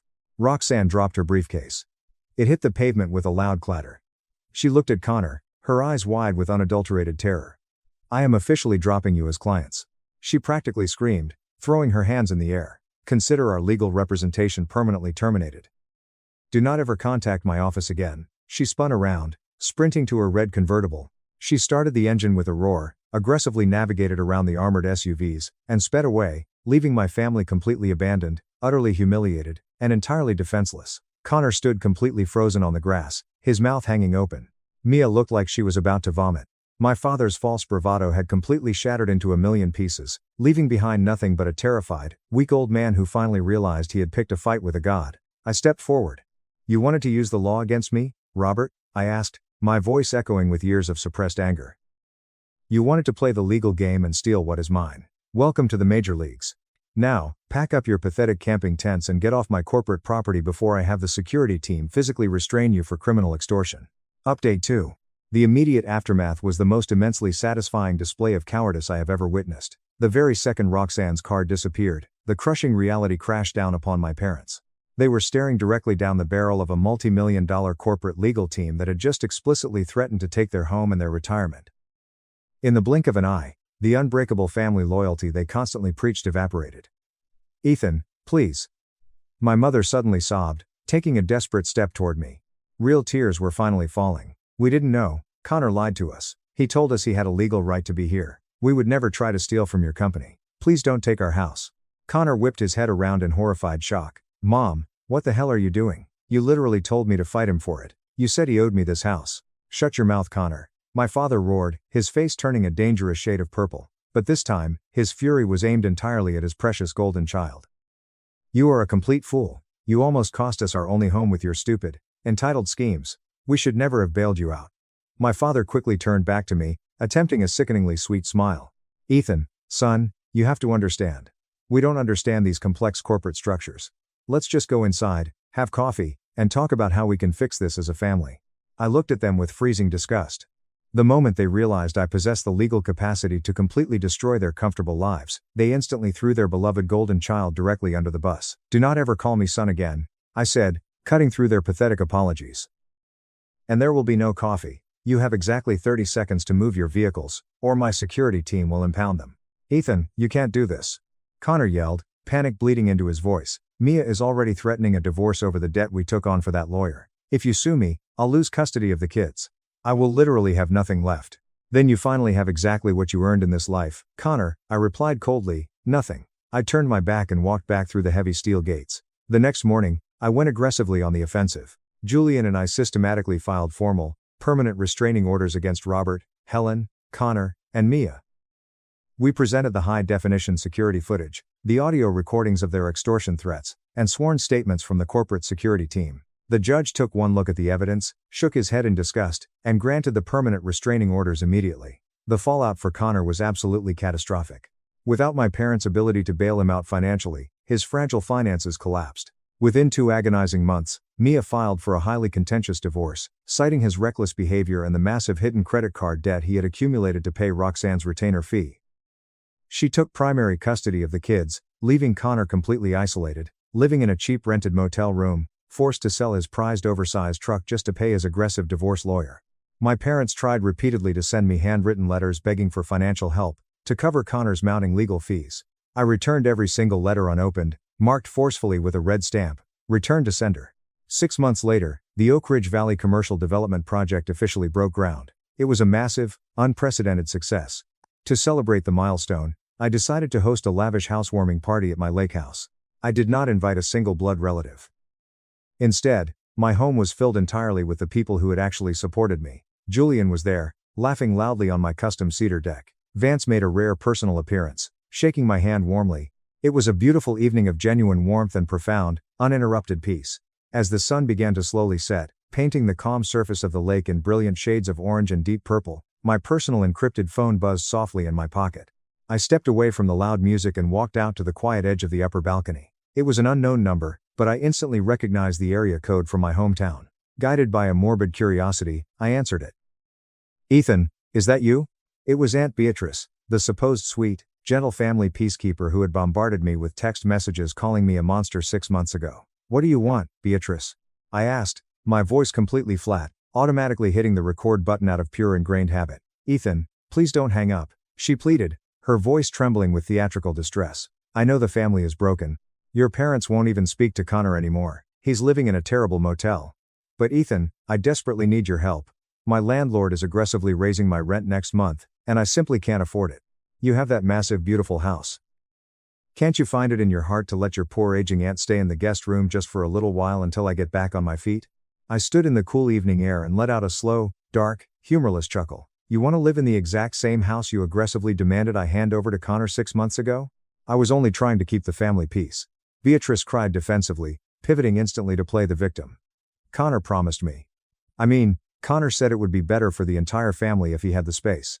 "Wait," I interrupted sharply, my eyes narrowing as I stared out at the dark water. "Connor promised you what, exactly?" There was a long, terrified silence on the other end of the line. I could hear her ragged breathing. "Beatrice," I warned, my voice dropping to a lethal whisper, "tell me the absolute truth right now, or I will block this number forever." She finally broke down, sobbing uncontrollably. "Connor promised me that if I helped convince your parents to force you out of the house, he would let me live in the guest house rent-free for the rest of my life. I can't afford a decent nursing home, Ethan. I just wanted a nice, safe place to live. I helped him plan it so I wouldn't end up on the street." The final, sickening piece of the puzzle clicked perfectly into place. The sweet, caring, innocent Aunt Beatrice was not a peacekeeper at all. She was the hidden architect. She was the one who had intentionally manipulated Connor's endless greed, stoking the fire of his entitlement so she could secretly secure a luxurious, free retirement for herself on my dime. "You are truly incredible, Beatrice," I said, feeling absolutely zero pity for the crying woman on the phone. "You coldly orchestrated the theft of my home, the destruction of my peace, and the manipulation of my parents entirely for your own selfish retirement plan. Listen to me very carefully. You will never, ever step foot on my property. I will not pay a single cent toward your rent, and quite frankly, I will not even attend your funeral when the time comes. You reap exactly what you sow. Do not ever call this number again." I hung up the phone. I permanently blocked the number. I stood completely alone on the balcony, the cool evening breeze coming off the lake, listening to the joyful sound of laughter and clinking glasses coming from inside my home. My true family. The greatest lesson I took away from this exhausting nightmare is that you absolutely cannot heal in the exact same toxic environment that broke you in the first place. You have to be incredibly willing to walk away from toxic people, even if society constantly tells you that you owe them your life just because they are family. Your success is your own, your peace is your own. Protect it with everything you have. Top comments. User 1. The absolute whiplash of your parents throwing Connor under the bus the millisecond they realized their own house was on the line is pure cinema. They created that monster, and the moment he wasn't useful, they abandoned him. Perfection. User 2. Aunt Beatrice being the puppet master all along just to score a free retirement home in your guest house is the most unhinged plot twist I've ever read. Good on you for recording that call and cutting her off forever. Enjoy your peace. User 3. The lawyer trying to use verbal agreement against a multi-billion-dollar corporate litigation team is hilarious. She really thought she was Elle Woods until the CEO pulled out a binder the size of a phone book. Well played, OP. He's going to take care of us, Dad said after giving my brother everything. My parents priced my brother at $850,000 and me at leftover junk. My name is Marcus. I'm 33 years old, and I want to tell you about the exact moment I stopped being a good son. Or, more accurately, the day my parents made it abundantly clear that I had never really been one to begin with. Let me back up and give you some context. I grew up in Columbus, Ohio. We lived in a modest, vinyl-sided house on a quiet cul-de-sac. It was the kind of neighborhood where everyone knew what kind of car you drove, but nobody really knew what was going on behind closed doors. My parents, Richard and Helen, raised 2 boys in that house, me, and my older brother, Julian. Julian is 36 now, 3 years my senior. For the vast majority of my life, if you had asked me, I would have told you that Julian and I were close. We weren't blood brothers who shared our deepest darkest secrets, but we were close enough. We'd grab a couple of IPAs every other weekend, argue about Ohio State football, and complain about our wives in that specific way guys do when they are deeply in love but just need to vent about whose turn it was to take out the recycling. It was normal, everyday brother stuff. I thought we had a solid bond. I was wrong. I am a plumbing and HVAC contractor. I have been since I was 19. I skipped the entire college experience because, frankly, traditional schooling was never my arena. I was the kid who couldn't sit still through a 45-minute history lecture without feeling like my skin was crawling and the walls were closing in. The thought of taking on massive student debt for 4 more years of sitting at a desk sounded like a prison sentence that I had to finance. So, I took a different route. I enrolled in a trade school, got my certifications, apprenticed under a grizzled old master plumber, and started working for a local commercial company. By the time I turned 26, I had branched out and started my own small business. It was nothing glamorous. It was just me, a used Ford Transit van, and a willingness to show up at 11 p.m. on a Saturday when a restaurant's grease trap backed up or a homeowner's water heater decided to violently expire. I did okay for myself. Actually, I did much better than okay. Over the years, I built that humble one-man operation into a company that now employs 10 people. I own my home outright. I have a robust retirement portfolio. My wife, Elena, and I are not flying private jets, but we are incredibly comfortable. And the most important part? We earned every single inch of that comfort with our own calloused hands and late nights. Julian, on the other hand, went the traditional, parent-approved route. He got a business degree from a prestigious private university, followed it up with an MBA, and then embarked on a string of high-paying corporate jobs where his title seemed to change every 18 months. Vice President of Synergy, Director of Strategic Implementation. His actual day-to-day responsibilities remained a complete mystery to everyone in the family, possibly even to him. He married a woman named Chloe, who is exactly the kind of person whose entire personality revolves around her aesthetic. If you're wondering what kind of imported Italian Carrara marble she has on her kitchen island, don't worry, she will find a way to tell you within 5 minutes of meeting her. Julian and Chloe live in a massive, sprawling modern farmhouse built in Dublin, Ohio, an affluent suburb. They drive the kind of luxury SUVs that make you wonder if the monthly lease payment comes with a complimentary panic attack. They look incredibly successful. Whether they actually are successful is an entirely different conversation, one that my parents never wanted to have. Here is the fundamental truth about my family dynamic that I didn't fully process until 8 months ago. My parents always treated Julian differently. It wasn't always a glaring, abusive favoritism that you could point to and scream, "That's toxic." It was far more insidious than that. It was the kind of favoritism that acts like water slowly wearing down a stone, quietly, over decades. Growing up, Julian got the master bedroom when my dad built an addition. Julian's travel baseball games were the holy grail of our family calendar. My dad never missed a single inning. Meanwhile, my state wrestling tournaments were always a, "we'll try our best to make it, but your mother has a headache" situation. When Julian graduated with his MBA, my parents rented out a country club banquet room and threw a massive party with 70 guests. When I officially registered my LLC and started my business, I got a pat on the back, a Hallmark card, and a $50 gift card to Home Depot. Look, I know the gift card was practically useful, but the disparity in celebration was deafening. For years, I lied to myself. I told myself it didn't bother me. I rationalized it by saying that parents are just human beings, that they connect differently with different children based on shared interests, and that it didn't mean they loved me any less. It just meant they expressed their love differently. I had constructed this elaborate internal monologue, rehearsing it so many times that it almost felt like the truth.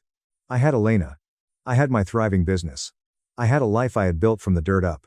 I told myself I didn't need my parents' approval. I just wanted it. But there is a massive, crushing difference between those two things, and if you let it, that difference will eat you alive from the inside out. Everything shattered 8 months ago. It was a cold, rainy Thursday evening in late October. My parents' kitchen sink had been leaking for about 3 weeks. My mom had called me about it 4 separate times. She didn't call to ask how my day was. She didn't call to see if Elena and I wanted to come over for a Sunday roast. She called exclusively to tell me the sink was still dripping and to ask when I was coming to fix it. Because that is exactly what I was to them. I wasn't Marcus, their son.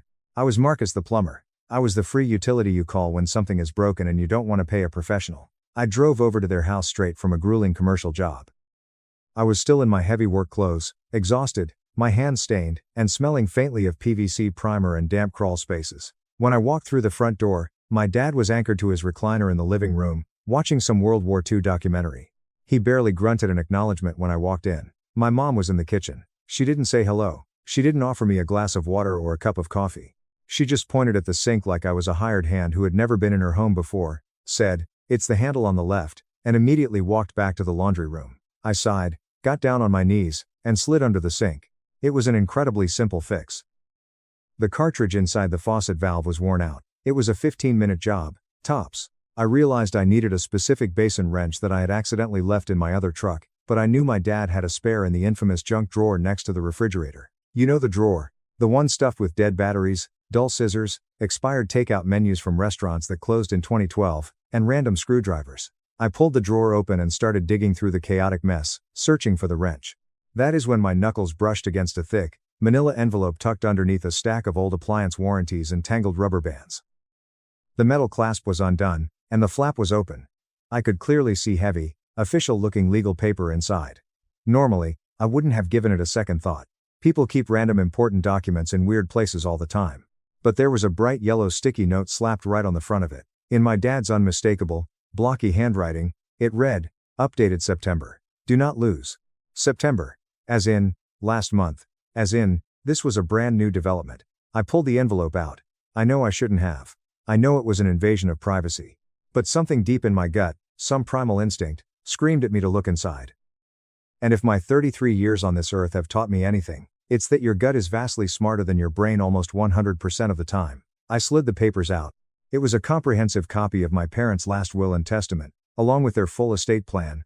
It included trust documents, asset allocations, property deeds, life insurance beneficiaries, the entire financial architecture of their lives, stapled neatly together beneath a cover letter from a high-end estate law firm in downtown Columbus. As my eyes scanned the pages, my hands went completely numb. The blood drained from my face, and the ambient noise of the refrigerator humming seemed to fade into a vacuum. Everything was going to Julian, and I mean everything. The house they lived in, completely paid off. The joint savings accounts. A massive brokerage account I didn't even know existed. The base of no. A beautiful lakefront cabin property down near Hocking Hills that had been in my mother's family for 3 generations. The total net worth, laid out in a neat, clinical spreadsheet at the bottom of the summary page, came to exactly $850,000. Every single cent, every square inch of property, every stock and bond was allocated to Julian Thomas. My name appeared exactly one time in the entire 30-page document. In a minor section buried at the back, titled Other Considerations, there was a single, humiliating sentence. Marcus Richard shall receive personal effects as deemed appropriate by the surviving trustee. Personal effects as deemed appropriate. I wasn't even guaranteed a specific item. I was legally entitled to whatever dusty boxes of worthless junk Julian didn't feel like hauling to the local Goodwill. I knelt there on the cold linoleum floor, staring at the number, and $850,000. I read it 3 times because my brain refused to process the math. I flipped frantically through the remaining pages, desperately hoping I had missed an addendum, a separate trust, a life insurance policy with my name on it. There was nothing. My parents had quantified my worth, and the final tally was 0. I was still kneeling there, the heavy papers trembling in my hands, when I heard my dad's voice boom behind me. He didn't sound concerned. He didn't sound embarrassed that his secret was out. He sounded absolutely furious. "Put that down." I turned around slowly. He was standing in the kitchen doorway, his face flushed a deep, angry crimson. My mom was hovering anxiously behind him, her hands twisting a cheap dish towel into knots, her eyes wide with the panic of a cornered animal. "Marcus, put those documents down right this second," my dad barked, stepping toward me. I stood up. I am 6'2", and my dad is about 5'9". When we are both standing, the physical difference is impossible to ignore. I think in that specific moment, looking up at me, that difference intimidated him more than he would ever admit. I didn't yell. I didn't scream. I held the papers loosely at my side, looked him dead in the eyes, and delivered the calmest, coldest sentence of my life. "What exactly is this?" My dad's jaw clenched so hard I thought his teeth would crack. "That is absolutely none of your business. That is a private, legally binding document." "It has my name in it," I replied, my voice dangerously steady. "Exactly one time, in a section about leftover garbage. I'd say that makes it heavily my business." My mom stepped out from behind him. She deployed the look she always used when she was about to gaslight me into accepting her version of reality. "Marcus, honey, please calm down. You are taking this entirely out of context. Estate planning is very complicated. There is a lot of legal nuance that you just wouldn't understand. The number is $850,000. I interrupted, my voice slicing through the room. "All of it, every penny, goes to Julian." "What specific part of that math am I taking out of context, Mom?" The kitchen fell into a suffocating silence. The only sound was the broken faucet I had been trying to fix. Drip, Drip, drip, one drop every 3 seconds. It sounded like a judge's gavel echoing in a courtroom. My dad crossed his arms defensively over his chest. Your brother has a family to provide for, Marcus. He has significant responsibilities. He has a massive mortgage on that house in Dublin. They plan on having kids soon. He needs the financial security.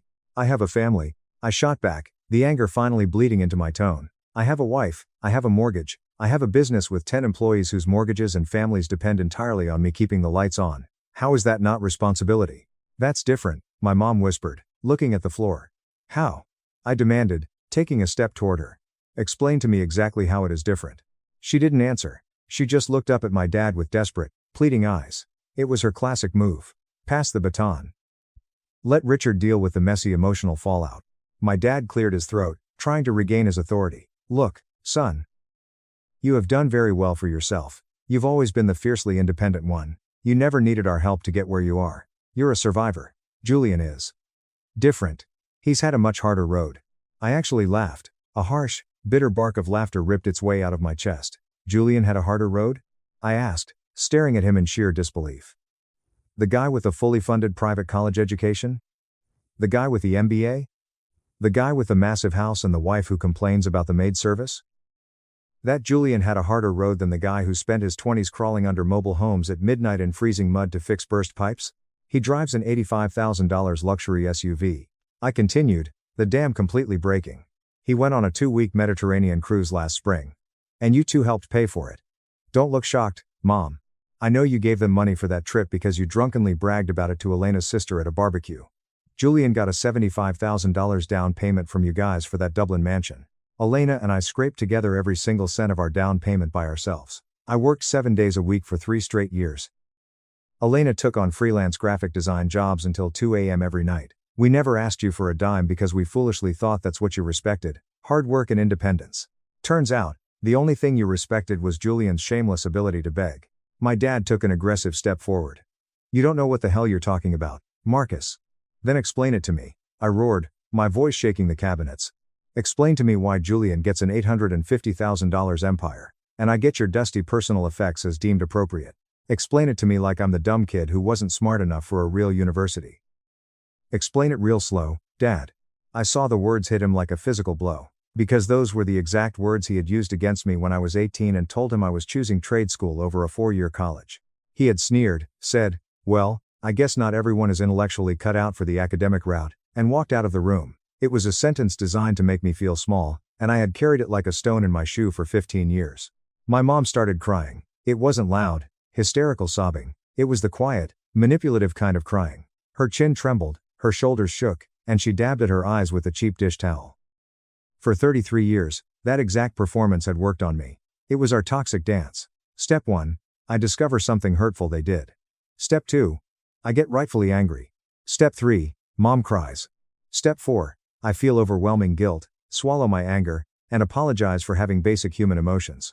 Step 5, we pretend everything is perfect until the cycle repeats. Not this time. I felt absolutely nothing watching her cry. I need you to answer me, I said, my voice dropping back to a terrifying calm. Why? My dad slowly sank into one of the kitchen chairs. He rubbed his face with both hands, looking suddenly very old and very tired. When he finally looked up at me, he delivered the sentence that would permanently sever our relationship. Because Julian is going to take care of us when we get old. And there it was, the ugly, naked truth, stripped of all the polite estate planning jargon and fake parental concern. This wasn't about love. This was a transaction. They were treating their children like mutual funds, investing heavily in the son they expected a massive return from. The expectation was that Julian would eventually move them into his sprawling Dublin estate. Julian would manage their end-of-life care. Julian would be the beautiful, successful son who hosted the holidays and paraded grandchildren around. I was just the plumber, the blue-collar grunt who fixes the sink for free and goes back to his side of town. Has Julian explicitly agreed to this arrangement? I asked, staring blankly at the wall. My dad looked down at the table. We have discussed the future with him, yes. So, Julian knows about the will. He knows the exact numbers. Silence. Heavy, suffocating silence. Julian knows, I stated. It wasn't a question anymore. More silence. Which was the loudest answer they could have possibly given. I slowly walked over to the counter and set the thick manila envelope down. I looked over at the sink. The new $12 cartridge and my tool bag were sitting right there. I could have finished the job in 5 minutes. I could have replaced the part, tightened the valve, wiped up the water, and driven home. That is what the old Marcus would have done. Fix the mess, swallow the agonizing pain, call Elena on the drive home, vent for 20 minutes, and then spend the next 6 months pretending my heart wasn't shattered. Instead, I picked up my heavy tool bag and slung it over my shoulder. I looked at my mother, who was still weeping into her towel, and my father, who refused to meet my gaze. The cartridge in the valve is shot, I said quietly. You can buy a replacement at any hardware store for about $12. There's a guy on YouTube who can walk you through the installation. Good luck with the house. I turned around and walked out the front door. I climbed into the cab of my work truck, the vinyl seat freezing against my back, and turned the key. I didn't touch the radio. I didn't call my wife. I just let the hum of the engine and the biting Ohio wind rushing through the cracked window fill the silence. My mind was a relentless projector, playing back 33 years of memories through a brutal new filter. Every birthday where Julian got the lavish gift and I got a gift card. Every Thanksgiving where Dad spent 2 hours interrogating Julian about his corporate strategies, but never once asked about the massive commercial contracts I was bidding on. Every time Mom introduced us to her country club friends, this is Julian, he's a corporate executive, and this is Marcus. Not Marcus the business owner, not Marcus the self-made man, just Marcus. When I finally pulled into my driveway, Elena was sitting on the living room couch, working on her laptop.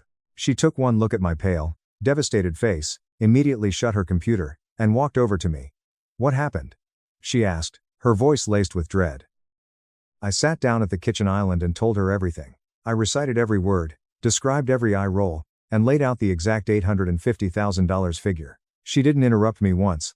She didn't gasp, or cry, or offer empty platitudes. She just listened intently, her jaw tightening with every sentence. When I finally finished, the house was perfectly quiet for about 30 seconds.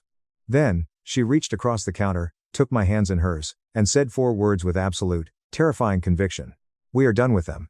I know there are people reading this who will think I overreacted. People who will say, it's just money, Marcus, family is more important than an inheritance.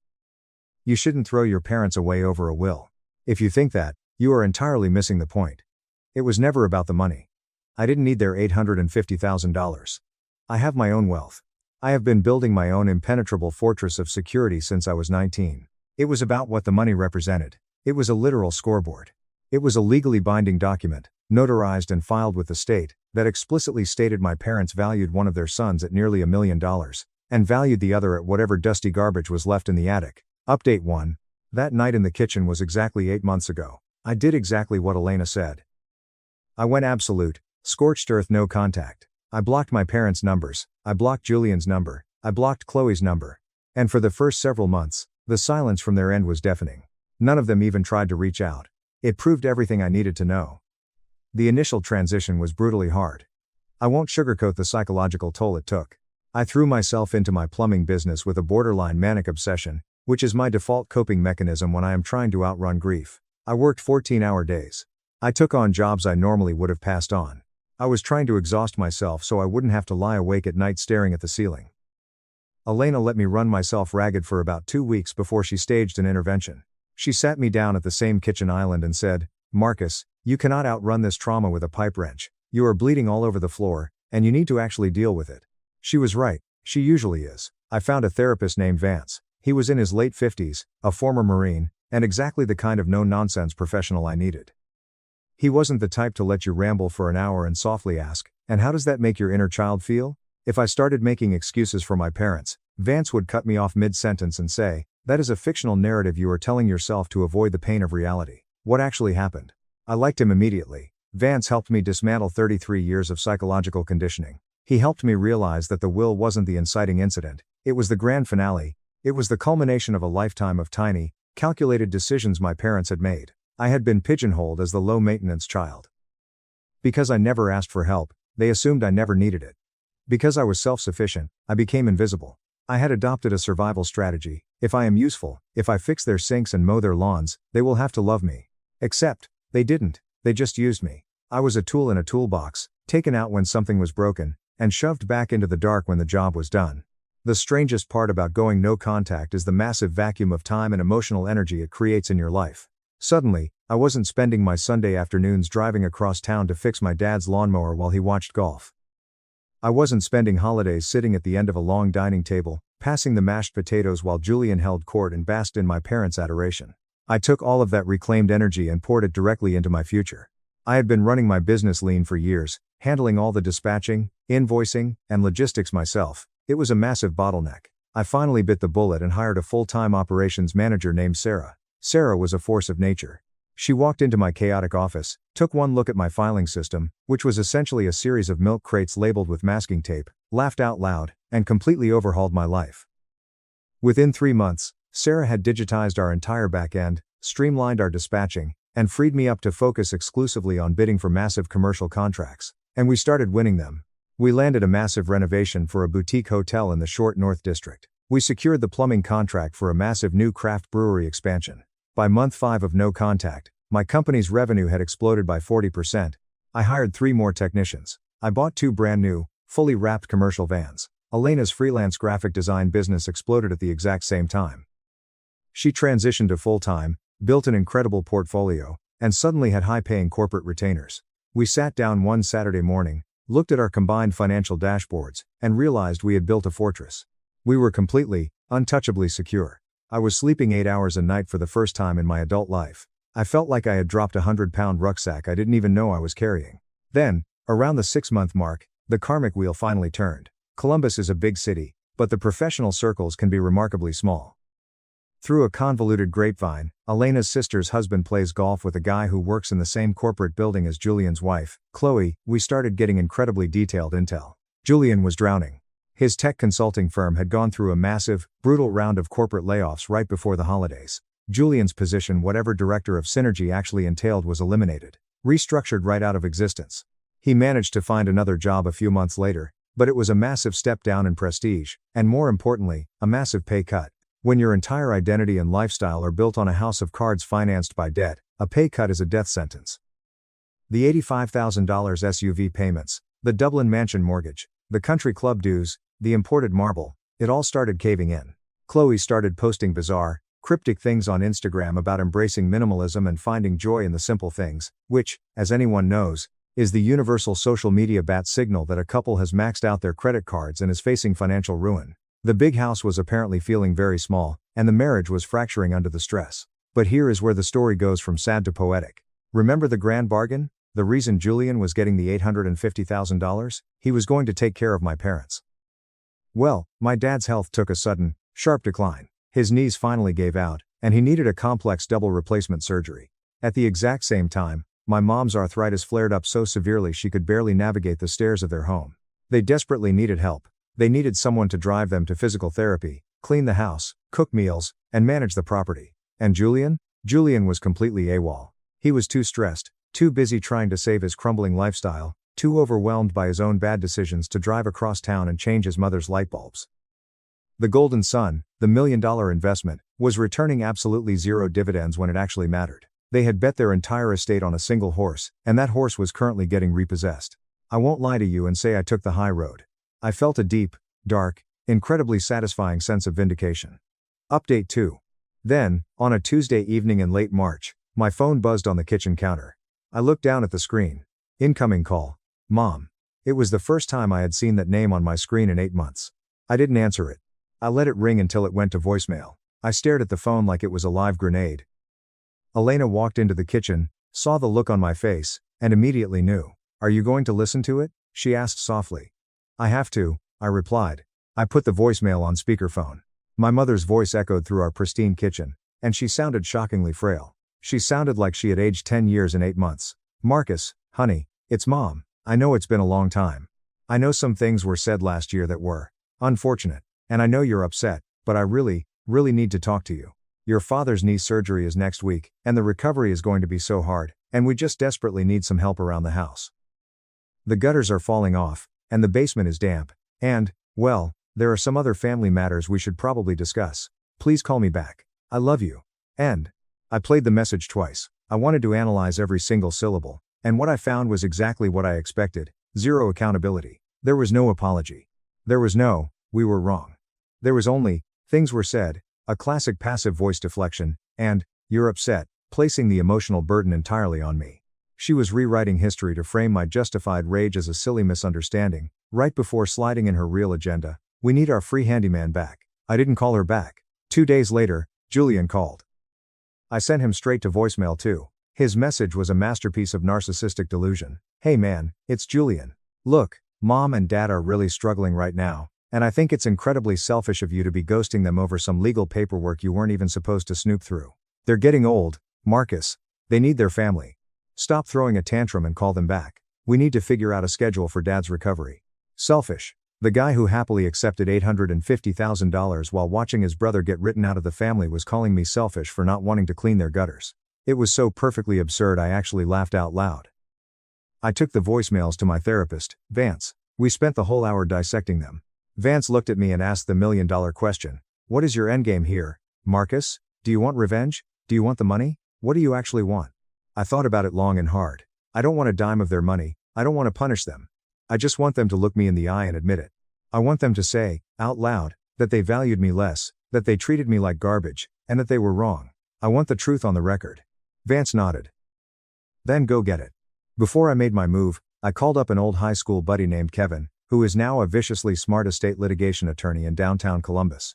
I bought him a plate of brisket at a BBQ joint in German Village and laid out the entire scenario. Kevin wiped barbecue sauce off his chin and gave me the legal reality. Legally, Marcus, you have no standing. Your parents can leave their money to their golden retriever if they want to. However, the $75,000 down payment, the vacations, the explicit verbal agreement that Julian would provide care in exchange for the estate that establishes a clear pattern. If Julian isn't fulfilling his end of the bargain, your parents have a massive problem. But morally, you hold every single card in the deck. You have all the leverage. Armed with that knowledge, I finally texted my mother. I will come to the house this Saturday at noon. I am not coming to fix anything. I am coming to talk. Julian must be there. If he isn't, I leave. 12. Julian must be there. Saturday morning arrived. I didn't dress up, but I didn't wear my work clothes either. I wore a clean flannel, dark jeans, and my boots. I wanted to look exactly like who I was, a man who didn't need them. Elena kissed me at the door and said, "Do not let them gaslight you. Hold the line." I drove to the house. Julian's leased luxury SUV was parked in the driveway, looking freshly washed. I parked my massive commercial truck right behind him, boxing him in. I walked up to the front door and let myself in. They were all waiting in the living room. It looked like a tribunal. Dad was anchored in his recliner, his bad knees propped up on pillows, looking pale and defeated. Mom was perched nervously on the edge of the sofa. Julian was standing by the fireplace, arms crossed over his chest, trying to project an aura of corporate dominance. He looked exhausted. The bags under his eyes were dark purple. I walked in, didn't say hello, pulled a dining chair into the center of the room, and sat down. I looked at the three of them. "Somebody want to start?" I asked, my voice echoing in the quiet room. Julian, ever the arrogant executive, took the bait. "Yeah, I'll start. You have been acting like a petulant child for 8 months, Marcus. Mom and dad are dealing with severe medical issues, and you are throwing a pity party because you snooped through private documents and got your feelings hurt. It's time to grow up and help out." I stared at him, letting the silence stretch until it became deeply uncomfortable. "Is that what they told you, Julian?" I asked softly. "That I'm throwing a pity party?" Because from where I'm sitting, it looks like I walked away from a toxic business transaction. You are standing in a house that is legally promised to you, along with $850,000 in diversified assets. So maybe your perspective on my feelings is a little compromised by your greed. Julian shifted his weight, his corporate armor cracking slightly. He glanced at Dad, but Dad was staring intensely at the carpet. "Did you know about the specifics of the will, Julian?" I asked, locking eyes with him. He hesitated. "I knew they were making arrangements." "Don't manage me, Julian," I snapped, my voice cracking like a whip. "Did you know the exact terms? Did you know you were getting everything and I was getting nothing?" Julian swallowed hard. "Yes. Dad and I discussed it last summer." "And you didn't think to maybe mention to your brother that he was being entirely cut out of the family legacy?" "It wasn't my place to discuss their finances," Julian deflected weakly. "It wasn't your place to tell me," I repeated, nodding slowly. "But it was absolutely your place to quietly accept the $1 million, take the $75,000 down payment for your mansion, let them pay for your Mediterranean cruise, and watch me crawl under their house for free every weekend, right?" My mom leaned forward, tears already pooling in her eyes. "Marcus, please. We made that estate decision for entirely practical reasons. Julian explicitly agreed to be our primary caretaker when our health declined. That is a massive financial and emotional commitment, and we felt it was only fair to compensate him for that future burden." I turned my gaze entirely to her. "Okay, Mom, let's talk about practicality. In the last 8 months, since you signed that document, how many times has Julian come over to help?" Silence. How many times has the golden child driven down from Dublin to clean your gutters? How many times has he prepped meals for Dad's surgery? How many times has he fixed the leaking sink that I left broken on the floor 8 months ago? Dad closed his eyes. Mom let out a quiet sob. Julian's face flushed a deep, humiliated red. I'll answer for you, I said, my voice dripping with absolute contempt. Based on everything I know, Julian has been here exactly twice, both for holidays. Meanwhile, when I was in the picture, I was here every single weekend. I saved you thousands of dollars in labor. I was the caretaker. I just didn't charge you $850,000 for the privilege. I've been going through a massive crisis. Julian suddenly exploded, his corporate facade completely shattering. I lost my job. Chloe and I are drowning in debt. I am trying to save my marriage and my house. Marcus, I haven't had the time. I didn't ask about your pathetic financial problems, Julian. I said, my voice dead calm. I asked about your promise. You took the money. You took the down payment. You signed the moral contract.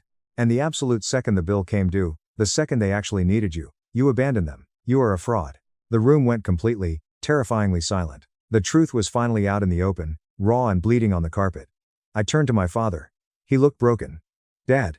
Look at me. He slowly raised his head. His eyes were shining with tears. In 33 years, I had never seen my father cry.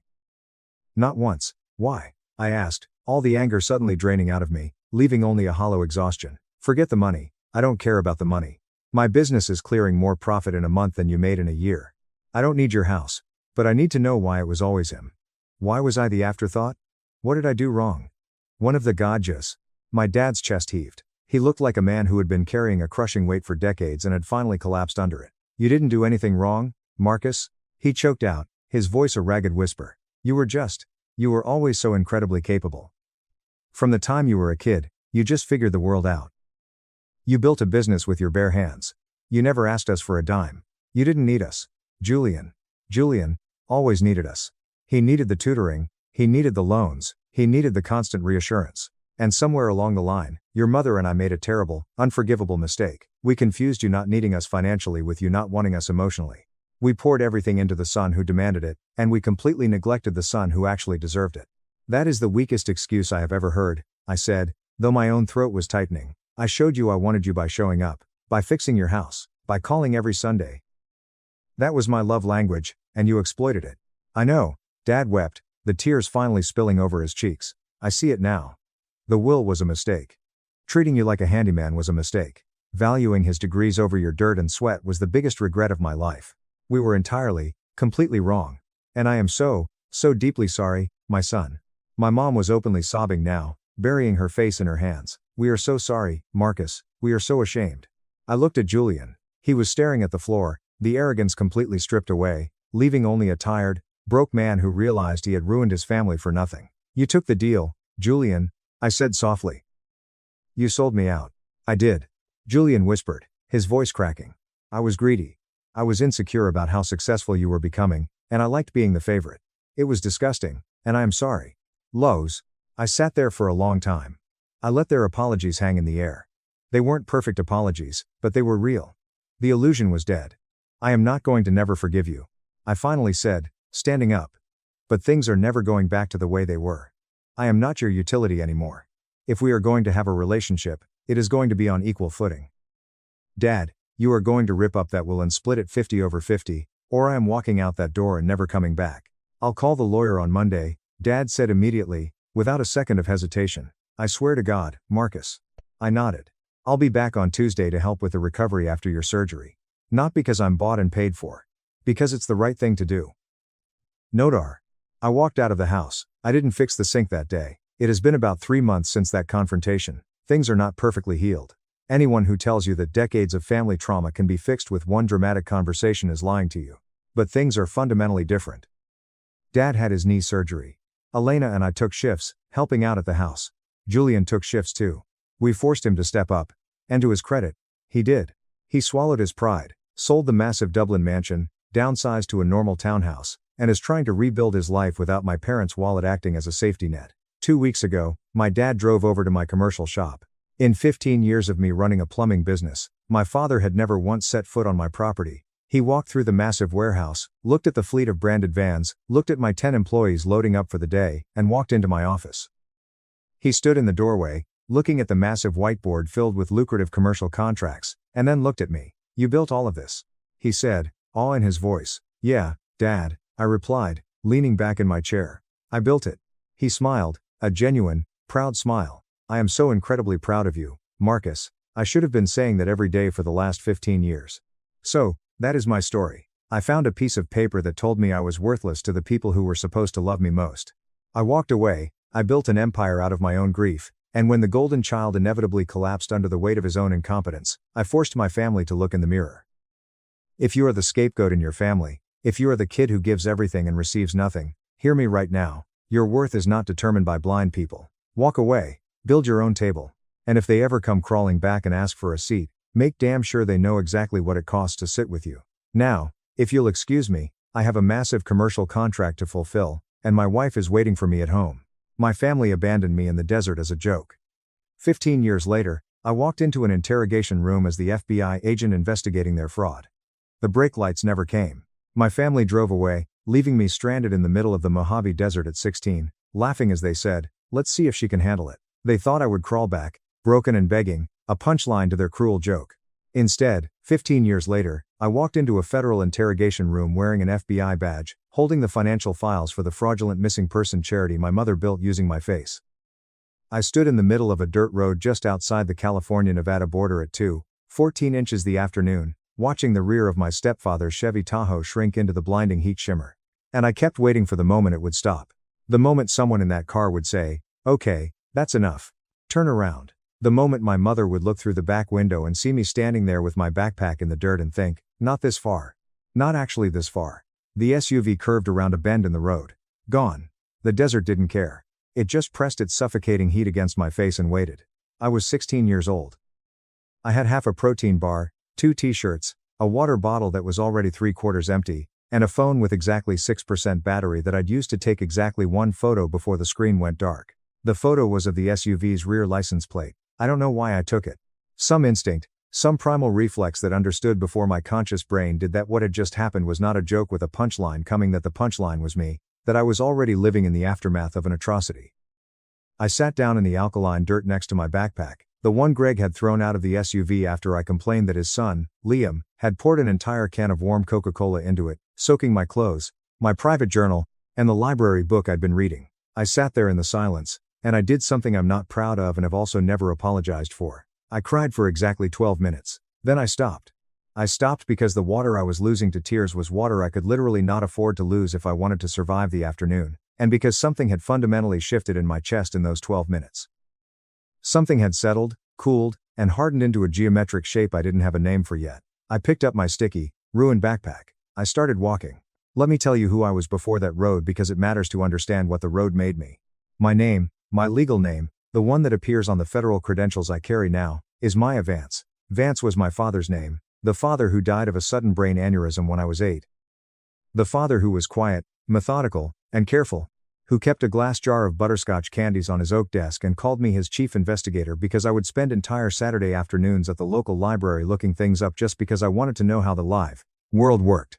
After he died, my mother, Sarah, became someone I didn't entirely recognize. Not immediately. Grief does its corrosive work in stages, but gradually, over the 3 years between his death and her marriage to Greg Sterling, she became a woman who needed a room to be looking at her at all times. Greg gave her that. Greg was loud, large, and had the specific, exhausting gift of making everyone around him feel that his attention was a scarce resource being generously distributed. My mother mistook that overbearing quality for strength. Greg had a son, Liam, exactly 1 year older than me, which meant we were in the same high school, which is its own particular brand of psychological cruelty that I will not dwell on. Liam had his father's gift for aggressive attention seeking without his father's basic social competence, which made him dangerous in the specific way that a smaller fire in a confined space is sometimes more dangerous than a large fire in an open field. My cousin Chloe was my aunt's daughter, 3 years older than me, and had wanted to be an indie documentary filmmaker since she was 14. She had a high-end Sony mirrorless camera she'd gotten for her birthday and carried it everywhere with the specific self-importance of a person who has confused recording events with actually understanding them. She laughed at almost everything Liam did, which sounds warm until you understand that the laughter was a form of permission she gave herself. If it was funny, it wasn't cruel. If she was laughing, she wasn't complicit. I had lived in this blended family for 5 years by the summer I was 16. I had learned its exhausting rhythms and its specific, targeted cruelties. I learned which battles were winnable, which were merely tolerated, and which were simply absorbed until they became part of the invisible landscape of what your daily life was. I was not, by any metric, a difficult teenager. I was quiet, hyper-observant, self-sufficient, got straight A's, and stayed out of the way. Greg interpreted my quietness as standoffish arrogance. My mother interpreted it as a stubborn ingratitude for the new life she had provided. Liam interpreted it as an open invitation for torment. The vacation to the Southwest was supposed to be a bonding trip. Greg's grand idea. A road trip through California, Nevada, and Arizona. The Mojave, the Grand Canyon, the Hoover Dam. My mother presented the itinerary at dinner like she was conferring a royal title upon me, and I said thank you, and I genuinely meant it. That is the part that still gets to me sometimes when I'm lying awake in the dark. I was actually grateful. I desperately wanted it to be good. I should have known from the very first morning that it wasn't going to be. The first sign came on day 2 outside Barstow. We'd stopped at a crowded diner for breakfast, and I'd ordered a black coffee. I'd been drinking coffee since I was 14, a habit I'd developed from reading late into the night. Greg had made a loud, performative comment about it to the waitress. Nothing explicitly abusive, just a look exchanged with my mother. A small, shared, mocking smile. She thinks she's so grown up, our little intellectual. I told myself it was nothing. Just road trip irritability. The Tahoe was crowded, the air conditioning made a grinding noise, and Liam had already done 4 things that morning that had required me to consciously bite my tongue and choose not to react. The second sign came on day 3. We were at a desolate rest stop near Needles, and I went back to the car to get my journal while the others were looking at a tourist map. When I came back, Chloe had her Sony aimed at me from about 20 feet away. I stopped walking. "What are you filming?" I asked, shielding my eyes from the glare.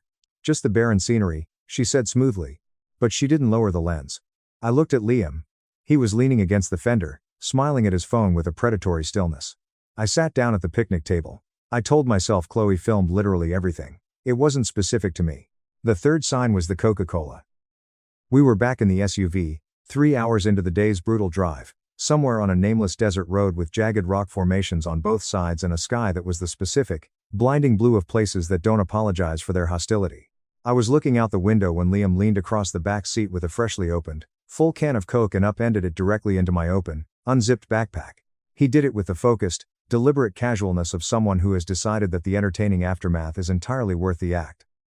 My private journal, my only clean clothes, the library book which was a vintage hardcover on forensic science I'd borrowed from a mentor who had trusted me with it all ruined in seconds. I finally snapped. I said something. I don't remember the exact string of words, but I know I kept my voice dead level, which with Liam was always the absolute wrong choice because level voices read to him as a challenge to his dominance. I addressed Greg, not Liam, because Greg was supposedly the adult in the vehicle. I demanded we pull over so I could clean it out. Greg told me to stop being a dramatic brat and cool off. I didn't back down. I told him his son was a destructive sociopath. Greg slammed on the brakes, the tires skidding in the dirt. He put the SUV in park, got out, marched to my door, yanked it open, grabbed my dripping backpack, and hurled it into the desert dust. "Get out and get it, then," he barked. I stepped out into the crushing heat to retrieve my bag. The second my boots hit the dirt, Greg slammed the door shut and got back into the driver's seat. My mother looked at me through the tinted passenger window. The designer sunglasses she wore on that trip were massive and dark, the kind that function as a physical barrier of non-participation. Her voice, muffled through the glass, was the exact tone she used when she had decided that a situation was entirely my problem to manage. "Maybe a few hours out here will teach you not to ruin everyone's vacation, Maya." Liam's head appeared in the window above hers. "Let's see if she can handle it." He smirked. He was grinning the way he always grinned, the way of someone who had never once in his privileged life experienced a physical or emotional consequence. Chloe's camera was already up, pressed against the rear glass. I could see the tiny red recording light blinking. I stood there. I waited for the door to unlock. The SUV shifted into drive and pulled back onto the road, kicking up a cloud of white alkaline dust. I waited. The brake lights never came. Here is what the Mojave Desert did and did not do to me. It did not kill me. That is the foundational fact. The concrete pillar that everything else in my life is built upon. What it did was instruct me. The first hour, I walked east along the cracked asphalt. Then I realized I didn't actually know where east led, and reversing my path seemed equally futile. The second hour, the heat found a terrifying new register. It was not the aggressive, dry heat of midday that you can pace yourself against, but the heavy, suffocating heat of late afternoon that sits on your shoulders and compresses your lungs like a physical weight. I found partial shade under a jagged sandstone overhang, sat with my back against the burning rock, and made myself drink the remaining water slowly, a very specific, agonizingly measured amount. The way you portion a vital resource when you have absolutely no idea how long it needs to last. My phone died completely. The protein bar was gone by hour 3. I found the rusted cattle fence at dusk, a weathered wooden post and barbed wire line running perpendicular to the road, and I followed it because fences mean land use, and land use means property, and property means people. I don't know exactly how many miles I walked before my legs simply stopped receiving signals from my brain. I remember the cracked earth being very close to my eyes. Then I remember it being directly under my cheek. I came back to consciousness with cool water spilling into my mouth. The woman pouring it from a dented, insulated thermos was small, heavily tanned, and in her late 60s, with silver-streaked hair tied in a bandana and the specific, unhurried quality of someone who has been useful in life or death emergencies before and finds panic completely unnecessary. Her name was Martha. I learned later that she ran an off-grid animal sanctuary and homestead a few miles from where she found me, and that she had been checking her perimeter fence line on her evening ATV round when she spotted something near the post that was the wrong shape to be a coyote or a rock. That wrong shape was me. Martha's cabin was small, meticulously clean, and smelled of dried sage and strong black coffee. She gave me water, then a salty broth, and then water again. She didn't ask me a single question until the second day.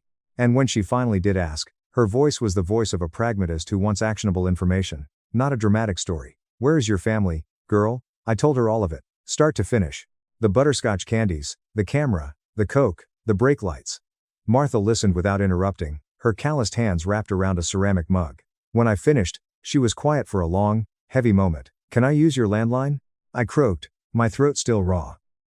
"I want to call the police." She nodded and pushed the phone across the wooden table. The officer who arrived on the third day was a county sheriff's deputy named Miller. He was in his late 30s, 15 years on the force, with the particular, exhausted manner of a man who has decided that most domestic situations can be resolved with heavy sighs and a clipboard. He arrived at Martha's door in the late morning, and when I came out from the spare bedroom, he looked at me with an expression that I didn't understand at first. It wasn't relief. It wasn't the expression of someone who has just located a vulnerable missing child. It was something significantly more complicated. Annoyance mixed with caution. "Maya Sterling?" he asked. "Maya Vance," I corrected. He checked his clipboard. "Your mother filed a report 2 days ago in Nevada." A pause. He tapped his pen against the metal clip. "She says you threw a violent tantrum, assaulted your stepbrother, and ran away into the desert after an argument. Left voluntarily, refused to get back in the vehicle." I stared at him. The air in the cabin seemed to thin out. "That's not what happened."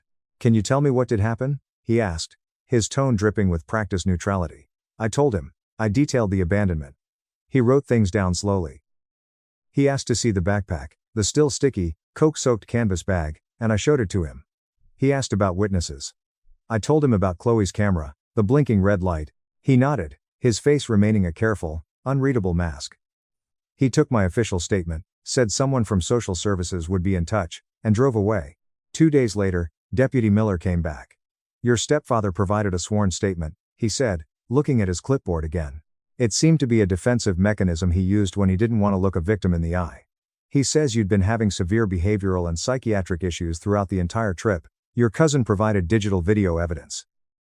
The footage shows you screaming at the family, throwing things, and acting erratic before the incident."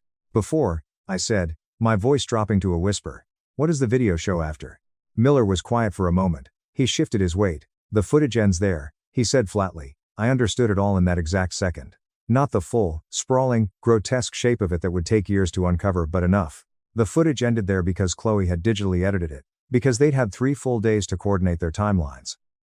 Because Greg had made phone calls to his expensive lawyers, and my mother had cried on cue for the local authorities, and the false narrative was already perfectly constructed and reinforced by the time I was found alive. My mother knew exactly where I was, I said, my hands trembling slightly. She knew I was alive out here, and she didn't come back for me. Miller looked at his clipboard one final time. "I'm going to recommend a formal welfare check," he said. "And I'd suggest you contact Child Protective Services to discuss your housing options, because your parents are hesitant to take you back given your unpredictable behavior." He turned and left. Martha watched his cruiser kick up dust from her kitchen window. "He won't help you," she said, not unkindly, just stating a geographical fact of life. "No," I agreed. "What will you do?" she asked. I sat back down at her kitchen table. I looked down at my hands. They were perfectly steady, which surprised me less than it would have a week earlier. The crying girl was dead. The desert had burned her away. "I'm not going back," I said. "Not ever. Not to any of them." Martha looked at me for a long time, her sharp eyes assessing my core. Then you'll need to build something entirely new from the ground up. I know. She poured 2 fresh cups of coffee. She put one in front of me. Start with what you're naturally good at, she advised. I thought about my father's oak desk. I thought about the library, looking things up simply because I craved the truth of how systems operated. I thought about 5 years of being the invisible person in every room who noticed the micro-expressions, the lies, and the shifting power dynamics before anyone else did, but said nothing because speaking up had a cost I hadn't yet learned how to afford. I'm good at finding things, I said softly. And I'm extremely good at being patient. Martha nodded slowly, taking a sip of her dark coffee. Those, she said, are the 2 most dangerous weapons a woman can possess. Update 1. I won't compress the next 15 years of my life into a single paragraph because those years don't deserve compression. They were 15 years of grueling, unglamorous work, actual poverty, and agonizing choices. But they belong to me in a way that nothing my family ever touched could. What I will tell you is the trajectory. I officially aged out of the California foster care system at 18, which sounds bleak, and it is. It is bleak in the specific way that bureaucratic systems designed to save people are also designed with an abrupt exit point that drops you onto a sidewalk in San Bernardino with $400, a trash bag of clothes, and a bus pass. But I had a high school diploma I'd obsessively completed through an independent study program while living with a foster family, and a glowing letter of recommendation from a county social worker named Elena Rostova, 20 years in child welfare. The kind of woman who wrote letters that sounded like clinical case files but meant it as the highest form of maternal care. That letter helped me secure a partial academic scholarship to the University of California, Riverside. I majored in criminal justice. I minored in forensic accounting because I had discovered during my sophomore year that financial records tell stories in the exact same way that physical blood spatter does. Money has its own unique fingerprints, its own undeniable chain of custody, its own way of shining a blinding spotlight on exactly where a liar has been trying to hide their sins. I graduated summa cum laude in 3.5 years. I worked as a forensic auditor for a mid-sized firm for 2 years, building my resume. I applied to the FBI at 24. I survived the grueling physical and psychological battery of the academy at Quantico at 25. I was assigned to the white-collar and financial crimes unit in the Los Angeles field office at 26, which felt like the universe winking at me, deploying its specific sense of geographic irony. I was 31 years old when the file crossed my heavy wooden desk. The file had been automatically flagged by a sophisticated federal algorithm that monitors large-scale grant disbursements for specific irregularities and shell company layering. The grant in question was a massive federal community development block grant. $2.8 million distributed over 4 years to a nonprofit consortium ostensibly doing affordable housing and victim advocacy work in Southern California. One of the primary consortium partners receiving the bulk of the funds was a registered 501c3 nonprofit called the Finding Maya Hope Foundation. I read that name twice. Then I took a slow, deep breath and read it again, syllable by syllable. The way you read a medical diagnosis when your brain is violently insisting that the doctor has made a clerical error. Finding Maya Hope. My face, my legal name, my disappearance. My mother had founded it in the autumn of the exact same year I was abandoned. Barely 8 weeks after Deputy Miller filed his report, while I was living in Martha's spare room, eating canned soup and learning how to forge a new identity, Sarah had started it as a missing and endangered teen advocacy organization. That sounds legitimately charitable until you understand that the missing teen it was named for was never actually missing in the way my mother tearfully described to the press. And that my mother had known I was alive and well within a year of my supposed disappearance, as the financial records would soon undeniably prove. I sat with the thick manila file for a long time. I watched the LA smog drift past my office window. Then I picked up the folder, walked down the hall, and went straight to my supervisor.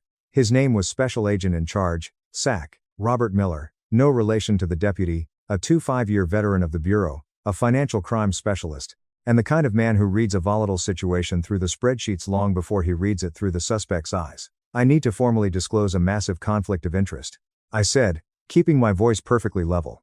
I placed the grant file on his desk. I placed my own classified personnel file directly beside it. I pointed to the name in the federal grant record, and then to the name on my birth certificate and my background documentation. Miller put on his reading glasses. He read both documents in silence. He looked up, his brow furrowing. This foundation, it's named for you. Yes, sir. And I believe there is systematic, multi-million-dollar fraud embedded in its grant structure. You believe the structure warrants a full-scale federal investigation. I know it does, I said.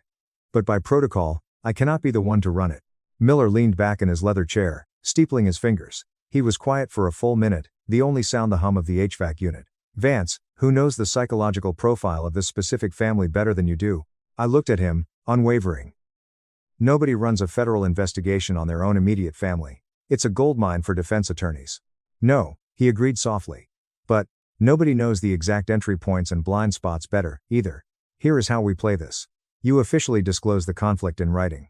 You document every single interaction. You work strictly alongside a senior lead investigator who has zero personal connection to the subjects, and you act solely as a subject matter resource and forensic consultant. He tapped the file. This is your call, Maya. But I would much rather have you inside the tent telling us exactly where the structural holes are, than outside it reading the reports. I looked out the window at the sprawling Los Angeles skyline, thinking of the cracked desert earth. Assign me a co-lead, I said. Someone senior, someone ruthless. Done. I picked up the file to leave, but paused at the door. One more thing, sir. There is a piece of raw digital footage from a consumer Sony camera, recorded in the summer 15 years ago, that I believe is still in existence. I need a federal subpoena and a search warrant for it. Miller looked at me, a sharp glint in his eye.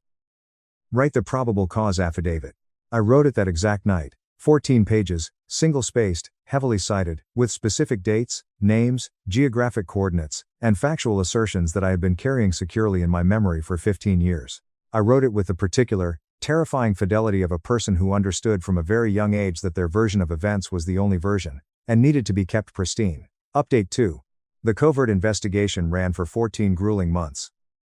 My co-lead was Senior Special Agent David Thomas, 30 years with the Bureau, a white-collar crime savant who had the specific, calming quality of making massive, labyrinthine financial frauds feel like simple middle school arithmetic. He was methodical, emotionally detached, and completely fair. He had absolutely no opinion about my family beyond what the bank statements and wire transfers told him, which is exactly the anchor I needed.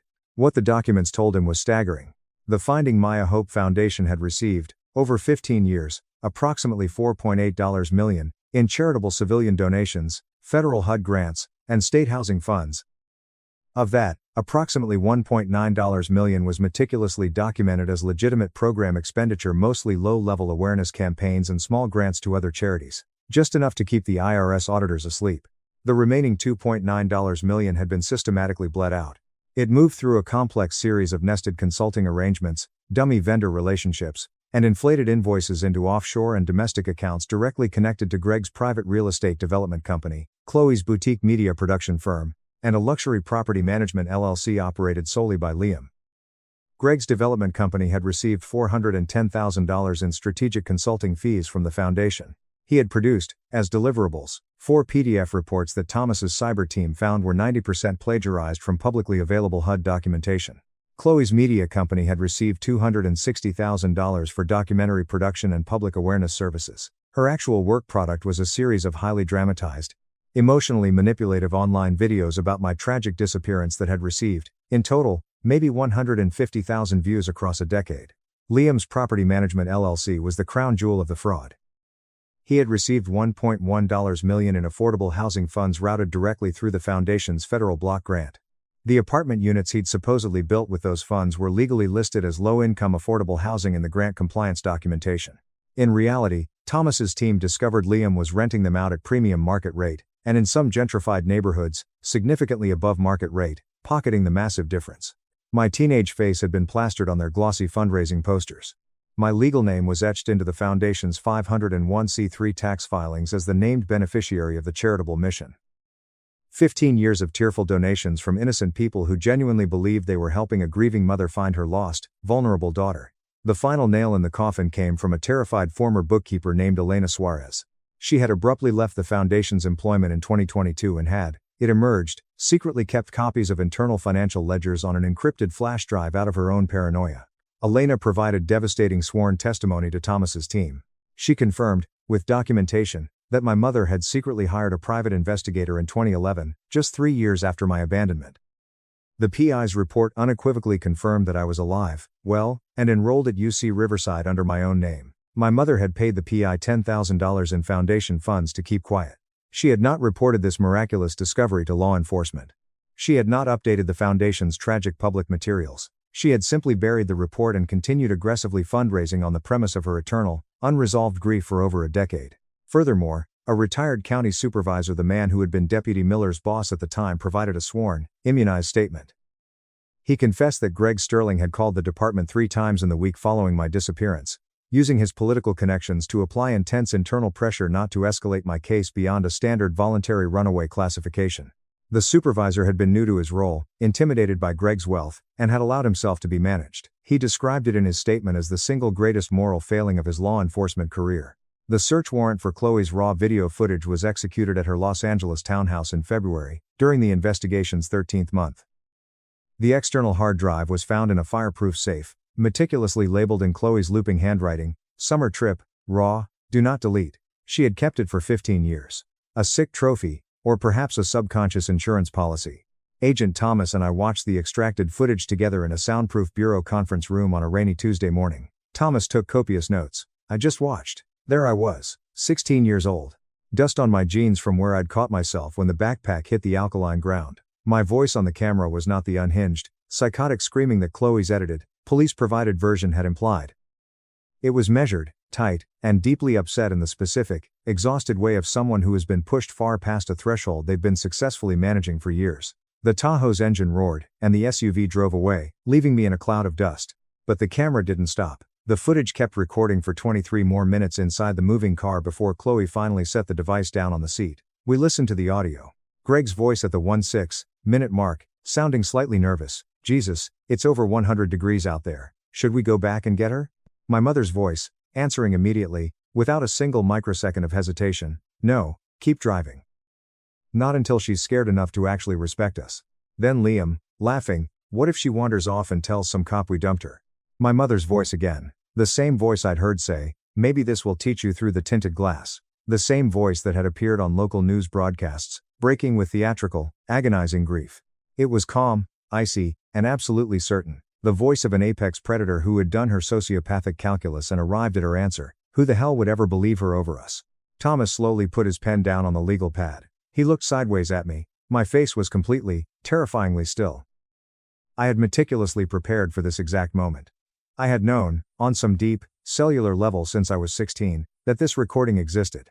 And I had decided, long before I ever stepped foot in this room, that I was not going to give those 23 minutes a single drop of emotion more than they had already stolen from my life. "That's enough," Thomas said quietly, reaching for the remote. "Yes," I said, my voice like steel. "It is."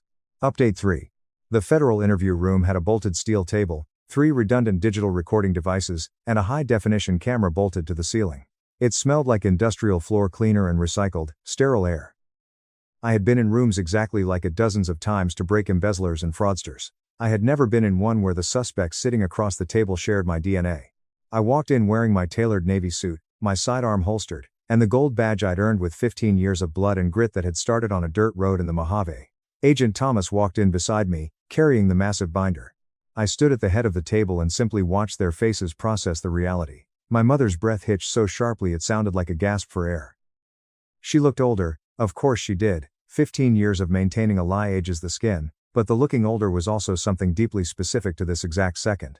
It was the visceral way a human face collapses when the foundational mythology it's been living on is abruptly violently vaporized. Greg went completely translucent from the forehead down, his jaw dropping slightly. Chloe stared at the linoleum floor the absolute second I walked in, her shoulders hiking up to her ears, and she refused to look up. Liam stared at me. His expression rapidly cycled through several stages. Confusion, recognition, rapid calculation, and then something that was almost but not quite genuine fear. Liam had never fully internalized the concept that other people's existence wasn't a subplot in his movie, and my presence in this room, in this position of absolute authority, was registering to his narcissistic brain as a personal insult. "Maya?" my mother whispered, her voice trembling perfectly. "My legal name is Special Agent Maya Vance," I said, my voice echoing off the concrete walls. I sat down deliberately across from them. Vance was my father's name, the man who actually loved me. I legally restored it the day I turned 18. Her eyes instantly filled with tears. I had watched those exact tears on the evening news from Martha's worn sofa when I was a teenager. I had watched her produce them on cue for the cameras. Seeing them now, in this sterile room, had exactly the effect on me that I had anticipated. Absolutely none. It was like watching a bad actress forget her lines. "Oh my God, Maya, we thought you were dead," she sobbed, reaching a hand across the steel table. I didn't blink. I didn't move my hands. "No, Sarah, you didn't." She froze, her hand hovering in the air.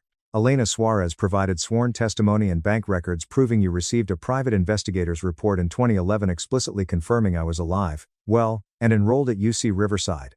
I stated, my voice devoid of any inflection. You paid him $10,000 of charity money to bury it. You didn't report it to law enforcement. You didn't update the foundation's materials. You continued aggressively accepting fraudulent donations for over a decade after you knew your daughter was breathing. She opened her mouth, her face turning a mottled red. Maya, you don't understand, the foundation was doing good. I am not here to have a mother-daughter reconciliation. I cut her off, my tone absolute zero. The federal prosecutors are here to discuss your indictment. Greg leaned forward, trying to summon the blustering, dominant energy he had used to terrorize our house. He had the desperate expression of a man who has spent 15 years as the loudest authority in every room he's entered and cannot recalibrate quickly enough to the fact that he has zero power here. Listen here, you little brat. You have absolutely no idea what really happened out on that road. You were hysterical. You were a danger to yourself. We had to. You are. I have the original, unedited footage, I said. The silence that followed was so absolute it rang in my ears. Chloe violently flinched. Her metal chair actually scraped backward against the floor. The lead prosecutor, Assistant U.S. Attorney Janet Flores, 14 years in federal prosecution, a woman who ate white-collar criminals for breakfast, pressed play on the encrypted laptop at the end of the table. The room watched 16-year-old me standing in the blinding dust as the Tahoe curved away down the desert road. Then the footage kept rolling. 16 minutes of driving. Greg's voice, should we go back and get her? My mother's voice, cold as ice, no, keep driving. Not until she's scared enough to actually respect us. Liam's voice, what if she wanders off and tells some cop we dumped her? My mother's voice again, sealing their fate, who the hell would ever believe her over us? The audio clicked off. The room felt like a vacuum. My mother closed her eyes, not in grief, but in the specific, sickening way of a criminal who has just realized that the corpse they believed was safely buried in the basement has been sitting in the living room the entire time. Greg stared at the blank wall, completely hollowed out. The aggressive loudness had drained out of his posture entirely, which made him look physically smaller, older, and pathetic. I had not anticipated that, and I felt absolutely nothing about it. Liam muttered something under his breath, a curse, low, ugly, and venomous. Chloe was openly sobbing into her hands. And I want to be extremely precise about Chloe's tears, because they were fundamentally different from my mother's. They were real, but they were not for me, they were for herself. For the hard drive she'd stupidly kept for 15 years, the digital monument to her own complicity that she had held onto for reasons even she wouldn't be able to explain cleanly to a jury. Real tears are not legal absolution, but they are a different category of pathetic. AUSA Flores closed her laptop with a sharp snap. I looked at each of them, one at a time, taking my time. My mother, Greg, Chloe, Liam. I had thought, for 15 years, that this exact moment would feel like something massive. That the crushing weight of a decade and a half of trauma would require a massive, explosive emotion to match it. It didn't. It wasn't explosive. It was simply accurate. The way a balanced ledger is accurate. The way an intact chain of custody is accurate. The way a piece of digital footage with pristine metadata is accurate. You left me on that road expecting the fear to break me down and make me smaller, I said, standing up and buttoning my suit jacket. Congratulations. You made me a federal agent instead. I turned and walked toward the heavy door. Behind me, I heard Liam's chair aggressively scrape the floor, some final, dying reflex of his ego. Defiance, contempt, the arrogant smirk that had been his face's resting position since he was a teenager and had never been punched hard enough to leave. I paused with my hand on the doorknob. I didn't turn around. I didn't need to. Because I heard it happen. I heard the smirk finally, completely collapse in the quality of his silence. In the panicked absence of the next arrogant thing he was going to say. In the specific, airless quiet of a man who has completely run out of room to run, and knows it. I walked out, and let the heavy steel door click shut behind me. The federal indictments were unsealed in March. It was a media bloodbath.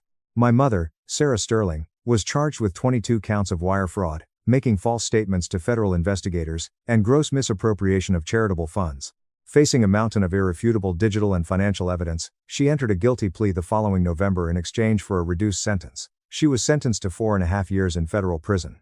Greg Sterling was charged with federal grant fraud, conspiracy to commit fraud, and obstruction of justice in connection with the original sheriff deputy's sworn statement. His high-priced lawyers took it to trial. The trial ran for 9 agonizing days. The jury deliberated for barely 4 hours. He was found guilty on all counts and sentenced to 8 years in federal prison. Liam Sterling was charged with affordable housing fraud, tax evasion, and misappropriation of federal HUD funds. The $1.1 million in diverted housing money formed the center of a massive restitution order that included the immediate seizure of all properties developed under the fraudulent grant. The buildings were ordered transferred to a legitimate, court-supervised affordable housing nonprofit. Stripped of his assets and his father's protection, Liam received a sentence of 5 years. Chloe entered a cooperation agreement almost immediately. Her testimony about the hard drive's chain of custody she could account for its exact location in her safe for all 15 years, which established beyond a shadow of a doubt that the audio had not been tampered with, was considered substantial assistance by the prosecution.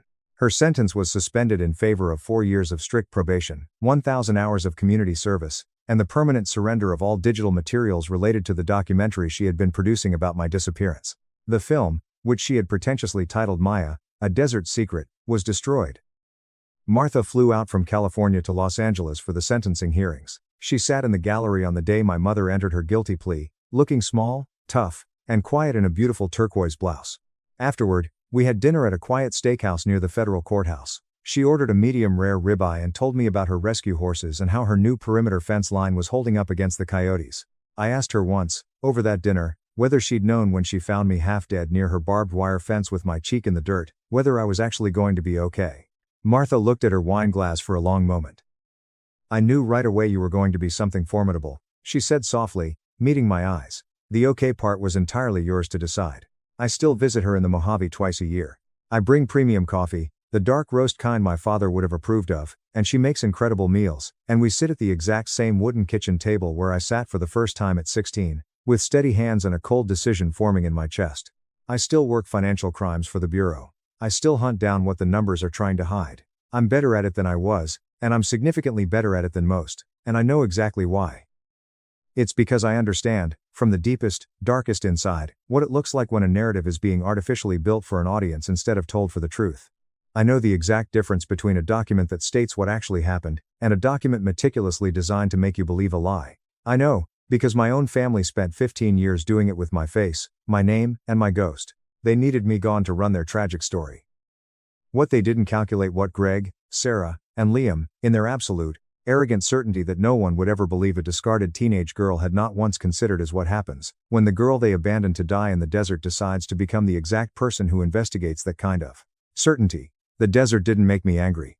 Anger is messy. Anger makes mistakes. The desert made me precise. There is a massive difference between the two. I learned it on a dirt road, parched and abandoned, waiting for brake lights that never came. And I have been profoundly grateful for that brutal lesson every single day of my life. My family treated me like the failure middle child, and laughed at my startup, so I sold it to a tech giant and let the Wall Street Journal tell them. My sister smiled like she'd already won the lottery of life and said, "Nobody is ever going to buy your ridiculous little invention.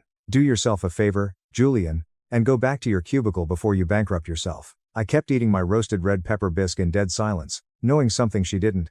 I had exactly 14 hours until the rest of the world found out I had just sold my company for enough money to buy her entire life. The soup was thick, a vibrant orange red. My mother makes it every single November. It's a ritual.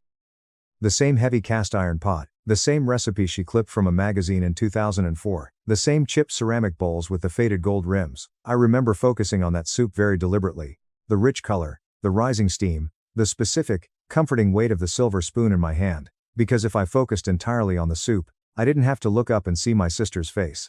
Chloe was smiling. It wasn't the polite smile she uses at her high-end real estate job, nor the curated, plastic smile she plasters all over her Instagram feed. It was the other one. The one she reserves exclusively for family dinners, deployed only when she has successfully located the most vulnerable point in the room, and decided that tonight is the night she is going to press her thumb into the bruise. She had found my bruise years ago, and she returned to it with the terrifying reliability of the changing seasons. "I mean it, Julian. Nobody wants your ridiculous little gadget," she continued, swirling her wine glass. "Seriously, stop embarrassing yourself and go back to an actual office job. You're almost 30. My cousin Liam, sitting to her left in the navy blue Patagonia vest he wears like a substitute for a personality, snorted a laugh before she even finished the sentence. Then my Aunt Susan laughed. Then my uncle. Then two of my younger cousins whose current college majors I cannot even remember, which should tell you exactly how much they actually mattered to my daily existence. The entire dining room table erupted into a chorus of condescending laughter. I didn't flinch. I just picked up my spoon, dipped it into the bowl, and kept eating my soup. I didn't stay silent because I was small, or because I was intimidated, or because I had no defense prepared.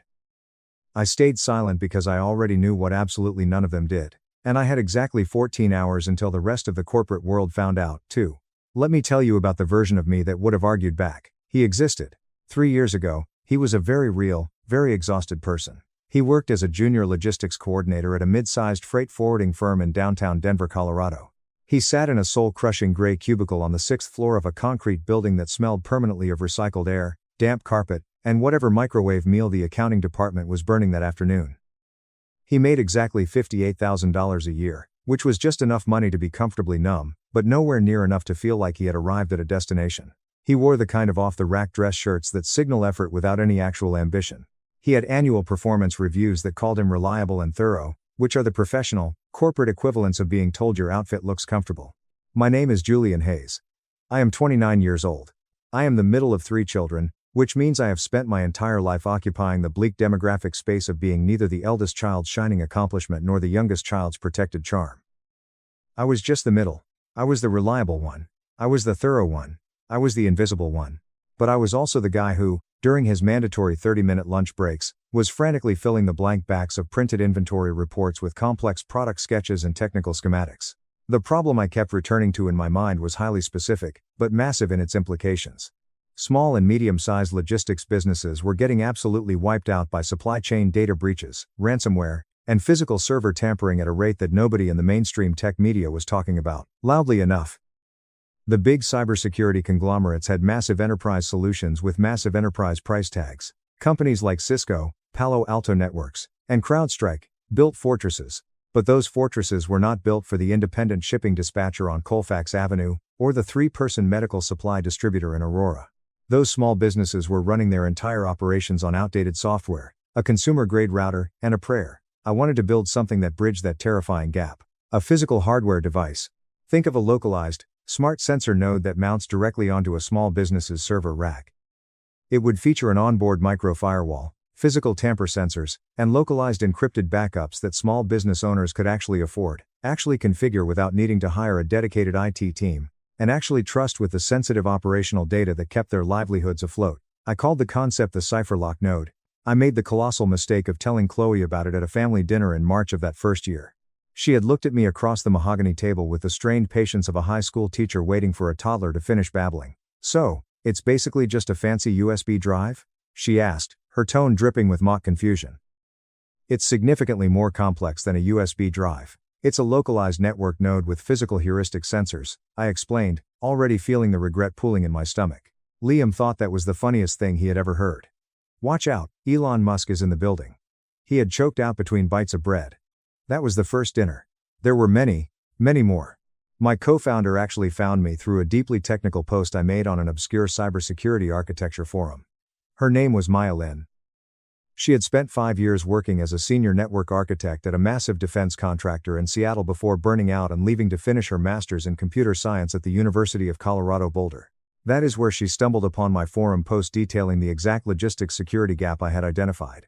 She later told me it was the most precisely framed, elegantly articulated problem statement she had ever read from someone who wasn't already pulling a 6-figure salary to think about it. She called me on a rainy Tuesday evening in late May. I was sitting in my beat-up Honda Civic in the dimly lit parking garage of my apartment complex because the cell reception was marginally better there than inside my unit. She talked for 22 minutes straight without pausing for breath. I took frantic notes on my phone in the dark, the blue light illuminating my face. By July, we had officially registered an LLC. By September, we had fabricated our very first physical prototype. The first prototype was an unmitigated disaster. I don't mean it failed a software diagnostic, I mean the physical casing literally overheated to the point where the plastic warped, blistered, and began smoking on my desk. I had to throw a heavy textbook over it to smother the circuitry. We scrapped it immediately. The second prototype, which we called Beta Prime, was structurally sound but functionally suicidal. During a routine stress test of its micro-firewall capabilities, it created a catastrophic directory conflict that didn't just crash our test server, it completely corrupted the mounted drive we were using. Maya caught the fatal error at 2:14 a.m. on a Thursday. We were on a video call, both of us looking like reanimated corpses from sleep deprivation, and she just stared at the screen, rubbed her eyes, and whispered, "Well, that's deeply terrifying. We scrapped it." The third prototype almost worked perfectly. And in the brutal world of hardware development, almost working is the most expensive, soul-crushing kind of failure there is. All of this agonizing trial and error happened while I was still fully employed at the freight forwarding firm. I was burning all my accrued vacation days just to host prototype testing sessions in Maya's cramped garage. I was spending my lunch breaks locked in my car, aggressively negotiating with component suppliers in Taiwan over the phone. My corporate performance reviews remained absolutely sterling because I am, in fact, reliable and thorough, and those ingrained qualities do not simply turn off just because you are secretly building a company at midnight. And through it all, the family dinners continued. Every single holiday gathering, every random Sunday roast, Chloe found a brand new, highly creative approach to the exact same theme. In November at Thanksgiving, "Are you still playing around with that little gadget thing in your garage, Julian?" In January at our mother's birthday, "Maya must have the patience of a saint. Or she's just as delusional as you are." In March at Easter, "Liam's friend just got promoted to VP at a real tech startup. You should probably ask him what an actual successful business model looks like." Liam laughed right on cue every single time. He had a truly remarkable, sycophantic talent for it. I made the grave mistake of sharing a genuine, tangible win in April of our second year. We had finally landed a paying client. It was a local veterinary clinic with 3 locations across Denver, run by a no-nonsense woman named Dr. Aristhorn. She had lost 4 months of patient records and billing data to a vicious ransomware attack the previous year and had been operating in a state of high alert, low-grade paranoia about data security ever since. She paid us our very first real invoice. It was for $1,800. It was not a massive number, but it was real money, and it had a real signature on it. I was proud in the profound, quiet way you become proud when something you built with your own hands stops being a theoretical concept and becomes a reality. I mentioned the invoice at dinner. Chloe didn't even let me finish the sentence. "Wait, so you made $1,000? Is this still the little hobby you're losing sleep over instead of building an actual, adult career?" The entire table erupted in laughter. My aunt made a sarcastic Shark Tank joke, asking if I was going to pitch Mr. Wonderful. Liam said something incredibly derogatory about garage inventors living in their own fantasy world that I actively chose to delete from my memory. I stood in the kitchen afterward, aggressively rinsing a dinner plate under the faucet that did not need rinsing, and I felt something fundamental change inside me. It didn't break, it changed. It changed the way water changes when the temperature drops below freezing. It doesn't shatter, it just crystallizes. It becomes hard, solid, and impossible to penetrate. That night, standing at the sink, I made a silent vow. I stopped explaining myself. Silence had always been an option available to me. I had just been foolishly choosing conversation instead, desperately hoping that if I just found the right words, the right framing, I would finally produce the right response from my family. I let go of that pathetic hope completely, without a single ounce of grief. Letting it go provided its own beautiful kind of clarity. We named the company Sentinel Node. Maya designed the logo herself, a sleek, minimalist shield emblem, matte black on stark white. We hired our first part-time contractor, a brilliant but eccentric firmware developer named Elias Thorne, who had spent years doing embedded systems work for aerospace companies in Boulder. He joined our tiny team for a severely below-market rate because, as he bluntly put it, he was sick and tired of writing code for missiles and wanted to build something that actually protected people. By the spring of year 2, we had successfully onboarded 12 different locations with a regional dental conglomerate based in Fort Collins. Their director of IT, a sharp guy named David Chen, had attended a boutique cybersecurity panel where Maya was a guest speaker. He had, by his own admission, sat up very straight in his chair during her presentation. He called us 3 days later. David signed the enterprise contract on May 4th. I walked into the logistics firm and signed my formal letter of resignation on May 6th. Both signatures felt like breathing oxygen for the first time in my life. Referrals began to snowball after the dental group, an ophthalmology center, a mid-sized family law firm in downtown Denver, a boutique accounting agency. We were not scaling wildly like some viral consumer app, we were scaling like a critical utility that people quietly recommended to other people they trusted with their lives. It was slower, it was stickier, and it was infinitely more durable. An angel investor named Victoria Vance, who ran a highly respected Denver-based venture fund called Apex Capital, called me in the fall. She had previously passed on our pitch twice. I picked up the phone, and she said something I immediately wrote down on a sticky note because I knew I would want to frame it later. "Julian, the agonizing discipline in your hardware iteration logs is unlike anything I have ever seen from a team this incredibly small." She personally led our seed funding round with an injection of $450,000. We used the capital to hire Elias full-time, poach a second firmware engineer from a failing competitor, and finally move out of Maya's garage and into a beautiful, sunlit office space on Larimer Street. A prominent tech journalist named Marcus Reed, who writes a highly influential newsletter called The Silicon Divide, caught wind of us and wrote a feature piece in February. The article was titled, "The Hardware Founders the Big Players Are Too Blind to See." It ran for 2,000 words and described Sentinel Node as solving the absolute last mile of small business cybersecurity with terrifying surgical restraint. The piece spread like wildfire in the exact corporate channels where it mattered most. LinkedIn posts from Fortune 500 CFOs, a retweet from the National Cybersecurity Alliance, a glowing mention in a premium CISO newsletter with 80,000 active subscribers. Exactly 6 weeks after that article ran, I received an email from a woman named Elena Rostova. Elena was the global director of corporate development at Nexus Technologies.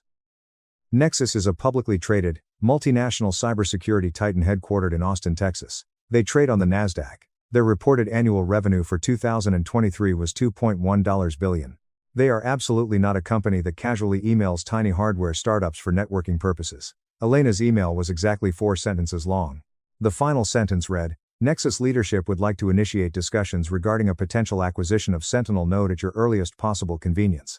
I read the email twice, sitting at my desk on Larimer Street at 8:14 a.m. on a Tuesday. Then, I slowly closed my laptop. I sat perfectly still, staring at the exposed brick wall of my office for approximately 5 full minutes. I didn't breathe. Then, I picked up my phone and called Maya. There was a profound, heavy silence on the other end of the line that I will remember until the day I die. Then, Maya let out a shaky breath and said, Okay. Do not panic. Stay completely calm. Call Arthur. Arthur was Arthur Vance, SQ. He was our retained corporate attorney at a premier M&A law firm in Denver. He was 42, possessed an obsessively organized desk, and wore bespoke suits that looked like they cost more than my car. He had a terrifying reputation for ruthless M&A, negotiations that Maya had spent 3 weeks verifying before we hired him. He was the guy we had retained very early on, long before we actually needed him, which he later told us was the single smartest decision naive founders consistently failed to make. Arthur answered the phone on the second ring. Forward me the email immediately. Arthur said, his voice a low, calm rumble. Do absolutely nothing else, do not reply, do not acknowledge receipt. The next 8 weeks were the most surreal, disorienting, and exhausting weeks of my entire life. Not because they were bad, but because they were genuinely, overwhelmingly good, and I simply had no mental template for how to process that level of success. Arthur Vance flew out to Austin 3 separate times. He spent agonizing 6-hour stretches on aggressive Zoom calls with Nexus's army of corporate lawyers. I remember one specific Friday where I paced laps around the Larimer Street block for 2 solid hours because the adrenaline in my blood made it physically impossible for me to sit in a chair. Elena Rostova and I spoke on the phone 3 times. The calls were incredibly friendly, but friendly in that specific, high-stakes corporate manner where both parties clearly understand that the friendliness is merely a tactical form of professionalism, not an indication of the final financial terms. The initial number Nexus offered in their preliminary letter of intent was not the number written in the final, binding agreement. The final number was substantially higher. I am not going to write the exact dollar amount here, for the same reason commercial airline pilots do not announce the exact weight of the aircraft mid-flight. Suffice it to say, the number was large enough that when Arthur Vance finally said it to me plainly over the phone, I had to ask him to repeat it. And then I asked him to repeat it a 3rd time. He did so patiently, because he had clearly witnessed this exact psychological short circuit in founders before. When I told Maya, she cried. Not a dramatic, sobbing cry. She just made this tiny, breathless sound, covered her face with her hands, and whispered, We actually did it, Julian. We're done. It sounded like someone confirming they were awake while still trapped inside a dream. Elias sent me a text message at 1 a.m. that simply read, I told my dad the news. He didn't say anything, he just went to the cabinet and poured the good whiskey. I didn't respond to Elias right away because I was sitting on the floor of my shower, fully clothed, completely failing at pretending to be a composed human being. I told absolutely no one in my family. Silence had been my armor on the brutal climb up the mountain. It would be my impenetrable shield on the way out. The final, official board approval vote at Nexus Technologies was scheduled for Monday morning at 9 a.m. My mother's mandatory family dinner was scheduled for Sunday evening at 6 p.m. I decided to go. I arrived exactly on time, carrying a $40 bottle of Cabernet Sauvignon and wearing a neutral, relaxed expression that I had literally practiced in my bathroom mirror 3 times that afternoon. Calm. Present. Utterly unremarkable. My mother hugged me at the front door. The house smelled intensely of roasted red pepper bisque. The November smell. The family smell. For about 30 minutes, it almost felt like any other mundane Sunday. Then, my father casually mentioned an article he had skimmed in the Wall Street Journal about the rising demand for enterprise cybersecurity solutions. That was all the kindling the room needed. Chloe's predatory smile arrived before she even lifted her head from her bowl. Oh, she purred, tapping her spoon against the ceramic. Julian, are you still playing around with that little security toy of yours? Liam snorted instantly, right on cue. The 2 younger cousins physically shifted in their chairs, readying their faces for the entertainment. Yeah. Julian. Liam chimed in, leaning back and crossing his arms. Keep the brave inventor fantasy alive, man. Someone in this room has to believe you're the next Steve Jobs. The entire table laughed. It was that specific, toxic half-laugh. The laugh that families use when their cruelty requires a thin veneer of plausible deniability. The laugh that says, we want to deeply wound you, but if you get upset, we will immediately gaslight you and say you can't take a joke. I kept eating. My hands were perfectly steady. I checked them under the table just to be sure. Steady as a rock. Chloe leaned forward, adopting the aggressive body language of someone who has decided to twist the knife all the way to the hilt. Seriously though, Julian, has your genius little plastic box actually made a single dime of real profit yet? Or are you just burning through your savings while the rest of us work in the real world? The dining room went dead quiet. Not a comfortable quiet, but the expectant, electric quiet of an audience that has just demanded blood and is waiting for the gladiator to fall. I slowly lowered my spoon. I took a measured sip of my ice water. I looked Chloe dead in the eyes, my expression completely blank, and I said, "You'll know soon enough." Liam barked out a laugh. Chloe rolled her eyes so hard I thought she might strain a muscle, shaking her head as if my vague non-answer had just empirically validated her entire worldview.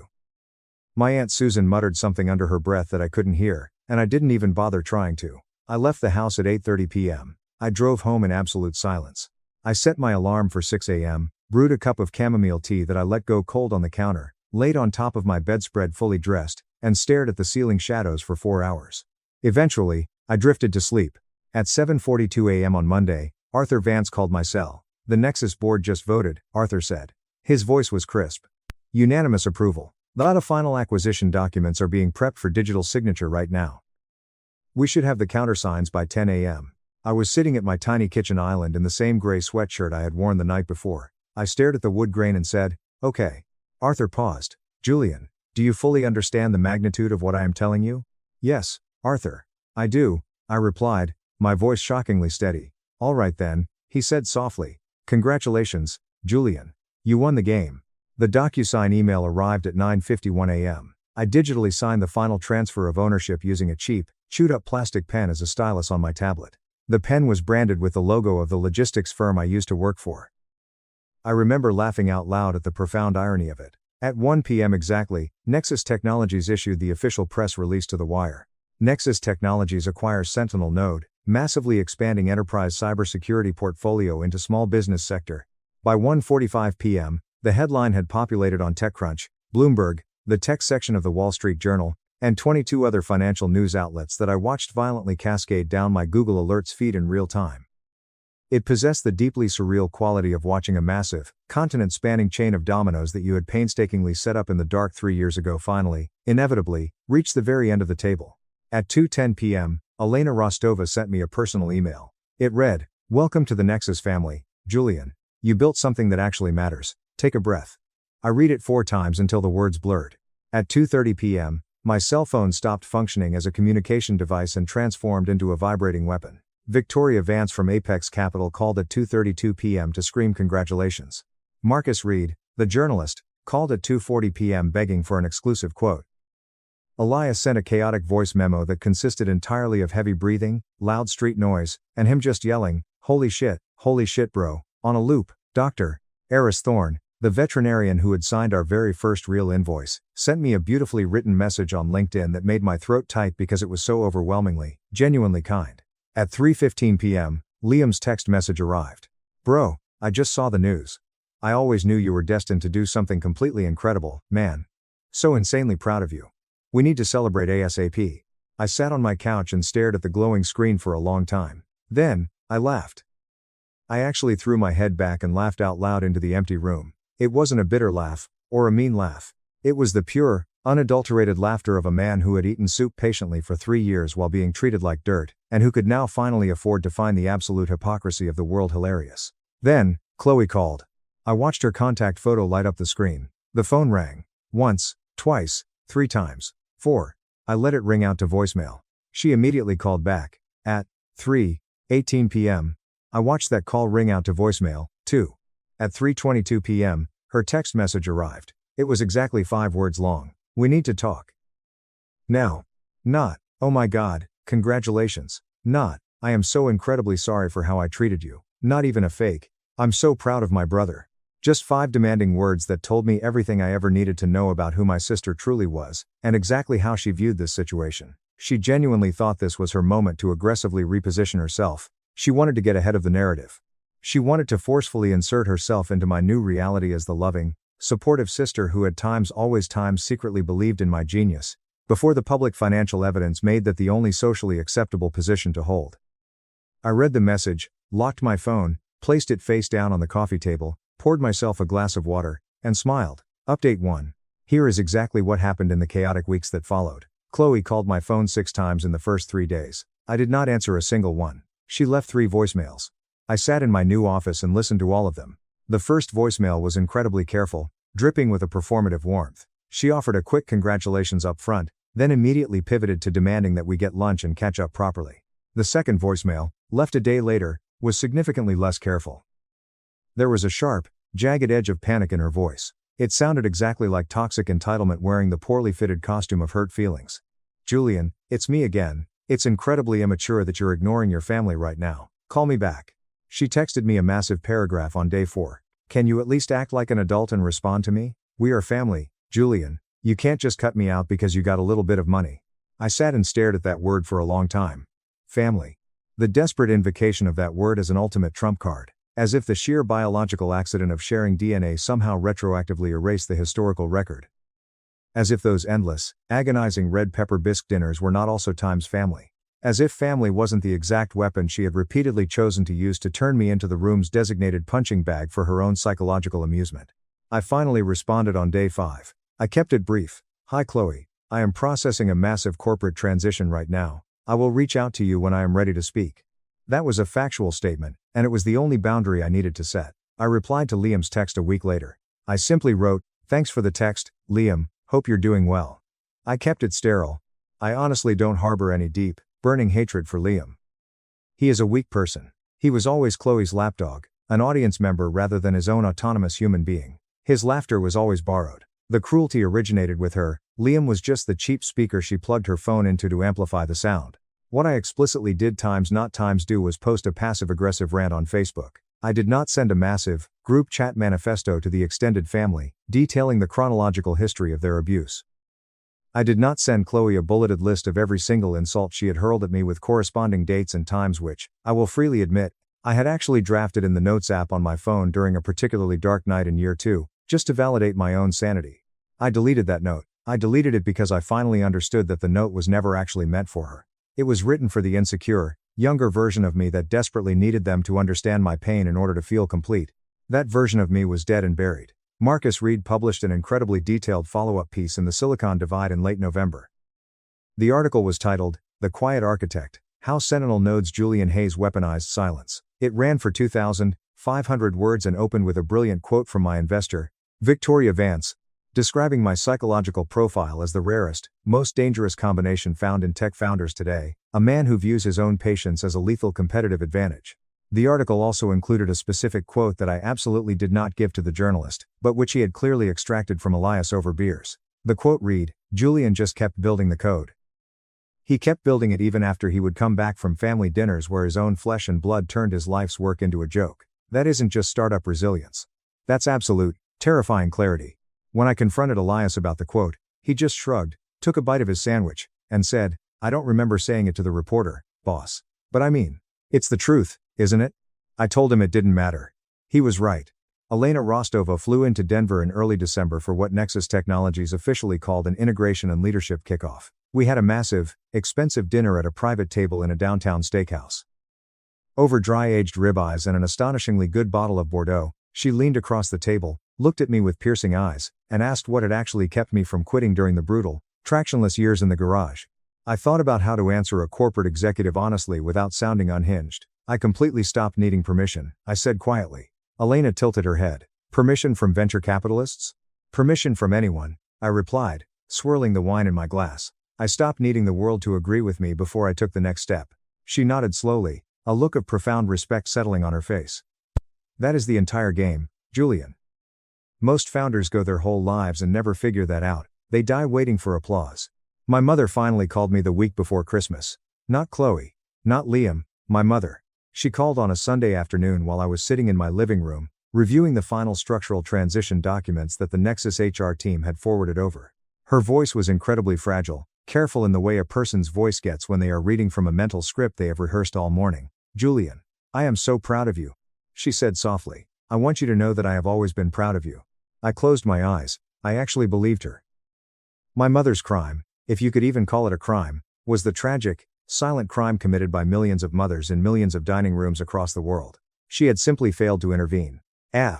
She had allowed the mockery to continue, year after year, because actively stopping Chloe would have required a massive emotional confrontation, and my mother was terrified of conflict. She chose the path of least resistance, and that path ran directly over my back. I understood that dynamic much better now, as a 29-year-old man, than I ever could have at 26. "Thank you, Mom. I appreciate you saying that," I said, keeping my tone gentle but guarded. A heavy pause hung on the line. "Chloe is having a really hard time right now," my mother finally whispered. Notice the phrasing. Not, "Chloe is deeply remorseful." Not, "Chloe realizes she treated you terribly and wants to apologize." Just, "Chloe is having a hard time." As though my sister's current emotional distress was a random hurricane that had just blown in from the coast, completely disconnected from the climate of cruelty she had personally cultivated for a decade. "I know she is," I replied smoothly. "Will you please just sit down and talk to her, Julian, please?" I stood up and walked over to my floor-to-ceiling apartment windows. The Denver streets below were dusted with fresh white snow. A lone delivery truck crawled through the intersection. Everything looked so small from up here. "Mom, I will talk to her when I am entirely ready to talk to her," I said. And absolutely not 1 second before. My mother accepted that boundary. She was, at the very least, wise enough to recognize that the power dynamic had fundamentally and permanently shifted. Update 2. I finally agreed to meet with Chloe in late January. I absolutely refused to do it at a family dinner, and I refused to do it at her house. I chose a bustling, completely neutral coffee shop in the Cherry Creek district. I arrived 15 minutes early, secured a corner booth, and ordered a black coffee. She arrived exactly 7 minutes late, wearing a designer trench coat and looking fiercely composed, in the way only someone who has spent 2 hours in front of a mirror practicing their facial expressions can look. She sat down across from me, didn't order anything, and immediately launched into a prepared monologue. It was a masterclass in psychological spin. It was partially a faux apology, and partially an aggressive attempt at historical revisionism. She spun a wild narrative in which her relentless mockery had simply been misinterpreted, in which the dinner table laughter was just affectionate sibling teasing, and in which she had times actually believed in my potential the entire time, but had just been so terribly worried about my financial stability that the concern came out sounding harsh. I sat back, sipped my coffee, and let her talk uninterrupted for 7 straight minutes. I let her exhaust her entire magazine of excuses. When she finally ran out of breath and looked at me expectantly, waiting for absolution, I set my mug down. "Chloe, stop," I said, my voice completely flat. "I know you. I have known you my entire life." She blinked, her practiced smile faltering. "I know exactly what those dinners were," I continued, leaning forward slightly. "I know exactly what that smile means. And I know exactly what the phrase, 'you'll know soon enough,' sounded like to you when I said it at that last dinner, because I was staring directly at your face when the panic hit your eyes." She broke eye contact and stared intensely at the sugar packets on the table. "I didn't agree to meet you here to punish you, Chloe," I said calmly, "but I am absolutely not going to sit here and let you rewrite history just so you can sleep better at night. The record stays the record. You were cruel because it made you feel powerful. I was just scared for you, Julian." She snapped, her voice suddenly cracking. The polished veneer was finally fracturing. Something raw and ugly was bleeding through the cracks. "No," I said gently, almost pitying her. "You weren't scared times for times me. You were scared times of times me. There is a massive psychological difference. One is rooted in care. The other is rooted in competition." She snapped her head up and stared at me, and in that precise moment, she looked incredibly fragile. She looked much younger than 32. She looked like the insecure teenager she had been before she learned how to weaponize her confidence to dominate dinner tables. Then, the final piece of the puzzle fell into place. The shocking reversal I hadn't fully anticipated, but which made perfect, tragic sense. "Greg lost his agency," she whispered, her voice trembling. Greg was her husband. The guy who always wore the expensive watches and bragged about his boutique marketing firm. He lost the firm 6 months ago. "Julian, we are drowning in debt. We are literally 3 months away from defaulting on the mortgage." I was terrified. I was so angry that you were sitting there, chasing this stupid dream, while my entire perfect life was collapsing, and I had to pretend everything was fine. She started crying. Real, ugly tears.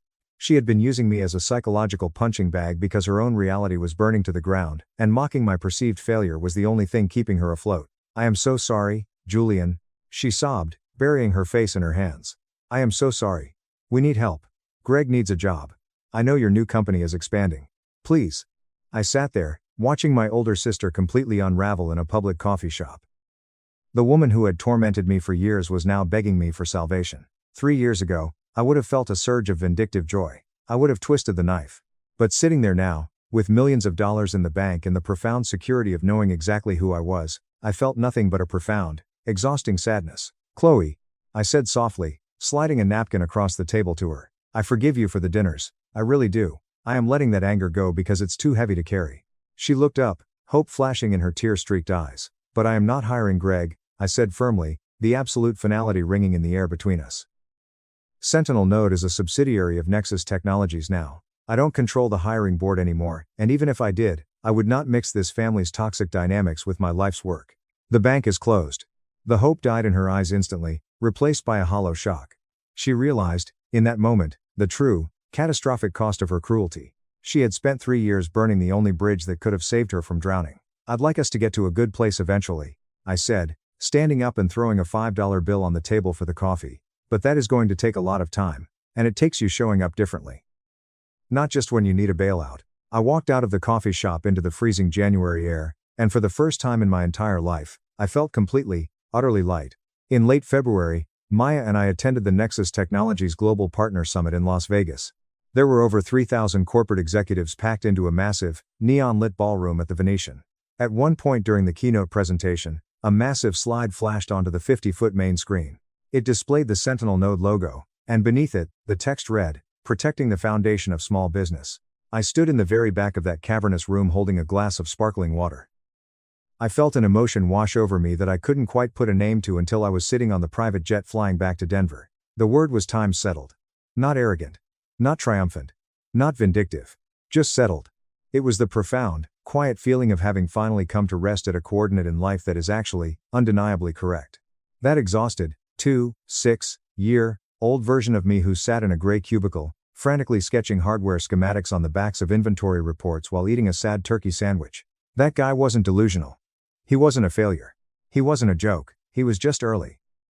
And the brutal, agonizing years in between were not a punishment, they were just the necessary construction phase of building an empire. The dining room table at my mother's house is still there. The roasted red pepper bisque is still served in November. My mother still uses the chipped ceramic bowls with the faded gold rims. My family will probably still sit around and talk behind each other's backs, measuring their worth by who is currently succeeding and who is failing, because families are just incredibly long, exhausting negotiations with identity, and decades of toxic behavior do not magically evaporate overnight. But what fundamentally changed was times me.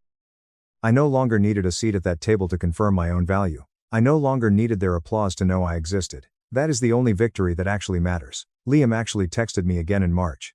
"Hey man, if you or Nexus ever need a killer VP of sales, keep your boy in mind, seriously, I'd crush it for you."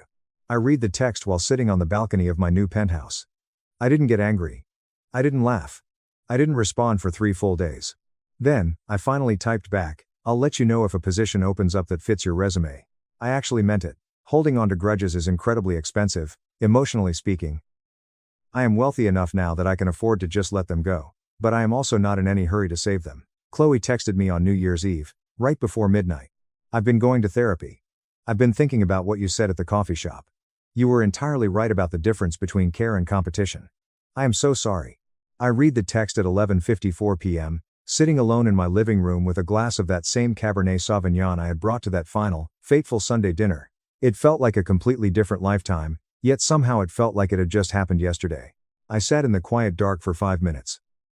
Then, my phone began to buzz wildly with an influx of New Year's texts. From Maya, from Elias, from Arthur Vance, from Elena Rostova, from Dr. Eris Thorne, from Victoria Vance. From the incredible people who had actually been in the trenches with me, when the lights were off and the prototypes were melting. I meticulously replied to every single one of them first. Then, at exactly 12:01 a.m., I opened Chloe's message again. I typed back exactly 2 words. "Thank you." Not, "It's fine." Not, "I forgive you completely." Not, "Let's go back to how things were." Just, "Thank you. Thank you for finally telling the truth. Thank you for finally looking in the mirror." Some things in life just take time to build. The company took 3 agonizing years of blood, sweat, and silence. Fixing that dining room table is going to take significantly longer. And that's perfectly okay. I know exactly how to be patient. Mother slapped me so hard, because I refused to take out a $250,000 loan for my sister's luxury spa. I walked out and didn't speak to them anymore. The slap echoed in the dining room, rattling the expensive china, while my sister just smirked at my burning cheek. That was the night I walked out, cut them off, and let them think they'd won until 8 years later, when my mother called me 42 times at 3 a.m. begging me to save my sister from a 10-year prison sentence. Let me start by saying that I never wanted to be the villain in my family's story. My name is Chloe, I'm 33 years old, and I live a very quiet, meticulously organized life in Denver, Colorado. My apartment is painted in soft, calming shades of sage and cream. My sheets are crisp, white linen, everything in my life is quiet. I like the quiet. It took me a long, agonizing time to get used to a silence that wasn't heavy with tension, guilt, or the impending demand for my wallet. Growing up in Seattle, I was the sturdy one. I was the reliable one with plain brown hair, brown eyes, and a quiet disposition. My sister, Maya, is 2 years younger. From the exact moment she took her first breath, she was the undisputed princess of the household. She had these massive, expressive blue eyes that would well up with tears the second she was denied anything she wanted. She was delicate. She was creative. She was, in my mother's words, a sensitive soul who needs extra care. I, on the other hand, was just Chloe. I did my homework without being asked. I cleaned my room. I got straight A's. My mother used to pat me on the shoulder and say, "Chloe, you're the strong one. Maya needs our help. You don't." For a long time, my naive, childlike brain took that as a compliment. I thought being strong meant I was special. I didn't realize until much later that being the strong one was just a convenient trap. It meant I was the designated beast of burden. It meant my needs were secondary, if they existed at all. It started with the little things. "Chloe, let Maya have the last slice of cake. You don't need the calories. Chloe, do Maya's chores this weekend. She's feeling a little overwhelmed. Chloe, give Maya your allowance. She saw a dress she really wants and we're strapped for cash." I always said yes. I wanted to be good. I desperately craved that rare, fleeting smile of approval from my mother. I wanted my dad to look up from his newspaper, pat my head, and say, "Good job, kiddo." But as we got older, the stakes shifted from cake and chores to my actual livelihood. When I was 17, I got a job stocking shelves and running the register at a local grocery store. I worked every Friday night and pulled double shifts on weekends. I saved every single crumpled dollar bill and shiny quarter. My goal was a used, beat-up Toyota Corolla. It wasn't fancy, but it represented freedom. I was exactly 2 weeks away from having the cash in hand. Then, Maya crashed her brand new electric scooter. She was completely unharmed, but the scooter was totaled, and she had managed to take out a neighbor's expensive cedar fence in the process. My mother came into my bedroom that night. I remember the exact look on her face, tired, annoyed, and expectant. "Chloe, we have a situation," she said, sitting on the edge of my bed. She explained the fence, the scooter, and the angry neighbors threatening to sue. "We need to use your car fund," she stated. It wasn't a question. It was a royal decree.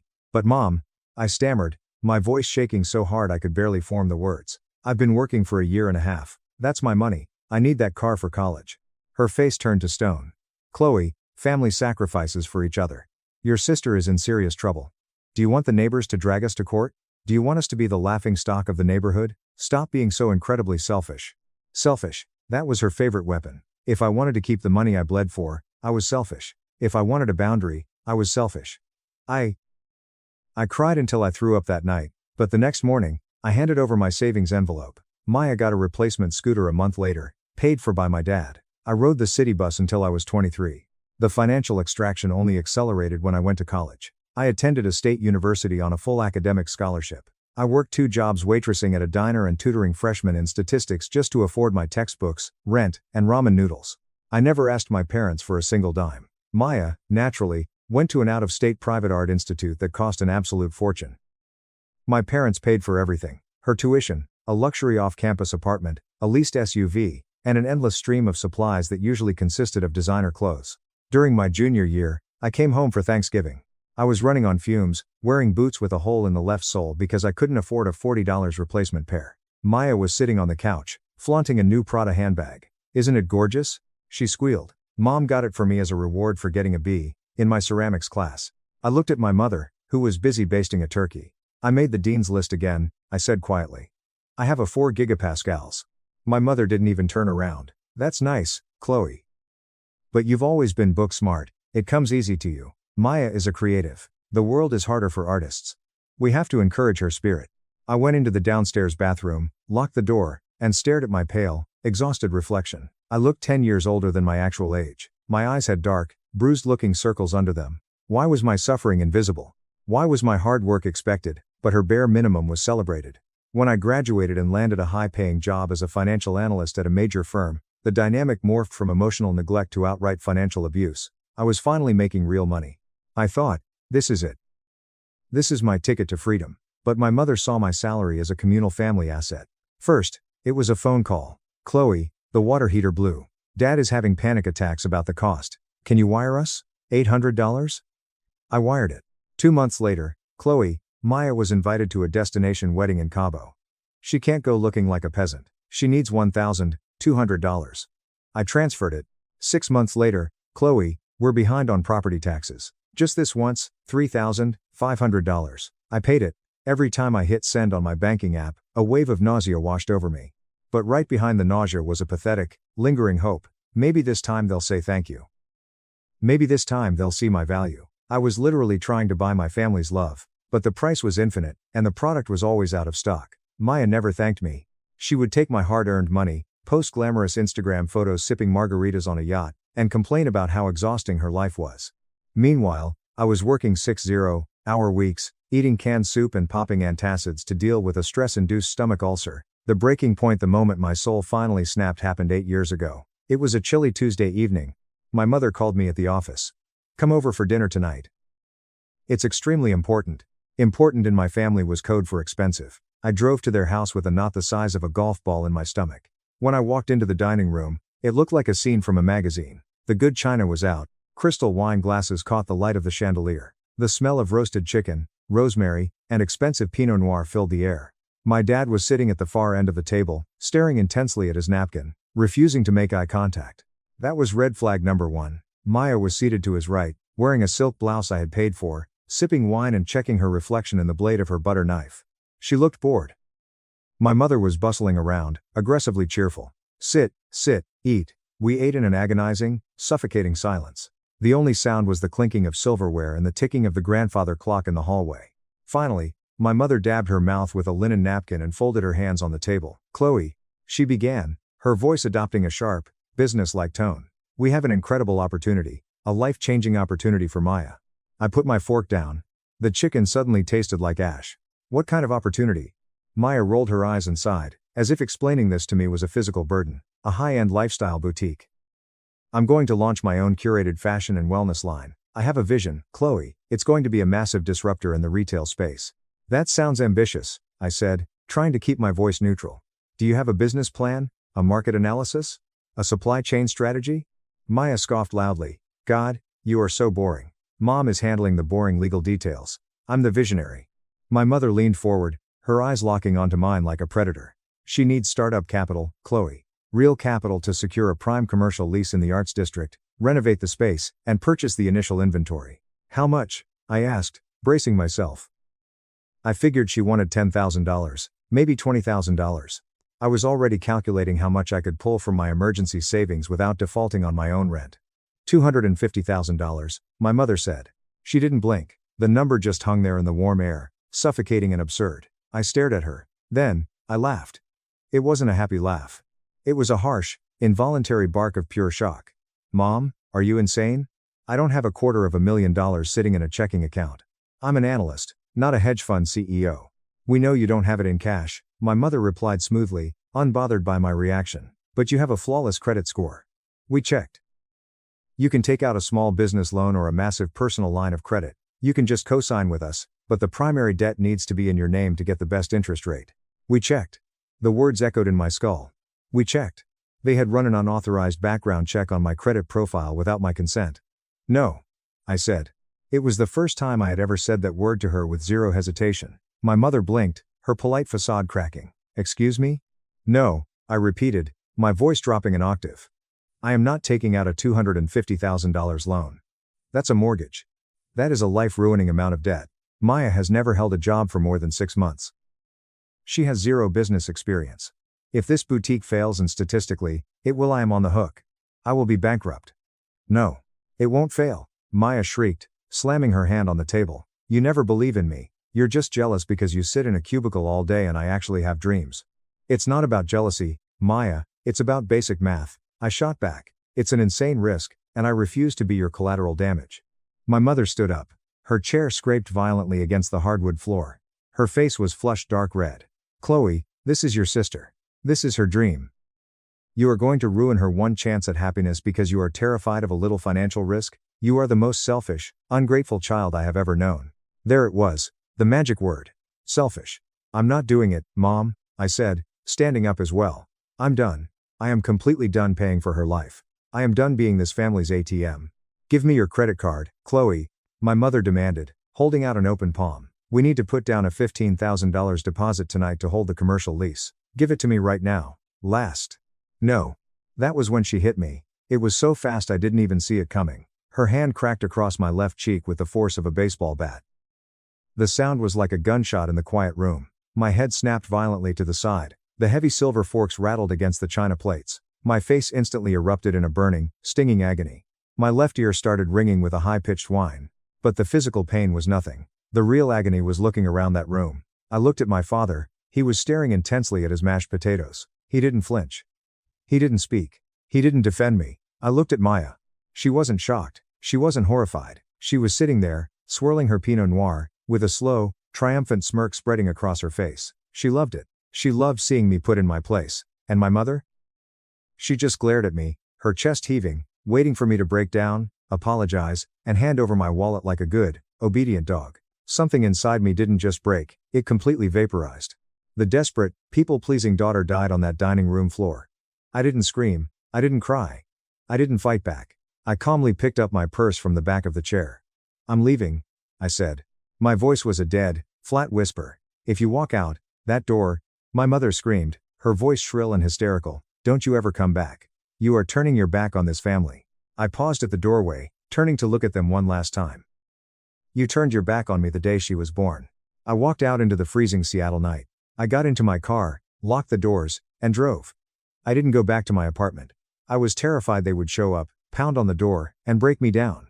I drove 30 miles out of the city and checked into a dingy, $40 a night motel off the interstate. I sat on the lumpy mattress, staring at the peeling wallpaper, touching my swollen, throbbing cheek. I felt hollowed out.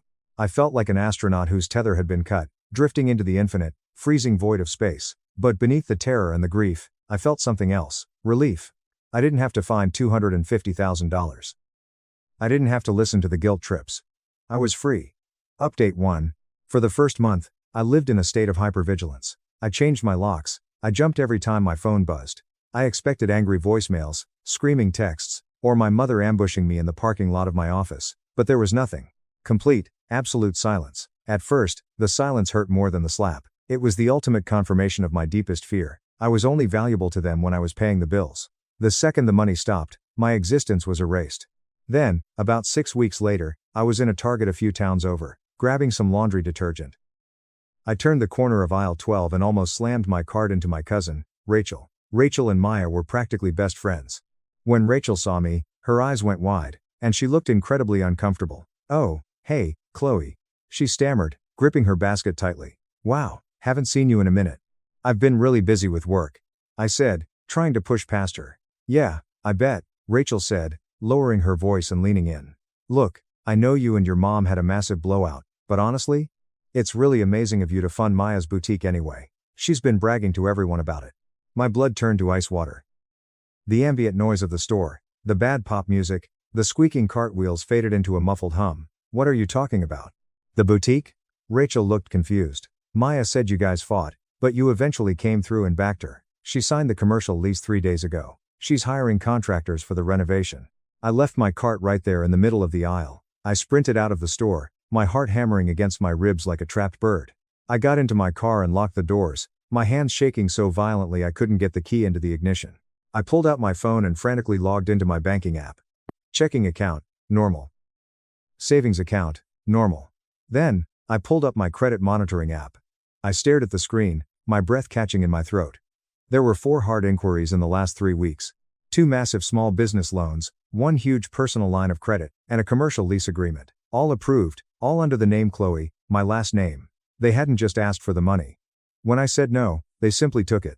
They used my social security number. They used my pristine credit history. They used my old address. My mother and my sister had committed massive, coordinated financial fraud, and I was holding a $250,000 bag. I felt violently ill. I opened my car door and dry heaved onto the asphalt.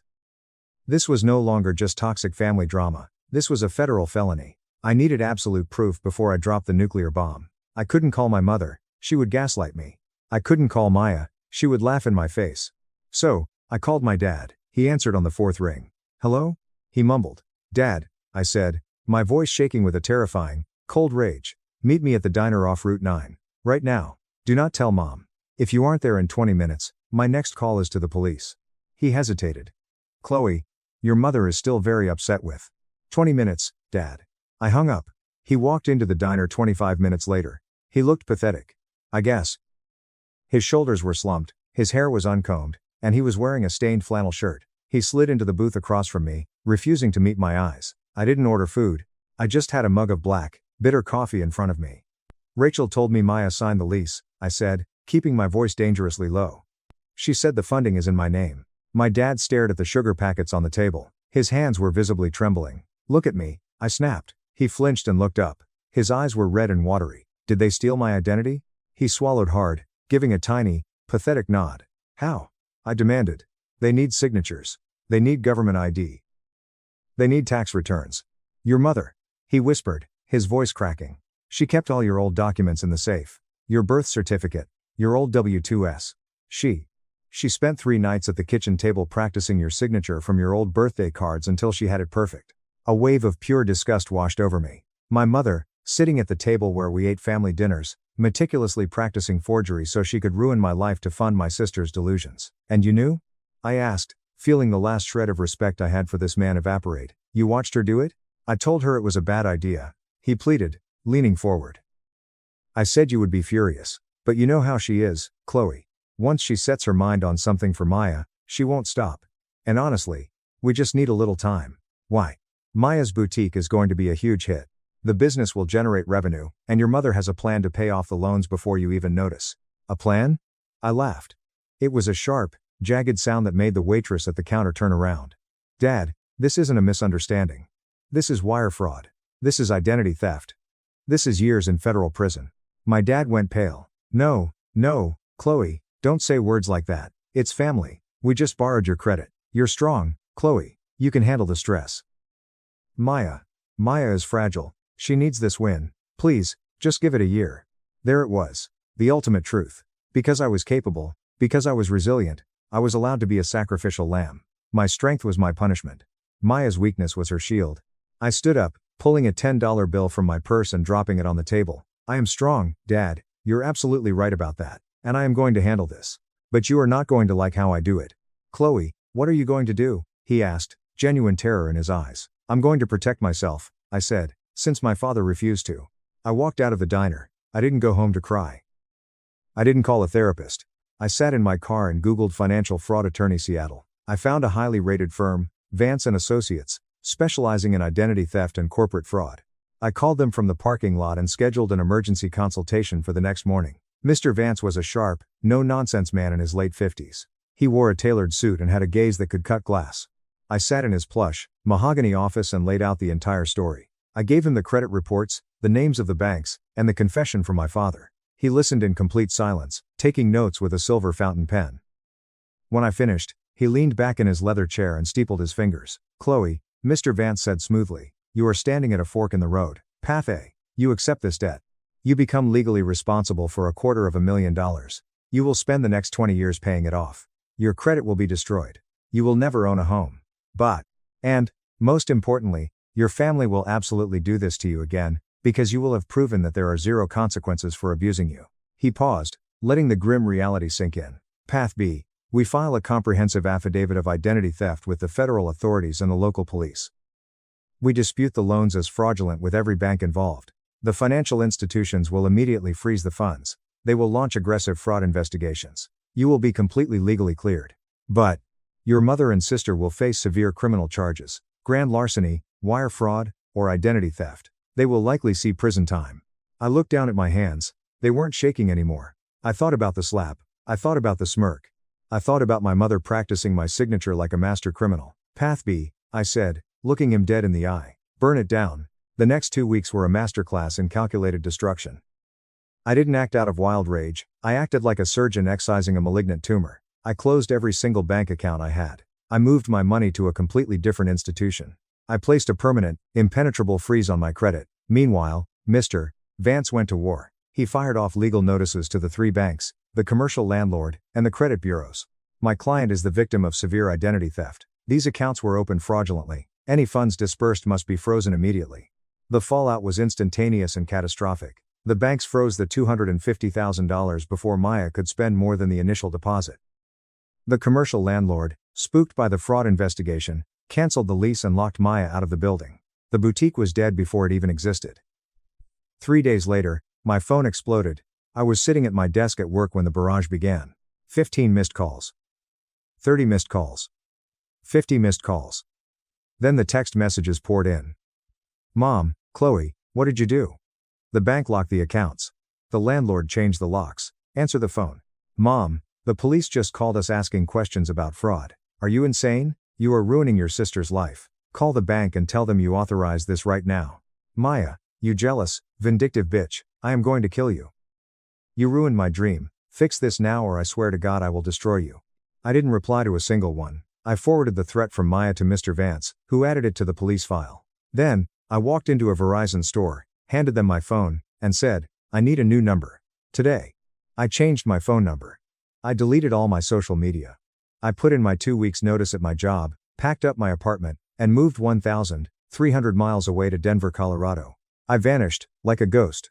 For the first 2 years in Denver, I was terrified. Every time I saw a car that looked like my mother's, my heart would stop. Every time a block number called my office, I thought it was them. But they never came looking for me. Tracking me down would have required effort, money, and a genuine desire to reconcile. They possessed none of those things. I was a broken ATM, and they had simply thrown me away. Over the next 8 years, I built a beautiful life. I climbed the corporate ladder and became a senior director at a wealth management firm. I bought my own condo. I went to therapy and unpacked 2 decades of emotional abuse. I met Liam, a high school history teacher who is the kindest, most patient man I have ever known. We got engaged. He knows my whole history, and he is my absolute rock. I kept tabs on my family from a safe, digital distance, mostly through public records and occasional Google searches, just to ensure they weren't plotting a comeback. I watched the consequences of their actions unfold. Because the banks caught the fraud early and recovered most of the money, the district attorney offered them a plea deal. My mother and Maya both pled guilty to lesser charges of financial fraud. They got 3 years of intense probation and a massive fine. Maya's credit was permanently ruined.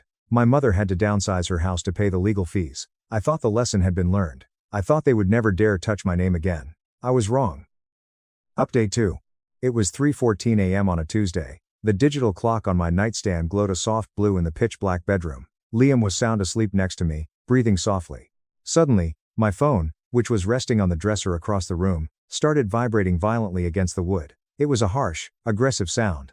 I groaned, threw off the covers, and stumbled across the room, assuming it was an automated server alert from work. I picked up the phone. The screen blinded me for a second. When my eyes adjusted, my stomach plummeted as if I had just stepped off the edge of a cliff. The caller ID read, unknown number. But beneath it, the notification center displayed the terrifying truth, 42 missed calls. 18 new voicemails. My hands started to shake. 42 calls at 3 a.m. In a normal family, this means someone is dead. It means a catastrophic car crash, a heart attack, a house fire. But I don't come from a normal family. In my family, an emergency is just a manipulation tactic.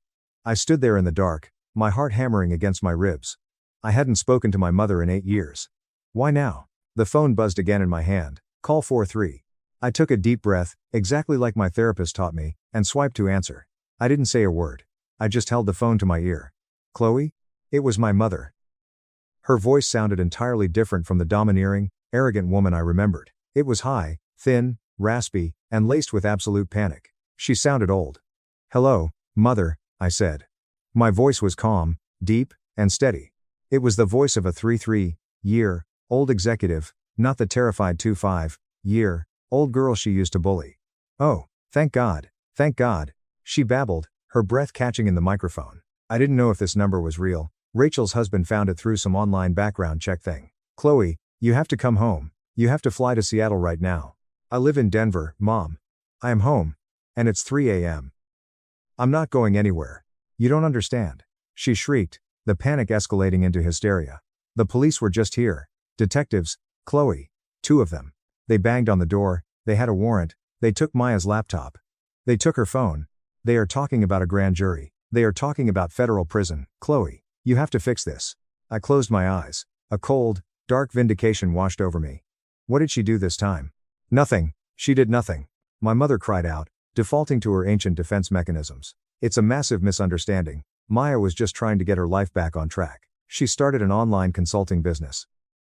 She just needed a small bridge loan to get the website running. The banks are so predatory, Chloe. Whose name did she use, Mom? I asked, my voice cutting through her lies like a scalpel. Dead silence on the other end of the line. Just the sound of her ragged breathing. Mom, whose name? Chloe, you know how hard it is for her, my mother whispered, her voice trembling with toxic guilt. Because of what happened 8 years ago, her credit is completely destroyed. She couldn't even get approved for a $500 credit card. She just used a cosigner. She forged my name again, I stated flatly. It wasn't a question. No, she didn't forge anything. My mother desperately backpedaled. She just digitally signed it. It's an electronic signature. It's not a real crime. It's just a computer glitch. But the police won't listen. They're calling it aggravated identity theft. Because she was already on probation years ago, they're saying she's a repeat offender. They're saying it's a 10-year mandatory minimum. How much money did she steal this time? My mother let out a pathetic sob. $75,000. I let out a harsh breath. $75,000. They never learn. They never change. A decade of silence, a previous criminal conviction, and they still thought they could use me as their personal piggy bank. Chloe, please, my mother begged, her voice breaking. You have to call the Seattle Police Department tomorrow morning. You have to tell them you authorized the loan. Tell them it was a verbal agreement between sisters and you just forgot. If you say you authorized it, the criminal investigation collapses. It becomes a civil dispute. We will pay you back. I swear on my life, we will pay you back every penny. You want me to commit perjury and lie to federal investigators to cover up a $75,000 felony? I asked, utterly astounded by her audacity. I want you to save your sister. She screamed, the old, vicious mother finally clawing her way to the surface. She will not survive federal prison, Chloe. She is delicate. She is your blood. You owe us this. You abandoned us. I stood in the darkness of my bedroom, looking at Liam sleeping peacefully. I thought about the life I had built. I thought about the ulcer, the panic attacks, the empty bank accounts, and the slap. Okay, I said quietly. My mother gasped, a wet, hopeful sound. Okay? You'll do it? You'll call them? I'll meet you. I lied smoothly. I have to fly in for a business meeting in Seattle tomorrow anyway. Meet me at 10 a.m. at the Starbucks down the street from your house. Do not talk to the police until I get there. Yes. Oh my God. Yes. Thank you, Chloe. I knew you were a good girl. I knew you wouldn't let your family be destroyed. I knew you were a good girl. I hung up the phone. I didn't go back to sleep.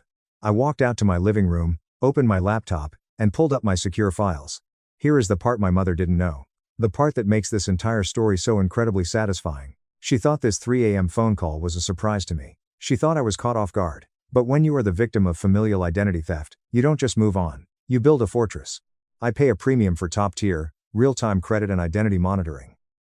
4 weeks ago, I received an encrypted alert on my phone. New credit inquiry, $75,000. Business loan. Applicant, Chloe last name. I didn't panic. I didn't call my mother to demand an explanation. I didn't cry. I simply called Mr. Vance's law firm. He had retired, but his junior partner, a shark of a woman named Sarah, took my case immediately. We didn't just dispute the charge. We built an ironclad, nuclear-level criminal dossier. We pulled the digital application. We traced the IP address directly back to my mother's Wi-Fi router.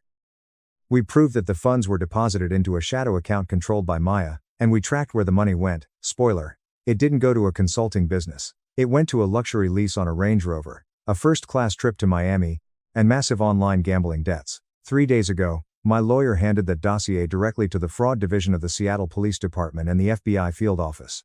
The police weren't at my mother's house at 2 a.m. by coincidence. They were there because I sent them. I booked a 6 a.m. flight to Seattle. I didn't pack a bag. I wore a sharp, navy blue tailored suit. It was the suit I wore when I negotiated multi-million-dollar contracts. It was my armor. I walked into the Seattle Starbucks at exactly 9:55 a.m. The sky was gray and drizzling, classic Seattle weather. I spotted them immediately in the back corner. They looked like absolute garbage. My mother had aged 20 years. Her hair was thinning, her skin was gray, and she was wearing a stained trench coat, frantically tearing a paper napkin into microscopic shreds. Maya sat next to her, and the sight of her almost made me laugh out loud. The delicate princess looked like a cornered rat. She wore a baggy hoodie pulled over her head, huge dark sunglasses hiding her eyes, and she was violently biting her fingernails. When my mother saw me, she practically lunged out of the booth. "Chloe, you came." I didn't hug her. I didn't smile. I slid into the booth across from them, placing a thick, black manila folder on the table between us. "You look very successful," my mother noted, her eyes darting nervously over my expensive suit and my diamond engagement ring. "I am," I said. Maya wouldn't look at me. She just stared at the table, her jaw clenched. "Okay, listen." My mother leaned in, whispering frantically like a mobster. "The detective left his business card. His name is Detective Miller. You just need to call him right now. Tell him it was a sisterly loan. Tell him you gave Maya permission to use your digital signature because you were out of town. Once you say that, they have to drop the warrant." "And then what?" I asked, leaning back and crossing my arms. "Then we figure out the money," my mother said quickly. "Maya has some assets. We can sell her car. I can take out a third mortgage. We will pay the bank back. Nobody has to go to prison. We have got a 9 sec. Maya doesn't own the car, Mom," I said smoothly. "She leased a Range Rover, and you don't have equity for a third mortgage. Furthermore, she blew $30,000 of it on a high-stakes online poker site in Miami." I saw the forensic accounting. Maya's head snapped up, her sunglasses slipping down her nose. Her eyes were wide with sheer terror. How do you know about Miami?" "Because, Maya," I said, leaning forward, resting my elbows on the table and staring directly into her terrified soul. "I am the one who gave the IP addresses and the bank routing numbers to Detective Miller." The silence that descended on that table was heavy enough to crush bone. The ambient noise of the coffee shop completely vanished. My mother's mouth slowly dropped open. She looked like she was trying to process a foreign language. What are you talking about?" I opened the black folder. I pulled out the 40-page police report, the IP traces, and the sworn affidavit of identity theft. I slid them across the table. "I got the credit alert 4 weeks ago," I said, my voice completely devoid of emotion. "I didn't wait. I didn't call you. I called my legal team. We built the case. We handed it to the district attorney.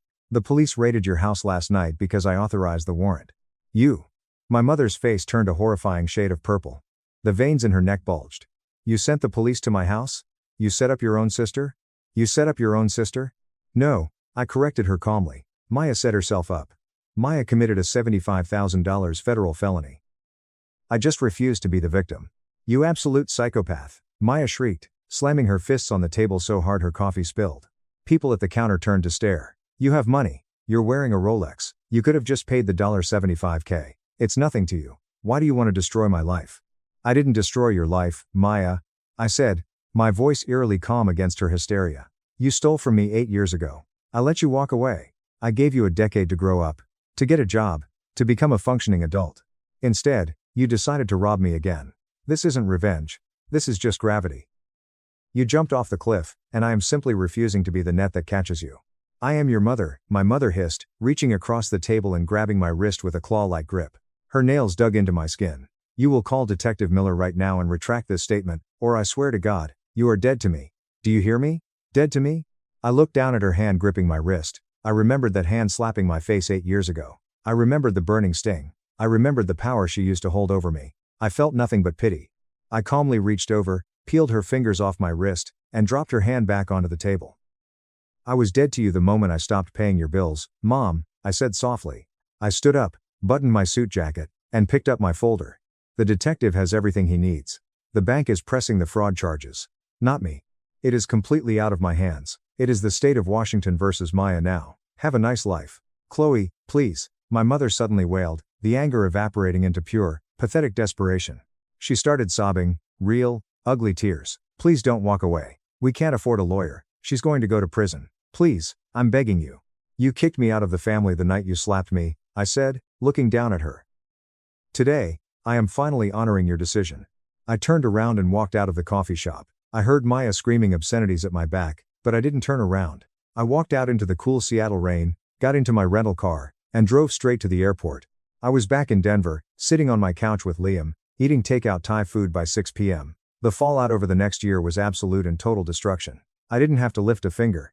I just sat back and received periodic updates from the district attorney's office. Because Maya had a prior record of financial fraud, from the first time they stole from me, the judge showed zero leniency.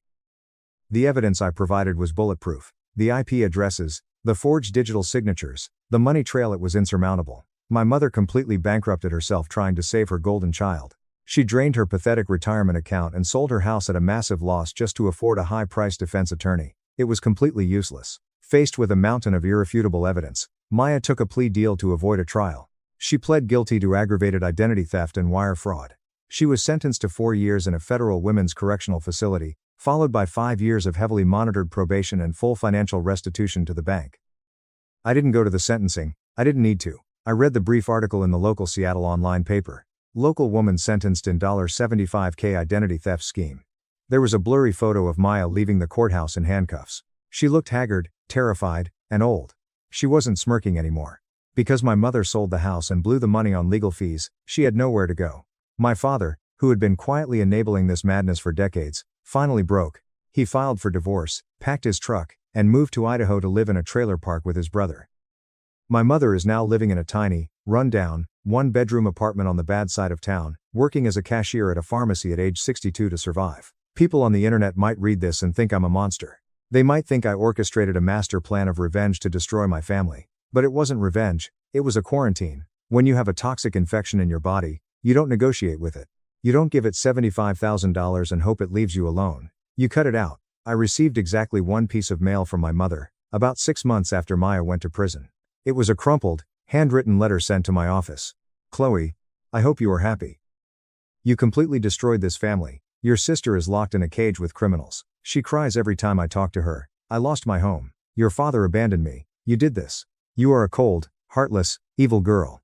I pray to God you never have children, because if you do, I pray they do to you exactly what you did to me. Mom. I stood by the window in my high-rise office, looking out over the beautiful Rocky Mountains, holding the letter. I didn't cry. I didn't feel guilty. I just felt a profound sense of closure. Even after losing everything, her home, her husband, her daughter's freedom, my mother still refused to take accountability. In her twisted, diseased mind, Maya committing a massive federal crime wasn't the issue. Me reporting the crime was the issue. She lived in an alternate reality where love equaled submission, and abuse was just a quirky family dynamic. I tore the letter into tiny pieces and dropped it into the recycling bin. 2 years have passed since that day. Maya is still in prison. Liam and I got married last spring in a beautiful, small ceremony in the mountains. We didn't invite a single person from my biological family. My best friends walked me down the aisle. I am safe. I am successful. I am loved for who I am, not for what my bank account can provide. I didn't destroy my family. I just stopped being their human shield, and the reality of their own actions destroyed them. You'd be homeless without us, Dad smirked while my brother stole my food. I said nothing, just moved out in secret, and exposed his illegal. You'd be homeless without us, my dad smirked after I caught them illegally opening my mail to demand more rent from my new salary. So, I secretly packed my bags, cut off the electricity, internet, and subscriptions I was funding, and left them in the dark to discover the massive financial fraud I was about to pin right back on him. Original post. My name is Marcus. I'm 28 years old, and I grew up in a household where love was always treated like a transactional commodity, and I was the only one paying full price. I am the oldest of 3 children, and from the moment I was old enough to hold a broom, I was treated less like a son and more like an indentured servant whose primary purpose was to subsidize the family's comfort. My parents, particularly my father, subscribed to a very specific, twisted philosophy. Respect is something you earn through blood and sweat, but absolute obedience is demanded by default. And if you happen to be the firstborn child, your obedience came with a heavy interest rate attached. You were expected to set the flawless example, maintain the fragile peace, and hold the entire household together, even when every other person in the house refused to lift a single finger. For the longest time, growing up, I genuinely believed this was just how the world worked. I thought all parents ruthlessly guilt-tripped their kids into scrubbing the floors and doing the heavy landscaping while slapping the label of teaching responsibility on it. I thought it was completely standard practice to be charged rent the second you turned 17 because, as my dad loved to repeat like a broken record, the real world doesn't hand out free rides. Here is the kicker, we weren't poor, we were actually far from it. My dad worked as a senior logistics manager for a major distribution company, bringing in a very comfortable salary. My mom worked as a freelance bookkeeper, entirely remote, setting her own hours. We lived in a sprawling 4-bedroom house in a nice suburban neighborhood. We had a massive, manicured backyard, 2 late model SUVs in the driveway, and there was always plenty of cash flowing for lavish birthday parties, brand name clothes, and expensive dinners out at steakhouses. But my parents harbored this bizarre obsession with hardening us for the cruel realities of the world, only, that so-called hardening was exclusively directed at me. My younger siblings lived in an entirely different universe.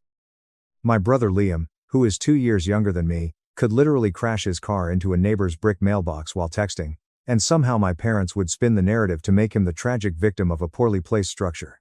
My sister Chloe, who is currently 19 and a freshman in college, had a bedroom that looked like an Apple Store showroom. She had gadgets and electronics I couldn't even dream of affording when I was her age. Meanwhile, I had to wage absolute war just to get a Wi-Fi extender that reached my bedroom in the unfinished basement, a damp, concrete-walled dungeon for which I was charged exactly $500 a month in rent. I started working the moment it was legally permissible. At 15, I got a grueling part-time job at a massive supermarket chain, spending hours on my feet bagging groceries, retrieving carts in the freezing snow, and scrubbing massive spills in the aisles. Eventually, I transitioned to a warehouse job, loading heavy pallets on the night shift while trying to drag myself through the final years of high school. My parents made their stance crystal clear: if I wanted a vehicle, gas money, car insurance, or literally anything beyond the absolute bare minimum of tap water and basic shelter, it was entirely on my shoulders. When I finally got my driver's license, I drained my meager savings account to purchase a rusted-out, dented 2004 Honda Civic that rattled violently if you pushed it past 60 miles an hour. When I pulled that awful car into the driveway for the first time, my dad stood on the porch, crossed his arms, smirked, and said, "Looks like you're finally learning how the real world works, Marcus." At the time, my desperate, validation-starved teenage brain thought he was expressing pride. But looking back with the clarity of adulthood, I realize he just thoroughly enjoyed the spectacle of my struggle.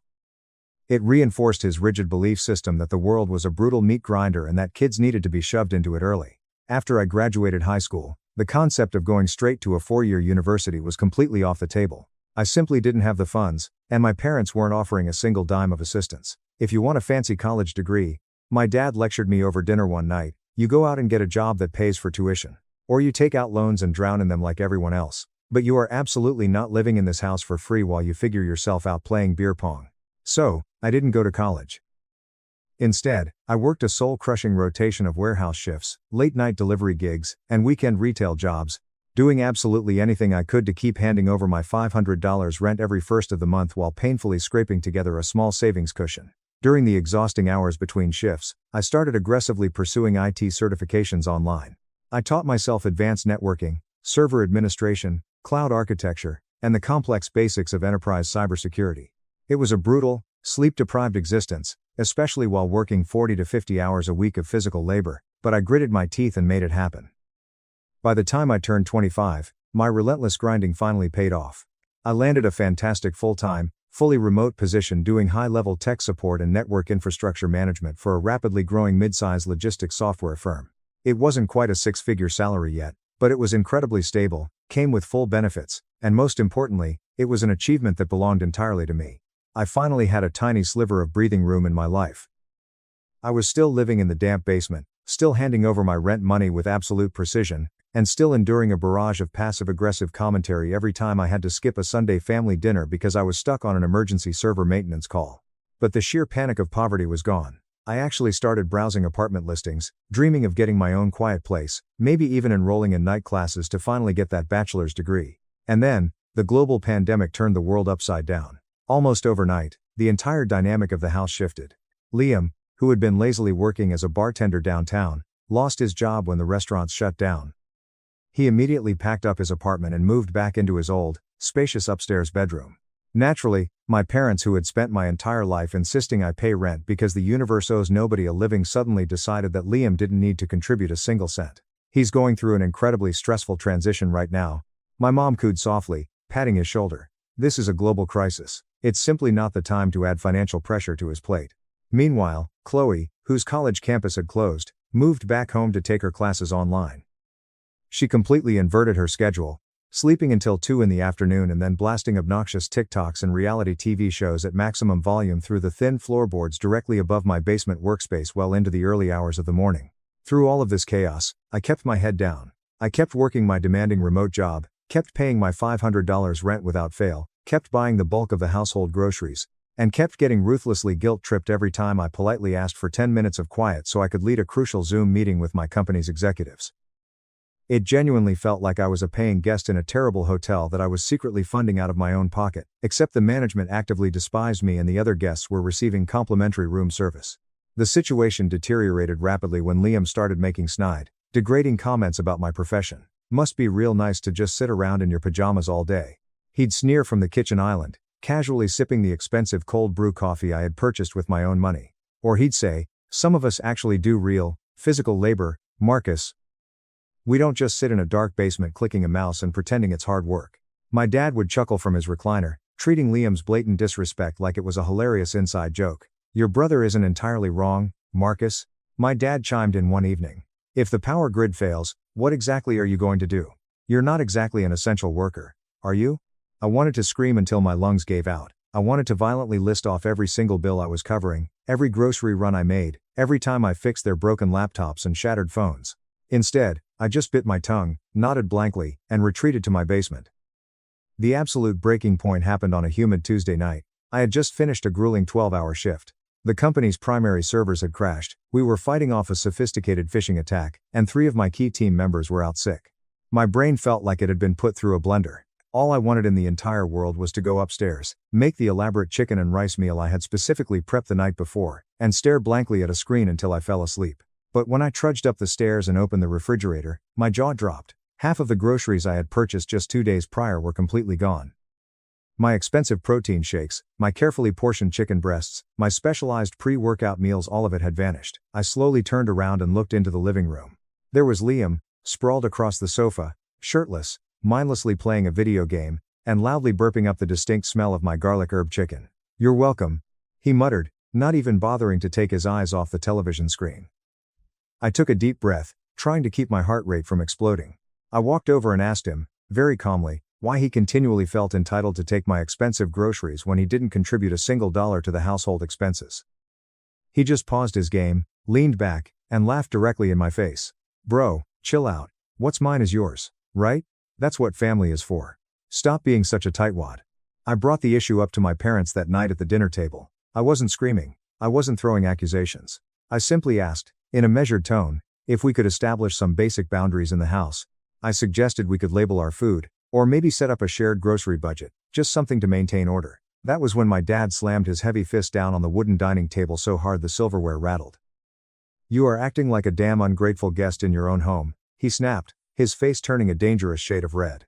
"You think you're somehow better than your brother just because you managed to get some cushy desk job and print out a little IT certificate. Let me remind you of reality, Marcus. You would be completely homeless without us. You live in this house because your mother and I generously allow you to, don't you ever forget that." I looked at him. I looked at my mother, who was silently staring at her plate, refusing to intervene. I looked at Liam, who was failing to hide a smug grin. I didn't say a single word. Not then. I just calmly stood up from my chair, walked down the stairs to the basement, closed my door, and sat on the edge of my mattress for a very, very long time. Something deep inside my chest shifted that night. It felt entirely different from all the previous arguments. It wasn't the first time my dad had pulled the "you'd be homeless" card to assert his dominance, but for some reason, this time, the words didn't sting. They didn't make me feel small or inadequate. They didn't feel like a reflection of my supposed failures. It just felt like crystal clear clarity. That was the exact moment I fully accepted that I was not going to stay in this house much longer. But I also made a silent vow to myself, if I was going to leave, I absolutely was not going to fade away quietly. And I was definitely not going to continue secretly funding their comfortable, oblivious lives while they treated me like a piece of garbage stuck to the bottom of their shoes. Update 1.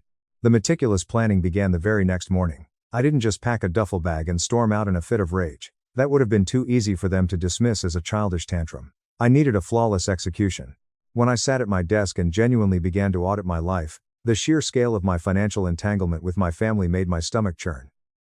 My name was attached to significantly more things than I cared to admit. The high-speed fiber internet that the whole family relied on? Solely under my name and my credit card. The monthly electricity and gas bills? Technically split in the online portal, but my card was the only one set to auto-pay, meaning I had been covering the entire house's massive energy consumption for the last 3 years. The entire suite of streaming services, Netflix, Hulu, Disney+, Spotify Premium, Amazon Prime, all registered to my email, all charged to my accounts. At some point, Without any formal discussion, I had quietly morphed into the foundational load-bearing pillar of the household's entire logistical and financial structure. And the wildest part was that they genuinely believed they were the ones supporting me. The sheer audacity of their delusion was put on full display later that week. I woke up to my sister Chloe stomping aggressively around the upstairs hallway. Apparently, she couldn't find her expensive AirPods. Before I could even pour my morning coffee, she barged to the top of the basement stairs and launched into a full-blown interrogation. "Did you steal them?" she demanded, crossing her arms and glaring down at me like I was a convicted thief. "Why would I steal your headphones, Chloe? I have my own," I replied, utterly exhausted. "Because I borrowed your Bluetooth speaker last month and accidentally broke it, and you got mad. So, obviously you took my AirPods as revenge." I just stared at her. That was the level of logic I was dealing with. She had wronged me, so in her mind, I was the villain plotting petty retaliation. I shook my head, told her to ask Liam, and walked away. Later that same afternoon, my phone buzzed. It was a Venmo request from my mother. The amount was $55.20, accompanied by a cold little note: household groceries and cleaning supplies. There was no prior discussion, no context, just a digital demand for my money. The absolute best part of this ridiculous request? I had literally done a massive grocery run 3 days prior, spending $95 of my own hard-earned money on essentials: eggs, milk, chicken, toilet paper, laundry detergent, stuff that absolutely nobody thanked me for, and stuff I watched evaporate into Liam's stomach in record time. I hit the decline button without a second thought. 30 minutes later, my phone lit up with a text message. "Mom, did you decline the payment request on purpose?" "Oh. Me. Yes. Mom, that is incredibly selfish, Marcus. We are a family. We all have to contribute to this household." "Me. I do contribute. I just bought $95 worth of groceries on Monday." "Mom, that was your personal choice. This request is for the shared items I purchased. You need to pay your fair share." "Me. I didn't ask for any of those items, and no one ever offers to split the cost of the food I buy that Liam eats. I'm not paying it." She didn't respond to the text, but the energy at the dinner table that evening was absolutely toxic. The air was thick and freezing cold. My mother completely refused to look in my direction. My father kept aggressively clearing his throat every few minutes, his jaw clenched tight, practically vibrating with the urge to scream at me but trying to maintain his intimidating silence. Chloe was entirely ignoring the tension, snapping photos of her mashed potatoes to post on Instagram, curating her fake aesthetic life. Then Liam, ever the instigator, decided to play his favorite role of provocateur. "So," he said casually, aggressively stabbing a piece of chicken with his fork, "I heard you're refusing to pay Mom back for the groceries." I kept my eyes on my plate and didn't answer. "Kind of a pathetic, low blow considering she literally gave birth to you and raised you," Liam pushed, grinning over his water glass. I remained completely silent, chewing my food methodically. "Marcus," my dad barked, his voice slicing through the room like a whip, "answer your brother when he speaks to you." "I am not answering anyone at this table. This is a dinner, not a legal deposition," I replied, my voice dangerously calm. "You are sitting under our roof." My dad exploded, slamming his hand on the table again. "When we ask you a question, you answer it." I slowly wiped my mouth with a napkin, stood up from the table, and looked him dead in the eyes. "Then maybe I won't be sitting under your roof much longer." My mom finally broke her silence, letting out a harsh, mocking laugh. "Oh, please, where exactly are you going to go, Marcus? You think you're actually ready to survive out in the real world on your own? Everything you have right now is because of us." Because of us. Those 3 words echoed in my skull. They genuinely believed that my grueling IT job, my late-night study sessions, my carefully guarded savings account, none of it was my own merit. In their twisted reality, I was just a charity case who had been handed a scholarship to life, and they were the benevolent, long-suffering donors. I didn't utter another syllable. I turned my back on them and walked down into the basement. That night, I pulled up my financial spreadsheets and got to work. I analyzed my bank accounts, calculated exactly what it would take to secure a decent apartment, and started rapidly browsing rental listings on the far opposite side of the city. I quietly called a few close friends, asking for recommendations on property management companies. I created a massive, comprehensive checklist: transfer the Wi-Fi, remove my credit cards from all household autopays, physically pack my electronics, secure a moving truck. I knew it would take a solid 2 weeks to meticulously untangle my digital and financial footprint from the house, but I was absolutely determined to execute it flawlessly. I wanted to leave cleanly, silently, without giving them the satisfaction of a screaming match, but making sure the bridge was thoroughly incinerated behind me. Over the next week, I began the invisible extraction process. I contacted the fiber internet provider, informed them I was relocating, and scheduled a hard cutoff date for the service, 2 weeks from that Monday. Perfect. I logged into the electricity and gas portals, fully removed my primary credit card information, deleted my user profile, and let the accounts default back to the physical property address. My dad would eventually receive a massive paper bill in the mail. He could figure it out. Meanwhile, life upstairs carried on in blissful, ignorant entitlement. Liam continued to raid my remaining groceries. Chloe permanently borrowed my backup power banks. My mom sent me yet another Venmo request, this time for $28.50 for cleaning supplies. I let it sit in the pending folder, entirely ignored. Then came the catastrophic boiling point. It was a Thursday evening. I had been trapped in back-to-back virtual meetings since 8 a.m. When I finally emerged from the basement to grab a glass of water, I noticed something deeply unsettling. There was laughter coming from the kitchen.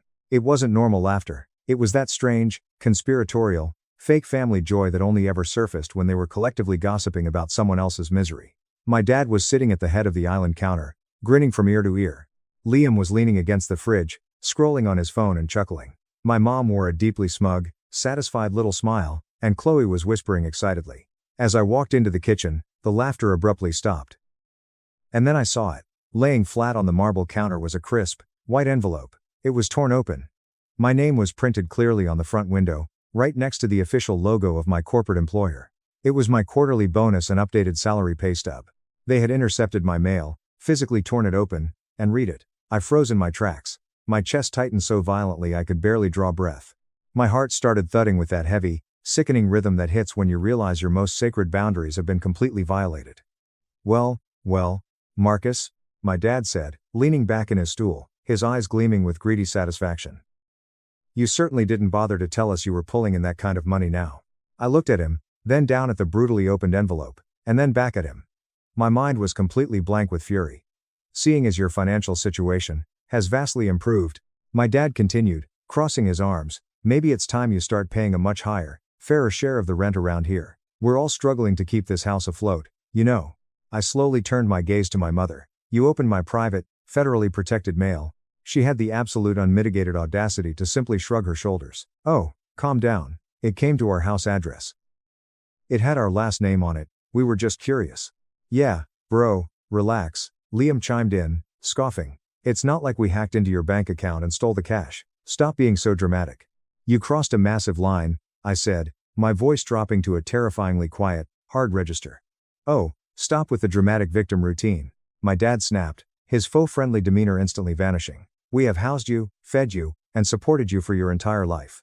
You think you can just live under my roof and keep financial secrets from us now? I took a slow step backward. My fists were clenched so tightly my knuckles were bone white, but I wasn't shaking with rage. I was filled with something infinitely deeper, something intensely final. This was the point of no return. They had explicitly invaded my privacy, laughed at my professional success, and were now blatantly using it as ammunition to extort more money from me. That was the exact second the master plan fully solidified in my mind. I wasn't just going to leave. I was going to take every single ounce of comfort, convenience, and financial stability I had provided them, and I was going to rip it out from under their feet like a magician pulling a tablecloth. I didn't raise my voice. I didn't engage in their pathetic argument. I simply relaxed my fists, gave a slow, deliberate nod, and said, okay. They all stopped and stared at me, visibly confused by my complete lack of resistance. What exactly does okay mean? My mom asked, her smug smile faltering slightly. It means you're absolutely right, I said softly, stepping backward toward the basement door. I shouldn't keep any more secrets from you. And then I turned around and walked down the stairs. What I didn't tell them in that moment was that I had already found a beautiful, quiet apartment. I didn't tell them that I had already signed the lease electronically earlier that morning. I didn't tell them that in exactly 3 days, I was moving out forever, and I was taking every single digital and financial thread I owned with me. When the utilities started bouncing, when the fridge ran empty, when their beloved Amazon Prime deliveries halted, they would realize exactly what my silence meant. But I wasn't done yet. Because there was one final, devastating piece of the puzzle I was going to uncover before I vanished. I didn't sleep a single wink that night. I lay flat on my back on my miserable basement mattress, fully clothed, staring blankly up at the exposed pipes on the ceiling. The dull, rhythmic hum of my server fan was the only sound keeping me company. My brain was trapped in an endless loop, replaying my dad's greedy smirk, Liam's mocking laugh, and the sight of my torn open mail sitting on the counter like a communal piece of trash. There was a crushing heaviness in my chest, not sadness, but an ancient, bone-deep exhaustion. I had spent nearly 3 decades shrinking myself to keep the peace, acting as the designated emotional sponge and financial safety net. They had relentlessly chipped away at my soul until there was barely anything left, and now, they wanted to consume the rest. I had exactly 3 days to execute the extraction. The apartment I had secured was a modest, second-floor one-bedroom unit on the far edge of the city. It wasn't a luxury penthouse, but it had large windows, pristine hardwood floors, and most importantly, an ironclad lock on the door that only I held the key to. No more damp concrete. No more passive-aggressive stomping on the ceiling. No more forced family dinners designed to tear me down. But I couldn't just casually pack my boxes and walk out the front door. If they sensed even a hint that I was escaping, they would actively sabotage the process. They would suddenly invent massive household emergencies. Marcus, the garage door is broken, you need to fix it before you go. Marcus, Mom needs you to drive her across town. Marcus, Liam needs a loan. They would do everything in their power to stall me, drain me, and keep me trapped in my role as the useful idiot. So, I operated like a ghost. On Friday morning, while they were all asleep, I finalized the utility purge. I scheduled the high-speed fiber internet to completely terminate at exactly 8 a.m. on Monday. I permanently canceled the entire suite of streaming services: Netflix, Hulu, Disney+, Spotify, HBO Max. I went into every single account settings page and clicked sign out of all devices. They wouldn't even realize what was happening until they tried to load a movie on Sunday night and hit a massive paywall. I completely revoked the autopay mandates on the home's electricity, water, and natural gas portals. I redirected my massive Amazon Prime account to default to a secure locker hub near my new apartment. I even contacted the post office and executed a strict change of address forward for all my mail, ensuring nothing would ever land in their greedy hands again. On Saturday, the physical extraction began. I packed my belongings methodically, moving in tiny, invisible increments. A few textbooks here, a stack of winter clothes there. My expensive external hard drive slipped into my laptop bag. I carefully disassembled my secondary monitors and boxed them up, leaving just the primary screen active so my desk still looked perfectly normal. Every time I smuggled a load of boxes out to my car, I parked 2 blocks away, sneaking through the neighborhood like a burglar escaping my own prison. And then, Sunday morning arrived. I woke up at 4:30 a.m., the house was dead silent. I carried the final, heavy loads up the stairs: my remaining clothes, my bathroom supplies, my kitchen prep containers. The very last item I grabbed from my basement desk was a small, cheap wooden photo frame. It held a picture of me from my high school graduation. In the photo, my smile was crooked and uncertain, and my parents were standing directly behind me, their heavy hands resting firmly on my shoulders. When I was younger, I thought that physical touch represented parental support. Looking at it now, in the cold light of dawn, I realized it looked exactly like they were physically holding me down, preventing me from moving forward. I took the photo out of the frame, tossed it into the metal trash bin, and left the empty frame face down on the desk. I walked out to my car, started the engine, and drove away. The drive to my new apartment took exactly 22 minutes. But those 22 minutes felt longer, heavier, and more profound than the entire 28 years of my life leading up to that moment. Every single stoplight I passed felt like a ticking countdown.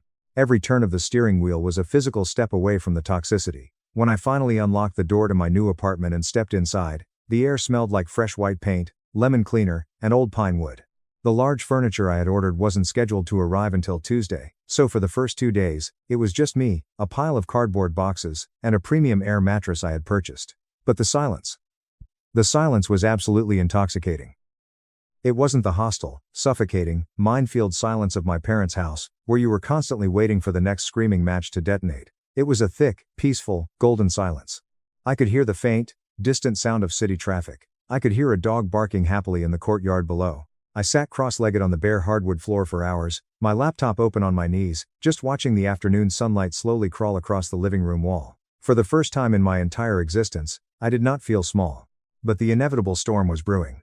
Update 2. The chaos erupted precisely on Monday morning, right on schedule. They didn't fully realize I was completely gone until the essential services began collapsing around them. The barrage of text messages started hitting my phone at exactly 8:15 a.m. First, it was my mother. Mom, Marcus, the internet is completely down. Chloe needs to log into her college portal for a midterm. Can you restart the basement router? Mom, Marcus, are you awake? The power in the kitchen just flickered and now the fridge is beeping. Did you forget to pay the bill? The bill. Mom, we are literally sitting in the dark right now. Answer, your phone. I simply swiped the notifications away, sipping my hot coffee in my sunlit kitchen. Then, Liam's text started rolling in. Liam, bro, what the hell did you do to the Wi-Fi? I'm in the middle of a ranked match. Liam, hello, are you even downstairs? Mom is freaking out.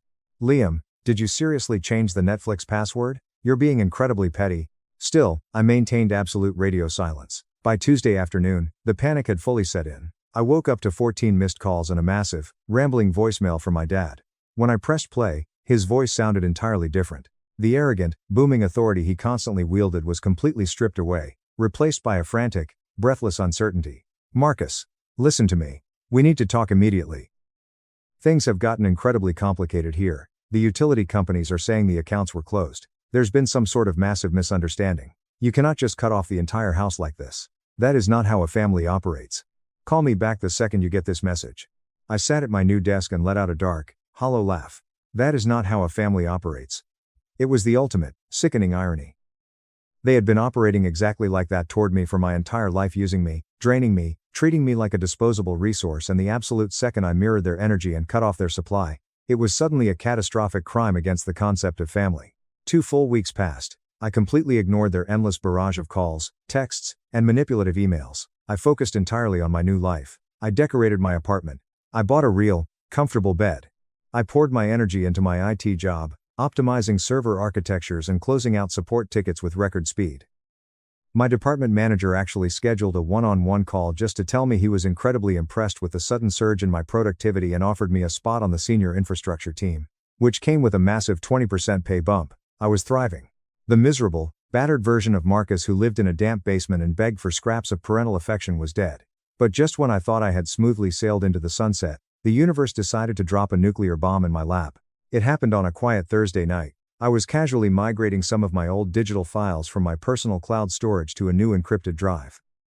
Out of pure, idle curiosity, I logged into a very old, secondary email account I hadn't actively used in nearly 3 years, the one I used to use for junk mail and old college applications.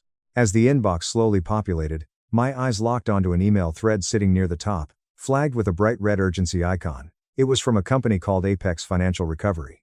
The subject line read, "Final notice, intent to litigate, joint account, ending in 4409.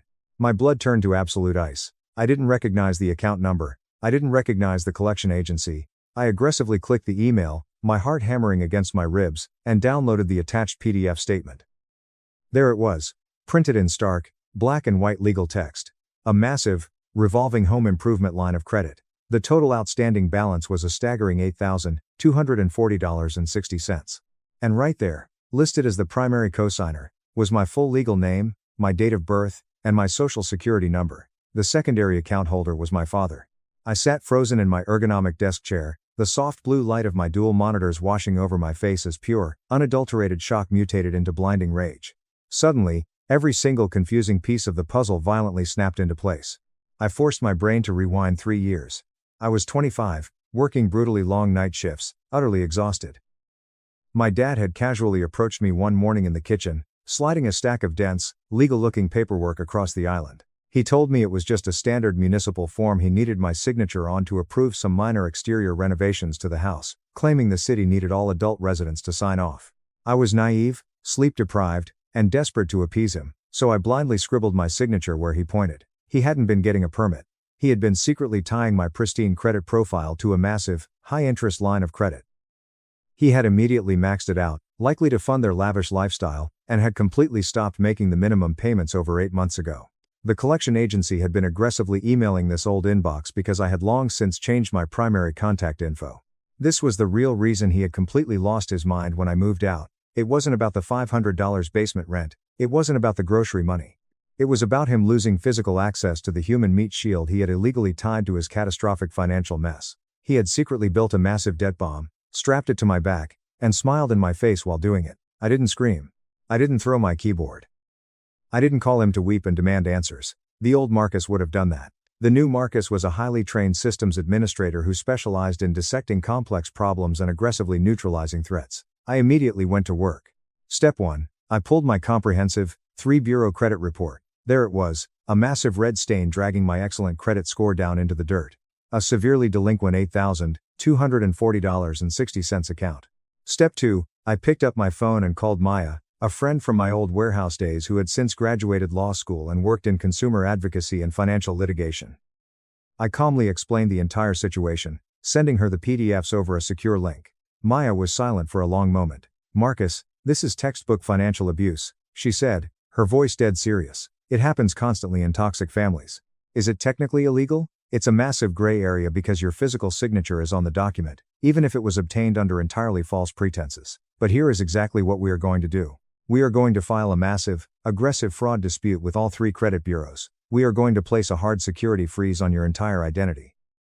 And we are going to force the original creditor to launch a full internal investigation into the origin of the debt.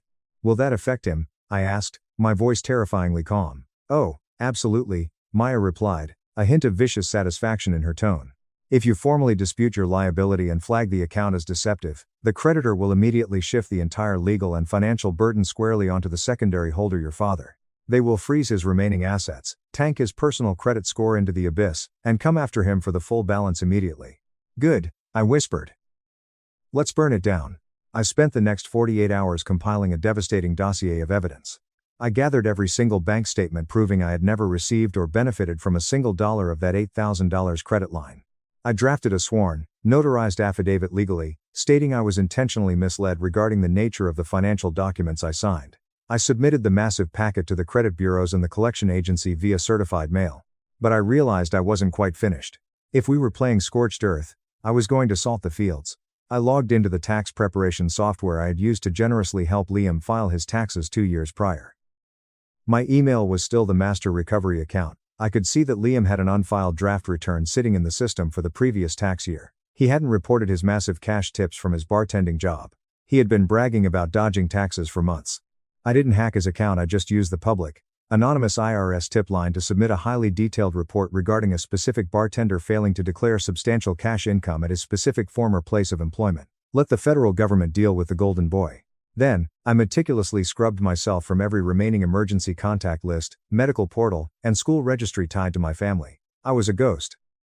The inevitable physical confrontation finally occurred 2 weeks later. I was walking back to my apartment building on a Friday evening, carrying 2 heavy bags of groceries. As I approached the front steps, a silver SUV aggressively swerved to the curb. The door flew open, and my dad stepped out. He looked absolutely terrible. His face was pale, his eyes were bloodshot, and the arrogant, untouchable aura he usually projected was completely shattered. Marcus, he barked, marching toward me, though his voice lacked its usual booming power. We need to talk right now. I stopped on the concrete steps, placing my grocery bags down. I didn't flinch. I just stared at him with absolute, freezing indifference. You think you can just play these sick little games? He demanded, pointing a trembling finger at my chest. I just got a certified letter from the bank. They froze my checking account. They are demanding $8,000 in full. What the hell did you tell them? I told them the exact truth, I replied, my voice perfectly level. I told them I was fraudulently misled into co-signing a massive credit line that I never benefited from. We are your family, he screamed, his face turning purple, spit flying from his lips. You don't sick the damn credit bureaus on your own father. I put a roof over your head. You wouldn't have survived without me. No, I said, taking one deliberate step down the stairs, forcing him to physically step back. You wouldn't have survived the last 3 years without times me. You used my name, my credit, and my paycheck to fund your pathetic, fake wealthy lifestyle, and when I finally stopped bleeding myself dry for you, you panicked. His jaw dropped. He literally had no response. For the first time in 28 years, the great, terrifying patriarch was completely speechless. Do not ever come to my home again, I said softly. If you do, I will call the police, and I will hand them the rest of the documentation I have regarding your financial activities. I picked up my groceries, walked up the stairs, went inside, and locked the heavy deadbolt. I didn't look back. A month later, the final verdict arrived in my mailbox. The credit bureaus had completely sided with my dispute. The fraudulent account was permanently wiped from my credit profile, my score skyrocketed back to the high 700 CES, and the entire $8,240.60 debt, along with massive penalty fees, was legally chained exclusively to my father's name.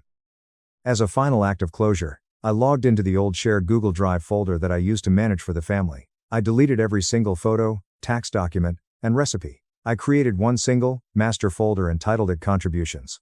Inside, I uploaded hundreds of PDFs, every grocery receipt I had ever paid, every Venmo transfer I had sent, the $500 rent receipts, and finally, a screenshot of the official credit dispute resolution completely absolving me of his secret debt. I left a single text document in the folder. It read, "This is everything I sacrificed for this family. I used to think love was something I had to continuously purchase from you. I now realize you were just bankrupt, and I am done paying your debts. Do not ever contact me again.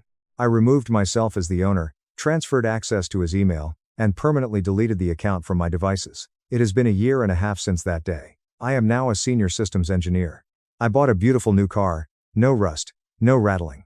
I spend my weekends hiking, traveling, and hosting game nights with friends who actually value my presence, not my wallet. Last week, a distant aunt accidentally forwarded me a digital photo.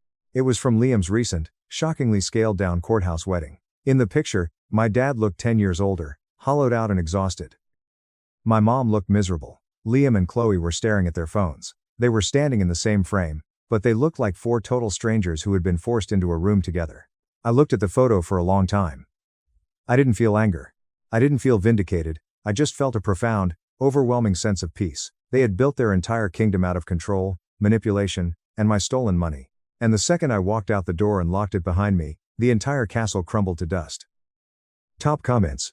User 1. The absolute audacity of your dad to pull the "you'd be homeless without us" card while literally using your stolen identity to artificially prop up his own fake lifestyle is genuinely sickening. You didn't just burn the bridge, you nuked it from orbit. Incredible execution on the credit dispute. User 2. IT guy here. The way you systematically shut down every single digital tether, the Wi-Fi, the Netflix, the Amazon Prime is pure poetry. They thought you were just a human ATM. Reporting the golden child brother to the IRS for tax evasion was the cherry on top of this beautiful revenge Sunday. Enjoy your peace. User 3. It is wild how toxic parents will absolutely drain their most responsible child dry, coddle the useless ones, and then act completely blindsided when the responsible one finally snaps and leaves. Good on you for protecting your credit and your future. Never look back.